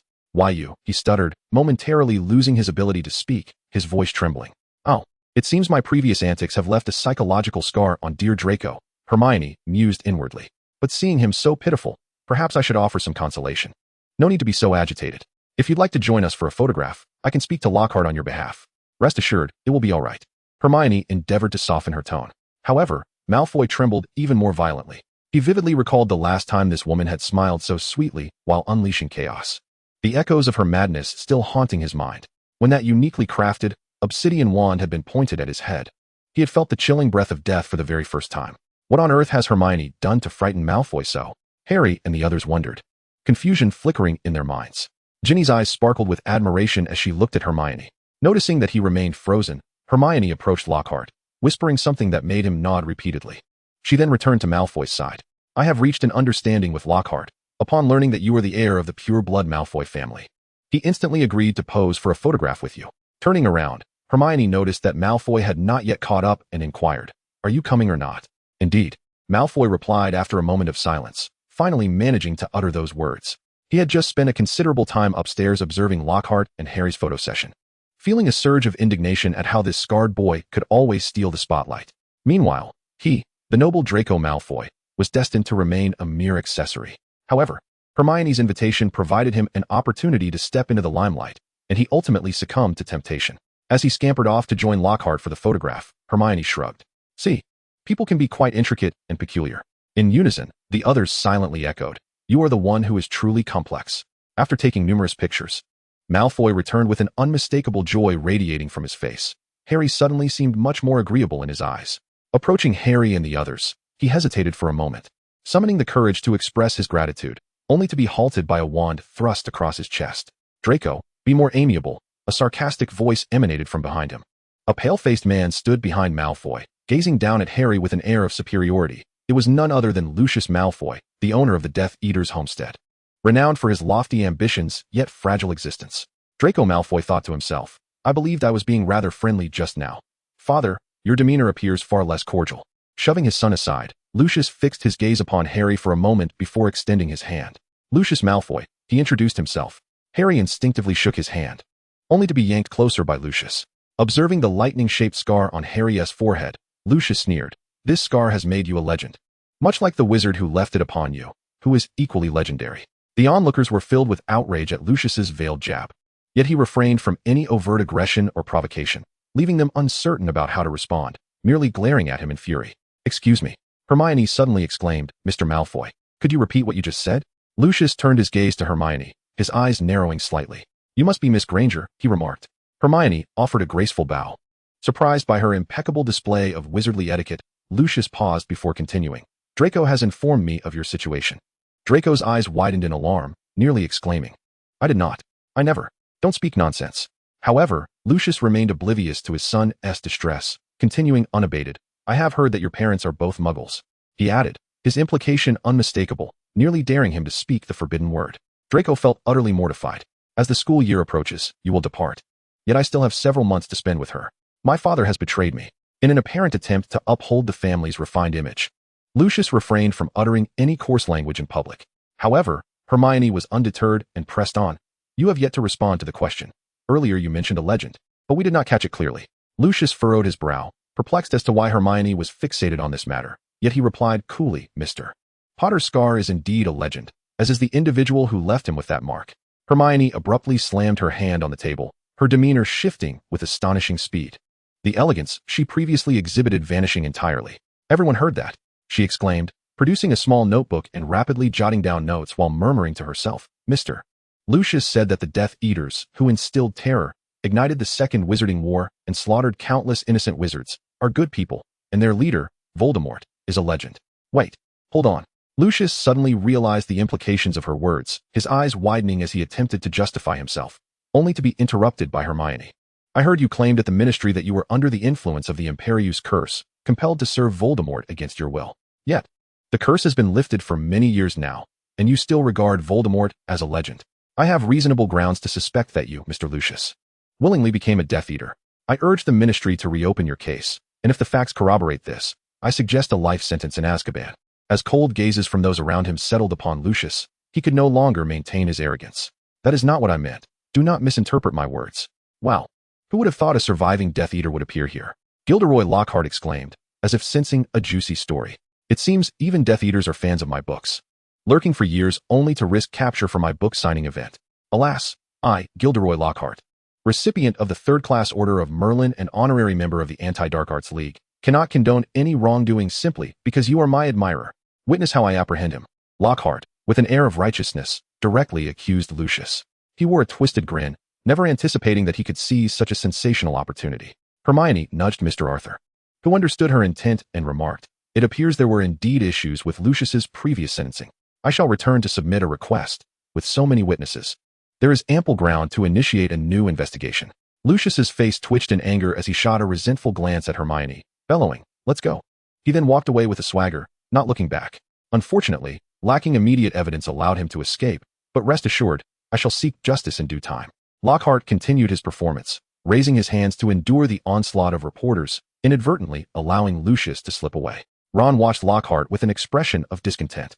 The heart truly is unfathomably dark, Harry and Arthur mused as they cast a glance at Hermione, unperturbed by their thoughts. Hermione's gaze fell upon a mysterious diary with a pitch-black cover that had inexplicably appeared in Ginny's book bucket, her expression shifting subtly. It was Voldemort's diary, a Horcrux. Lucius, engrossed in his own affairs and indifferent to the greater good, had earned Voldemort's trust, albeit sparingly. Thus, when Voldemort entrusted him with the diary, the information he gleaned was this: the tome could unlock the long-sealed Chamber of Secrets at Hogwarts, releasing some malevolent force to prey upon students of Muggle descent. As for the implications of the Horcrux, that was clearly beyond Lucius's comprehension. In light of the recent rigorous scrutiny by the Ministry of Magic on dark artifacts, the Malfoy family found themselves increasingly beleaguered and utterly at a loss. It was then that Lucius recalled the diary, and a plan was conceived. The scheme entailed secretly delivering the diary to a student at Hogwarts.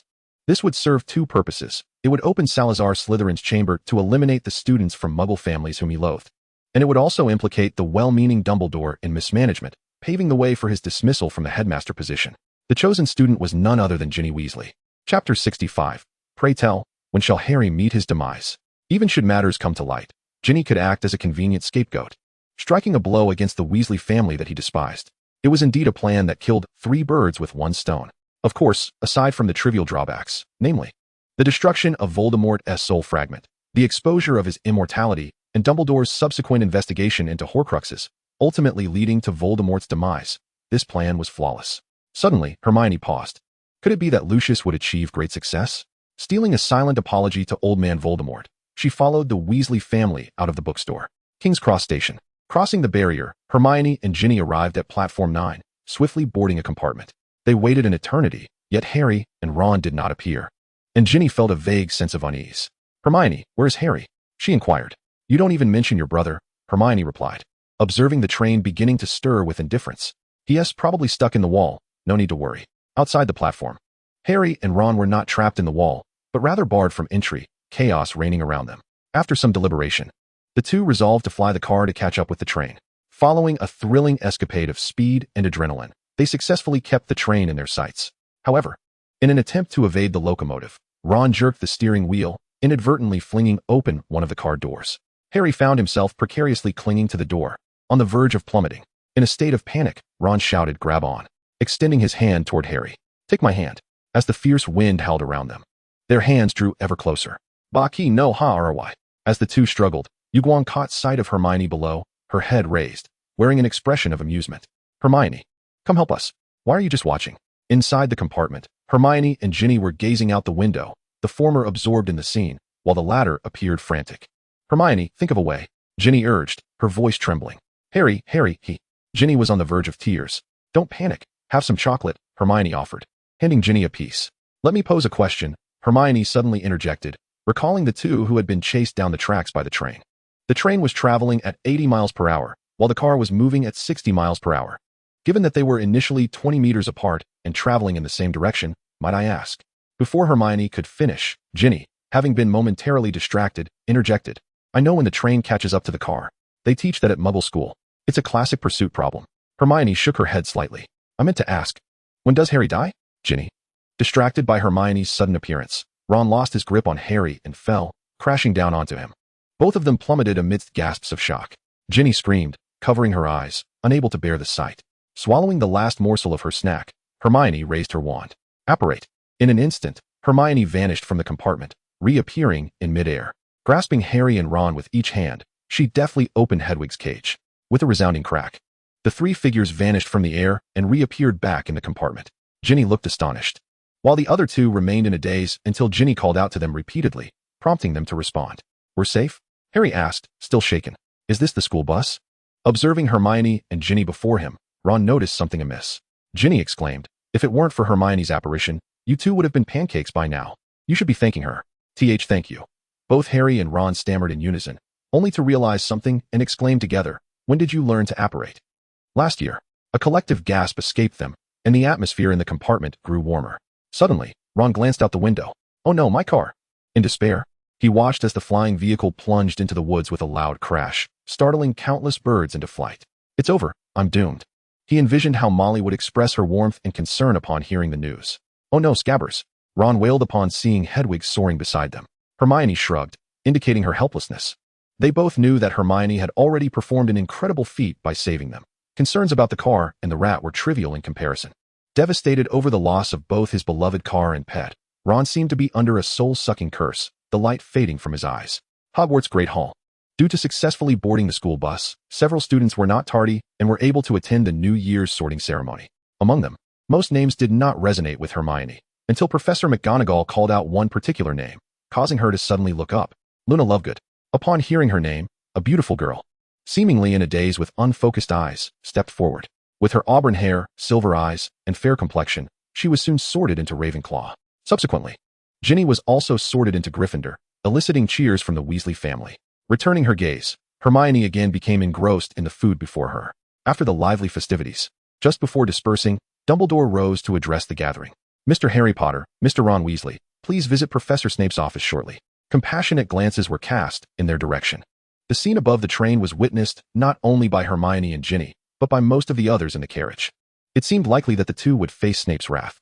The thought that they would be giving Gryffindor a significant amount of points on the very first day of school rendered Harry and Ron's expressions woeful. After a brief pause, Dumbledore continued, Miss Granger, please come to my office shortly. Certainly, Headmaster Dumbledore, Hermione replied with a nod. She was not surprised by this. Although it was Harry and his friends who had caused the trouble, she was the one being called upon in front of everyone. Moreover, using apparition required a special license, and technically, she was driving without a permit. While it was not a grave issue, it still warranted an explanation of the circumstances. Upon hearing Dumbledore's words, a commotion erupted among the first-year students, who began to buzz with excitement. Granger? Is that the Granger? It seems so, the one with the brown curls. Sitting at the Gryffindor table, the one with the cool demeanor. Wow, it's really her. She is even more beautiful in person than the rumors suggested. The first years expressed a mix of surprise, admiration, and excitement. Even Luna, with her dreamy gaze, turned towards Hermione upon sensing the commotion, stared for a moment, then turned back, lost in her thoughts. In the corridor, observing Harry and Ron, who appeared resolute, yet frequently glanced back at her, Hermione couldn't help but smile softly. Ignoring the two, she strode directly to the end of the corridor, ascending the spiral staircase to enter the headmaster's office. Chapter 66. The new Assistant Professor of Defense Against the Dark Arts, Hermione Granger. In the headmaster's office, surrounded by the portraits of former Hogwarts heads who were keenly observing her, Hermione felt somewhat uncomfortable. However, as they were all past headmasters, she felt it would be impolite to voice her discomfort, and thus she silently endured the scrutiny. Just a moment, Dumbledore said without looking up. I need to sign a few documents. Hermione nodded and began to wander about the room. Suddenly, a flash of vivid red caught her eye. Beside Dumbledore, a magnificent bird, resplendent with crimson feathers, perched atop a stand, pecking at its somewhat sparse plumage. Hermione gently picked up a feather. Magical creatures. Phoenix, immortal bird. After death, it is reborn from ashes. Its tears possess the power to heal wounds and cure poisons. I presume you know what it is. Dumbledore lifted his gaze, stacking the documents in his hands, and spoke softly. Hermione nodded in agreement. Indeed, I just did not expect you to have one here. The Phoenix is the guardian of the Dumbledore family. Fawkes has been with me for over a century and is nearing the time for its rebirth, which explains its current state. Sensing the curiosity in Hermione's eyes, Dumbledore elaborated on Fawkes. Hermione was well aware, but patiently listened to Dumbledore's account. Once he finished, Dumbledore handed her the documents. Upon opening them, an exaggerated animated image greeted her, accompanied by a plethora of text. Gilderoy Lockhart. This is Lockhart's our sum. He will be the Professor of Defense Against the Dark Arts this academic year. Noting Dumbledore's choice of words, Hermione could not help but roll her eyes. I heard you encountered Lockhart in Diagon Alley. What is your impression of him? Dumbledore inquired. Well, Hermione pondered her words carefully. How should she put it? He is quite the storyteller. Dumbledore chuckled, an astute observation. Frankly, I believe this individual lacks genuine talent. His fame derives from appropriating the experiences of others, rendering him unfit to teach the defense against the dark arts. Yet, I still invited him to Hogwarts. Initially, he was apprehensive about being exposed. But once I mentioned he could teach you and Harry Potter, he was instantly hooked. Indeed, you are aware of the curse of this course. It seems you intentionally brought Lockhart in to bear the brunt, while simultaneously enacting a measure of justice. You sly old fox. Oh, I mean, old Dumbledore. So, you summoned me merely to discuss this? Hermione inquired, somewhat perplexed. She had thought it was a customary inquiry regarding the train incident. Yet Dumbledore had not even broached the subject, diving straight into how to ensnare Lockhart. Dumbledore replied, certainly not. Primarily, I wish to request your assistance. And Lockhart is the main reason. You may examine the documents in your hands. Beneath Lockhart's lies another document requiring your signature. Hermione suddenly felt an ominous premonition. At the bottom of the arsum, an employment letter appeared before her. Hermione read softly, "We sincerely invite Miss Hermione Granger to serve as the teaching assistant for the Defense Against the Dark Arts class at Hogwarts, assisting Professor Lockhart in the instruction of this subject." Before she could finish reading, she abruptly raised her head, flinging the employment letter back onto the desk, retreating repeatedly. "What do you intend to do?" "I refuse. With such a formidable curse in place, if you wish to confront it, you must do so on your own," remarked Dumbledore. Observing Hermione's reaction, which revealed her thoughts, a hint of surprise crossing his features. "It seems you are aware of something. I am uncertain. Yet I noticed a dark aura lingering around Quirrell's head, and when I encountered Lockhart at the bookstore this morning, I observed a similar shadow hovering above him." "I found it peculiar," Hermione replied, her expression devoid of emotion. But upon hearing his intention to become the Defense Against the Dark Arts professor, the matter became clear to me. I fear that this subject has been cursed. Dumbledore's eyes sparkled with admiration. "Your magical aptitude is truly astonishing. In over a century, I have yet to encounter anyone with your capabilities." Hermione remained silent, casting a sideways glance at him. Dumbledore nodded resignedly. "You are correct. The one who cast this curse is none other than Voldemort. Years ago, he sought to return to Hogwarts as the professor of this subject, and when I denied him, he placed a curse such that no one teaching this course could remain for more than a year. This curse is potent, and I find it challenging to break." Hermione shot him an irritated glare. "Then why did you let me?" "Rest assured," Dumbledore replied with a smile, "since you are permitted to take this role, there is a certainty involved. Voldemort's curse applies only to the official professors of Hogwarts. Teaching assistants are exempt." After scrutinizing him for a moment, Hermione approached slowly, glancing at the employment document, relieved to see that it bore no mention of the title of professor. "Furthermore, I recall that when you took the Philosopher's Stone, you promised me a condition, and this is that condition." A glimmer of light flashed behind Dumbledore's crescent-shaped glasses. "Ah, so you were indeed awaiting my arrival," she mused. "I understand that Lockhart is unable to fulfill his teaching duties, and you require someone to fill the gap. However, what led you to believe I possessed the capability for such a task?" Dumbledore elaborated. "I was initially hesitant. Although your talent is unparalleled, and you triumphed over Quirrell, who was possessed by Voldemort, you are still quite young. I was uncertain of your progress at that time. However, upon hearing that you executed 2 precise apparitions and were able to transport Harry and Ron with you, I became convinced that you have attained a magical proficiency surpassing that of the average adult wizard, sufficient to teach any student at Hogwarts. As for the matter of unlicensed apparition, you need not worry. I will handle that for you." Hermione felt a wave of frustration. By now, it was evident that Dumbledore had been contemplating this arrangement since that fateful night. He had withheld his intentions merely due to uncertainty regarding her abilities. But after the incident on the train, where she managed to apparate alongside others, it was clear he had resolved to proceed. With a soft sigh, Hermione nodded in acquiescence. There was little choice. One cannot bite the hand that feeds, especially when one has accepted a gift from it. In truth, if one were to insist, her magical prowess currently aligns merely with that of an ordinary adult wizard, far from the heights anticipated by Dumbledore. However, apparition is a uniquely exceptional phenomenon.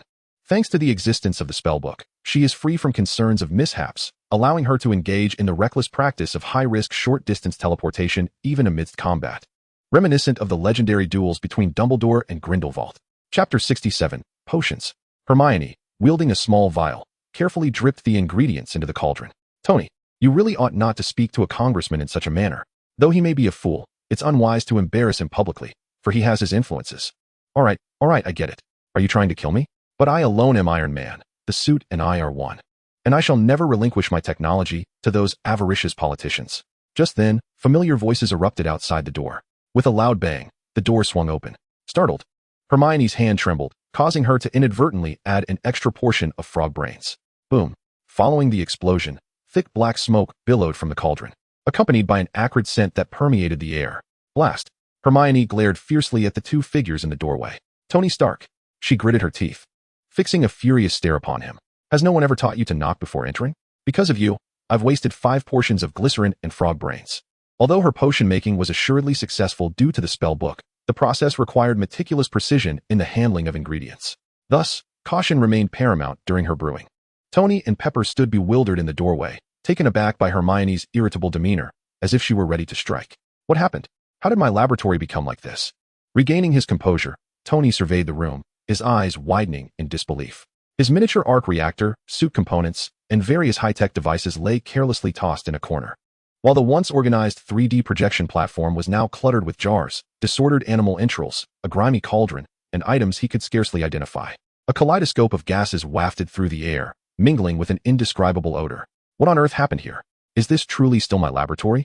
I merely stepped out to attend a hearing regarding the military's attempts to confiscate the iron suit, and upon my return, it resembles this utter chaos. What have you done? Tony's voice quivered with a hint of trepidation. Oh, nothing much.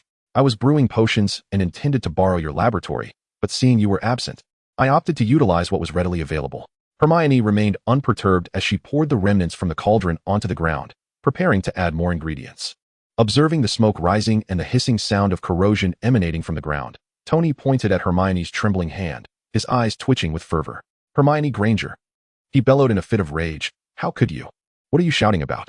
Didn't you say I could use anything from your home? Hermione shot him a sidelong glance, continuing to stir the cauldron. The viscous, purplish-black liquid gradually took shape. Tony found himself at a loss for words. Indeed, he had uttered those words, yet no one expected that a young girl, who neither played games nor watched movies, would indulge in such dark culinary experiments, transforming his laboratory into this state. At that moment, he realized that Hermione's irritable demeanor was likely due to his abrupt entrance without knocking, startling her and causing her potion-making to falter. Just as Tony was about to apologize, a realization struck him. Wait a minute, isn't this my home? Why should I knock? Cursed wizard, prepare to meet your match. Just as he was about to don his armor and engage Hermione in a fierce battle, he paused, intrigued by the array of bottles and jars before him. Wait, did you just say potions? Hermione nodded, casually tossing a small glass vial to Tony. For example, this one is called Felix Felicis. Drinking it enhances your luck to a certain extent. She held up another bottle. This is the Draught of Living Death. It guarantees 3 days of uninterrupted slumber. This is the Mandrake Restorative Draught, which can reverse petrification. As Tony gazed at the colorful concoctions, skepticism crossed his features. Do these really work? They won't poison anyone, will they? Hermione frowned slightly. Are you questioning my potion-making skills? Tony shook his head. Look at these ingredients. Chrysanthemums, caterpillars, leeches. None of it aligns with any medical principles. How could they possibly have the effects you claim? With a disdainful glance, Hermione retorted. Muggles simply cannot comprehend the wonders of magic. You little girl, Tony grumbled under his breath, feeling belittled. He muttered, I'll figure out your ridiculous magic sooner or later. Just as he was about to pull Pepper away, a thought struck him. Leaning closer to Hermione, he whispered, Do you have, any potions that can promote good health? Hermione's head shot up, her eyes widening in astonishment as she shifted her gaze between Tony and Pepper. Then, with a gasp, she exclaimed, You're not impotent? Coughing slightly, Tony nearly choked on his own saliva, and upon seeing Hermione's pitying gaze, he felt a surge of indignation. Tony Stark, how could I possibly be incapable? What nonsense are you spouting? Beside him, Pepper's cheeks flushed crimson. Let us go.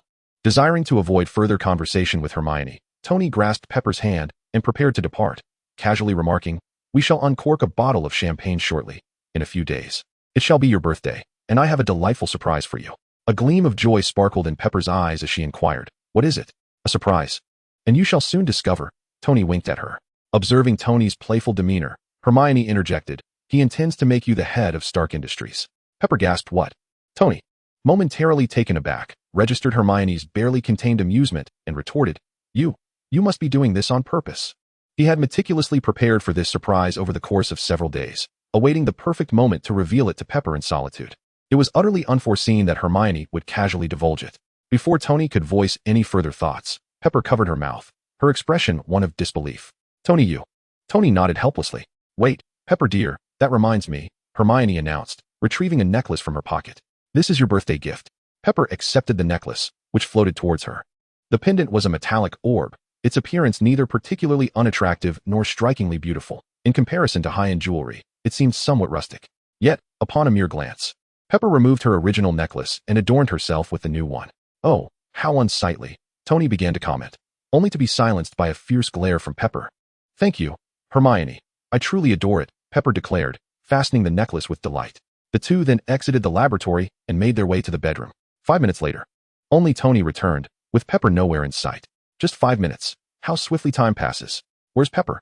Hermione remained engrossed in stirring her cauldron. Tony, momentarily perplexed, soon narrowed his eyes in irritation. She has gone to prepare. We are heading to Monaco for business. The plane is ready for departure. You shall keep watch over the house. As Hermione meticulously crafted her potion, she suddenly grasped something. You are going to Monaco? Indeed, what of it? Tony queried, puzzled. Hermione hesitated, ultimately shaking her head. Nothing. Are all wizards as peculiar as you? Tony muttered as he departed, casting her gaze towards the palladium detector in the corner. Hermione's eyes flickered with determination. At last, the task is complete. She surveyed the array of potions within the box, nodding in satisfaction. Although success was assured by adhering to the prescribed steps, it nonetheless required time, and as the evening approached, she realized how swiftly the hours had passed. As she stowed the box in her backpack and prepared to leave, her phone rang. Expecting Tony to chastise her for potentially disrupting the laboratory, she was surprised to find the caller ID displayed black egg. After a moment's hesitation, she answered the call. Miss Wizard, splendid. You finally answered. Fury's tone was laced with surprise. If there's something to discuss, say it. If not, hang up. Hermione's voice was exceedingly indifferent. Fury felt a simmering anger. Not directed at Hermione, but at Pierce. Since the last attack, Hermione had unilaterally severed all ties with SHIELD.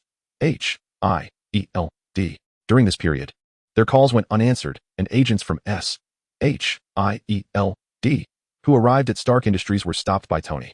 In short, they were not to be seen. Pierce had indeed received his due. The witch had ceased to share any arcane intelligence with SHIELD. After painstakingly earning her trust, they had now regressed to square one. Upon hearing her tone, Fury immediately recognized that Hermione was still upset, and he hastily said, first and foremost, I extend my sincerest apologies on behalf of SHIELD, and I implore you to believe that we harbor no ill intentions towards you. It was merely the actions of a few individuals who acted unilaterally, and such occurrences will not transpire again. I understand. Is that all? Wait, there's one more matter. Just as she seemed poised to end the call, Fury revealed his true intention. Dr. Banner has secretly returned to New York, and his whereabouts have been discovered by General Ross, who is preparing to dispatch troops for his capture. I hope you can intervene and discreetly escort Dr. Banner back to SHIELD to prevent irreparable consequences. He refrained from elaborating too much, since SHIELD had granted Hermione access to classified information. She was already aware of the Hulk's existence and his true identity as Dr. Bruce Banner. He believed that this single statement would convey the gravity of the situation to her. Humph, for such matters, you should seek out Iron Man. Hermione's tone was resistant. I have reached out, but Stark did not answer. However, Miss Potts informed us that he is currently in Monaco. Based on our assessments, he is not a match for the Hulk. Among those known to SHIELD, only you possess the capability to handle this. So, I beseech you. Fury, understanding Hermione's character, adopted a persuasive tone reminiscent of the bald-headed Sitwell. The corners of Hermione's mouth curled slightly. Flattery is appreciated, say more. After a moment of silence, during which Fury felt increasingly anxious, she finally spoke. I will do my best. Where is Banner located? Fury exhaled a sigh of relief and replied, Greyburn Academy. As the call ended, Hermione revealed a sly smile. You still expect me to clean up your mess? You will come to regret this. On the helicopter, General Ross observed the situation below, feeling a twinge of anxiety. Despite having devised a meticulous plan, the previous two attempts to capture the Hulk had failed, leaving him feeling uneasy. Fortunately, having received authorization from the World Security Council and accessing SHIELD's intelligence system, he had learned that Banner had found Dr. Samuel Stearns, under the alias Mr. Blue, at Greyburn Academy, who had developed a serum capable of temporarily suppressing the Hulk. Seizing this opportunity, he prepared to gain complete control over Banner. After a brief moment, Ross finally exhaled in relief as he witnessed the unconscious Banner being carried out. Blonsky, Banner is now under control. Retreat immediately and do not linger, Ross commanded, pressing the microphone. For reasons unknown, after capturing Banner, his elite soldier Emil Blonsky did not follow the plan to evacuate, but instead remained in Mr. Blue's laboratory, engaging in some unknown activities. This discontented Ross somewhat. However, considering Blonsky's formidable combat abilities and the fact that he had survived an encounter with the Hulk, he was the only successful super soldier under Ross's command, which consequently elevated his tolerance towards the latter. Noticing the prolonged silence from the other side, Ross furrowed his brow and glanced at Banner before deciding to leave, intending to address Blonsky's situation later. The helicopter ascended slowly, and just as it had not traveled far, Banner eerily began to regain consciousness. The unfamiliar surroundings disoriented him momentarily, But soon he recollected the events that had transpired and cast a helpless glance at Ross. "Bruce, you're awake," rushed Betty Ross, General Ross's daughter and Banner's former girlfriend, as she hurried to assist him. "The Hulk has completely vanished. Your plan to replicate the super soldier serum will likely be in vain." Banner gently patted Betty's arm and turned his gaze towards General Ross. "This is no concern of yours. You should focus on your own well-being." Before he could finish his sentence, a tremendous roar echoed from a distance. Accompanied by explosions and flames, a grotesque yellow giant rampaged through the streets. The Hulk. The group was initially startled, but upon seeing Banner, they realized it was not the Hulk. But what on earth was that? The yellow giant, with a fearsome countenance and spines protruding from its back, appeared even larger than the Hulk, effortlessly crushing cars on the street. Banner, equally bewildered, quickly grasped the situation. "It's Mr. Blue." He collected a substantial amount of Hulk's blood. Someone must have injected that blood. Who could it be? The crowd was left in confusion, except for General Ross, whose expression darkened, as if he had grasped the truth. In the next moment, his hunch was confirmed. The yellow giant seized a car and smashed it against a tank, engaging in a wanton massacre while bellowing to the heavens, "Hulk, come out. Face me, Emil Blonsky, in battle." Chapter 69, Except for Your Underpants. "Blonsky." The group gasped in unison, turning their eyes towards Ross. "You actually allowed him to inject such a dangerous substance? Are you not afraid he will completely lose control and become the next Hulk? What on earth are you trying to achieve?" Banner could no longer contain his fury and shouted at Ross. "I did not give him such an order. He acted on his own accord," Ross replied, his face grim. Before them, Blonsky, or rather, Abomination, had spiraled completely out of control, no longer a soldier following orders, but a mere monster driven solely by destruction. "All soldiers are to be deployed to the Harlem district to eliminate the Abomination below." Feeling the distrustful gazes around him, Ross gritted his teeth. The previous two attempts to capture Hulk had already stirred discontent among the military hierarchy due to the chaos and casualties. And it was only his promise of the super soldier's potential that had temporarily quelled the calls for his impeachment. Should another incident occur this time, his position would become perilous. Before long, countless tanks and armored vehicles arrived in the vicinity, surrounding the Abomination. Soldiers armed with assault rifles unleashed a torrent of fire upon it. Unfortunately, the bullets merely sparked against the Abomination's form, failing to even pierce its skin. Ross, the creature, enraged by the military's actions, leaped several dozen meters high, crashing down into the crowd, and began a frenzied slaughter of his former comrades. With each punch, several soldiers were reduced to mere pools of flesh and blood. Amidst the throng, the Abomination harvested lives as though cutting wheat. Ross's expression grew increasingly grim. Watching the Abomination maneuver effortlessly through the chaos, feeling the surging energy of souls, Hermione felt no pity. Instead, she was tempted to laugh. What era are we in?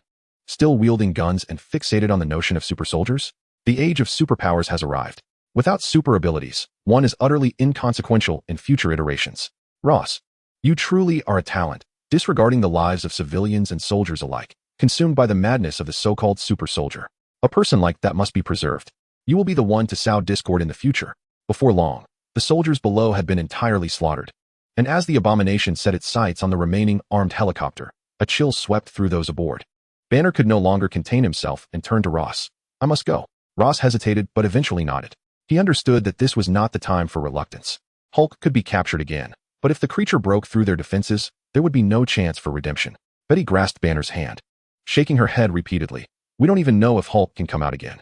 You might die, but I must try. Otherwise, you will, Bruce." Betty. Observing the two in their life and death moment, Hermione could no longer tolerate their indecisiveness. Without waiting for Banner to finish his sentence, she kicked him out of the helicopter. "Down you go."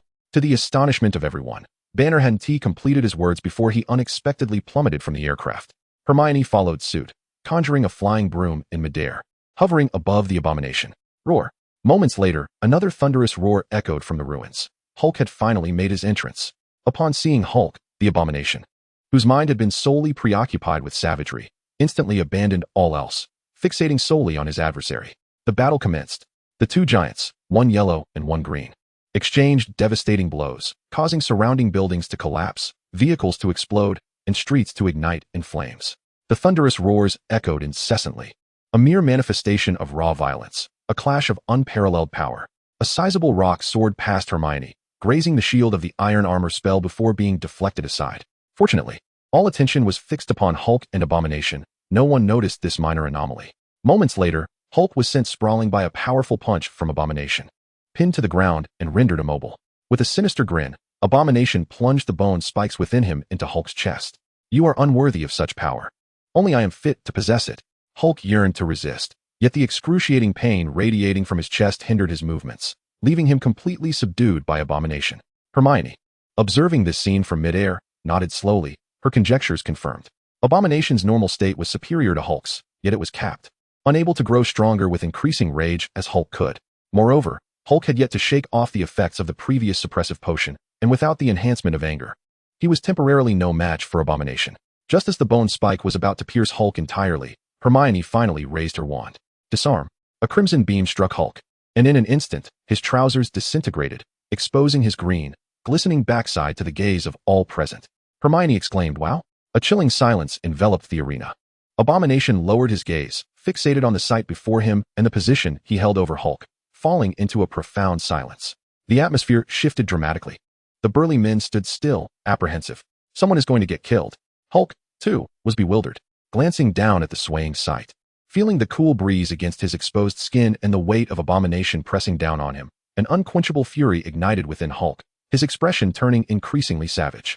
With rage surging, Hulk's physique began to swell, quickly matching Abomination in size, even appearing slightly larger. If I were to say your trousers have nothing to do with me, would you believe it? Abomination, witnessing this transformation, let out a nervous chuckle, the brutality on his face evaporating.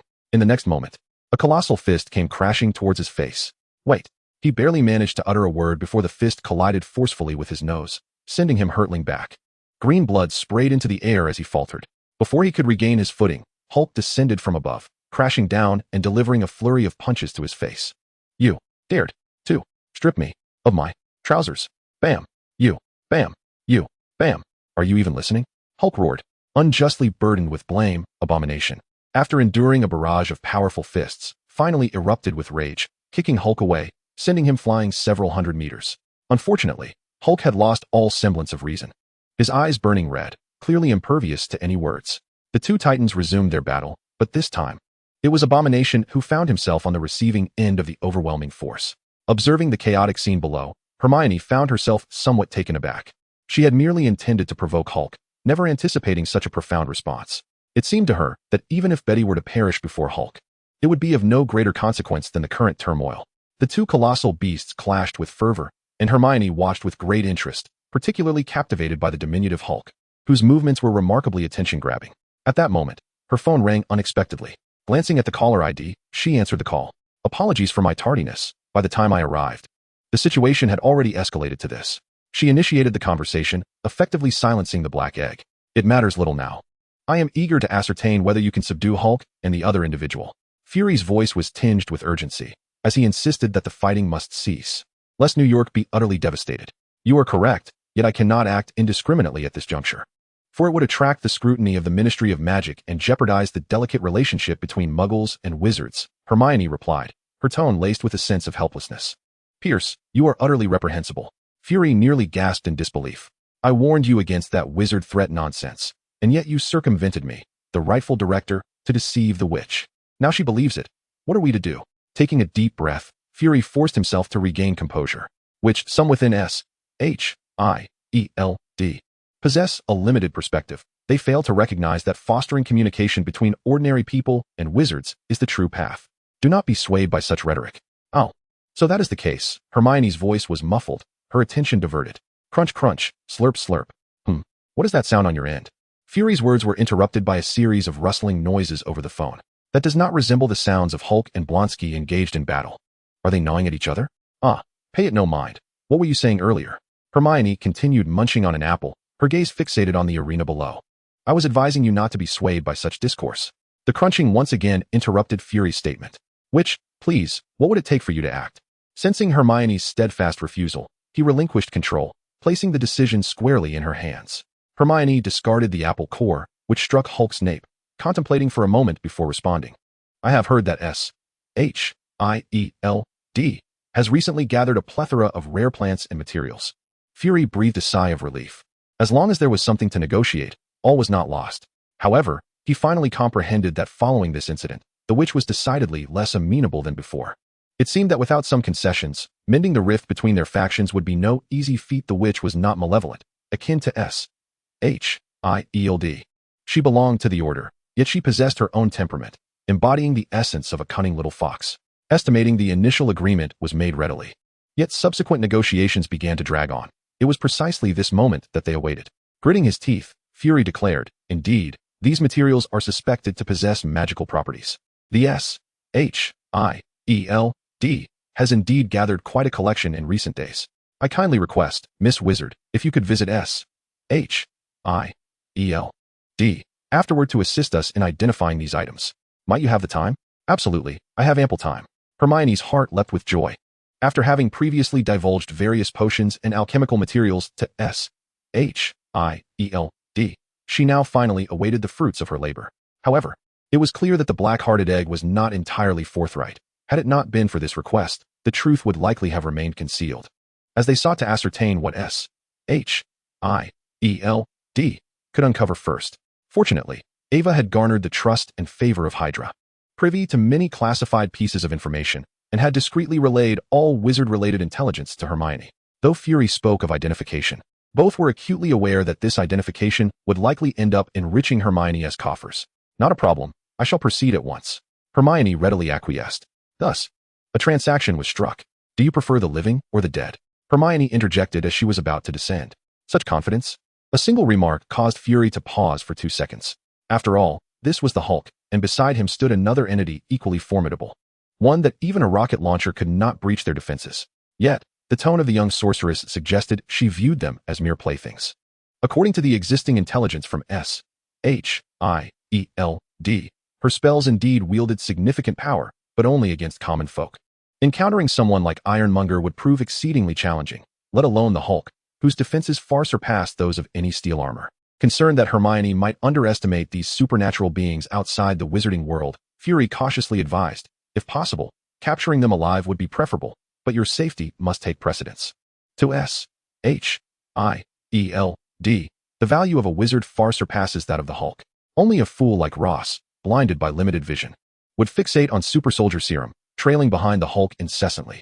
Even if one were to successfully create a legion of super soldiers akin to Captain America, what could they achieve against a fire dragon? Superpowers and the arcane hold the answers. Fury held steadfast to his conviction.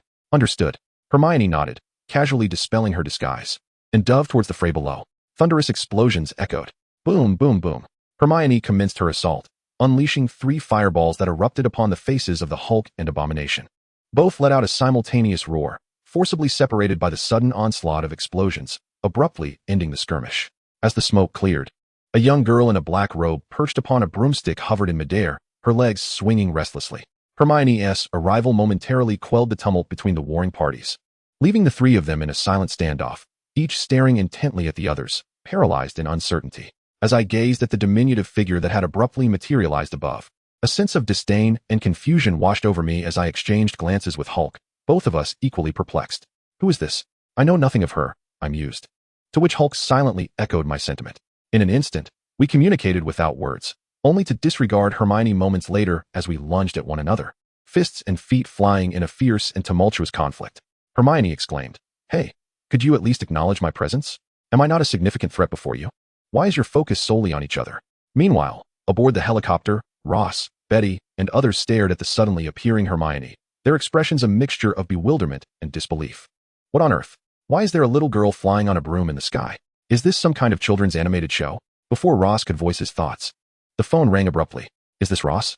Upon connecting, and hearing a familiar voice, General Ross furrowed his brow slightly, and replied with a tone laced with irritation, "Nick Fury, what do you want? Are you here to revel in my misfortune?" Fury responded calmly, "If I were here to enjoy your embarrassment, I wouldn't have bothered to call.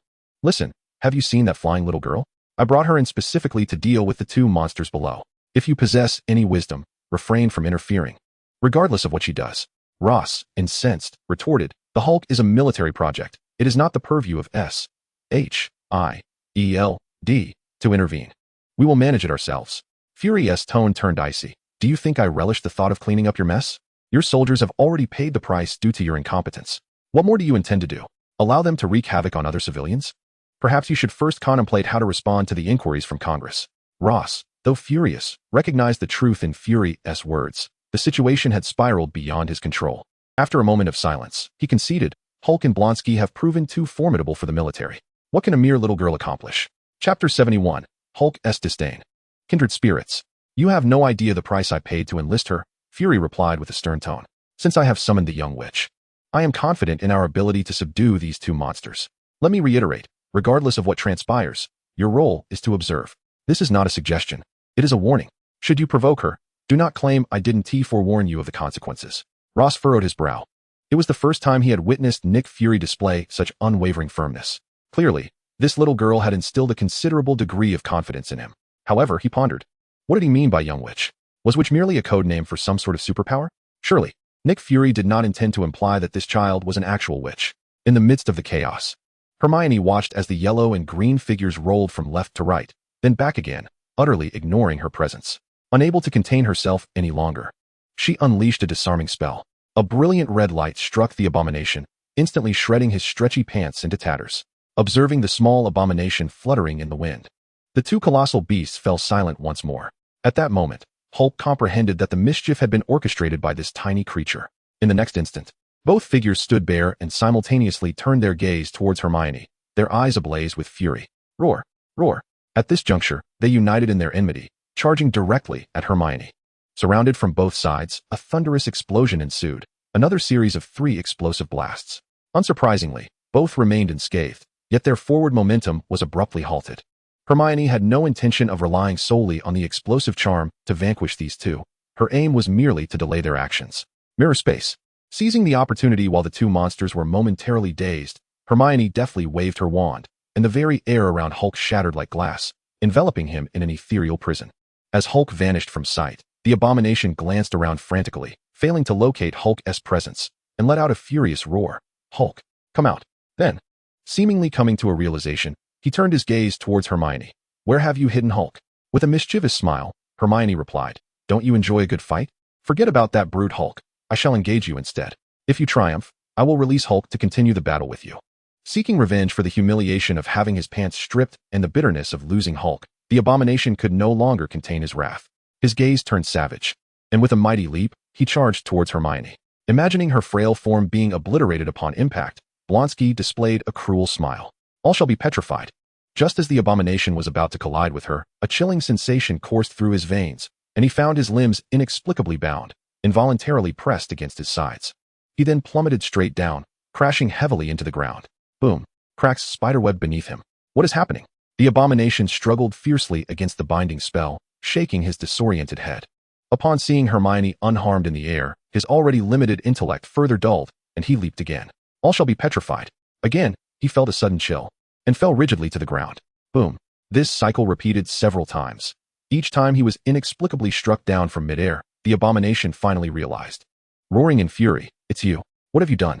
With a high-low tactic, stunning him, Hermione gave her wand a shake and formed a gesture indicating his inadequacy. The damage was minimal, yet the insult was profound. She felt somewhat helpless. Having hoped to subdue the abomination with a single spell, she had overestimated her capabilities. For beings of Hulk and the abomination's caliber, the full-body binding spell could only restrain them momentarily, insufficient to thoroughly subdue them. To onlookers, it appeared as nothing short of mockery. The abomination's massive frame was tossed around like a mere plaything by the cloaked girl. Enough of this. Sensing Hulk thrashing about wildly within the mirror space, Hermione felt her magical energies swiftly depleting. Shaking her head, she resolved to get serious. Disarming charm. In the next moment, several grievous wounds appeared all over the loathsome creature's body, deep enough to reveal bone. Viscous green blood gushed forth, splattering against the sky. In agony, the loathsome creature stumbled and knelt upon the ground, staring incredulously at the relentless flow of crimson. Am I injured? How could someone with such formidable power be wounded? And by the hand of a mere girl. What sort of power is this? Hermione was not surprised by the outcome. She had long since perfected the killing curse, and thus far, it was her most potent dark magic aside from her penchant for gossip. In contrast to the fragmented slashing strikes, the killing curse essentially resembled spatial slicing, employing magical energy to prevent the closure of the wound's space. With no trajectory, it could instantaneously take effect at a designated location, rendering it nearly impossible to defend against, with a lethality unmatched by any similar spells. Professor Snape was indeed exceptionally talented, but alas, a mere snot. Seeing the loathsome creature attempting to struggle, Hermione unleashed a beam of white light. Moments later, the creature's eyes widened in horror as its complexion drastically changed. Slime-ridden snot emerged from its throat. The loathsome creature could no longer muster the energy to regard Hermione. its yellow-green visage paling as it collapsed to the ground, retching violently, as if its intestines might escape through its throat. The slimy snot spilled across the ground in a disarray. As it continued to expel, its form gradually diminished, ultimately reverting to its human guise, transforming back into Bronsky. Hermione chose not to pursue him further. She surmised he was of little worth and energy, had promised the egg to capture him alive, and, to some extent, viewed him through the lens of a certain master of micro-expressions, ultimately deciding to spare his life. With a flick of her wrist, the space shattered once more. Hulk bellowed as he charged forth. "You too shall expel snot." Hermione executed the same spell, a flash of white light, and Hulk found himself kneeling, retching profusely. Hermione nodded approvingly. Any petrifying spell was mere child-esque play. The snot spell was the true embodiment of supreme control. Expel it. However, the enraged Hulk demonstrated greater resilience than the loathsome creature. While he spewed forth, he still struggled to advance toward Hermione, growing increasingly agitated. Observing this, Hermione retrieved a small vial and tossed it into Hulk's mouth. Moments later, his gaze became significantly clearer, yet he continued to vomit even more violently. With a thud, Hulk collapsed onto the ground, trembling, pointing at Hermione with a look of terror in his eyes, his lips moving but producing no words. Only releasing a few more worms with a cry. "A refreshing tonic, specially prepared for you. How does it feel to be awake?" Hermione approached Hulk, lifting her leg to give him a few gentle kicks. Hulk wished to rage, but under the potion's influence, he felt no anger whatsoever, merely lying there. Unable to rise, his eyes devoid of luster, resembling a lifeless corpse. "TSK, such a bore," Hermione pouted, as Hulk transformed back into Banner. He cast a sympathetic glance at Blonsky, whose condition was quite dire. The latter, sensing Banner's gaze, struggled to turn his head and met Banner's eyes. His expression one of profound despair. The two adversaries, who had been locked in a fierce struggle mere moments ago, now lay on the ground, reaching out to one another with great effort, sharing a moment of mutual understanding akin to that of kindred spirits. "Brother, hold on," they silently communicated through their eyes. Then, in unison, they expelled a stream of mucus. Chapter 72, Hermione's Appraisal. On the helicopter, Ross and Betty, along with the others, were left agape, unable to believe their own eyes. The two formidable beasts, Hulk and Abomination, had effortlessly ravaged half a city block, decimating the military in the process. How could such creatures be subdued by a mere girl with a few strikes? Furthermore, what were the shattered fragments of space and the myriad colors? Was it wizardry? How had the world suddenly turned fantastical? For the first time, Ross felt that the military super-soldier program could be halted. The two most powerful super-soldiers in history had been bested by a little girl wielding a wooden stick. Was there truly any justification for continuation? Once the helicopter landed, Betty rushed out without hesitation. "Bruce." She hurried to assist Banner, who, in turn, expelled a stream of mucus onto her. "Ugh," Betty exclaimed, glancing at Banner, whose pallid complexion hinted at imminent collapse. She turned to Hermione, seeking assistance. "Do not worry, it will pass soon enough. He will not perish," Hermione reassured, leaning against her broom with a mischievous grin that appeared almost devilish to the onlookers. Gathering his thoughts, General Ross stepped forward, addressing Hermione. "Young lady, we are grateful for your assistance, but the military must take these two criminals into custody." "Ah, that will not do," Hermione interrupted. "These two are part of my transaction with the Black Egg, and they cannot be handed over." "Black Egg?" Ross paused momentarily before realizing whom she referred to. He adopted a stern demeanor. "That is impossible. They are part of a military experiment and cannot be relinquished to outsiders." "I do not care. They simply will not be given," Hermione retorted, turning her head away with a huff. A flicker of anger crossed General Ross's eyes, yet he suppressed it, insisting, "They must be surrendered to me. Whatever Nick Fury promised you is his concern." Hermione snorted disdainfully, then summoned flames that coalesced into a menacing serpent. Fixing its gaze upon the gathered crowd below, a wave of scorching heat washed over them, leaving everyone speechless in shock. Compared to the bizarre methods previously witnessed, this raw display of power was far more suffocating in its pressure. "What is this?" Betty stood frozen in fear, while Banner and Blonsky exchanged glances, both wearing bittersweet smiles. With a casual utterance, even the self-proclaimed knowledgeable Ross found himself at a loss for words, staring blankly at the colossal serpent of flames. It was at this moment he recalled Fury's earlier warning, instinctively shivering. Suddenly, the shrill ring of a phone liberated them from the oppressive atmosphere. Ross answered the call and soon found himself embroiled in a heated argument. Hermione could faintly discern the voice of the Black Egg on the other end. A brief exchange ensued, and before long, Ross hung up, his expression ashen as he cast a glance at Banner and Blonsky, inhaling deeply before turning to leave. Betty too was reluctantly pulled away by the accompanying soldiers. Once they departed, the bored Hermione retrieved an apple from her backpack and began to munch on it. Crunch, crunch. After finishing, she carelessly tossed the core to the ground, striking Blonsky squarely on the forehead. Thud. Blonsky remarked, "You're impressive, do as you please." Shortly thereafter, a fierce wind arose, revealing a stealth fighter that gradually descended from the sky. The black egg, clad in leather, stepped off the plane.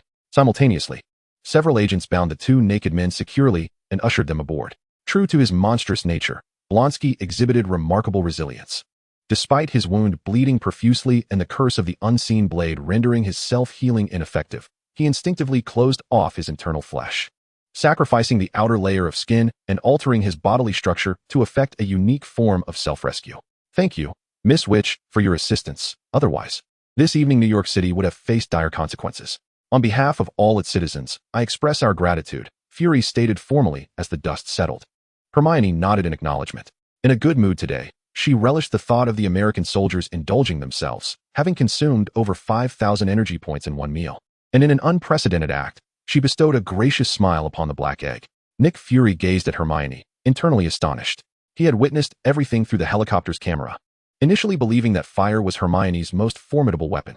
However, he was taken aback to discover that the invisible blade could effortlessly breach even Hulk's defenses, a feat that even missiles could not achieve. Furthermore, that kaleidoscopic realm had managed to confine Hulk without any resistance. It seemed he had underestimated her. Fury silently expressed his relief for heeding Natasha's advice to cultivate a good rapport with Miss Witch. If Hermione possessed the power to effortlessly overpower Hulk, what then could be said of Dumbledore, who surpassed her in strength? Just how formidable was the wizarding community? Contemplating this, even his earlier joy at unearthing the long-frozen Captain America was considerably diminished. Miss Witch, please board the plane. We are headed to S.H.I.E.L.D. headquarters. No need, Hermione replied coolly, and with a wave of her hand, a portal sparking with embers materialized before them. As Fury beheld the familiar scene beyond the portal, his heart raced. Indeed, it was his own office. What is this? Is the portal incomprehensible to you? Hermione retorted, stepping through it.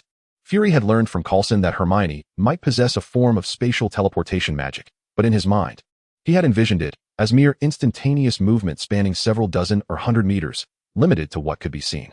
To his astonishment, Hermione's portal transcended hundreds of kilometers from New York, landing directly in Washington, D.C., precisely within his office. This was indeed alarming.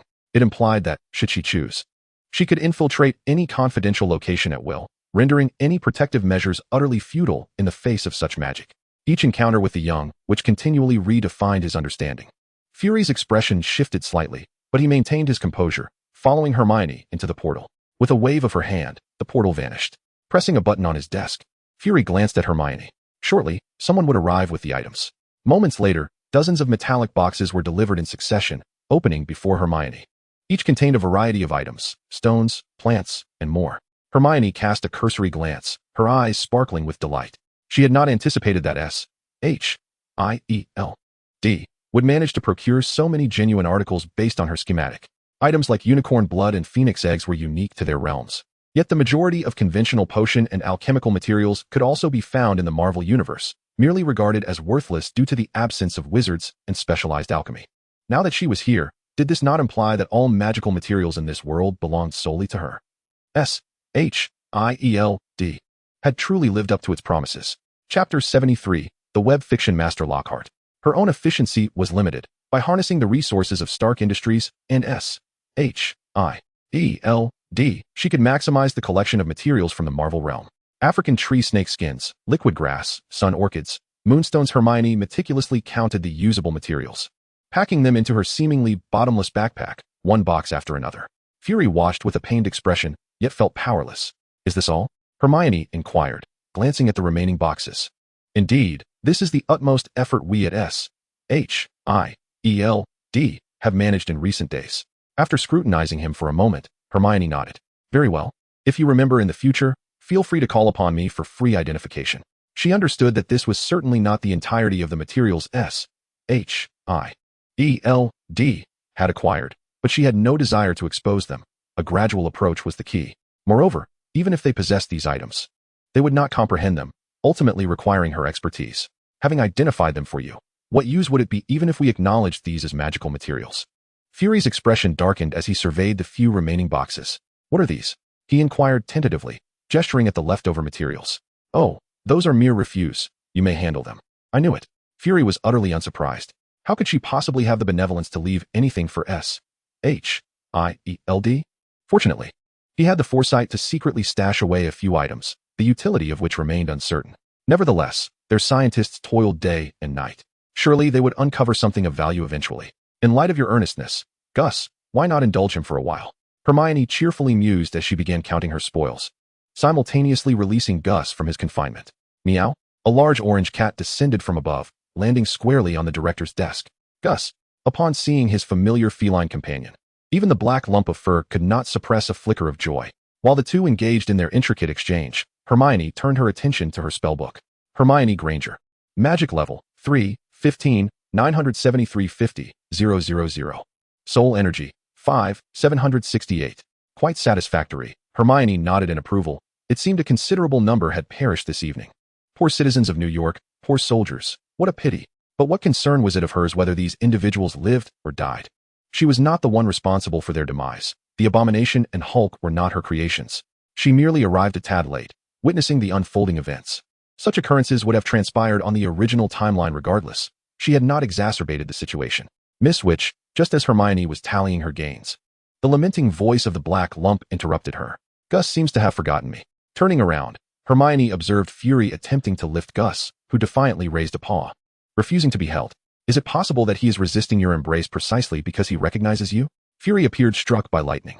Hermione's words pierced his heart like a dagger. Very well, should such fortunate circumstances arise again, feel free to summon me, she declared, making a fist and gesturing in encouragement. To uphold justice and ensure the safety of civilians is my unwavering duty. I, Hermione Granger, shall not waver. With that, amidst a shower of orange sparks, Hermione cradled Gus and vanished. Your sense of justice seems a bit impure. Why does it come with a fee? Fury could not help but mutter as he surveyed the now empty office. Herbology class. As a companion course to potions, this class was taught by Professor Sprout, the amiable head of Hufflepuff, a short, plump witch with gray hair.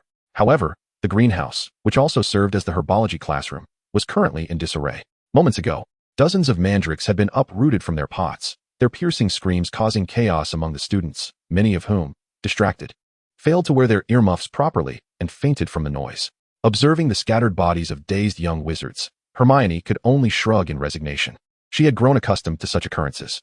At Hogwarts, it was rather peculiar if there weren't any teaching mishaps. After a long-awaited end to the class, the students fled in a panic, leaving only Professor Sprout and Hermione behind in the greenhouse. The contemporary young wizards appear excessively delicate. Professor Sprout shook her head in resignation, simultaneously lamenting while waving her wand to restore the overturned items to their original state. Hermione lent a hand in the matter. Hermione, do you have anything else to discuss? Sprout inquired curiously upon noticing that she had not yet departed. Professor, I have encountered descriptions of some extraordinary plants in books. Yet I have never seen them in the greenhouse, such as the venomous tentacula and the Mimbulus Mimbletonia. I wonder if you possess any here? Sprout regarded Hermione with a peculiar expression.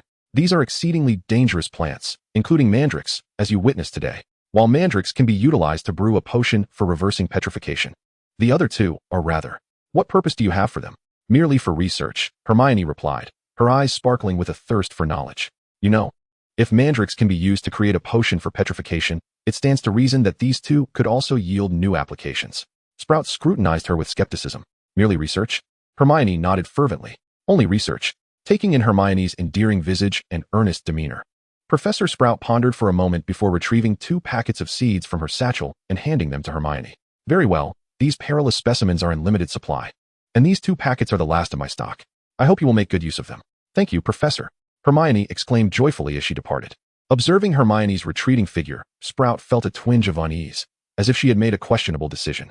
In the defense against the dark arts professor's office, Hermione flipped through a book in her hands, marveling at its contents. What began as a casual glance unexpectedly captivated her. It exuded the charm of a thrilling tale from the Blue Star. It's rather engaging, she thought to herself, unable to suppress a quiet exclamation.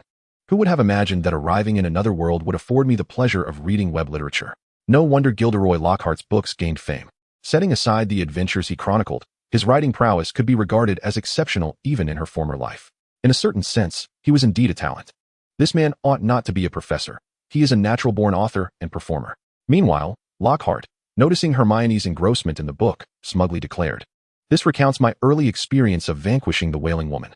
I know that wizards of your age must greatly admire my extensive adventures.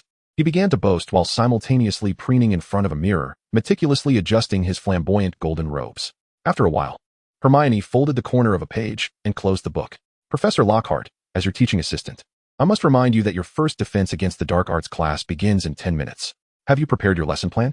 Please, do not divulge that you intend to narrate an entire lesson on the marvelous adventures of Lockhart. Chapter 74, A Teaching Mishap. Upon hearing this, a confident glimmer sparkled in Lockhart's eyes. Certainly not.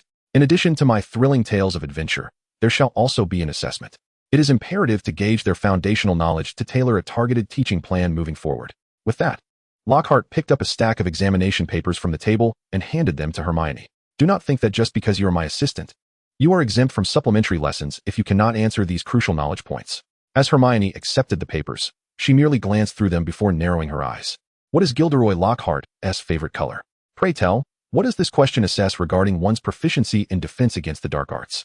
Lockhart momentarily faltered, but in the next instant, he regained his composure, seemingly oblivious to Hermione's skepticism. As the defense against the dark arts professor personally appointed by Dumbledore, I, Gilderoy Lockhart, an internationally renowned figure and author, a recipient of the third-class Order of Merlin, and an honorary member of the Anti-Dark Arts League, have won the Most Charming Smile Award from the Wizarding Weekly 5 times. I firmly believe that fostering understanding between teacher and students is paramount before delving into the formal teaching of defense against the dark arts. Would you not agree? He uttered this with an unflappable demeanor and even bestowed upon Hermione what he deemed a charming smile. Here we go again, Hermione sighed. Although, Miss Granger, you have vanquished Quirrell, I assure you I am far from being compared to such a fool. Later in class, I have prepared a little surprise for you, where you shall witness my formidable side.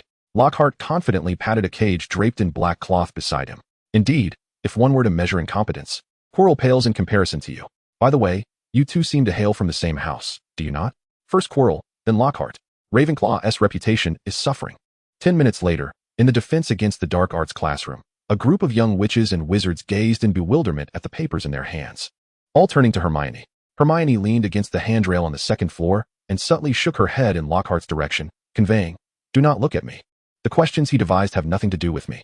Previously, Lockhart had informed everyone that Hermione would be his assistant, a decision made personally by Dumbledore. After the initial surprise, the group quickly accepted this development. After all, she is the Witch of Gryffindor, which is quite normal. Do bear in mind, while I possess the most charming smile in the wizarding world, it is not merely my smile that dispels the banshee. Lockhart remarked. Yes, you rely on others to do that, Hermione thought silently. After 30 minutes of torment, Lockhart finally concluded his interminable self-introduction. When it comes to narcissism, the only person she has encountered who could rival him might be Tony Stark. Beyond theoretical knowledge, practical lessons in defense against the dark arts are equally vital. Now, as your professor, I shall demonstrate how to confront the darkest and most malevolent creatures in existence.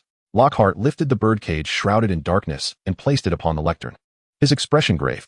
You shall confront the most terrifying of entities within this classroom, yet fear not, for I am here to ensure your safety.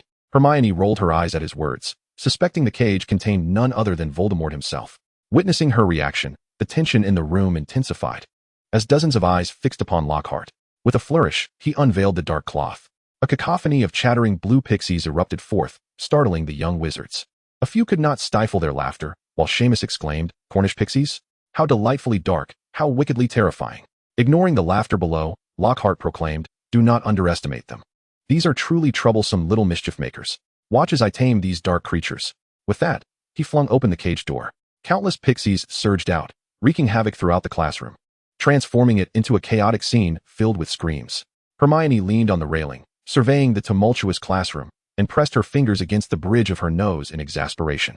At least Lockhart had one thing right.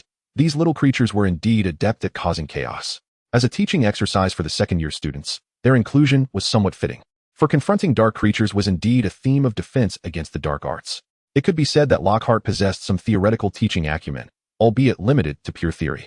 As for practical application, watching the students struggle in disarray, Lockhart smiled contentedly, believing they had now grasped the true terror of the pixies. It was finally time for him to showcase his prowess. If he could subdue these mischievous sprites, he would earn the adoration of the young wizards. Theoretically, he was correct. If he could indeed resolve the situation effortlessly, doubts about his competence as a professor would dissipate. However, the perennial braggart found himself ensnared in his own deception, realizing only at this moment that he had no idea how to proceed. "Pesky pixies, pesternomy," he stammered, witnessing the chaos as the pixies darted about. Panic set in, and his performative persona activated as he raised his wand, uttering nonsensical incantations in a desperate attempt to salvage his reputation. Yet, in the next moment, a pixie snatched the wand from his grasp. The classroom descended into utter chaos, a veritable melee of flapping wings and shrieks. Teaching catastrophe number 20, Lockhart thought to himself, instinctively wishing to flee. However, his gaze caught sight of Hermione, who leaned nonchalantly against the railing, seemingly entertained by the spectacle. In that instant, she appeared to him as a beacon of hope, prompting him to shout, "Miss Granger, my dear assistant, do hasten to manage these little fiends." Hermione sighed, as if she had already glimpsed the future of this academic year. Dumbledore had truly posed a formidable challenge for her. With a delicate wave of her wand, she declared, all petrified. In an instant, the entire classroom seemed to have been paused. All the little blue creatures floated motionless in midair, along with books and jars suspended above. The startled young wizards emerged cautiously from beneath their desks, gazing upwards. Upon seeing Hermione brandish her wand, an eruption of cheers filled the room. Wonderful! It's the witch. We are saved. Witnessing this, Lockhart felt invigorated. He straightened his slightly disheveled attire and proclaimed loudly, "Indeed. This is the first lesson I imparted to you. Never underestimate any dark creature, no matter how innocuous they may appear." Everything that had just transpired was a prearranged scheme between Miss Granger and myself, designed to leave a lasting impression. As your professor, I naturally understand how to handle such matters, but I feigned helplessness merely to provide my dear assistant an opportunity to shine. To observe how you all would react in an emergency. I must admit, your performance has left me rather disappointed. Lockhart endeavored to salvage his dignity. Below, the young wizards stared at him with wide, unblinking eyes, their expressions reflecting disbelief. As a professor personally appointed by Dumbledore, my teaching prowess is beyond question. You must trust in Dumbledore's judgment. The evidence was indeed apparent. Observing the lack of response from the audience, Lockhart hastily added, "Otherwise, why would the headmaster appoint Miss Granger as my assistant?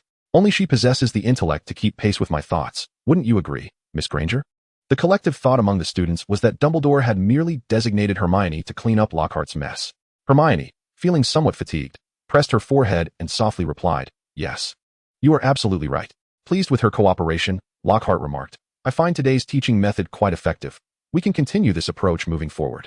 With myself, Lockhart, and Miss Granger present, you shall undoubtedly learn the advanced techniques of defense against the dark arts." The young wizards widened their eyes in shock, as if the sky were falling. Having gathered a variety of plant seeds, magical creatures, and alchemical materials, it was time for Hermione to consider mass cultivation. Lost in thought, she unknowingly wandered into the library. Thanks to Dumbledore granting her access to the restricted section, she could now borrow any book from there at her leisure, provided she did not deem it suitable for certain students. For instance, the volume entitled Introduction to Dangerous Magical Experiments that she held in her hands. As she entered the library, Hermione immediately overheard a flurry of whispers. Who is that? Is she a first-year student? How audacious. Indeed. Does she not realize that is the designated seating for the Witch of Gryffindor? It is said that the witch possesses a rather formidable temperament. Even Draco Malfoy from Slytherin has been thoroughly subdued by her. Yet, surprisingly, someone dares to occupy her seat. This promises to be quite the spectacle. Hush, the witch approaches. Silence is imperative. Aware of Hermione's arrival, someone hastily cautioned those nearby. Hermione furrowed her brow as she navigated through the crowd. Spotting the large table she frequently claimed in the corner, many knew that she preferred solitude while reading, so aside from the occasional inquiries from Harry and Ron, others had tacitly agreed to keep their distance from her study space. However, at this very table, someone was seated. A young girl adorned in Ravenclaw robes, wearing a necklace crafted from butterbeer caps, with platinum blonde hair, Luna Lovegood. Hermione glanced at her, remaining silent, and simply took a seat beside her with her book in hand. Luna was engrossed in her own reading until half an hour later when she set her book down and retrieved her wand, waving it gently. Expecto Patronum. A faint blue light emanated from the tip of her wand, only to vanish instantaneously. After several unsuccessful attempts, Luna displayed a look of confusion, just as she was about to reopen her book when a voice nearby interrupted. The Patronus charm demands concentration. One must envision the happiest moment of their life. It's not simply a matter of uttering a spell. Only then did Luna notice Hermione beside her, tilting her head as if contemplating her words. After a moment, she waved her wand again, and the silvery light gradually morphed into the shape of a hair. But as soon as it took form, it shattered. Hermione exclaimed, "Impressive." If it weren't for the inappropriateness of the setting, she would have applauded Luna. Although it persisted for merely a moment, it had indeed manifested a complete Patronus. Most adult wizards struggle to conjure a fully realized Patronus, yet here it was, executed by a mere first-year witch. Even with Hermione's guidance, it seemed almost miraculous. This level of talent was nearly on par with Hermione's own. Upon witnessing her success, a rare smile graced Luna's face, accentuating her ethereal charm. She stowed her wand and turned to Hermione. Thank you. I know you. You are Hermione Granger from Gryffindor. Her voice was airy and ethereal. Hermione nodded in acknowledgement. Luna Lovegood. We met during the sorting ceremony. What brings a first-year witch to peruse advanced spellbooks? Luna blinked her bright eyes, pondering for a moment before responding. I've nearly mastered the first 3 levels of standard spells. I wanted to see if the library had anything intriguing. Hermione mused. In this day and age, one must study several years ahead to dare call oneself a genius. However, if you're seeking novelty, you may find yourself in the wrong place. The true delights lie deep within the forbidden tomes, while the outer realms of the library remain barren. What of the soul's departure, the piercing anguish, and the realm of Wakanda? Nay, the incantation of Avada Kedavra. All are mere echoes of exaggerated tales. Very well, then. Do as you please. Hermione lowered her gaze, returning to her book. Luna craned her neck to peer over. Introduction to Dangerous Magical Experiments. Do you enjoy conducting magical experiments? I not only relish experiments, but also take pleasure in cultivating plants, potions, alchemy, and biological modifications, Hermione replied, casting a sidelong glance at her. I am but a novice. Merely observing for now. Luna nodded thoughtfully. Then you must be cautious. Do not miscast the spell and accidentally meet your demise. Hermione replied dryly, I appreciate your well wishes. However, upon seeing Luna's earnest expression, she recognized that her concern was genuine, devoid of malice. Thus, the two continued their quiet reading, while the surrounding wizards were expressions of disbelief. Good heavens, that new student is audacious enough to engage the library witch in conversation. Indeed, what has come over the witch today? Usually, aside from Harry Potter and Ron Weasley, no one dares to disturb her reading. Otherwise, they would find themselves swiftly dispatched to Diagon Alley. Even Harry and Ron had endured their share of reprimands when they annoyed her. Is her temper truly so foul? She appears quite serene most of the time. Oh, the Slytherin Quidditch team might possess a different perspective. Listening to the murmurs around her, Luna tilted her head, studying Hermione's profile, lost in thought. My word, what is this drivel? In the classroom, Hermione surveyed the stacks of answer sheets, resting her forehead in her palm, continuously marking them with crosses. It was astonishing that those preparing for examinations could not even grasp such simple questions. A sense of despair washed over her as she muttered, no wonder. In the original text, by 5th year, many cannot even comprehend the disarming charm. This is, after all, second-year material. One cannot deny that the standard of defense against the dark arts instruction at Hogwarts is lamentably poor. The credibility of young Barty Crouch is on the rise. Indeed, at that moment, she was assisting Lockhart in grading the advanced defense against the dark arts examinations. When asked why Lockhart did not grade them himself, the answer was simple. He lacked the ability. Naturally, he could never admit this. Instead, he made excuses about being too busy signing fan mail. Cloaked in the guise of training Hermione as a teaching assistant, Hermione sighed softly. She had come to realize that Dumbledore merely intended for her to be a workhorse. In the Marvel Universe, she had made S.H.I.E.L.D. and Stark Industries her workhorses, and now the tables had turned.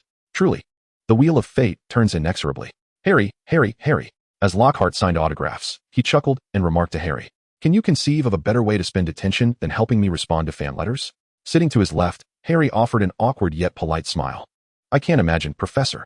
After departing the library, not only Hermione, but even Harry found themselves conscripted to assist him in writing replies, under the pretext of fostering communication among 3 notable figures. Thus, the trio remained in the classroom until the late hours of the night. Fame is a capricious companion. One must remember that a celebrity ought to fulfill certain expectations. Lockhart earnestly expounded upon philosophical notions, completely oblivious to his disheveled appearance earlier that day. Hermione internally scoffed. Is what you call fulfilling expectations simply abandoning your students to flee? Harry remained silent, casting a pleading glance towards Hermione. Noticing his look, Hermione raised a stack of examination papers. Don't look at me. Perhaps we could switch? Glaring at the pages marked with red crosses, Harry swallowed hard and forced a smile. I'll just write my letters, ahaha. Professor Lockhart, Hermione suddenly interjected. Have you ever considered a career in the Ministry of Magic? With your heroic credentials, you should be well suited for a significant position, and perhaps even contend for the role of Minister for Magic in the future. Harry's head snapped up, his eyes wide in disbelief. Wait, are you serious? Hearing such an outrageous statement from Hermione for the first time, he instinctively wanted to argue, but restrained himself. Knowing the subject was present, Lockhart paused, clearly intrigued, and straightened his posture, leaning forward to listen intently. You really think so? Indeed, Hermione nodded earnestly. I believe you would be perfectly suited for a political role. Oblivious to the subtle undertones in Hermione's words, Lockhart rubbed his hands together, excitement evident on his face. It seems that heroes share similar visions. I had thought of this myself. With my abilities, it would surely be no problem, but... He hesitated momentarily before continuing. But if I were to truly join the ministry, I fear there would be no time left for adventures or writing new books that my fans adore. Ultimately, I would have to make that sacrifice for the sake of my fans. You are just afraid of being exposed, Hermione thought, completing his unspoken sentiment. Fans are easily swayed, but the ministry is filled with elites. While he could thrive as an idol in the entertainment industry, if he were to step into a department like the Department of Magical Law Enforcement, where he would frequently confront dark wizards, his carefully constructed persona would likely shatter in an instant. Is that so? Hermione smiled enigmatically, neither confirming nor denying, before adding with a mysterious expression. But think of it this way. If you could accomplish great feats at the ministry, akin to Alastair Moody, successfully capturing notorious criminals or thwarting grand conspiracies that could upend the wizarding world, you could then pen these stories into a new book. In contrast to the dark adventures within the caverns inhabited by sinister creatures, tales of the struggle between good and evil resonate far more with readers, offering greater appeal and a heightened sense of immersion, undoubtedly surpassing the sales of contemporary works. She gently coaxed, moreover. Given your accomplishments and your esteemed reputation within the wizarding community, your support will undoubtedly surpass that of others. Ensuring your meteoric rise to the position of Minister of Magic is merely a matter of time. I am indeed your admirer. These heartfelt words are spoken solely for your benefit. Her voice dripped with a seductive allure, akin to the whisper of a devil, echoing in his ears. Lockhart, entranced, found himself utterly captivated. If necessary, we could orchestrate an assassination attempt by a dark wizard during your speech, inflicting only minor injuries, and then spread rumors that it was orchestrated by a rival. What on earth did I just hear? Is this something I should be listening to? Unlike Lockhart, who was lost in reverie, Harry's eyes were filled with terror as he glanced at Hermione. What are you planning? Can you let me leave before you discuss this further? Please, stop. Having been friends with Hermione for a considerable time, he understood her concealed dark tendencies better than anyone else. Her expression, which surfaced only when she was about to lead someone into peril, betrayed her true intentions behind the guise of concern for others. Granger, do you genuinely believe I could achieve such greatness? Lockhart swallowed hard, his gaze fixed intently on Hermione. Of course, as long as you have someone supporting you from behind, you can certainly succeed. Hermione gazed at Lockhart, her lips slowly curving into a broad smile. Harry, drenched in sweat, closed his eyes, praying for Merlin's protection, nearly burying his head beneath the table. Suddenly, he found himself reconsidering the merits of residing with Uncle Vernon. Fortunately, at the last moment, Lockhart regained his senses and quickly shook his head. Ultimately, he possessed a clear understanding of his own limitations. Deceiving students was one thing, but to confront a dark wizard would surely be a matter of life and death, although he did not intend to act on it. This heartfelt exchange heightened his admiration for Hermione immensely. This girl was undoubtedly a natural strategist. Regrettably, his own abilities fell short, otherwise, sigh. Hermione, however, remained unfazed, her casual remarks carrying no weight of consequence for her. The seeds of desire had quietly begun to sprout. As Harry wiped his brow, a sudden change overtook his expression. He abruptly lifted his head and scanned the surroundings. Did any of you hear something? His words jolted Lockhart back to reality. What? Someone is speaking? Harry did not seem to be lying. Lockhart's gaze darted around the room. I don't hear anything. Professor, didn't you hear? Harry's demeanor was serious. What are you talking about? Harry? Harry ceased his chatter, instead focusing intently on searching for the source of the sound. Lockhart glanced at Hermione, only to find her furrowing her brow as if she were observing her surroundings. He swallowed hard, his body stiffening as he turned to Harry. There is something nearby, whispering. Harry muttered. A chill crept up from the depths of Lockhart's heart. All right, let us not frighten our defense against the dark arts professor. Hermione's voice suddenly rang out, like a celestial melody. Chapter 77, Victim Number 1. Ignoring Hermione's emphasis on the title of defense against the dark arts professor, Lockhart looked at her with a sense of desperate hope, as if she were a beacon of salvation. There's no sound. Harry is just joking with me, right? He hurriedly confirmed, his eyes glimmering with anticipation. Yes, Harry is just teasing you, Hermione nodded. But, Harry exclaimed, agitated. He had indeed heard the raspy whispers. Yet it appeared that neither Hermione nor Lockhart could perceive them, which left him in a state of utter panic. All right, we can discuss it later. Hermione waved her hand, calming Harry's emotions. She then turned to Lockhart. Professor, you have been writing for over 4 hours. It is time for you to rest and get some sleep. Upon hearing this, Lockhart immediately stood up. Yes, I should indeed head back to rest. I have to teach you all tomorrow. Despite receiving Harry's response, he still felt an eerie atmosphere enveloping the classroom, and he was eager to depart. Grabbing the letters from the desk, Lockhart fled as if propelled by a gust of wind. Once Lockhart had disappeared through the door, Harry finally spoke. Hermione, I truly heard someone speaking. You must believe me. Hermione sighed. I never said I didn't believe you. But what does it matter that you heard it, if I and others cannot hear it? Telling everyone will only lead them to think you're unwell. Even in the magical world, hearing things that others cannot is not considered a good sign. She was well aware of what Harry had heard. The voice that only Harry could hear, slithering through the walls while incessantly chattering, could belong to only one creature within Hogwarts, the basilisk, housed within the Chamber of Secrets. There was none other. Harry was rendered speechless. In the next moment, he heard something again, and his expression changed. The voice said, blood, blood, blood. I want to tear you apart. I want to kill you. Kill, kill, kill. Harry's face turned tense. I think it wants to kill. The basilisk has quite an active imagination. Hermione rolled her eyes. She was not a Parselmouth and could not comprehend the incessant ramblings of the serpent, finding its dark, meandering behavior rather foolish. Maybe it's just venting after losing a game? Hermione extended her hand, saying, ignore it. No unusual occurrences had yet transpired. Nor had there been any ominous tolling of bells heralding the discovery of a corpse. It was merely the incoherent ramblings of a serpent-like creature, long confined and now delirious, which others deemed inconsequential. However, a sense of unease gnawed at Harry's heart, an instinct that something dreadful was destined to unfold. Yet, given Hermione's demeanor, he refrained from voicing his concerns. The following day, it was not the bearers of black and white who unveiled the grim discovery, but rather Harry and Ron. Early in the morning, Hermione was roused by Lavender, who insisted that Ron urgently required her presence. Yawning, Hermione stepped outside to find Ron pacing anxiously at the entrance of the girls' dormitory. Hermione, hurry. Something's happened. Ron's voice was laced with urgency. Harry's staying behind to investigate. He believes it may be connected to the sounds we heard yesterday. As expected, Harry had confided in his close friend Ron about the unsettling events of the previous night. Hermione nodded slightly, following Ron as they navigated the twists and turns of the corridor at a brisk pace. Upon encountering Harry, he pointed towards the wall before them. Hermione, look. Following the direction of his finger, Hermione's gaze fell upon 2 rows of large, crimson letters. The chamber has been opened. Beware of the heir's enemy. Hermione acknowledged this with a nod, quite considerate. Really, even after committing misdeeds, they took the time to warn us. Harry and Ron were taken aback. Is the significance lost on you? Next to the bloodied words lay a somber-looking cat, its fur a dull gray, its tail draped over a torch bracket, its body stiff as stone. The first victim had made its appearance. Mrs. Norris, Filch's feline companion. If Mr. Filch discovers this, he will surely, Harry began. But his words were cut short by a voice from behind. What have you done?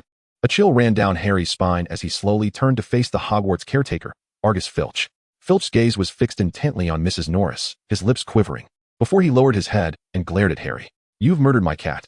Mr. Filch, it wasn't me you dared to claim innocence after murdering my cat. Filch seized Harry by the collar, his voice a mix of grief and fury. I will kill you. I will kill you. Just before the morning classes commenced, the commotion in the corridors swiftly drew the attention of nearby students, who began to gather. What is going on? Isn't that Filch's cat? Why is it hanging here? Looks like Harry Potter is to blame. Filch had a deep affection for his cat, and spectators sensed the impending spectacle. Look, the wall bears bloodied words. The chamber has been opened. What does that mean? Draco Malfoy, witnessing the unfolding scene, quickly grasped the implications due to his well-bred background and gleefully addressed the nearby wizards of Muggle descent. Next, it will be you, mudbloods. However, in the midst of his triumph, he suddenly spotted Hermione, who was leisurely yawning not far away, her eyes widening in alarm. It's over. Young Malfoy trembled on his legs, nearly losing his balance. But fortunately, Crabbe and Goyle were quick to lend him a hand. Oh, how he wished he could slap his own face for his foolishness just 10 seconds prior. How could he have spoken so carelessly? However, after a long wait, Hermione remained unresponsive, stirring a sense of unease within Malfoy. Perhaps she hadn't heard him? What a stroke of luck, he thought, narrowly escaping disaster. He resolved to turn over a new leaf from that moment on. Oh, how he had nearly been terrified. He felt relieved that this fearsome witch had not caught wind of his words, for otherwise, he feared he might end up like Mrs. Norris, her lifeless body hanging from a lamp. While Malfoy wrestled with his inner turmoil, another clash unfolded between Harry and Filch, escalating into a heated confrontation. One insisted he was innocent, while the other was convinced of his guilt. Observing Harry's predicament, Hermione stifled a laugh. He was so eager to play detective, even attempting to protect the crime scene. Little did he know that the first person to discover a crime scene is often the first to be suspected. As Harry stubbornly defended himself, Filch, seething with anger, was on the verge of unleashing his wrath when the professors finally arrived. Argus, stand down, Dumbledore commanded, halting Filch's advance, then turned his gaze toward the bloody inscription. In that instant, both he and the other professors were taken aback, their expressions growing gravely solemn. Only the comical Lockhart seemed bewildered, glancing around, oblivious to the situation. Regaining his composure, Dumbledore addressed Filch. Argus, we cannot yet ascertain who the true culprit is, so please remain calm. Dumbledore's words carried weight, prompting Filch to reluctantly release Harry. Isn't it simply a matter of identifying the culprit? Hermione suddenly interjected. I know who it is. All eyes turned to Hermione. What? You know? Filch stepped forward eagerly, pointing at Harry. Quickly tell us, is it him? Oh, please. Hermione waved her hand dismissively. The true culprit is quite obvious. Did none of you hear what was said moments ago? Who is it? With Hermione's certainty. Silence enveloped the group, all eyes fixated on her. Even Dumbledore appeared somewhat surprised. In the midst of the stillness, for reasons unknown, Malfoy felt a twinge of anxiety. I recall someone mentioning that the next victim would be you, Hermione stated coolly. Who says the first thing upon seeing a crime scene is that? Clearly, it was the murderer's declaration after claiming their first victim. Everyone turned their gaze towards Malfoy, and he felt darkness cloud his vision. Very well. The culprit has inadvertently revealed themselves. We can close the case now. Hermione clapped her hands. Professors, please summon the Aurors to apprehend the culprit. With that, she strode over to Filch, patting him on the shoulder. No need to thank me. Simply call me Detective Granger. What to do? It seems so reasonable, many ponder silently. Aye. The arrogant boy, feeling the skeptical gazes around him, was on the verge of tears, insisting, it's not me. Although he wished to be the heir of Salazar Slytherin, he certainly did not desire this form of inheritance. He was unaware of the identity of the culprit. But in that moment, one thing was undeniably clear to him. The witch had undoubtedly heard his earlier words. Malfoy slapped himself fiercely twice. Why was his mouth so reckless? Stop it. Seeing him about to continue, Crabbe and Goyle quickly intervened. Hermione was also somewhat taken aback. How did the situation escalate from a normal cup to a supersized one? The sight of Malfoy in such a state made many unable to suppress their laughter. Harry chuckled. Ron chuckled. Lockhart chuckled. Malfoy did not chuckle. Ginny exclaimed in surprise, while Luna looked on curiously. Dumbledore, observing Hermione's amused expression, could not help but cover his face. And after a moment, said, All right, Miss Granger, enough with the jesting. Prefects, please escort the students back to their dormitories. Mr. Potter, Mr. Weasley, and Miss Granger, please stay. Once the crowd had departed, Dumbledore turned to Filch. Madame Loris is not dead. She has merely been petrified and can still be saved. Filch's face lit up with joy. Just as he was about to speak, when Lockhart suddenly interjected, Yes, I knew it. I happened to know the counter curse to save her, but unfortunately, I was not present at the time. Dumbledore merely regarded him with silence. McGonagall raised an eyebrow. Hermione sighed. Sensing the peculiar gazes from the three, Lockhart felt a twinge of guilt, chuckling awkwardly, his eyes darting about. Only Filch took him seriously, eagerly imploring, Professor Lockhart, I knew you possessed this ability. Please. Save Madame Loris swiftly. However, Lockhart stood there, petrified, even more so than a cat. Brother, think before you lie. Such an easily debunked falsehood is unbelievable. Hermione shook her head in exasperation, stepping forward. Allow me. She raised her wand, pointing it at Madame Loris. Petrificus totalis. A burst of white light flickered at the tip of her wand, yet nothing transpired. Hermione looked to Dumbledore and shook her head, stating, This is not the work of a petrification spell. It's due to another cause. The petrification she referred to was not merely the standard binding spell, but a genuine dark magic petrification. The common binding spell merely gives the appearance of being petrified, essentially restraining the limbs, while the true petrification spell can turn a person into actual stone, just like Madame Loris before them. Furthermore, the counter curse for the petrification spell only nullifies the effects of the incantation, unable to reverse petrification caused by other means. This was a truth known to Hermione, Dumbledore, McGonagall, and Snape alike. Indeed, Dumbledore nodded slightly, remarking on the exquisite counter curse, indicating that you have garnered substantial knowledge during your time in the restricted section. Thank you for the compliment, Hermione replied with a smile. In light of this, what exactly is the reason? Snape inquired, casting a furrowed glance at Madame Loris. There could be numerous reasons. Further investigation is necessary, Dumbledore stated calmly. Suddenly, Snape seemed to recall something and turned to Harry, asking, What were you doing last night? Harry shot Snape a glare, about to respond when Hermione interjected, Professor Lockhart and I were preparing lessons in the classroom, and I asked Harry to assist. Snape regarded Hermione, nodding. Since Miss Granger can vouch for you, there appears to be no immediate issue. Well, I can also provide my account, Lockhart interjected, ever the professional performer, never missing an opportunity to seek the spotlight. Snape disregarded him entirely and addressed Dumbledore. Once the mandrakes mature, we can brew the counter potion. I can assist once Professor Sprout's latest batch is ready. Very well, I shall rely on your expertise, Severus, Dumbledore began. But Hermione suddenly recalled something upon hearing Snape's words, exclaiming, Oh, by the way, I happened to brew a bottle of the counter potion earlier. With that, she rummaged through her bag, spilling its contents haphazardly. Apples, clothes, books, a flower pot, a broom, galleons, a cauldron, and snacks. Soon, a small mountain of items had formed. Dumbledore, McGonagall, Snape, Harry and Ron. In that fleeting moment, Dumbledore couldn't help but recall another of his remarkably resourceful students. He then gazed at Hermione, lost in thought, pondering something far away.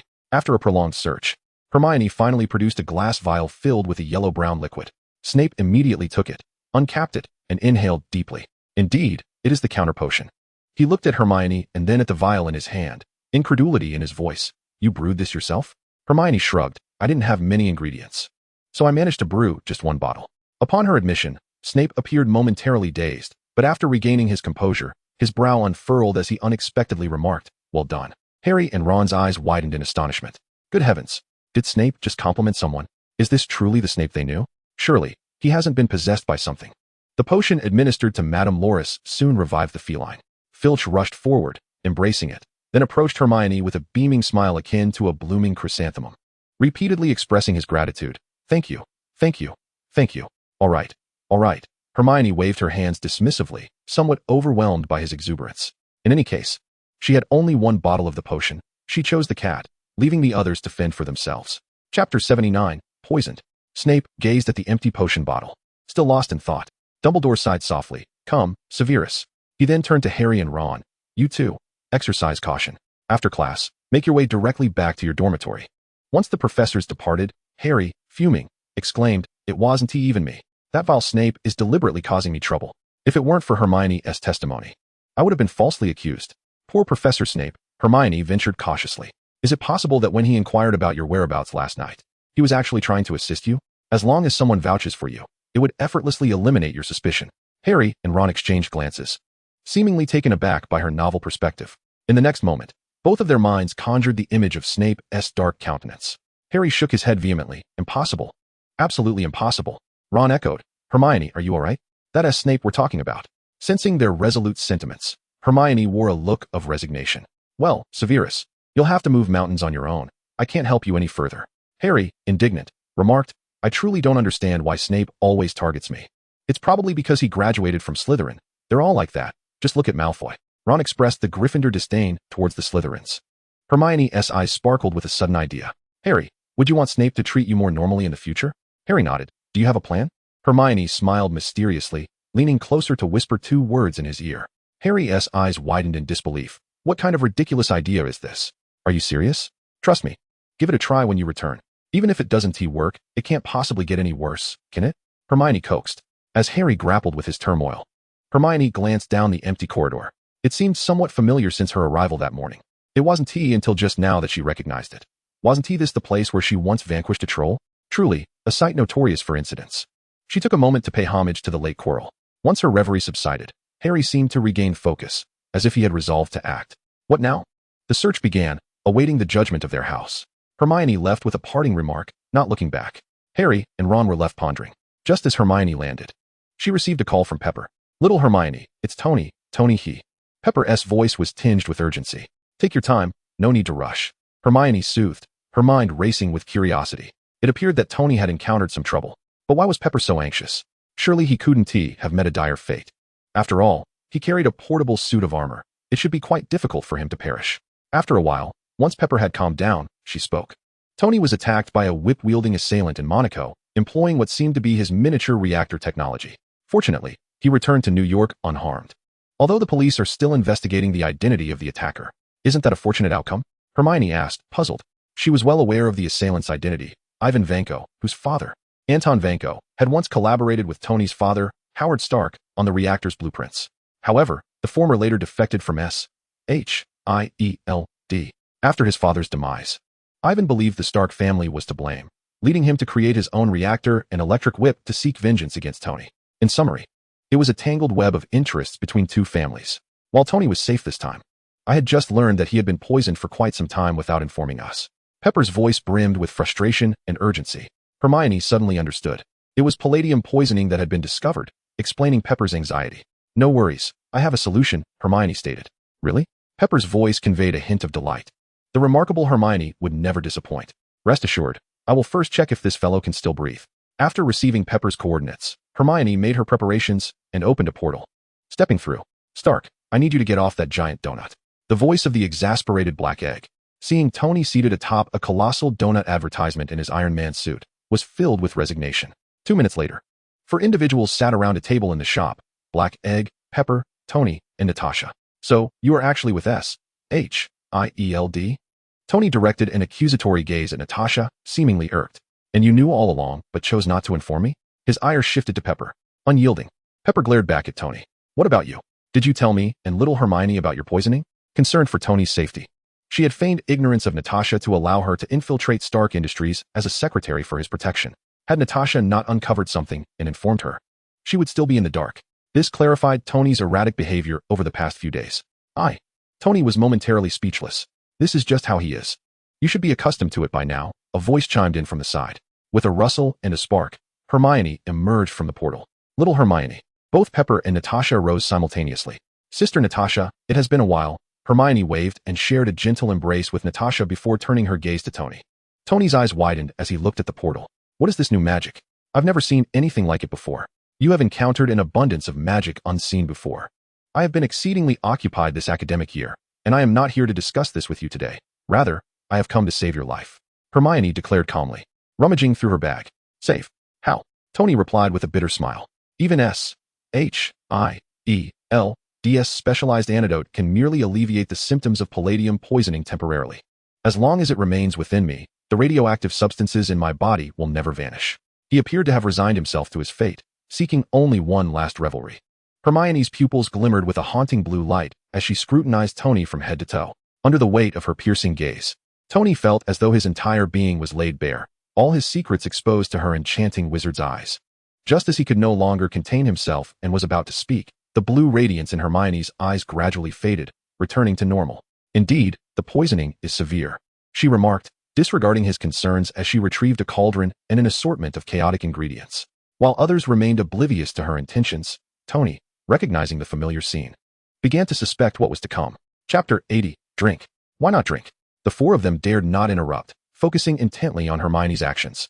She poured a mysterious liquid into the cauldron, tossed in some exceedingly unappetizing substances, and began to stir slowly, watching Hermione unhesitatingly gather her ingredients from the ground, some of which were even tainted with dirt and dust. Tony's eye twitched in distress. You are, he protested, his face filled with reluctance. Oh, do not worry. It will not affect the efficacy of the potion. Hermione waved her hand dismissively. Is that what I am concerned about? Tony screamed internally. Producing a small vial, Hermione delicately added a drop of liquid. After a loud explosion, a cloud of skeletal mist billowed from the cauldron. Hermione seized an iron spoon from the table, stirred the concoction, and upon lifting it, found that the lower half of the spoon had vanished. A satisfied expression gracing her face. The onlookers widened their eyes in astonishment. It's done, Hermione exclaimed joyfully, pouring the dark purple liquid into a bottle and thrusting it into Tony's arms. Drink. Tony swallowed hard, forcing himself to say, before I drink, could you not enlighten me on what this concoction truly is? An antidote. Hermione replied. What did you think I was making? But I am suffering from radioactive element poisoning, not chemical toxins. Tony attempted to resist. He naturally deduced that it was an antidote, yet the brewing process had left a deep imprint in his mind, and he found himself resisting the vial in his hands. Regardless of the poison, this is a potion. It can eliminate any harmful substances from the body, Hermione insisted. Do not always interpret magic through your own understanding. Hurry, why are you not drinking the potion that has already been brewed? Tony forced a smile. How about you take a sip first? Hermione shook her head. This potion is exceedingly precious. How could a mere little witch like me consume it? It should be reserved for the one afflicted. Seeing Tony's hesitation, Hermione's patience finally wore thin. She seized his collar with one hand while pointing her wand at his head with the other. Do you despise it? I painstakingly brewed this. Drink it quickly. Why aren't you drinking? Drink, drink. If you refuse, I shall cast the soul extraction curse upon you. Tony, visibly troubled, glanced at Pepper. Did you not witness the explosion earlier? Drink. Pepper's demeanor was as cold as iron. Tony turned to Natasha. The skull appears on the screen. He pressed. Drink. The Black Widow's gaze was fierce and unwavering. He then looked at Rhodey. The iron spoon has corroded away. It dissolves faster than sulfuric acid, he lamented. Drink. Fury seemed as stern as an unyielding judge. In despair, Tony shut his eyes and downed the concoction in one gulp. Farewell, Pepper. Surprisingly palatable. As the potion coursed through him, his eyes widened in astonishment. This is far superior to the vegetable juice I've been consuming for months. What do you think? The trio exchanged anxious glances as they awaited his reaction. Tony blinked, sensing something amiss, and quickly retrieved the palladium detector. "Zeroed out," he exclaimed, staring at the screen displaying a count of 0. "All the palladium in my blood has vanished. Moreover, my condition has improved significantly. It seems other toxins have been purged as well." Hermione shot him a sidelong glance and huffed, "Indeed. What I brewed is of exceptional quality." Some individuals were just reluctant to partake, mistaking kindness for folly. Tony offered a sheepish grin. Pepper enveloped Hermione in a tight embrace, squeezing her affectionately. "Thank you, little Hermione." Observing Hermione's passive acceptance in Pepper's arms, Natasha felt a twinge of jealousy, but ultimately restrained herself. "This is splendid. With this, Iron Man shall be reborn." Tony rubbed his hands together, eager to replace the palladium core and take to the skies in his armored suit, combating crime. "Hey, wake up." Hermione tapped his reactor with her wand. "My potion merely eliminated the toxins from your body. It does not prevent you from using the suit. Overexertion will lead to poisoning again." Tony nodded. "I understand. But with you around, if I have 10 or 8 bottles each month, what problem could remain unsolved?" Hermione regarded him with exasperation. 10 or 8 bottles? Are you jesting? Do you comprehend the rarity of the ingredients required? A collection of peculiar liquids and animal entrails. "I fail to see their value," Tony murmured. "Is it not merely money? $1 million per bottle. That should suffice." He waved his hand dismissively. Hermione scoffed. "It appears you did not grasp my point. I mentioned rarity, not expense. Brewing this requires unicorn blood. Do you understand what unicorns are? Do you know how difficult it is to procure their blood? This is indeed the essence capable of concocting the elixir of immortality. Many wizards find it exceedingly difficult to obtain even a single drop in their lifetime. Yet you expect me to utilize it daily for detoxification. The elixir of immortality." The crowd widened their eyes, displaying a look of horror. "Is there truly a potion that grants eternal life?" Fry suddenly rose, exclaiming in astonishment. Hermione nodded and replied, "Indeed, although it is exceedingly challenging to brew. However, with sufficient materials, one can infinitely extend their lifespan. Some wizards have lived for several centuries by means of it." Fry and Natasha exchanged a glance, forcibly suppressing their astonishment, and turned to Hermione with grave expressions. "Miss Wizard, I implore you, please do not disclose this information. While it may be common knowledge among your kind, one must not underestimate the ordinary person's yearning for immortality. Should it fall into the hands of those avaricious politicians, they will undoubtedly seek to acquire it from you by any means, even resorting to violence." His concern was not for Hermione's safety. Rather, he feared the reckless actions of those misguided politicians. Though Hermione typically appeared quite human and was reasonable, even standing for justice and protecting the common folk, should anyone dare to threaten her, she would swiftly transform into a terrifying sorceress, indifferent to the identities of those around her, leaving no survivors. Pierce and the SHIELD strike team were acutely aware of this fact. If these foolish, greedy politicians were to be slaughtered en masse, it could very well escalate into a conflict between ordinary people and wizards, an outcome he could not accept and had long sought to avert. "I understand," Hermione said. "I may be young, but I am not foolish. Such scenarios have been dramatized on television many times." Fry felt slightly reassured. Tony's heart sank. While he was indifferent to the concept of immortality, the realization that the raw materials for such a potion were at stake illuminated their extraordinary value, beyond the reach of mere currency. Even if Hermione were willing to provide it, she would likely be able to produce only a few vials. Reflecting on the potion from earlier, Tony's gaze toward Hermione softened considerably.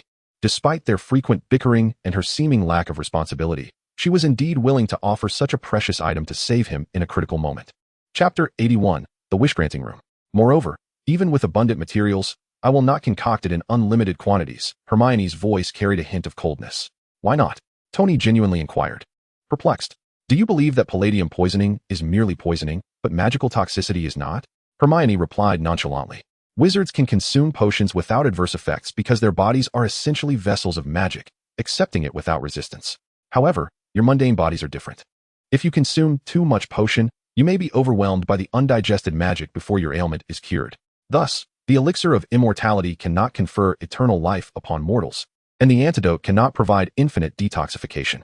Hermione began to elaborate. "Now I understand." The crowd exclaimed in unison, enlightened. "Thus, all I can do is secure sufficient time for you, ensuring you do not perish before discovering a solution." Hermione gestured towards Tony. "Now, be earnest in your endeavors. Do not squander my potions with your futile attempts at self-destruction."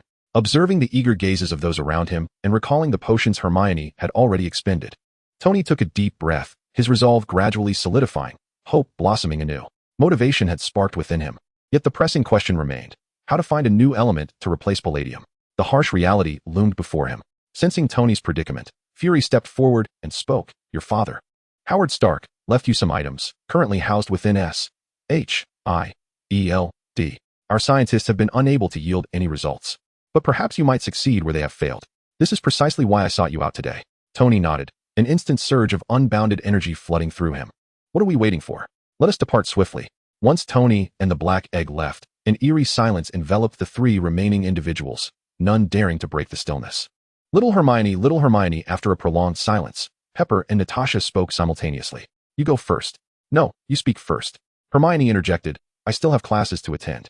If you have no pressing matters, I shall take my leave. She ventured cautiously. Is skipping class an option? Natasha gazed at Hermione with hopeful eyes.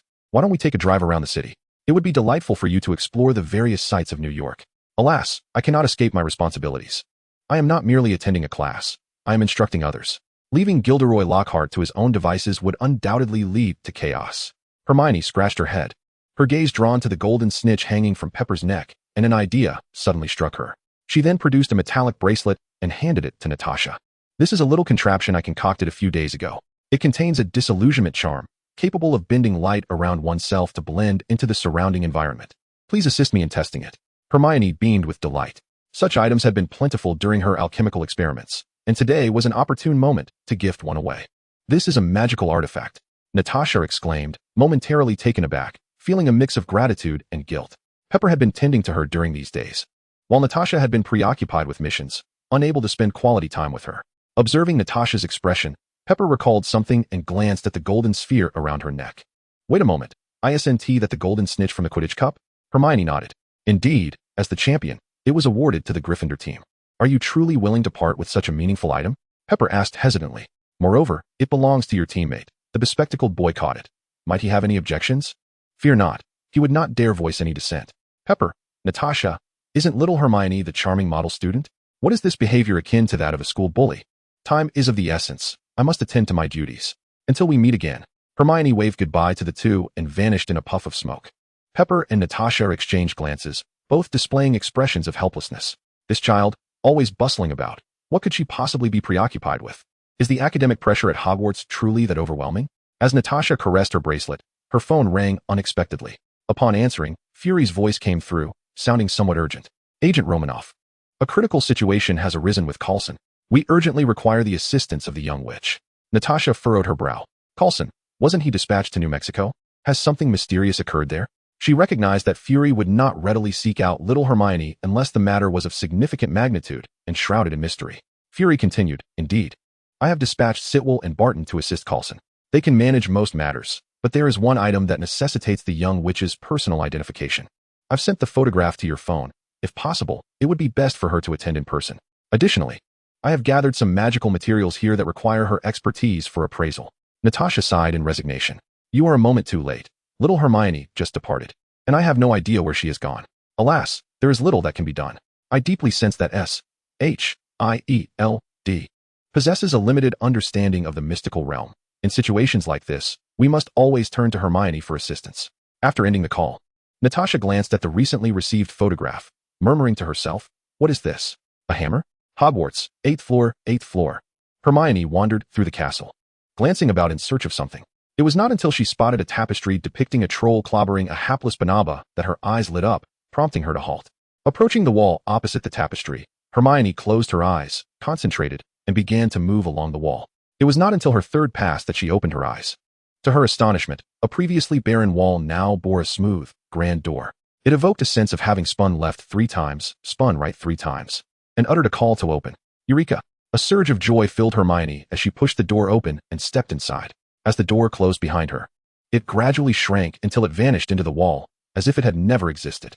Surveying her surroundings, Hermione beheld an expansive hall filled with alchemical tables and planting stations, with a glowing inner door not far off, through which she could faintly discern grass and a horizon of sea. Overcome with delight, she hurried forward to examine each station.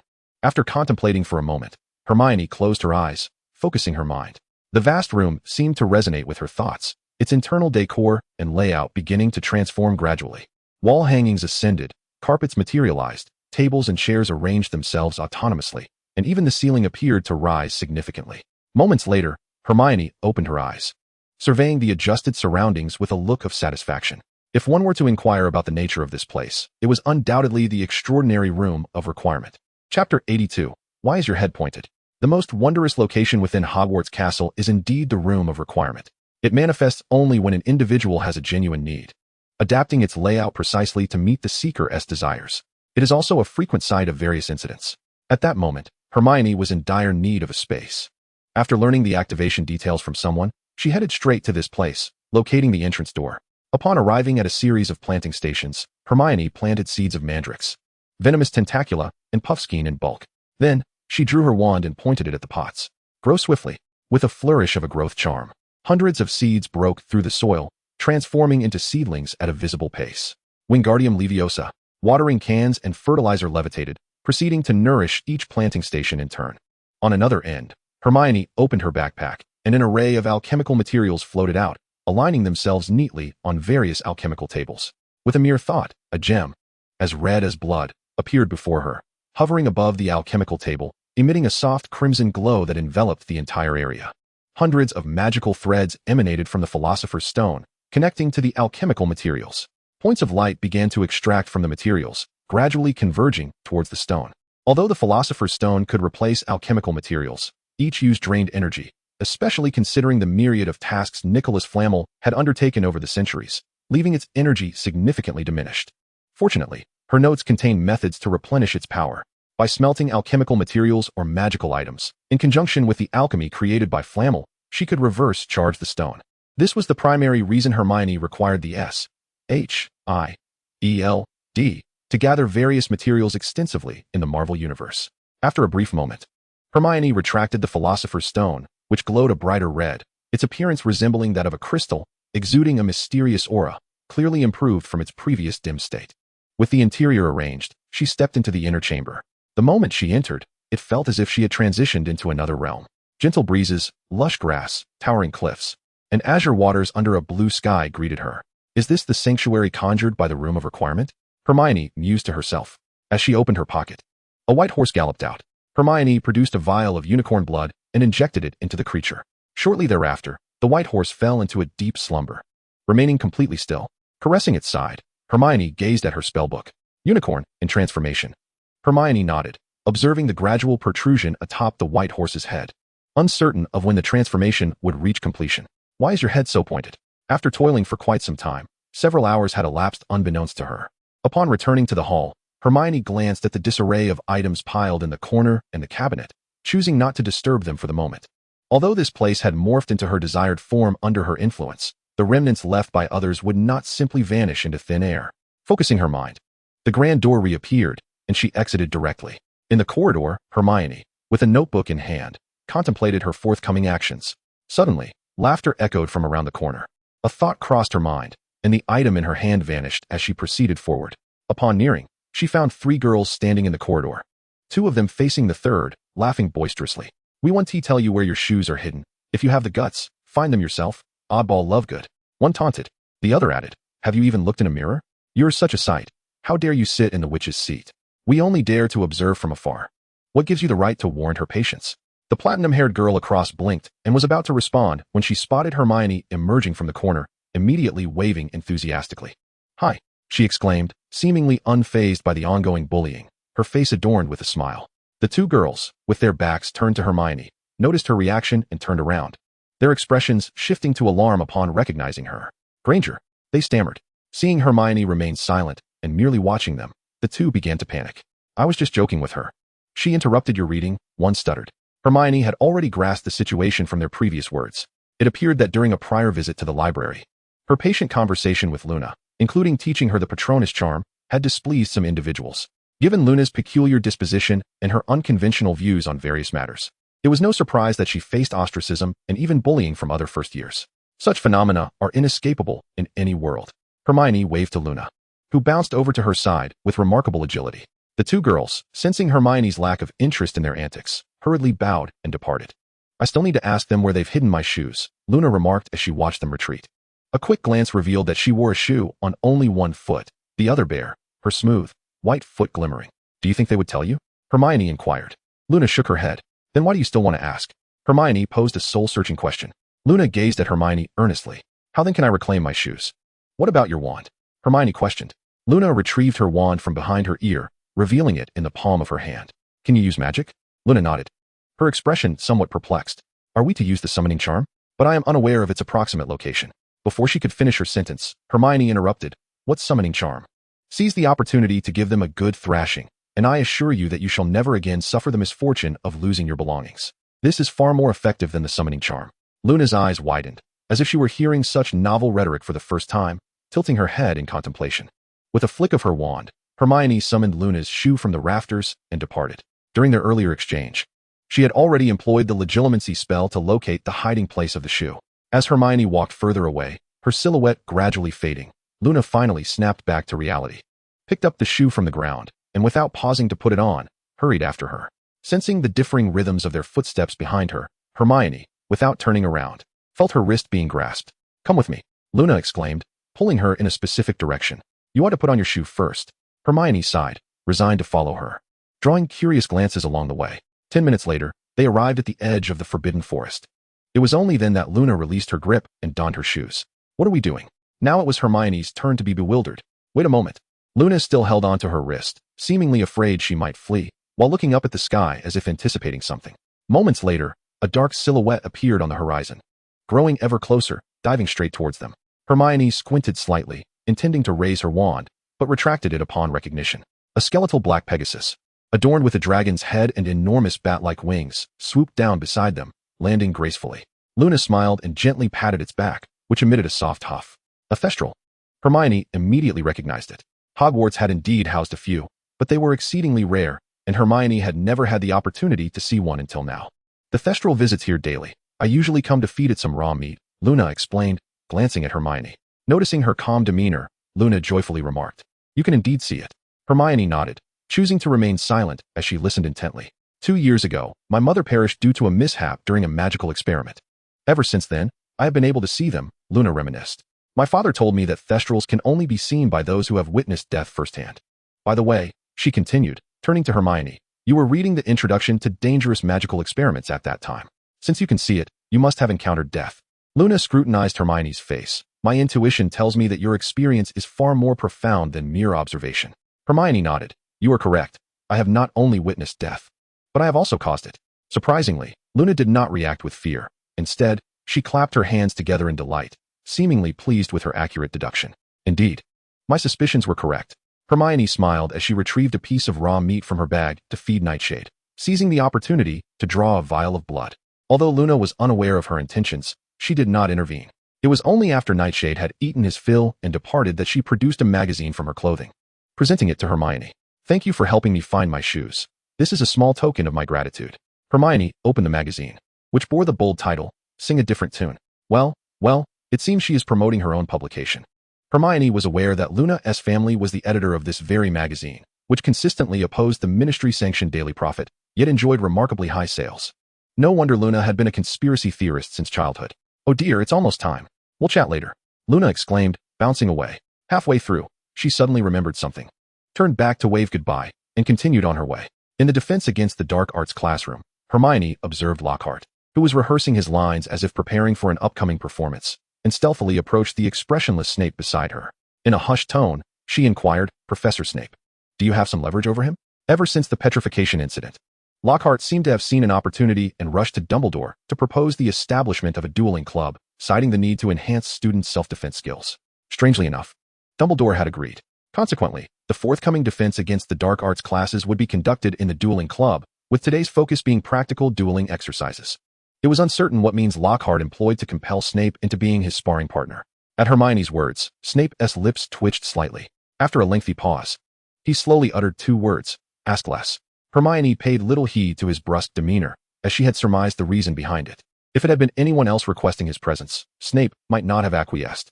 However, with Lockhart's invitation, he had no choice but to comply, especially since the upcoming class was a practical one. Should Lockhart orchestrate some student combat practice and involve Harry, Snape had no confidence that the fool would ensure Harry's safety. Thus, he felt compelled to be present, unable to shake off his unease. Hermione refrained from exposing his concern. After all, this old bat still had some pride and wouldn't want anyone to discover how much he truly cared for Harry. Upon arriving at the dueling club, students from all houses were already in position. As this was a major class, wizards from 3 entire years had gathered, rendering the dueling platform packed to the brim. Lockhart ascended the stage, chest puffed out. My dear students, today marks a special occasion as I, Gilderoy Lockhart, have personally arranged this practical defense against the dark arts lesson for you all. Please look forward to the exciting content ahead. Despite the previous educational mishap that had eroded the confidence of many in Lockhart, the prospect of engaging in wizarding duels sparked a glimmer of anticipation in their eyes. Among the crowd, Hermione quickly spotted a familiar face. Seizing the opportunity while Lockhart was engrossed in his grandiloquent speech, she stealthily approached the back of the gathering. What brings you here? Hermione inquired, recalling that first-year students were typically not permitted to participate in practical sessions. I thought I would drop by to see you, Luna replied, a hint of mischief in her tone. I heard Professor Lockhart was offering this course, so I thought I would take a look. She held up a paper bag. Look, I even brought you chocolate frogs. Do you take me for Ron? Hermione said, somewhat exasperated.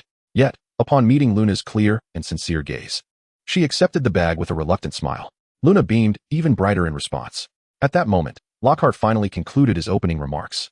Now, before we delve into the practical aspects, allow me to invite my esteemed assistant, Miss Hermione Granger, to enlighten you on some fundamental knowledge of dark magic. Hermione stepped onto the stage. This was not an impromptu decision. She and Lockhart had previously conferred about this arrangement. Since the last class, perhaps recognizing his inability to teach effectively, or perhaps due to the trust he had come to place in Hermione after that night's charade, Lockhart had entrusted her with the entirety of the lesson's content. Though he retained the title of professor, their roles had effectively reversed. As all eyes turned towards her, Hermione began. The art of defense against the dark arts teaches you how to shield yourselves from the malevolent forces of dark magic and dark creatures. I trust that in your previous lessons, you have encountered and gained some understanding of these dark beings. Now, who can enlighten me on the definition of dark magic? The assembled wizards exchanged glances. Despite Hermione being of a similar age to many of them and typically reserved in conversation, her mere few words exuded an undeniable authority. The aura she projected was far superior to that of Quirrell and Lockhart, and even the notoriously intimidating Snape seemed somewhat diminished in comparison. Is this the Witch of Gryffindor? They pondered within their hearts. A Hufflepuff boy raised his hand. Your name? Hermione asked, turning her attention to him. Feeling the weight of her gaze, the boy swallowed hard and summoned his courage. Justin Finch-Fletchley, Miss Witch. Hermione paused for a moment, taken aback. For this was the first time she had been addressed in such a manner in a public setting. Very well, continue, she encouraged. Buoyed by Hermione's affirmation, Justin pressed on. Dark magic is specifically intended to harm, control, or even kill others. It is exceedingly malevolent. Hermione nodded thoughtfully. Now, can anyone tell me what the so-called unforgivable curses, the 3 most notorious forms of dark magic, entail? Upon hearing the term unforgivable curses, the students collectively held their breath. Taking a deep breath, Justin ventured. The unforgivable curses are the unforgivable curses, the Imperius curse, the Cruciatus curse, and the killing curse. At this point he paused. Avada Kedavra. Indeed, Hermione interjected. These are the 3 spells most favored by malevolent dark wizards, corresponding to control, torment, and murder. I have always believed that to defend against these dark arts, one must first possess a thorough understanding of them. How can one speak of defense without comprehending the effects they wield? Thus, as Hermione's lips curled into a subtle smile, Snape was suddenly gripped by an ominous premonition. Surely, she wouldn't dare. In the next moment, his foreboding became reality. Let us witness firsthand what the unforgivable curses truly entail. Hermione chose to directly unveil Barty Crouch Jr.'s teaching plan. Ah, what an exemplary lesson plan. No need for regrets. As her words echoed, all present widened their eyes in astonishment. Lockhart nearly choked in disbelief, staring in horror at Hermione. You were instructed to prepare a teaching plan, and this is what you choose to teach. Even he understood the taboo nature of such knowledge. The Ministry of Magic has long maintained that young witches and wizards are unfit to learn of these 3 dark spells, yet I hold a differing view. Hermione's voice was laced with an icy resolve. To defend against dark magic, one must always be prepared to confront it. With that, she retrieved a small box and opened it. A palm-sized spider emerged. Grow. Instantly, the spider transformed into a creature the size of a half-man. This is an 8-eyed giant spider I captured in the Forbidden Forest last night. It is a quintessential dark creature, cruel and bloodthirsty, relishing human flesh. After shrinking it down, I placed it in this box. What you see now is its true form. The half-man-sized spider on the platform raised its venomous fangs, hissing ominously. Its fearsome visage sent the onlookers recoiling, erupting into a chorus of screams. Ah! Parvati shrieked, clutching Lavender's hand tightly. Justin's face turned pale, his legs trembling uncontrollably. Just as the 8-eyed giant spider lunged towards the nearest Justin, its fangs poised to pierce his skin, a haunting voice resonated. Soul departure. Hermione pointed her wand at the spider, which immediately ceased its attack, standing still, while Justin gasped for breath, still in shock. Go. With a flick of her wand towards the window, the spider, as if manipulated by invisible strings, ambled through the crowd and ascended the window. Then she directed her wand at Lockhart, who froze in place. Just as he attempted to retreat, Hermione stated, "Professor Lockhart, you are the official defense against the dark arts instructor, and I, as your assistant, am diligently aiding you in your teaching. Do not tell me you intend to act inappropriately now. Move again, and I shall lift the Imperieuse curse and let you deal with this creature yourself." Upon perceiving the threat in Hermione's gaze, Lockhart forced a strained smile, desperately suppressing his fear as he remained rooted to the spot. He felt a cold sweat trickling down his back. As the enormous spider crawled onto Lockhart, it obediently followed commands, exhibiting no inclination to attack, while gasps of astonishment erupted around them. Indeed, this was the effect of the soul-binding curse. Those ensnared would lose their will, becoming mere puppets, entirely at the mercy of the caster. Hermione remarked coolly, "I presume none of you wish to become like this, so do remember everything you witnessed today." Suddenly, Hermione turned her attention to Neville. Startled, he trembled slightly. "Hermione, may I?" he stammered. "No," Hermione replied with an icy gaze. "This is a matter of life and death." Without allowing Neville to finish, she unleashed her magic. The air seemed to freeze. A flash of red light enveloped the eight-eyed spider, which then contorted and writhed on the ground, emitting a human-like scream as if it were enduring immense suffering. Even though this agony was not directly inflicted upon the onlookers, merely witnessing it sent chills down their spines. Neville, unable to withstand such a harrowing sight, turned pale and trembled uncontrollably. Snape's expression darkened, and the surrounding spectators averted their eyes, unable to voice their discomfort, cowed by the witch's terrifying aura. Among the crowd, only Luna regarded Hermione with curiosity, devoid of fear. Hermione approached Neville and crouched before him. "I am aware of your family's circumstances. However, what has transpired cannot be changed. If you do not overcome this, you will regret your weakness when similar events befall your loved ones in the future." Her calm voice echoed throughout the hall. Neville bit his lip fiercely, gradually lifting his head, forcing himself to confront the scene before him. His eyes were filled with turmoil. Only when the effects of the curse faded did he collapse to the ground, drenched in sweat. "Feeling better?" Hermione's voice was gentle. Slowly, Neville raised his head. Though his expression was weary, he managed a faint smile. "Much better, thank you." Harry and the others exchanged glances, now understanding Hermione's good intentions, though they wondered if her methods were not rather extreme. Ron swallowed nervously and cautiously stepped back. Ignoring the thoughts of the others, Hermione continued. "As for the most malevolent and darkest of the unforgivable curses," she turned her gaze towards Harry. Snape's eyes widened in alarm. What was she planning? This was not good. He sprang to his feet. Yet, before he could voice a warning, Hermione acted decisively. Avada Kedavra! A flash of emerald light surged forth. The air was thick with the scent of death. The once active body of the eight-eyed giant spider suddenly ceased its movements and collapsed to the ground. In an instant, it had lost all signs of life. The entire hall fell into a chilling silence. Yet, it was not only the spider that had drawn its last breath. Under the eerie green glow, it seemed as though everyone held their breath, afraid to disturb the atmosphere. Harry felt a familiar twinge of pain in his scar. He clenched his fists, but years of resilience had forged a steadfast character within him. His expression shifted only momentarily before returning to its usual composure.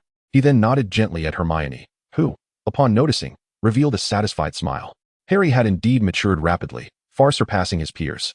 Snape, observing this, transformed from a visage of anger and concern to one of quiet approval, though his gaze towards Hermione remained fraught with tension, a mix of danger and nostalgia. Utterly perplexed by the girl, kicking the lifeless body of the giant spider, Hermione remarked coolly, "This is the nature of dark creatures. Attacking humans is an instinct ingrained within them. Do not waste your limited compassion on such beings. There are far more pressing concerns." Ron nodded in agreement, assuming a look of understanding. Thank goodness this terrifying spider was finally dead. Hermione had handled it brilliantly. He discreetly wiped the cold sweat from his forehead. Luna suddenly interjected. "But wouldn't he using such spells lead to imprisonment in Azkaban?" Hermione nodded. "Only when directed at humans is it forbidden." So, before she could finish, Luna had a moment of clarity, seemingly grasping an insight. "As long as you are not discovered, it is permissible." At this utterance, even Hermione was momentarily taken aback. The room fell silent. All eyes turned towards Luna. Hermione's lips twitched slightly. What she had intended to convey was that it sufficed to use such spells against dark creatures. Yet Luna had taken a different route entirely. Chapter 85, Hogwarts, Durmstrang.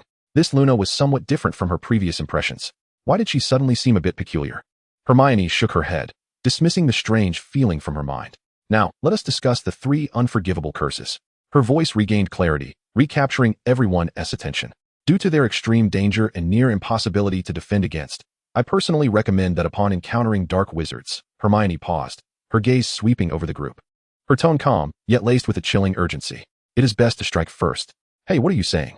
Snape could no longer contain himself, his dark robes swirling as he stepped forward to interrupt Hermione.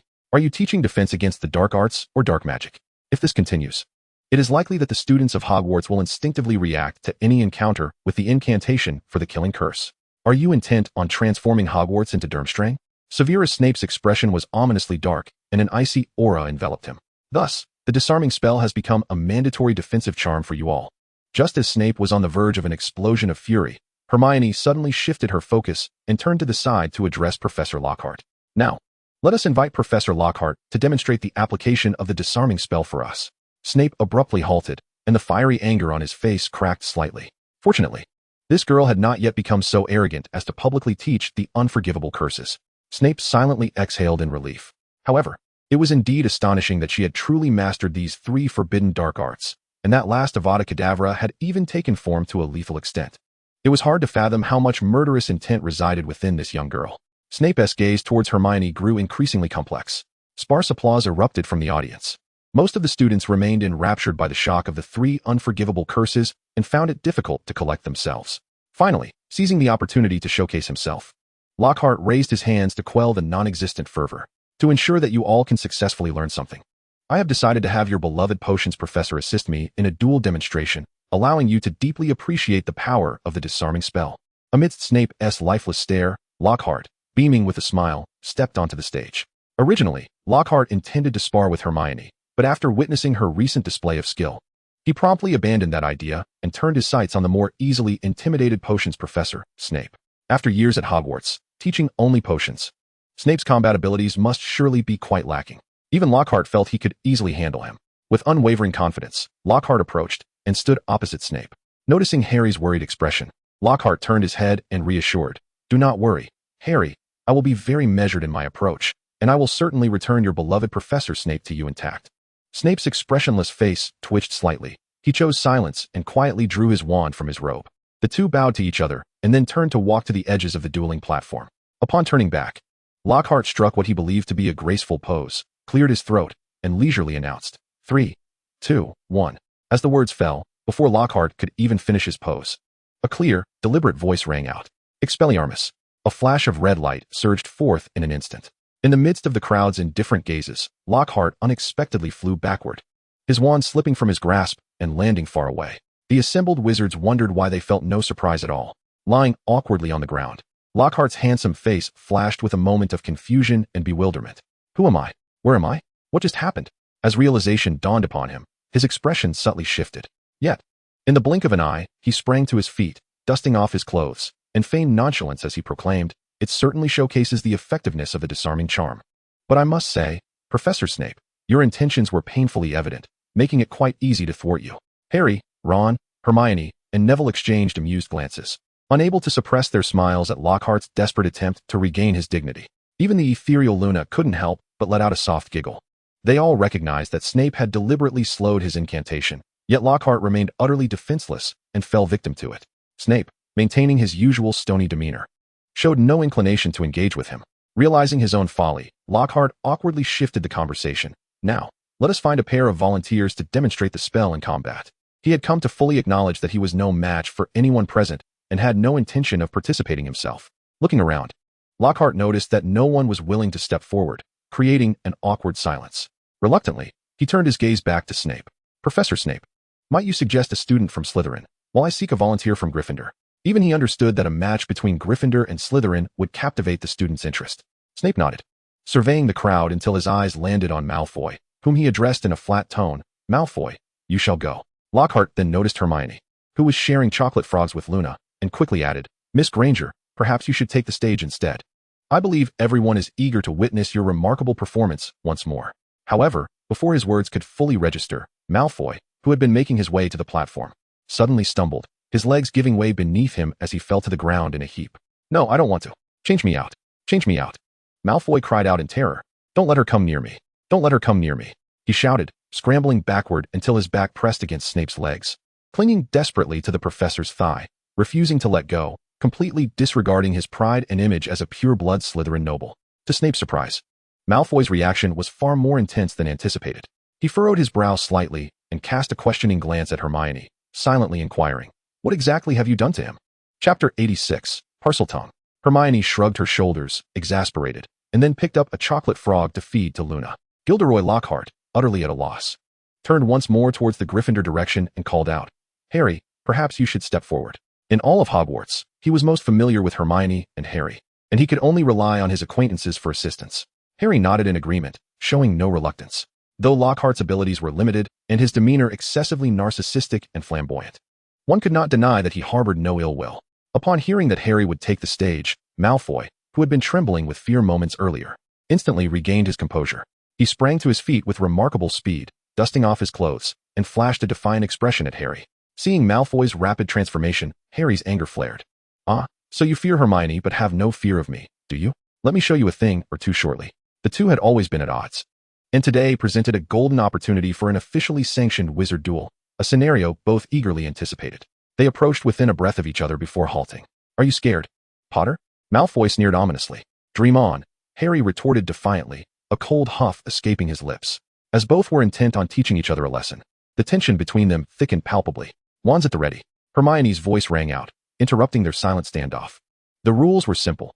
Each was only permitted to use the disarming charm, aiming to successfully disarm their opponents want to claim victory. With a succinct announcement of the rules, Harry and Malfoy eagerly turned away and assumed their duel stances. 3, 2, 1, begin. As the words left her lips, Malfoy struck first. Levitate. A flash of white light erupted, and Harry was struck, flipping several times in the air before crashing to the ground. Malfoy wore a contemptuous expression. Harry quickly rose, refusing to be cowed. Repel the foe. His wand emitted a similar burst of white light, targeting Malfoy, who was sent careening backward, baring his teeth in pain. Fortunately, both boys possessed insufficient magical power, and the spells lacked the force to inflict real harm, resulting only in a rather comical debacle. As Hermione observed the duo's round-based standoff, a smirk crept onto her face. Malfoy regained his footing, re-established his stance, evidently incensed by being publicly bested. Serpensortia. A beam of light shot from his wand, morphing into a cobra midair before landing at Harry's feet. Snake, snake, attack. The serpent flicked its tongue, slithering menacingly towards Harry. Observing this, Snape stepped forward, commanding, "Do not move, Potter, I shall handle it. Please let me, Professor Snape." A voice interrupted Snape's actions. Lockhart seized every opportunity to display his prowess. Hastily reciting the incantation, "Vanish into thin air." The spell struck, and the cobra was instantly propelled into the air, subsequently landing unscathed before the astonished crowd. The onlookers murmured. It wasn't a complete failure. The vanishing didn't occur, but at least it ascended. Before Lockhart could concoct a justification, the cobra, seemingly provoked, opened its wide mouth to reveal its sharp fangs, glaring at the nearest Justin. Hissing, the sound triggered something within Harry. His gaze became vacant. His lips quivered as he emitted a low, hissing voice, unlike any human language. "Sayashashi," he murmured, involuntarily moving towards the serpent. "Hissak," Hermione nearly blurted out. The cobra hissed again, its eyes reflecting a perplexed humanity as it stared blankly at Harry, then hissed twice more. In that instant, the classroom fell into an eerie silence, where even the sound of a pin dropping could be heard. Even Lockhart wore a look of astonishment, momentarily forgetting to defend himself. Snape, too, regarded Harry with incredulity. "No, it can't be." Hermione sighed. "Well, that's a teaching incident." Serpent's shadow vanish. With a wave of her wand, Hermione obliterated the cobra into ashes. However, it was too late. Every student's eyes were filled with an ineffable dread as they turned to Harry. "I specifically stated to use only disarming spells. Did you take my words lightly?" Hermione suddenly raised her wand, pointing it at Harry and Malfoy. In the next moment, both felt as though an invisible hand had gripped their throats, slowly lifting them into the air, rendering them immobile. Hermione exuded a terrifying aura. Harry and Draco's faces flushed crimson as the invisible force intensified, making it difficult to breathe, producing choking sounds from their throats. "Enough, Miss Granger. Do you intend to kill them?" Snape could no longer contain himself, his wand subtly shifting direction as he spoke. Hermione's icy glare fixed upon Snape, and he felt a shudder run through him at the ferocity emanating from her. Momentarily lost in thought, Snape's expression darkened. Here he was, the illustrious master of potions, an expert in the dark arts, the half-blood prince, reduced to being intimidated by a second-year girl. Such humiliation. Yet, Hermione's presence had indeed evoked a fear akin to that felt in the presence of that person. Perhaps in power she fell short, yet in many other aspects, she surpassed. Yes, I apologize. The two suspended above offered weak protests. Upon hearing this, Hermione finally released the spell, and the two tumbled to the ground, greedily gasping for air. After such a commotion, the crowd fell into an uneasy silence. However, the palpable fear had evidently shifted from Harry to Hermione. At this moment, no one had the inclination to study. After a brief pause, Lockhart announced the class would conclude early. Hermione, accompanied by Luna, departed without a backward glance under the watchful eyes of their peers. Ron and Harry exchanged glances and hurried after her. In the corridor, Hermione waited.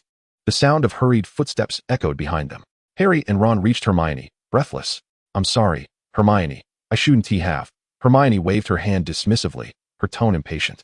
A single apology suffices, but should you disregard my words again, I shall not be so gracious. Is that what you call gracious?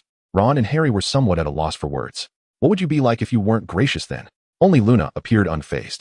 And thank you, Harry continued. Oh, I know your actions were meant to assist me, Hermione replied, her expression serious. Though still young, Harry's experiences had rendered him quite mature for his age. While others assumed Hermione was merely upset, he astutely realized she was drawing attention away from him. Though he did not comprehend why the others suddenly regarded him with such hostility, he understood that the most effective way to divert their focus was to present a more dangerous and terrifying presence. Hermione had successfully demonstrated that, in comparison to Parseltongue, she was indeed the more formidable entity. Hermione huffed, remaining silent, which seemed to imply her agreement. Luna gazed at her with an enigmatic sparkle in her eyes. Chapter 87. Dumbledore's attitude. There is one more thing, Harry began. I wish to understand why their demeanor towards me shifted so drastically just now. Did you not notice it yourself? Hermione countered. What? Harry was somewhat bewildered. Ron nudged Harry, speaking on Hermione's behalf. Because you spoke with that snake. You're actually a Parselmouth. Why didn't you tell us before? What is a Parselmouth? Harry was utterly confused. Let me explain, Hermione interjected, shaking her head. A Parselmouth is a wizard born with the ability to understand and communicate with snakes. You thought you were speaking normally, but to us, it merely sounded like hissing. As for why they fear you, it is because Parseltongue is exceedingly rare and has long been associated with dark wizards. Most importantly, Salazar Slytherin was a Parselmouth. And now everyone believes you must be his blood descendant.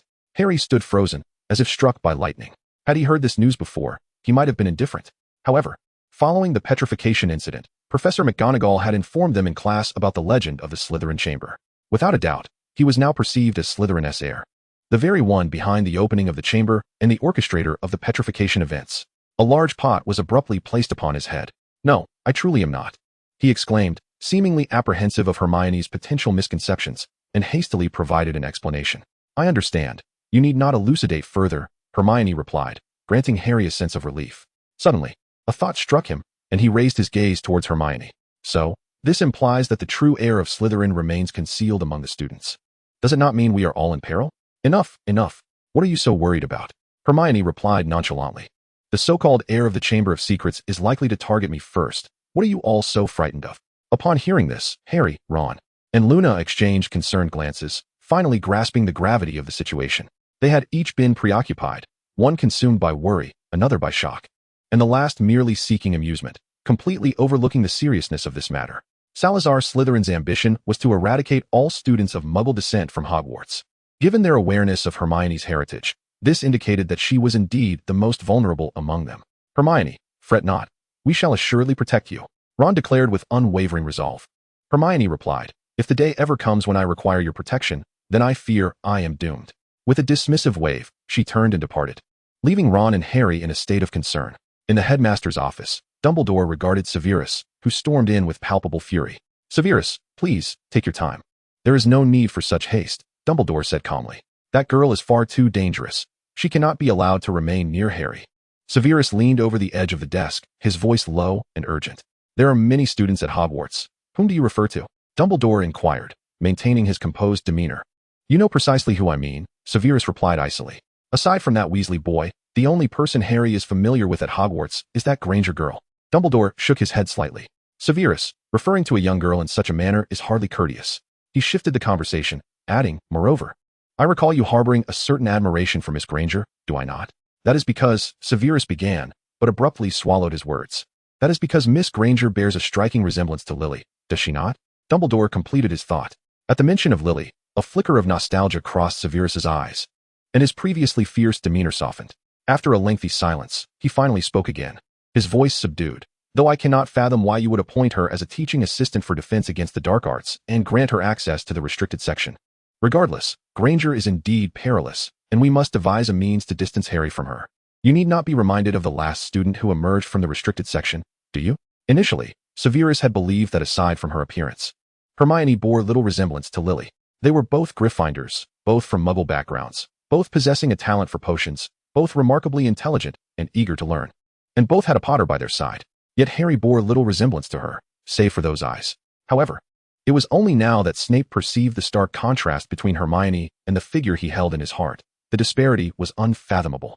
This girl bore no likeness to Lily, but rather seemed to be a reflection of Voldemort in every aspect. Oh, Dumbledore appeared intrigued, his gaze tinged with curiosity. What has she done to elicit such a profound reaction from you? Snape recounted Hermione's actions during the defense against the dark arts class, meticulously detailing every element as if to enumerate her transgressions. Do you not see how she resembles that person in her youth? Snape inquired, hoping to resonate with Dumbledore. To his surprise, Dumbledore merely nodded gently upon hearing this. I believe, in comparison to Tom, she resembles more of Gellert, Dumbledore murmured softly, a hint of nostalgia flickering in his eyes. Snape furrowed his brow, utterly perplexed by Dumbledore's response. Regardless of whom she resembled, her conduct was utterly outrageous. Publicly demonstrating such behavior in class. Before he could finish his thought, Dumbledore interjected. Isn't this rather commendable? Snape's voice faltered. What did you say? He gazed incredulously at Dumbledore, doubting his own hearing. You are aware that Lockhart is utterly incapable of teaching. Granger has successfully made the students aware of the horror and malevolence of dark magic, heightening their vigilance while imparting countermeasures. I cannot fathom why you perceive her actions as erroneous, Dumbledore stated in a calm tone. Snape felt as though he might explode. Was this truly the Dumbledore he knew? Was he not excessively protective of Hermione? From whence did this inexplicable trust emanate? Were it not for his knowledge of Dumbledore's lineage and Hermione's background, he might have suspected her to be the old man's great-granddaughter. Should others learn of this, it would tarnish Hogwarts' reputation. If she were allowed to continue, Hogwarts would inevitably become like Durmstrang. Snape attempted to reason, and given her proficiency, it was evident she had extensively studied dark magic. Despite being a Slytherin, he was still a product of Hogwarts and held affection for the school. There was merit in the Slytherin ethos. Even Voldemort regarded Hogwarts as a cherished ideal, ultimately wishing to transform it into his vision rather than destroy it. This was precisely why he was so fixated on Hogwarts. Speaking of dark magic, it seems you, in your youth, were not averse to its study either, Dumbledore observed, a subtle smile gracing his lips. Moreover, I am quite knowledgeable myself. This left Snape momentarily speechless, at a loss for how to counter such claims.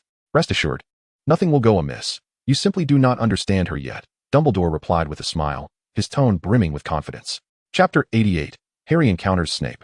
I find myself perplexed.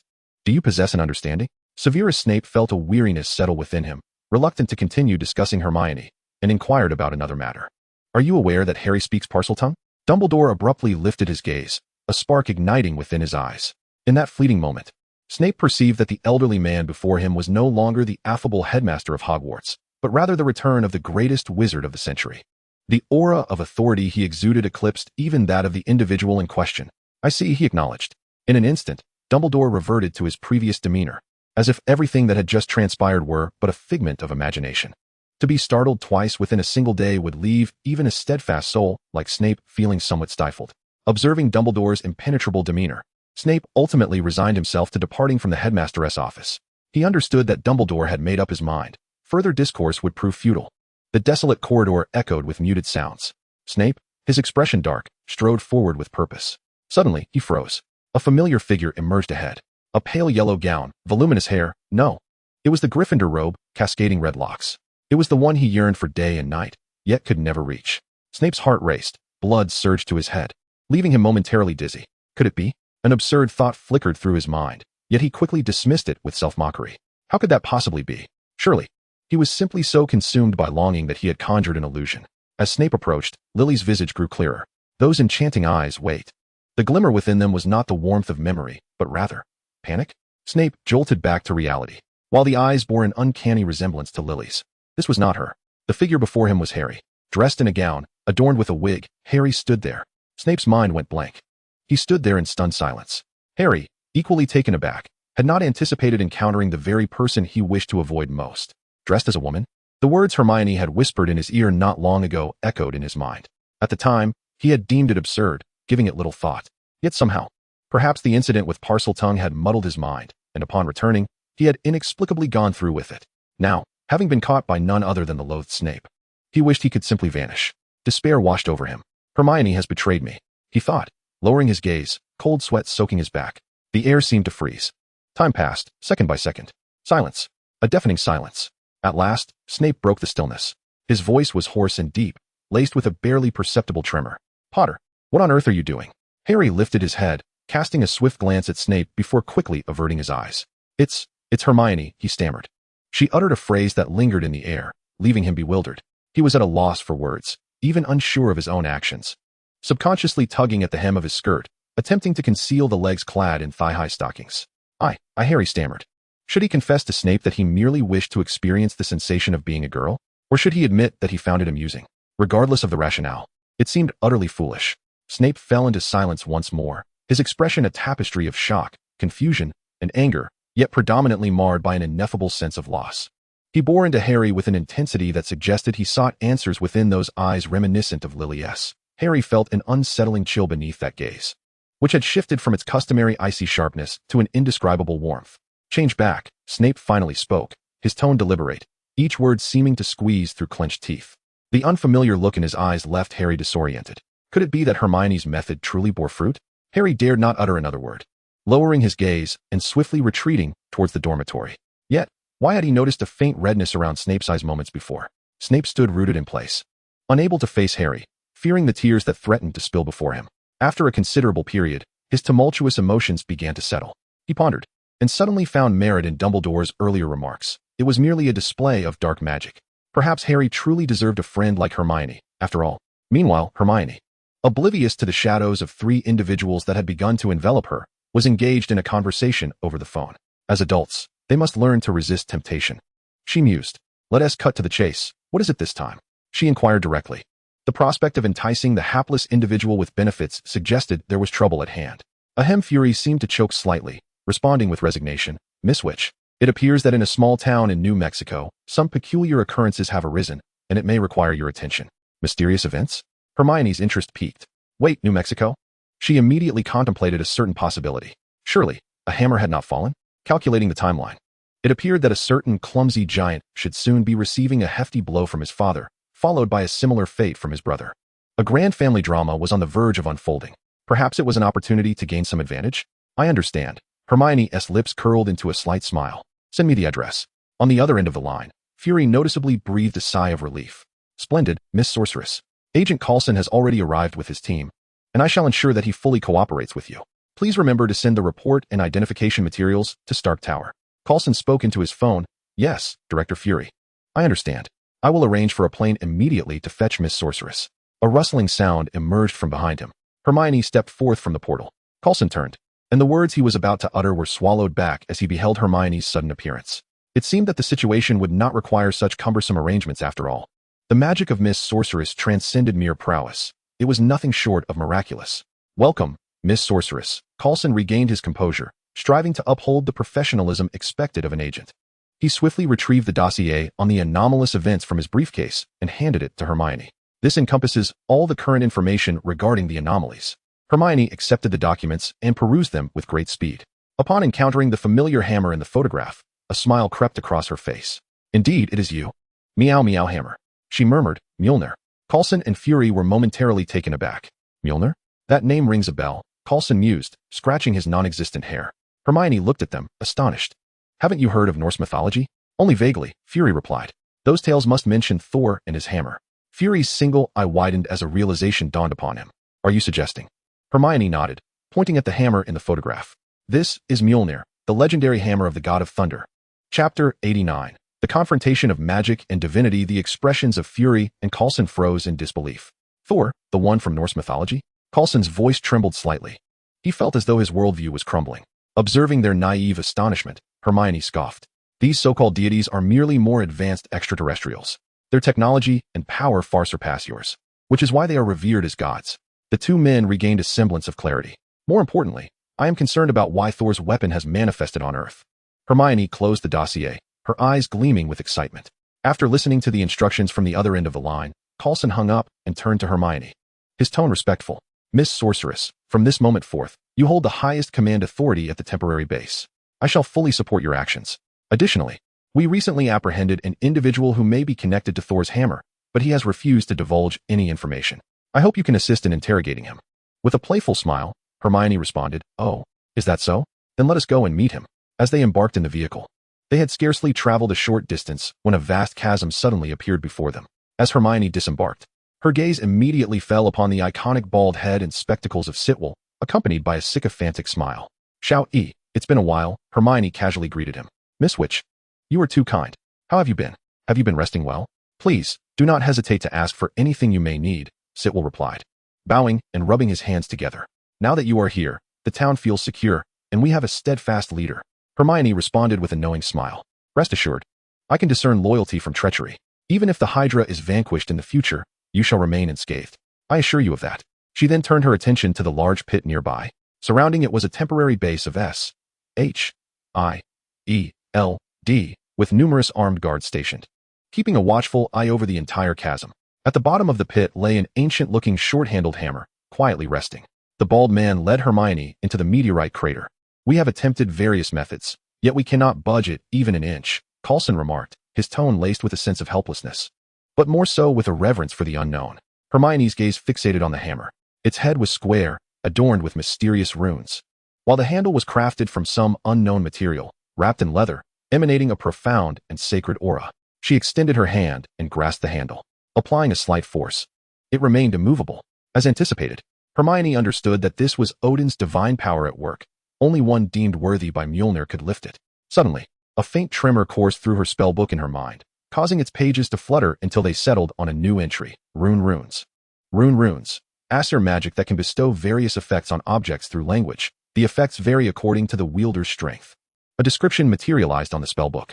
Hermione felt a spark of insight. It appeared the spellbook had recognized Odin's magic. It was an intriguing discovery. Perhaps she could utilize Odin's magic to unravel the enchantment? She gripped the hammer's handle once more, channeling her internal magical energy, which surged and gathered in her palm. She attempted to utter the words of the runes softly, lift the restrictions. No sooner had the words left her lips than an unexpected phenomenon occurred. The previously dim runes on the hammer flared to life, a terrifying aura surged forth, and a formidable force erupted from the hammer. This power clashed violently with Hermione's magic, creating a fierce struggle. Thunder rumbled ominously as the once clear sky darkened, winds howled, dust and stones were swept up, and the sound of thunder echoed, as if the apocalypse had descended upon them. Hermione's expression shifted. She sensed a powerful will pressing down upon her through Mjolnir.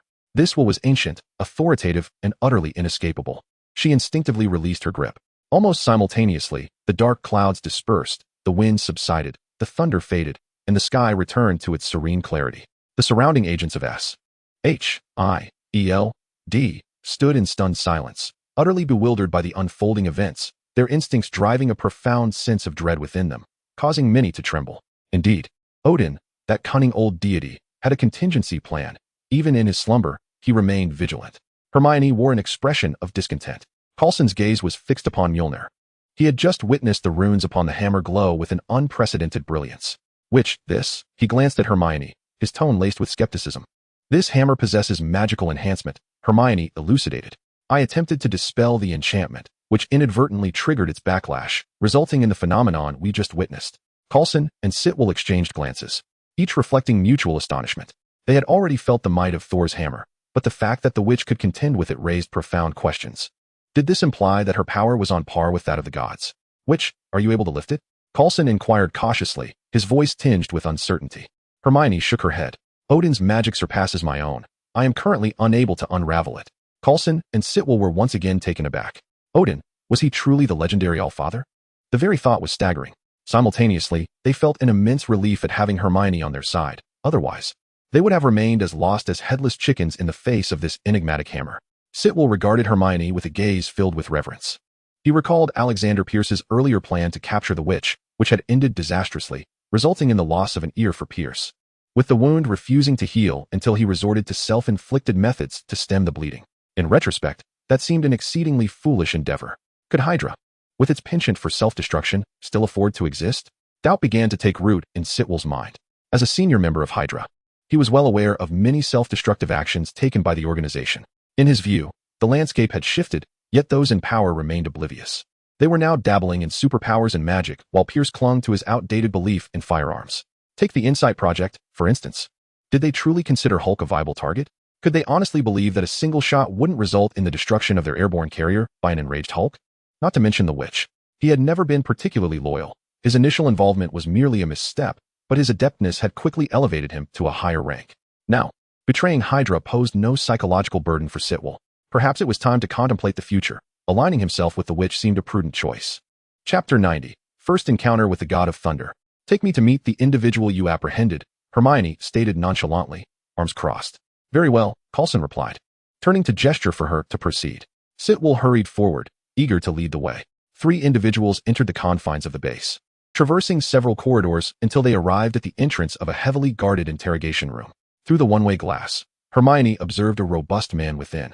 His golden hair, cascading over bulging muscles, and a rugged visage. He bore a resemblance to a warrior, yet his hands were shackled behind him, his head bowed, exuding an aura of despondency. With a creak, the heavy metal door swung open, prompting the man inside to lift his gaze in confusion. He had anticipated yet another round of questioning from the dark-clad agents, but was taken aback to find a young girl in a black robe standing at the threshold. A flicker of surprise glimmered in his eyes. Hermione suddenly sensed something amiss, pausing momentarily to discreetly glance at the vacant space beside her before continuing her advance. Approaching the man, Hermione wished to look down upon him, yet her youthful stature rendered her slightly shorter, even while he remained seated. Their eyes met in the air.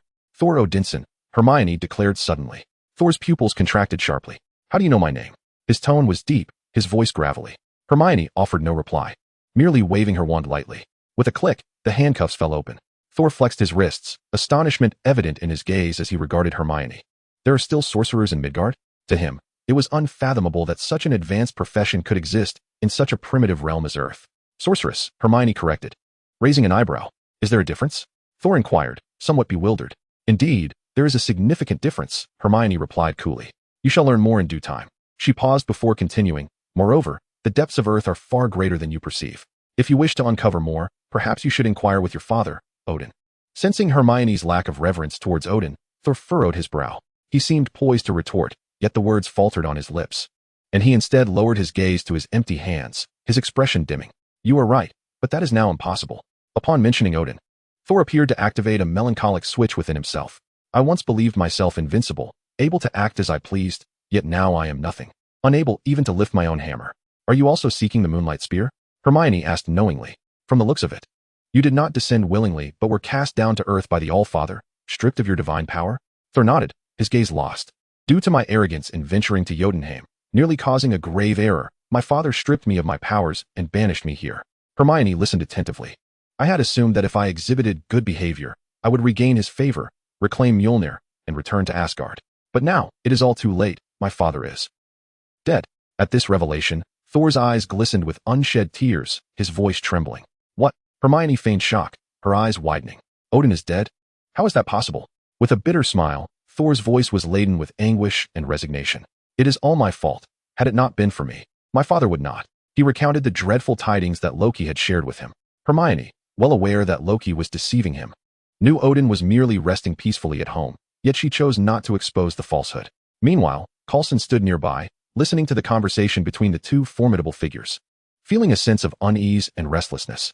Good heavens, could they truly hear this? He never imagined that the suspicious individual they had apprehended was indeed the mythic god of thunder. Furthermore, the legendary King Odin was, astonishingly, already deceased.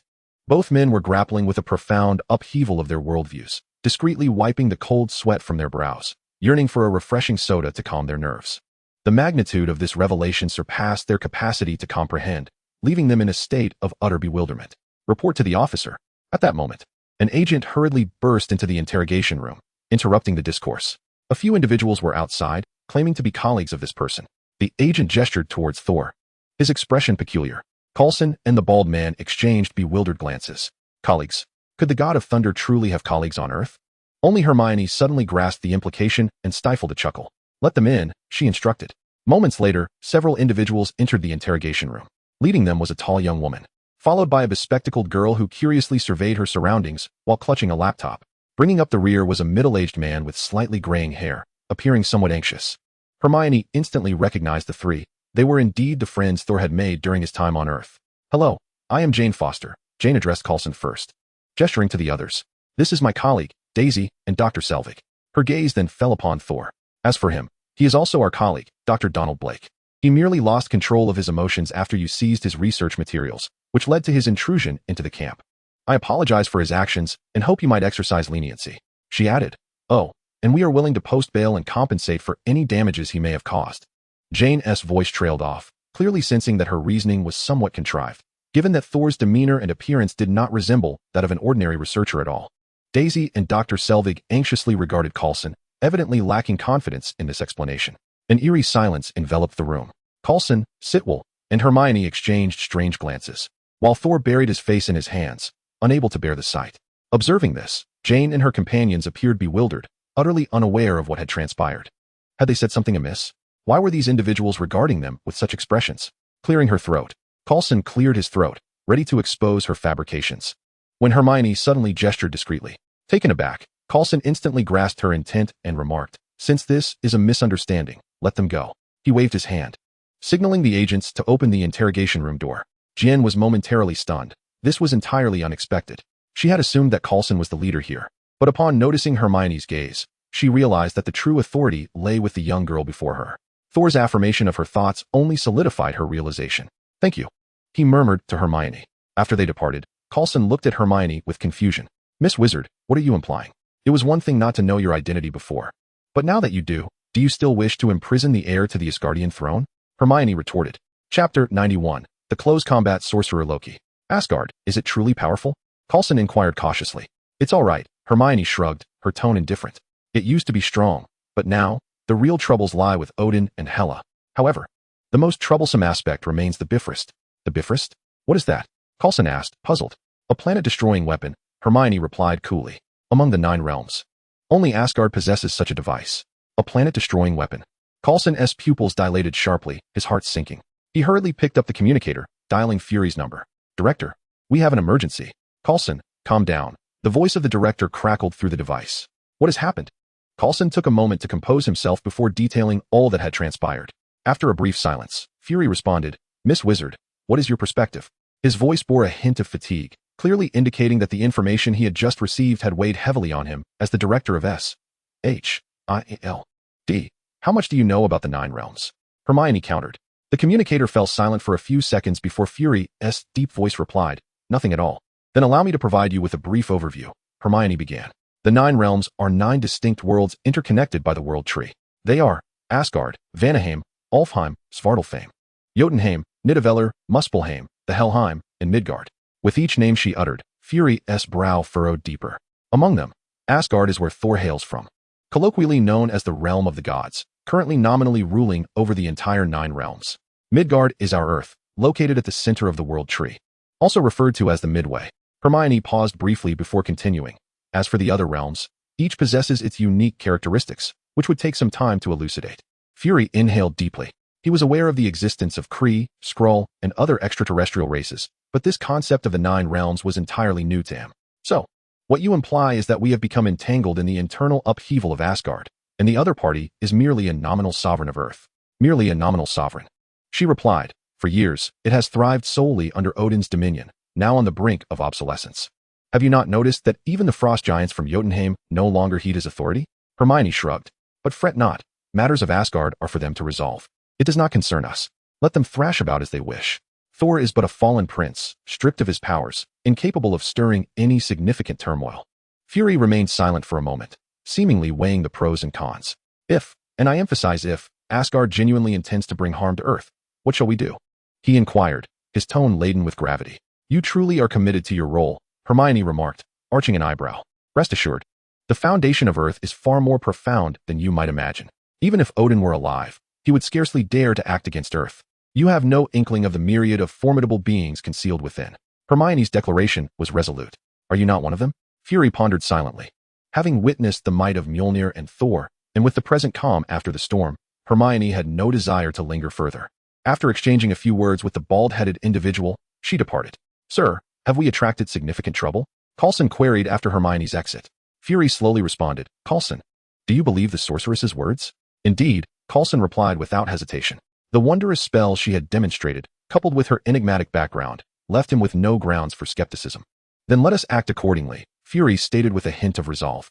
Our only course of action is to place our trust in her. Moreover, continue to monitor Thor's movements. But refrain from intervening. Fury added, advising a cautious distance for observation. Understood. Coulson concluded the communication. Once outside the base, Hermione ventured into a secluded corner devoid of life. Turning around, her gaze settled upon the empty air, and she softly uttered, "Reveal yourself." Silence enveloped the surroundings. Hermione shook her head, her tone tinged with exasperation. "I had intended to be more courteous, yet you compel me to draw you out. Unveil your true form." A wave of mysterious energy swept through, and from the previously vacant space, a figure began to materialize. Clad in a flowing green robe, the figure was tall and graceful, with a pale complexion. Long black hair cascading over his shoulders, and sharp, piercing eyes. Loki regarded Hermione, astonishment evident upon his face. "How did you discover me?" he queried, incredulous that a Midgard sorceress could pierce his cloak of invisibility. "I discerned your presence long ago." During the interrogation, Hermione retorted dismissively, her lips curling in disdain. "Your little tricks are hardly capable of eluding my perception." Her tone was flat, as though she were merely stating an undeniable fact. Instantly, Loki's expression darkened. His most cherished illusion was so scorned by a mere girl, a fact he found utterly unacceptable. "Mortal, you have successfully provoked a mighty deity." A glint of cold fury flashed in Loki's eyes as a dagger materialized in his grasp, aimed at Hermione. She rolled her eyes and lightly tapped her wand. A thunderous explosion erupted. 3 dazzling beams of red light shot forth, striking Loki's face with pinpoint accuracy. Boom, boom, boom. The deafening sounds of the blast resonated, engulfing Loki in flames and smoke. He let out a cry of despair, his form hurtling backward, crashing heavily to the ground. After a brief moment, Loki struggled to rise. His expression dazed, his once pale visage now charred, his attire in tatters, and the air of elegance he once possessed utterly vanished. "How dare you still call yourself a mage?" Hermione remarked, eyeing the dagger in Loki's hand with disdain.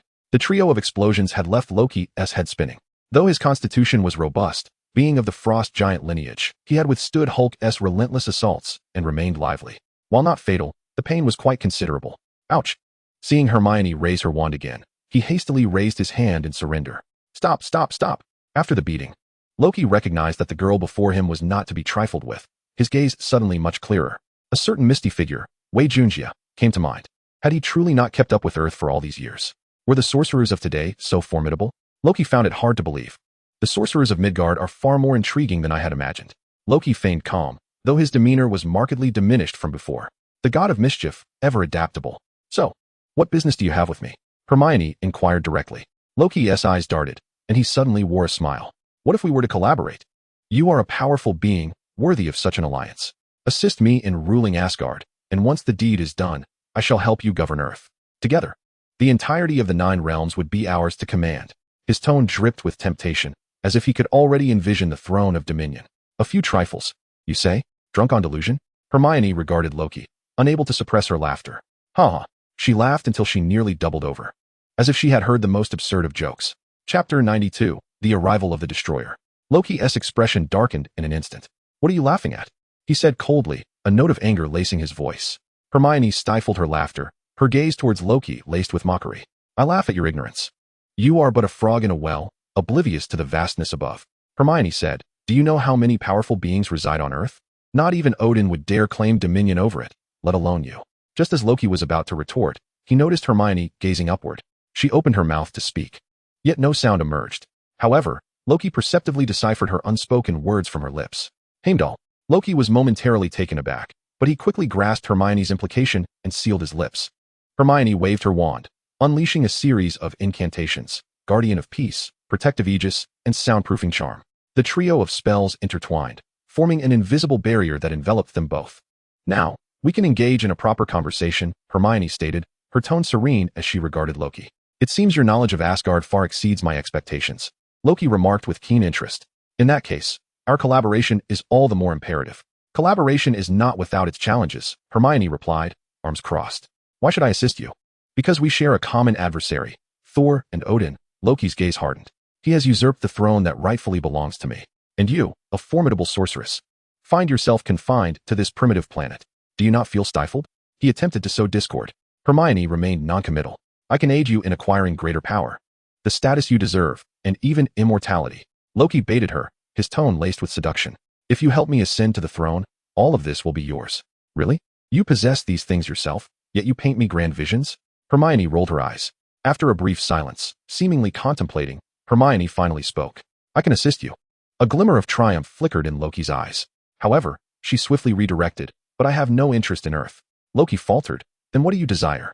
I wish for. Hermione began slowly, a fervor igniting in her gaze.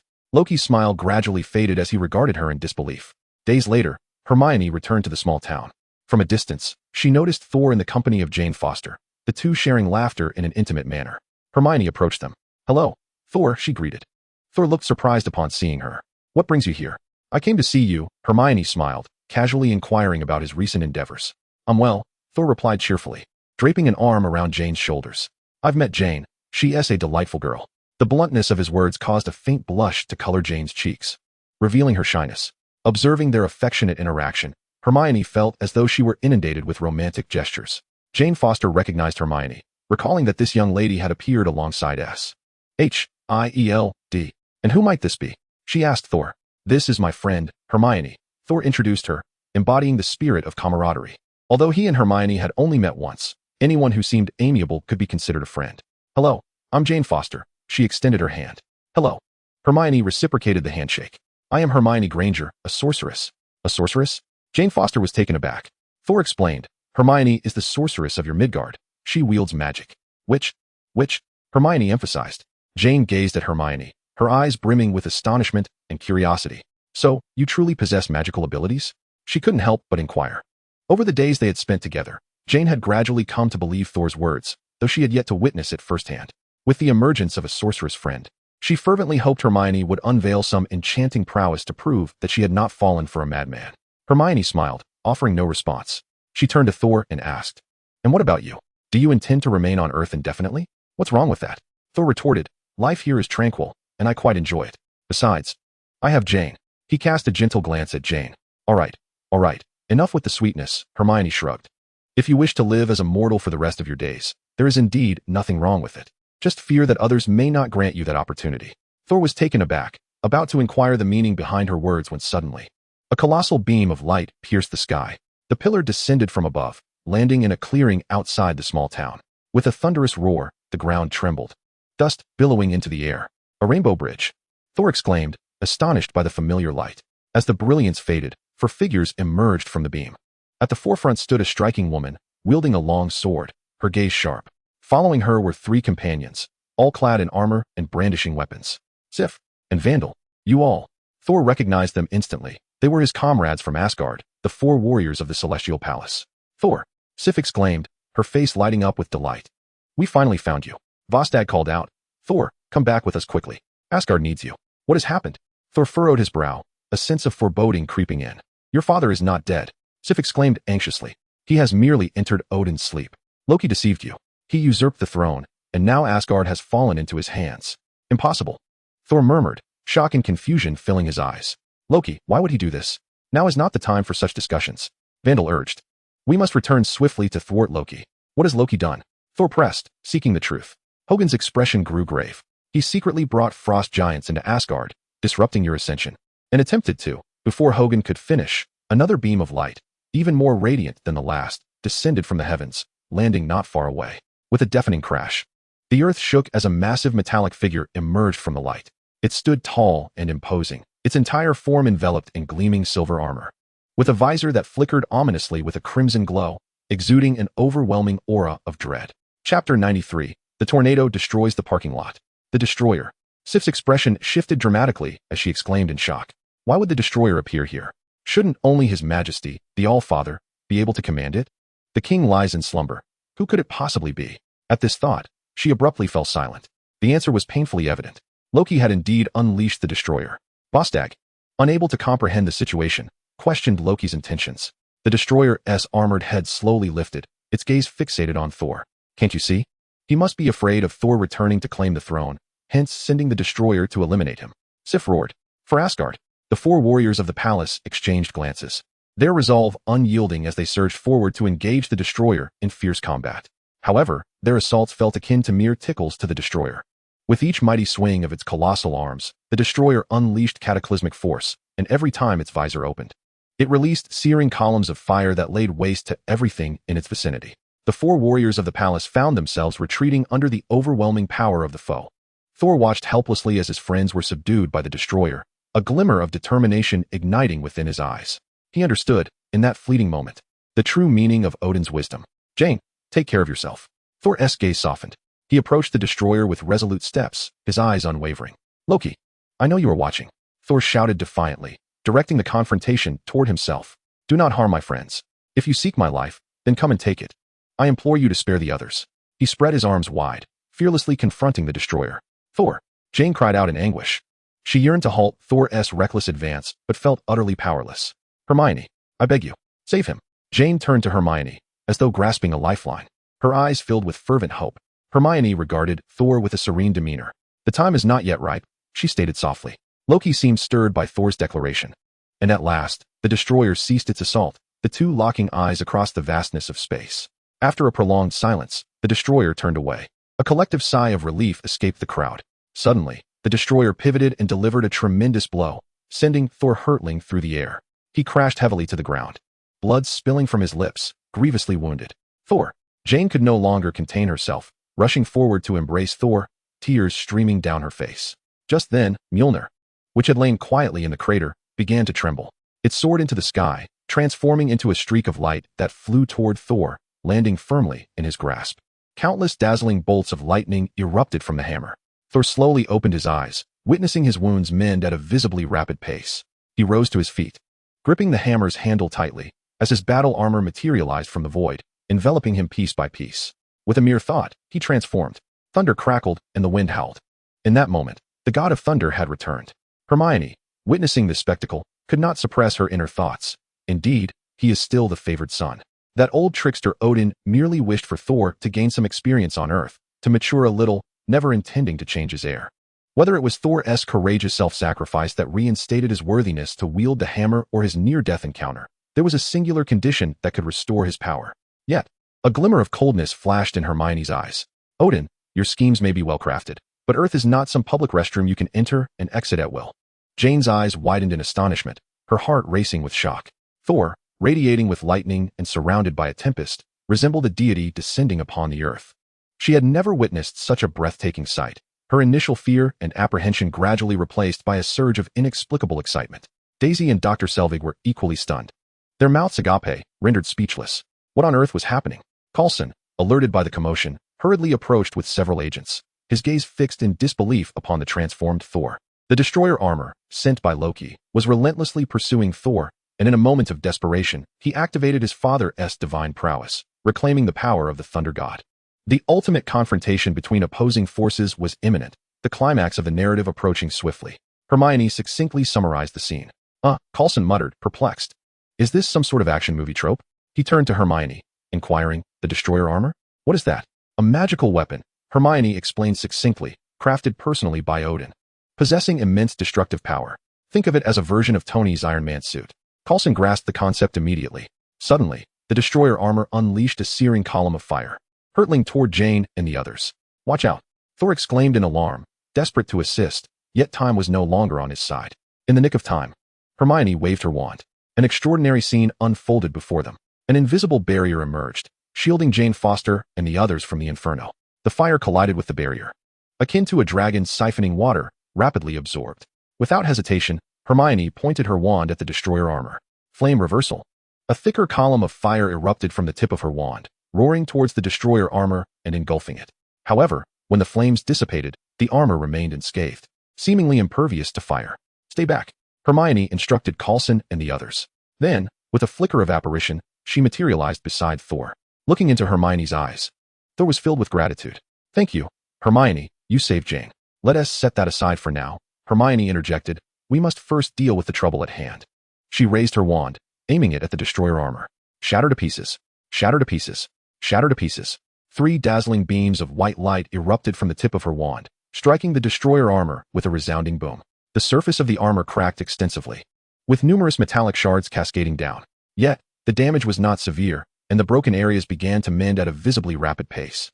Hermione gazed at the destroyer armor, a glimmer of fascination flickering in her eyes.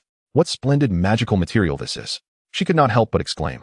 If only she could acquire it, dismantle it, and conduct some research. She waved her wand once more. Incarcerus. An invisible force instantly ensnared the destroyer armor.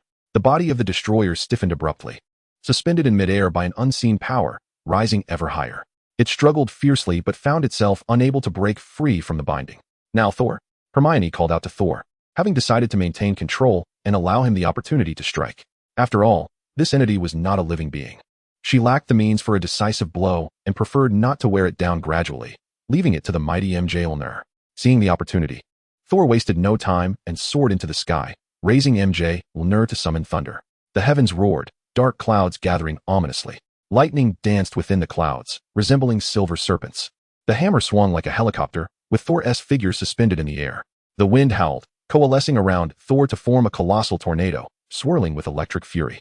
The townsfolk hurried indoors, trembling in fear, having never witnessed such a terrifying spectacle, sensing as though the apocalypse were nigh. Drink it in, Thor bellowed, diving down ferociously to collide with the temporarily restrained destroyer. Hermione watched his actions, her lips twitching involuntarily. This scene, how to describe it? Thor, MJ, thunder, tornado, and the impending collision was akin to the god of thunder descending with an overwhelming storm to obliterate a parking lot on Earth. The sheer spectacle of it was astounding, regardless of the damage incurred. With a colossal crash, Thor and the destroyer armor collided violently, both plummeting towards the ground, sending tremors through the earth beneath them.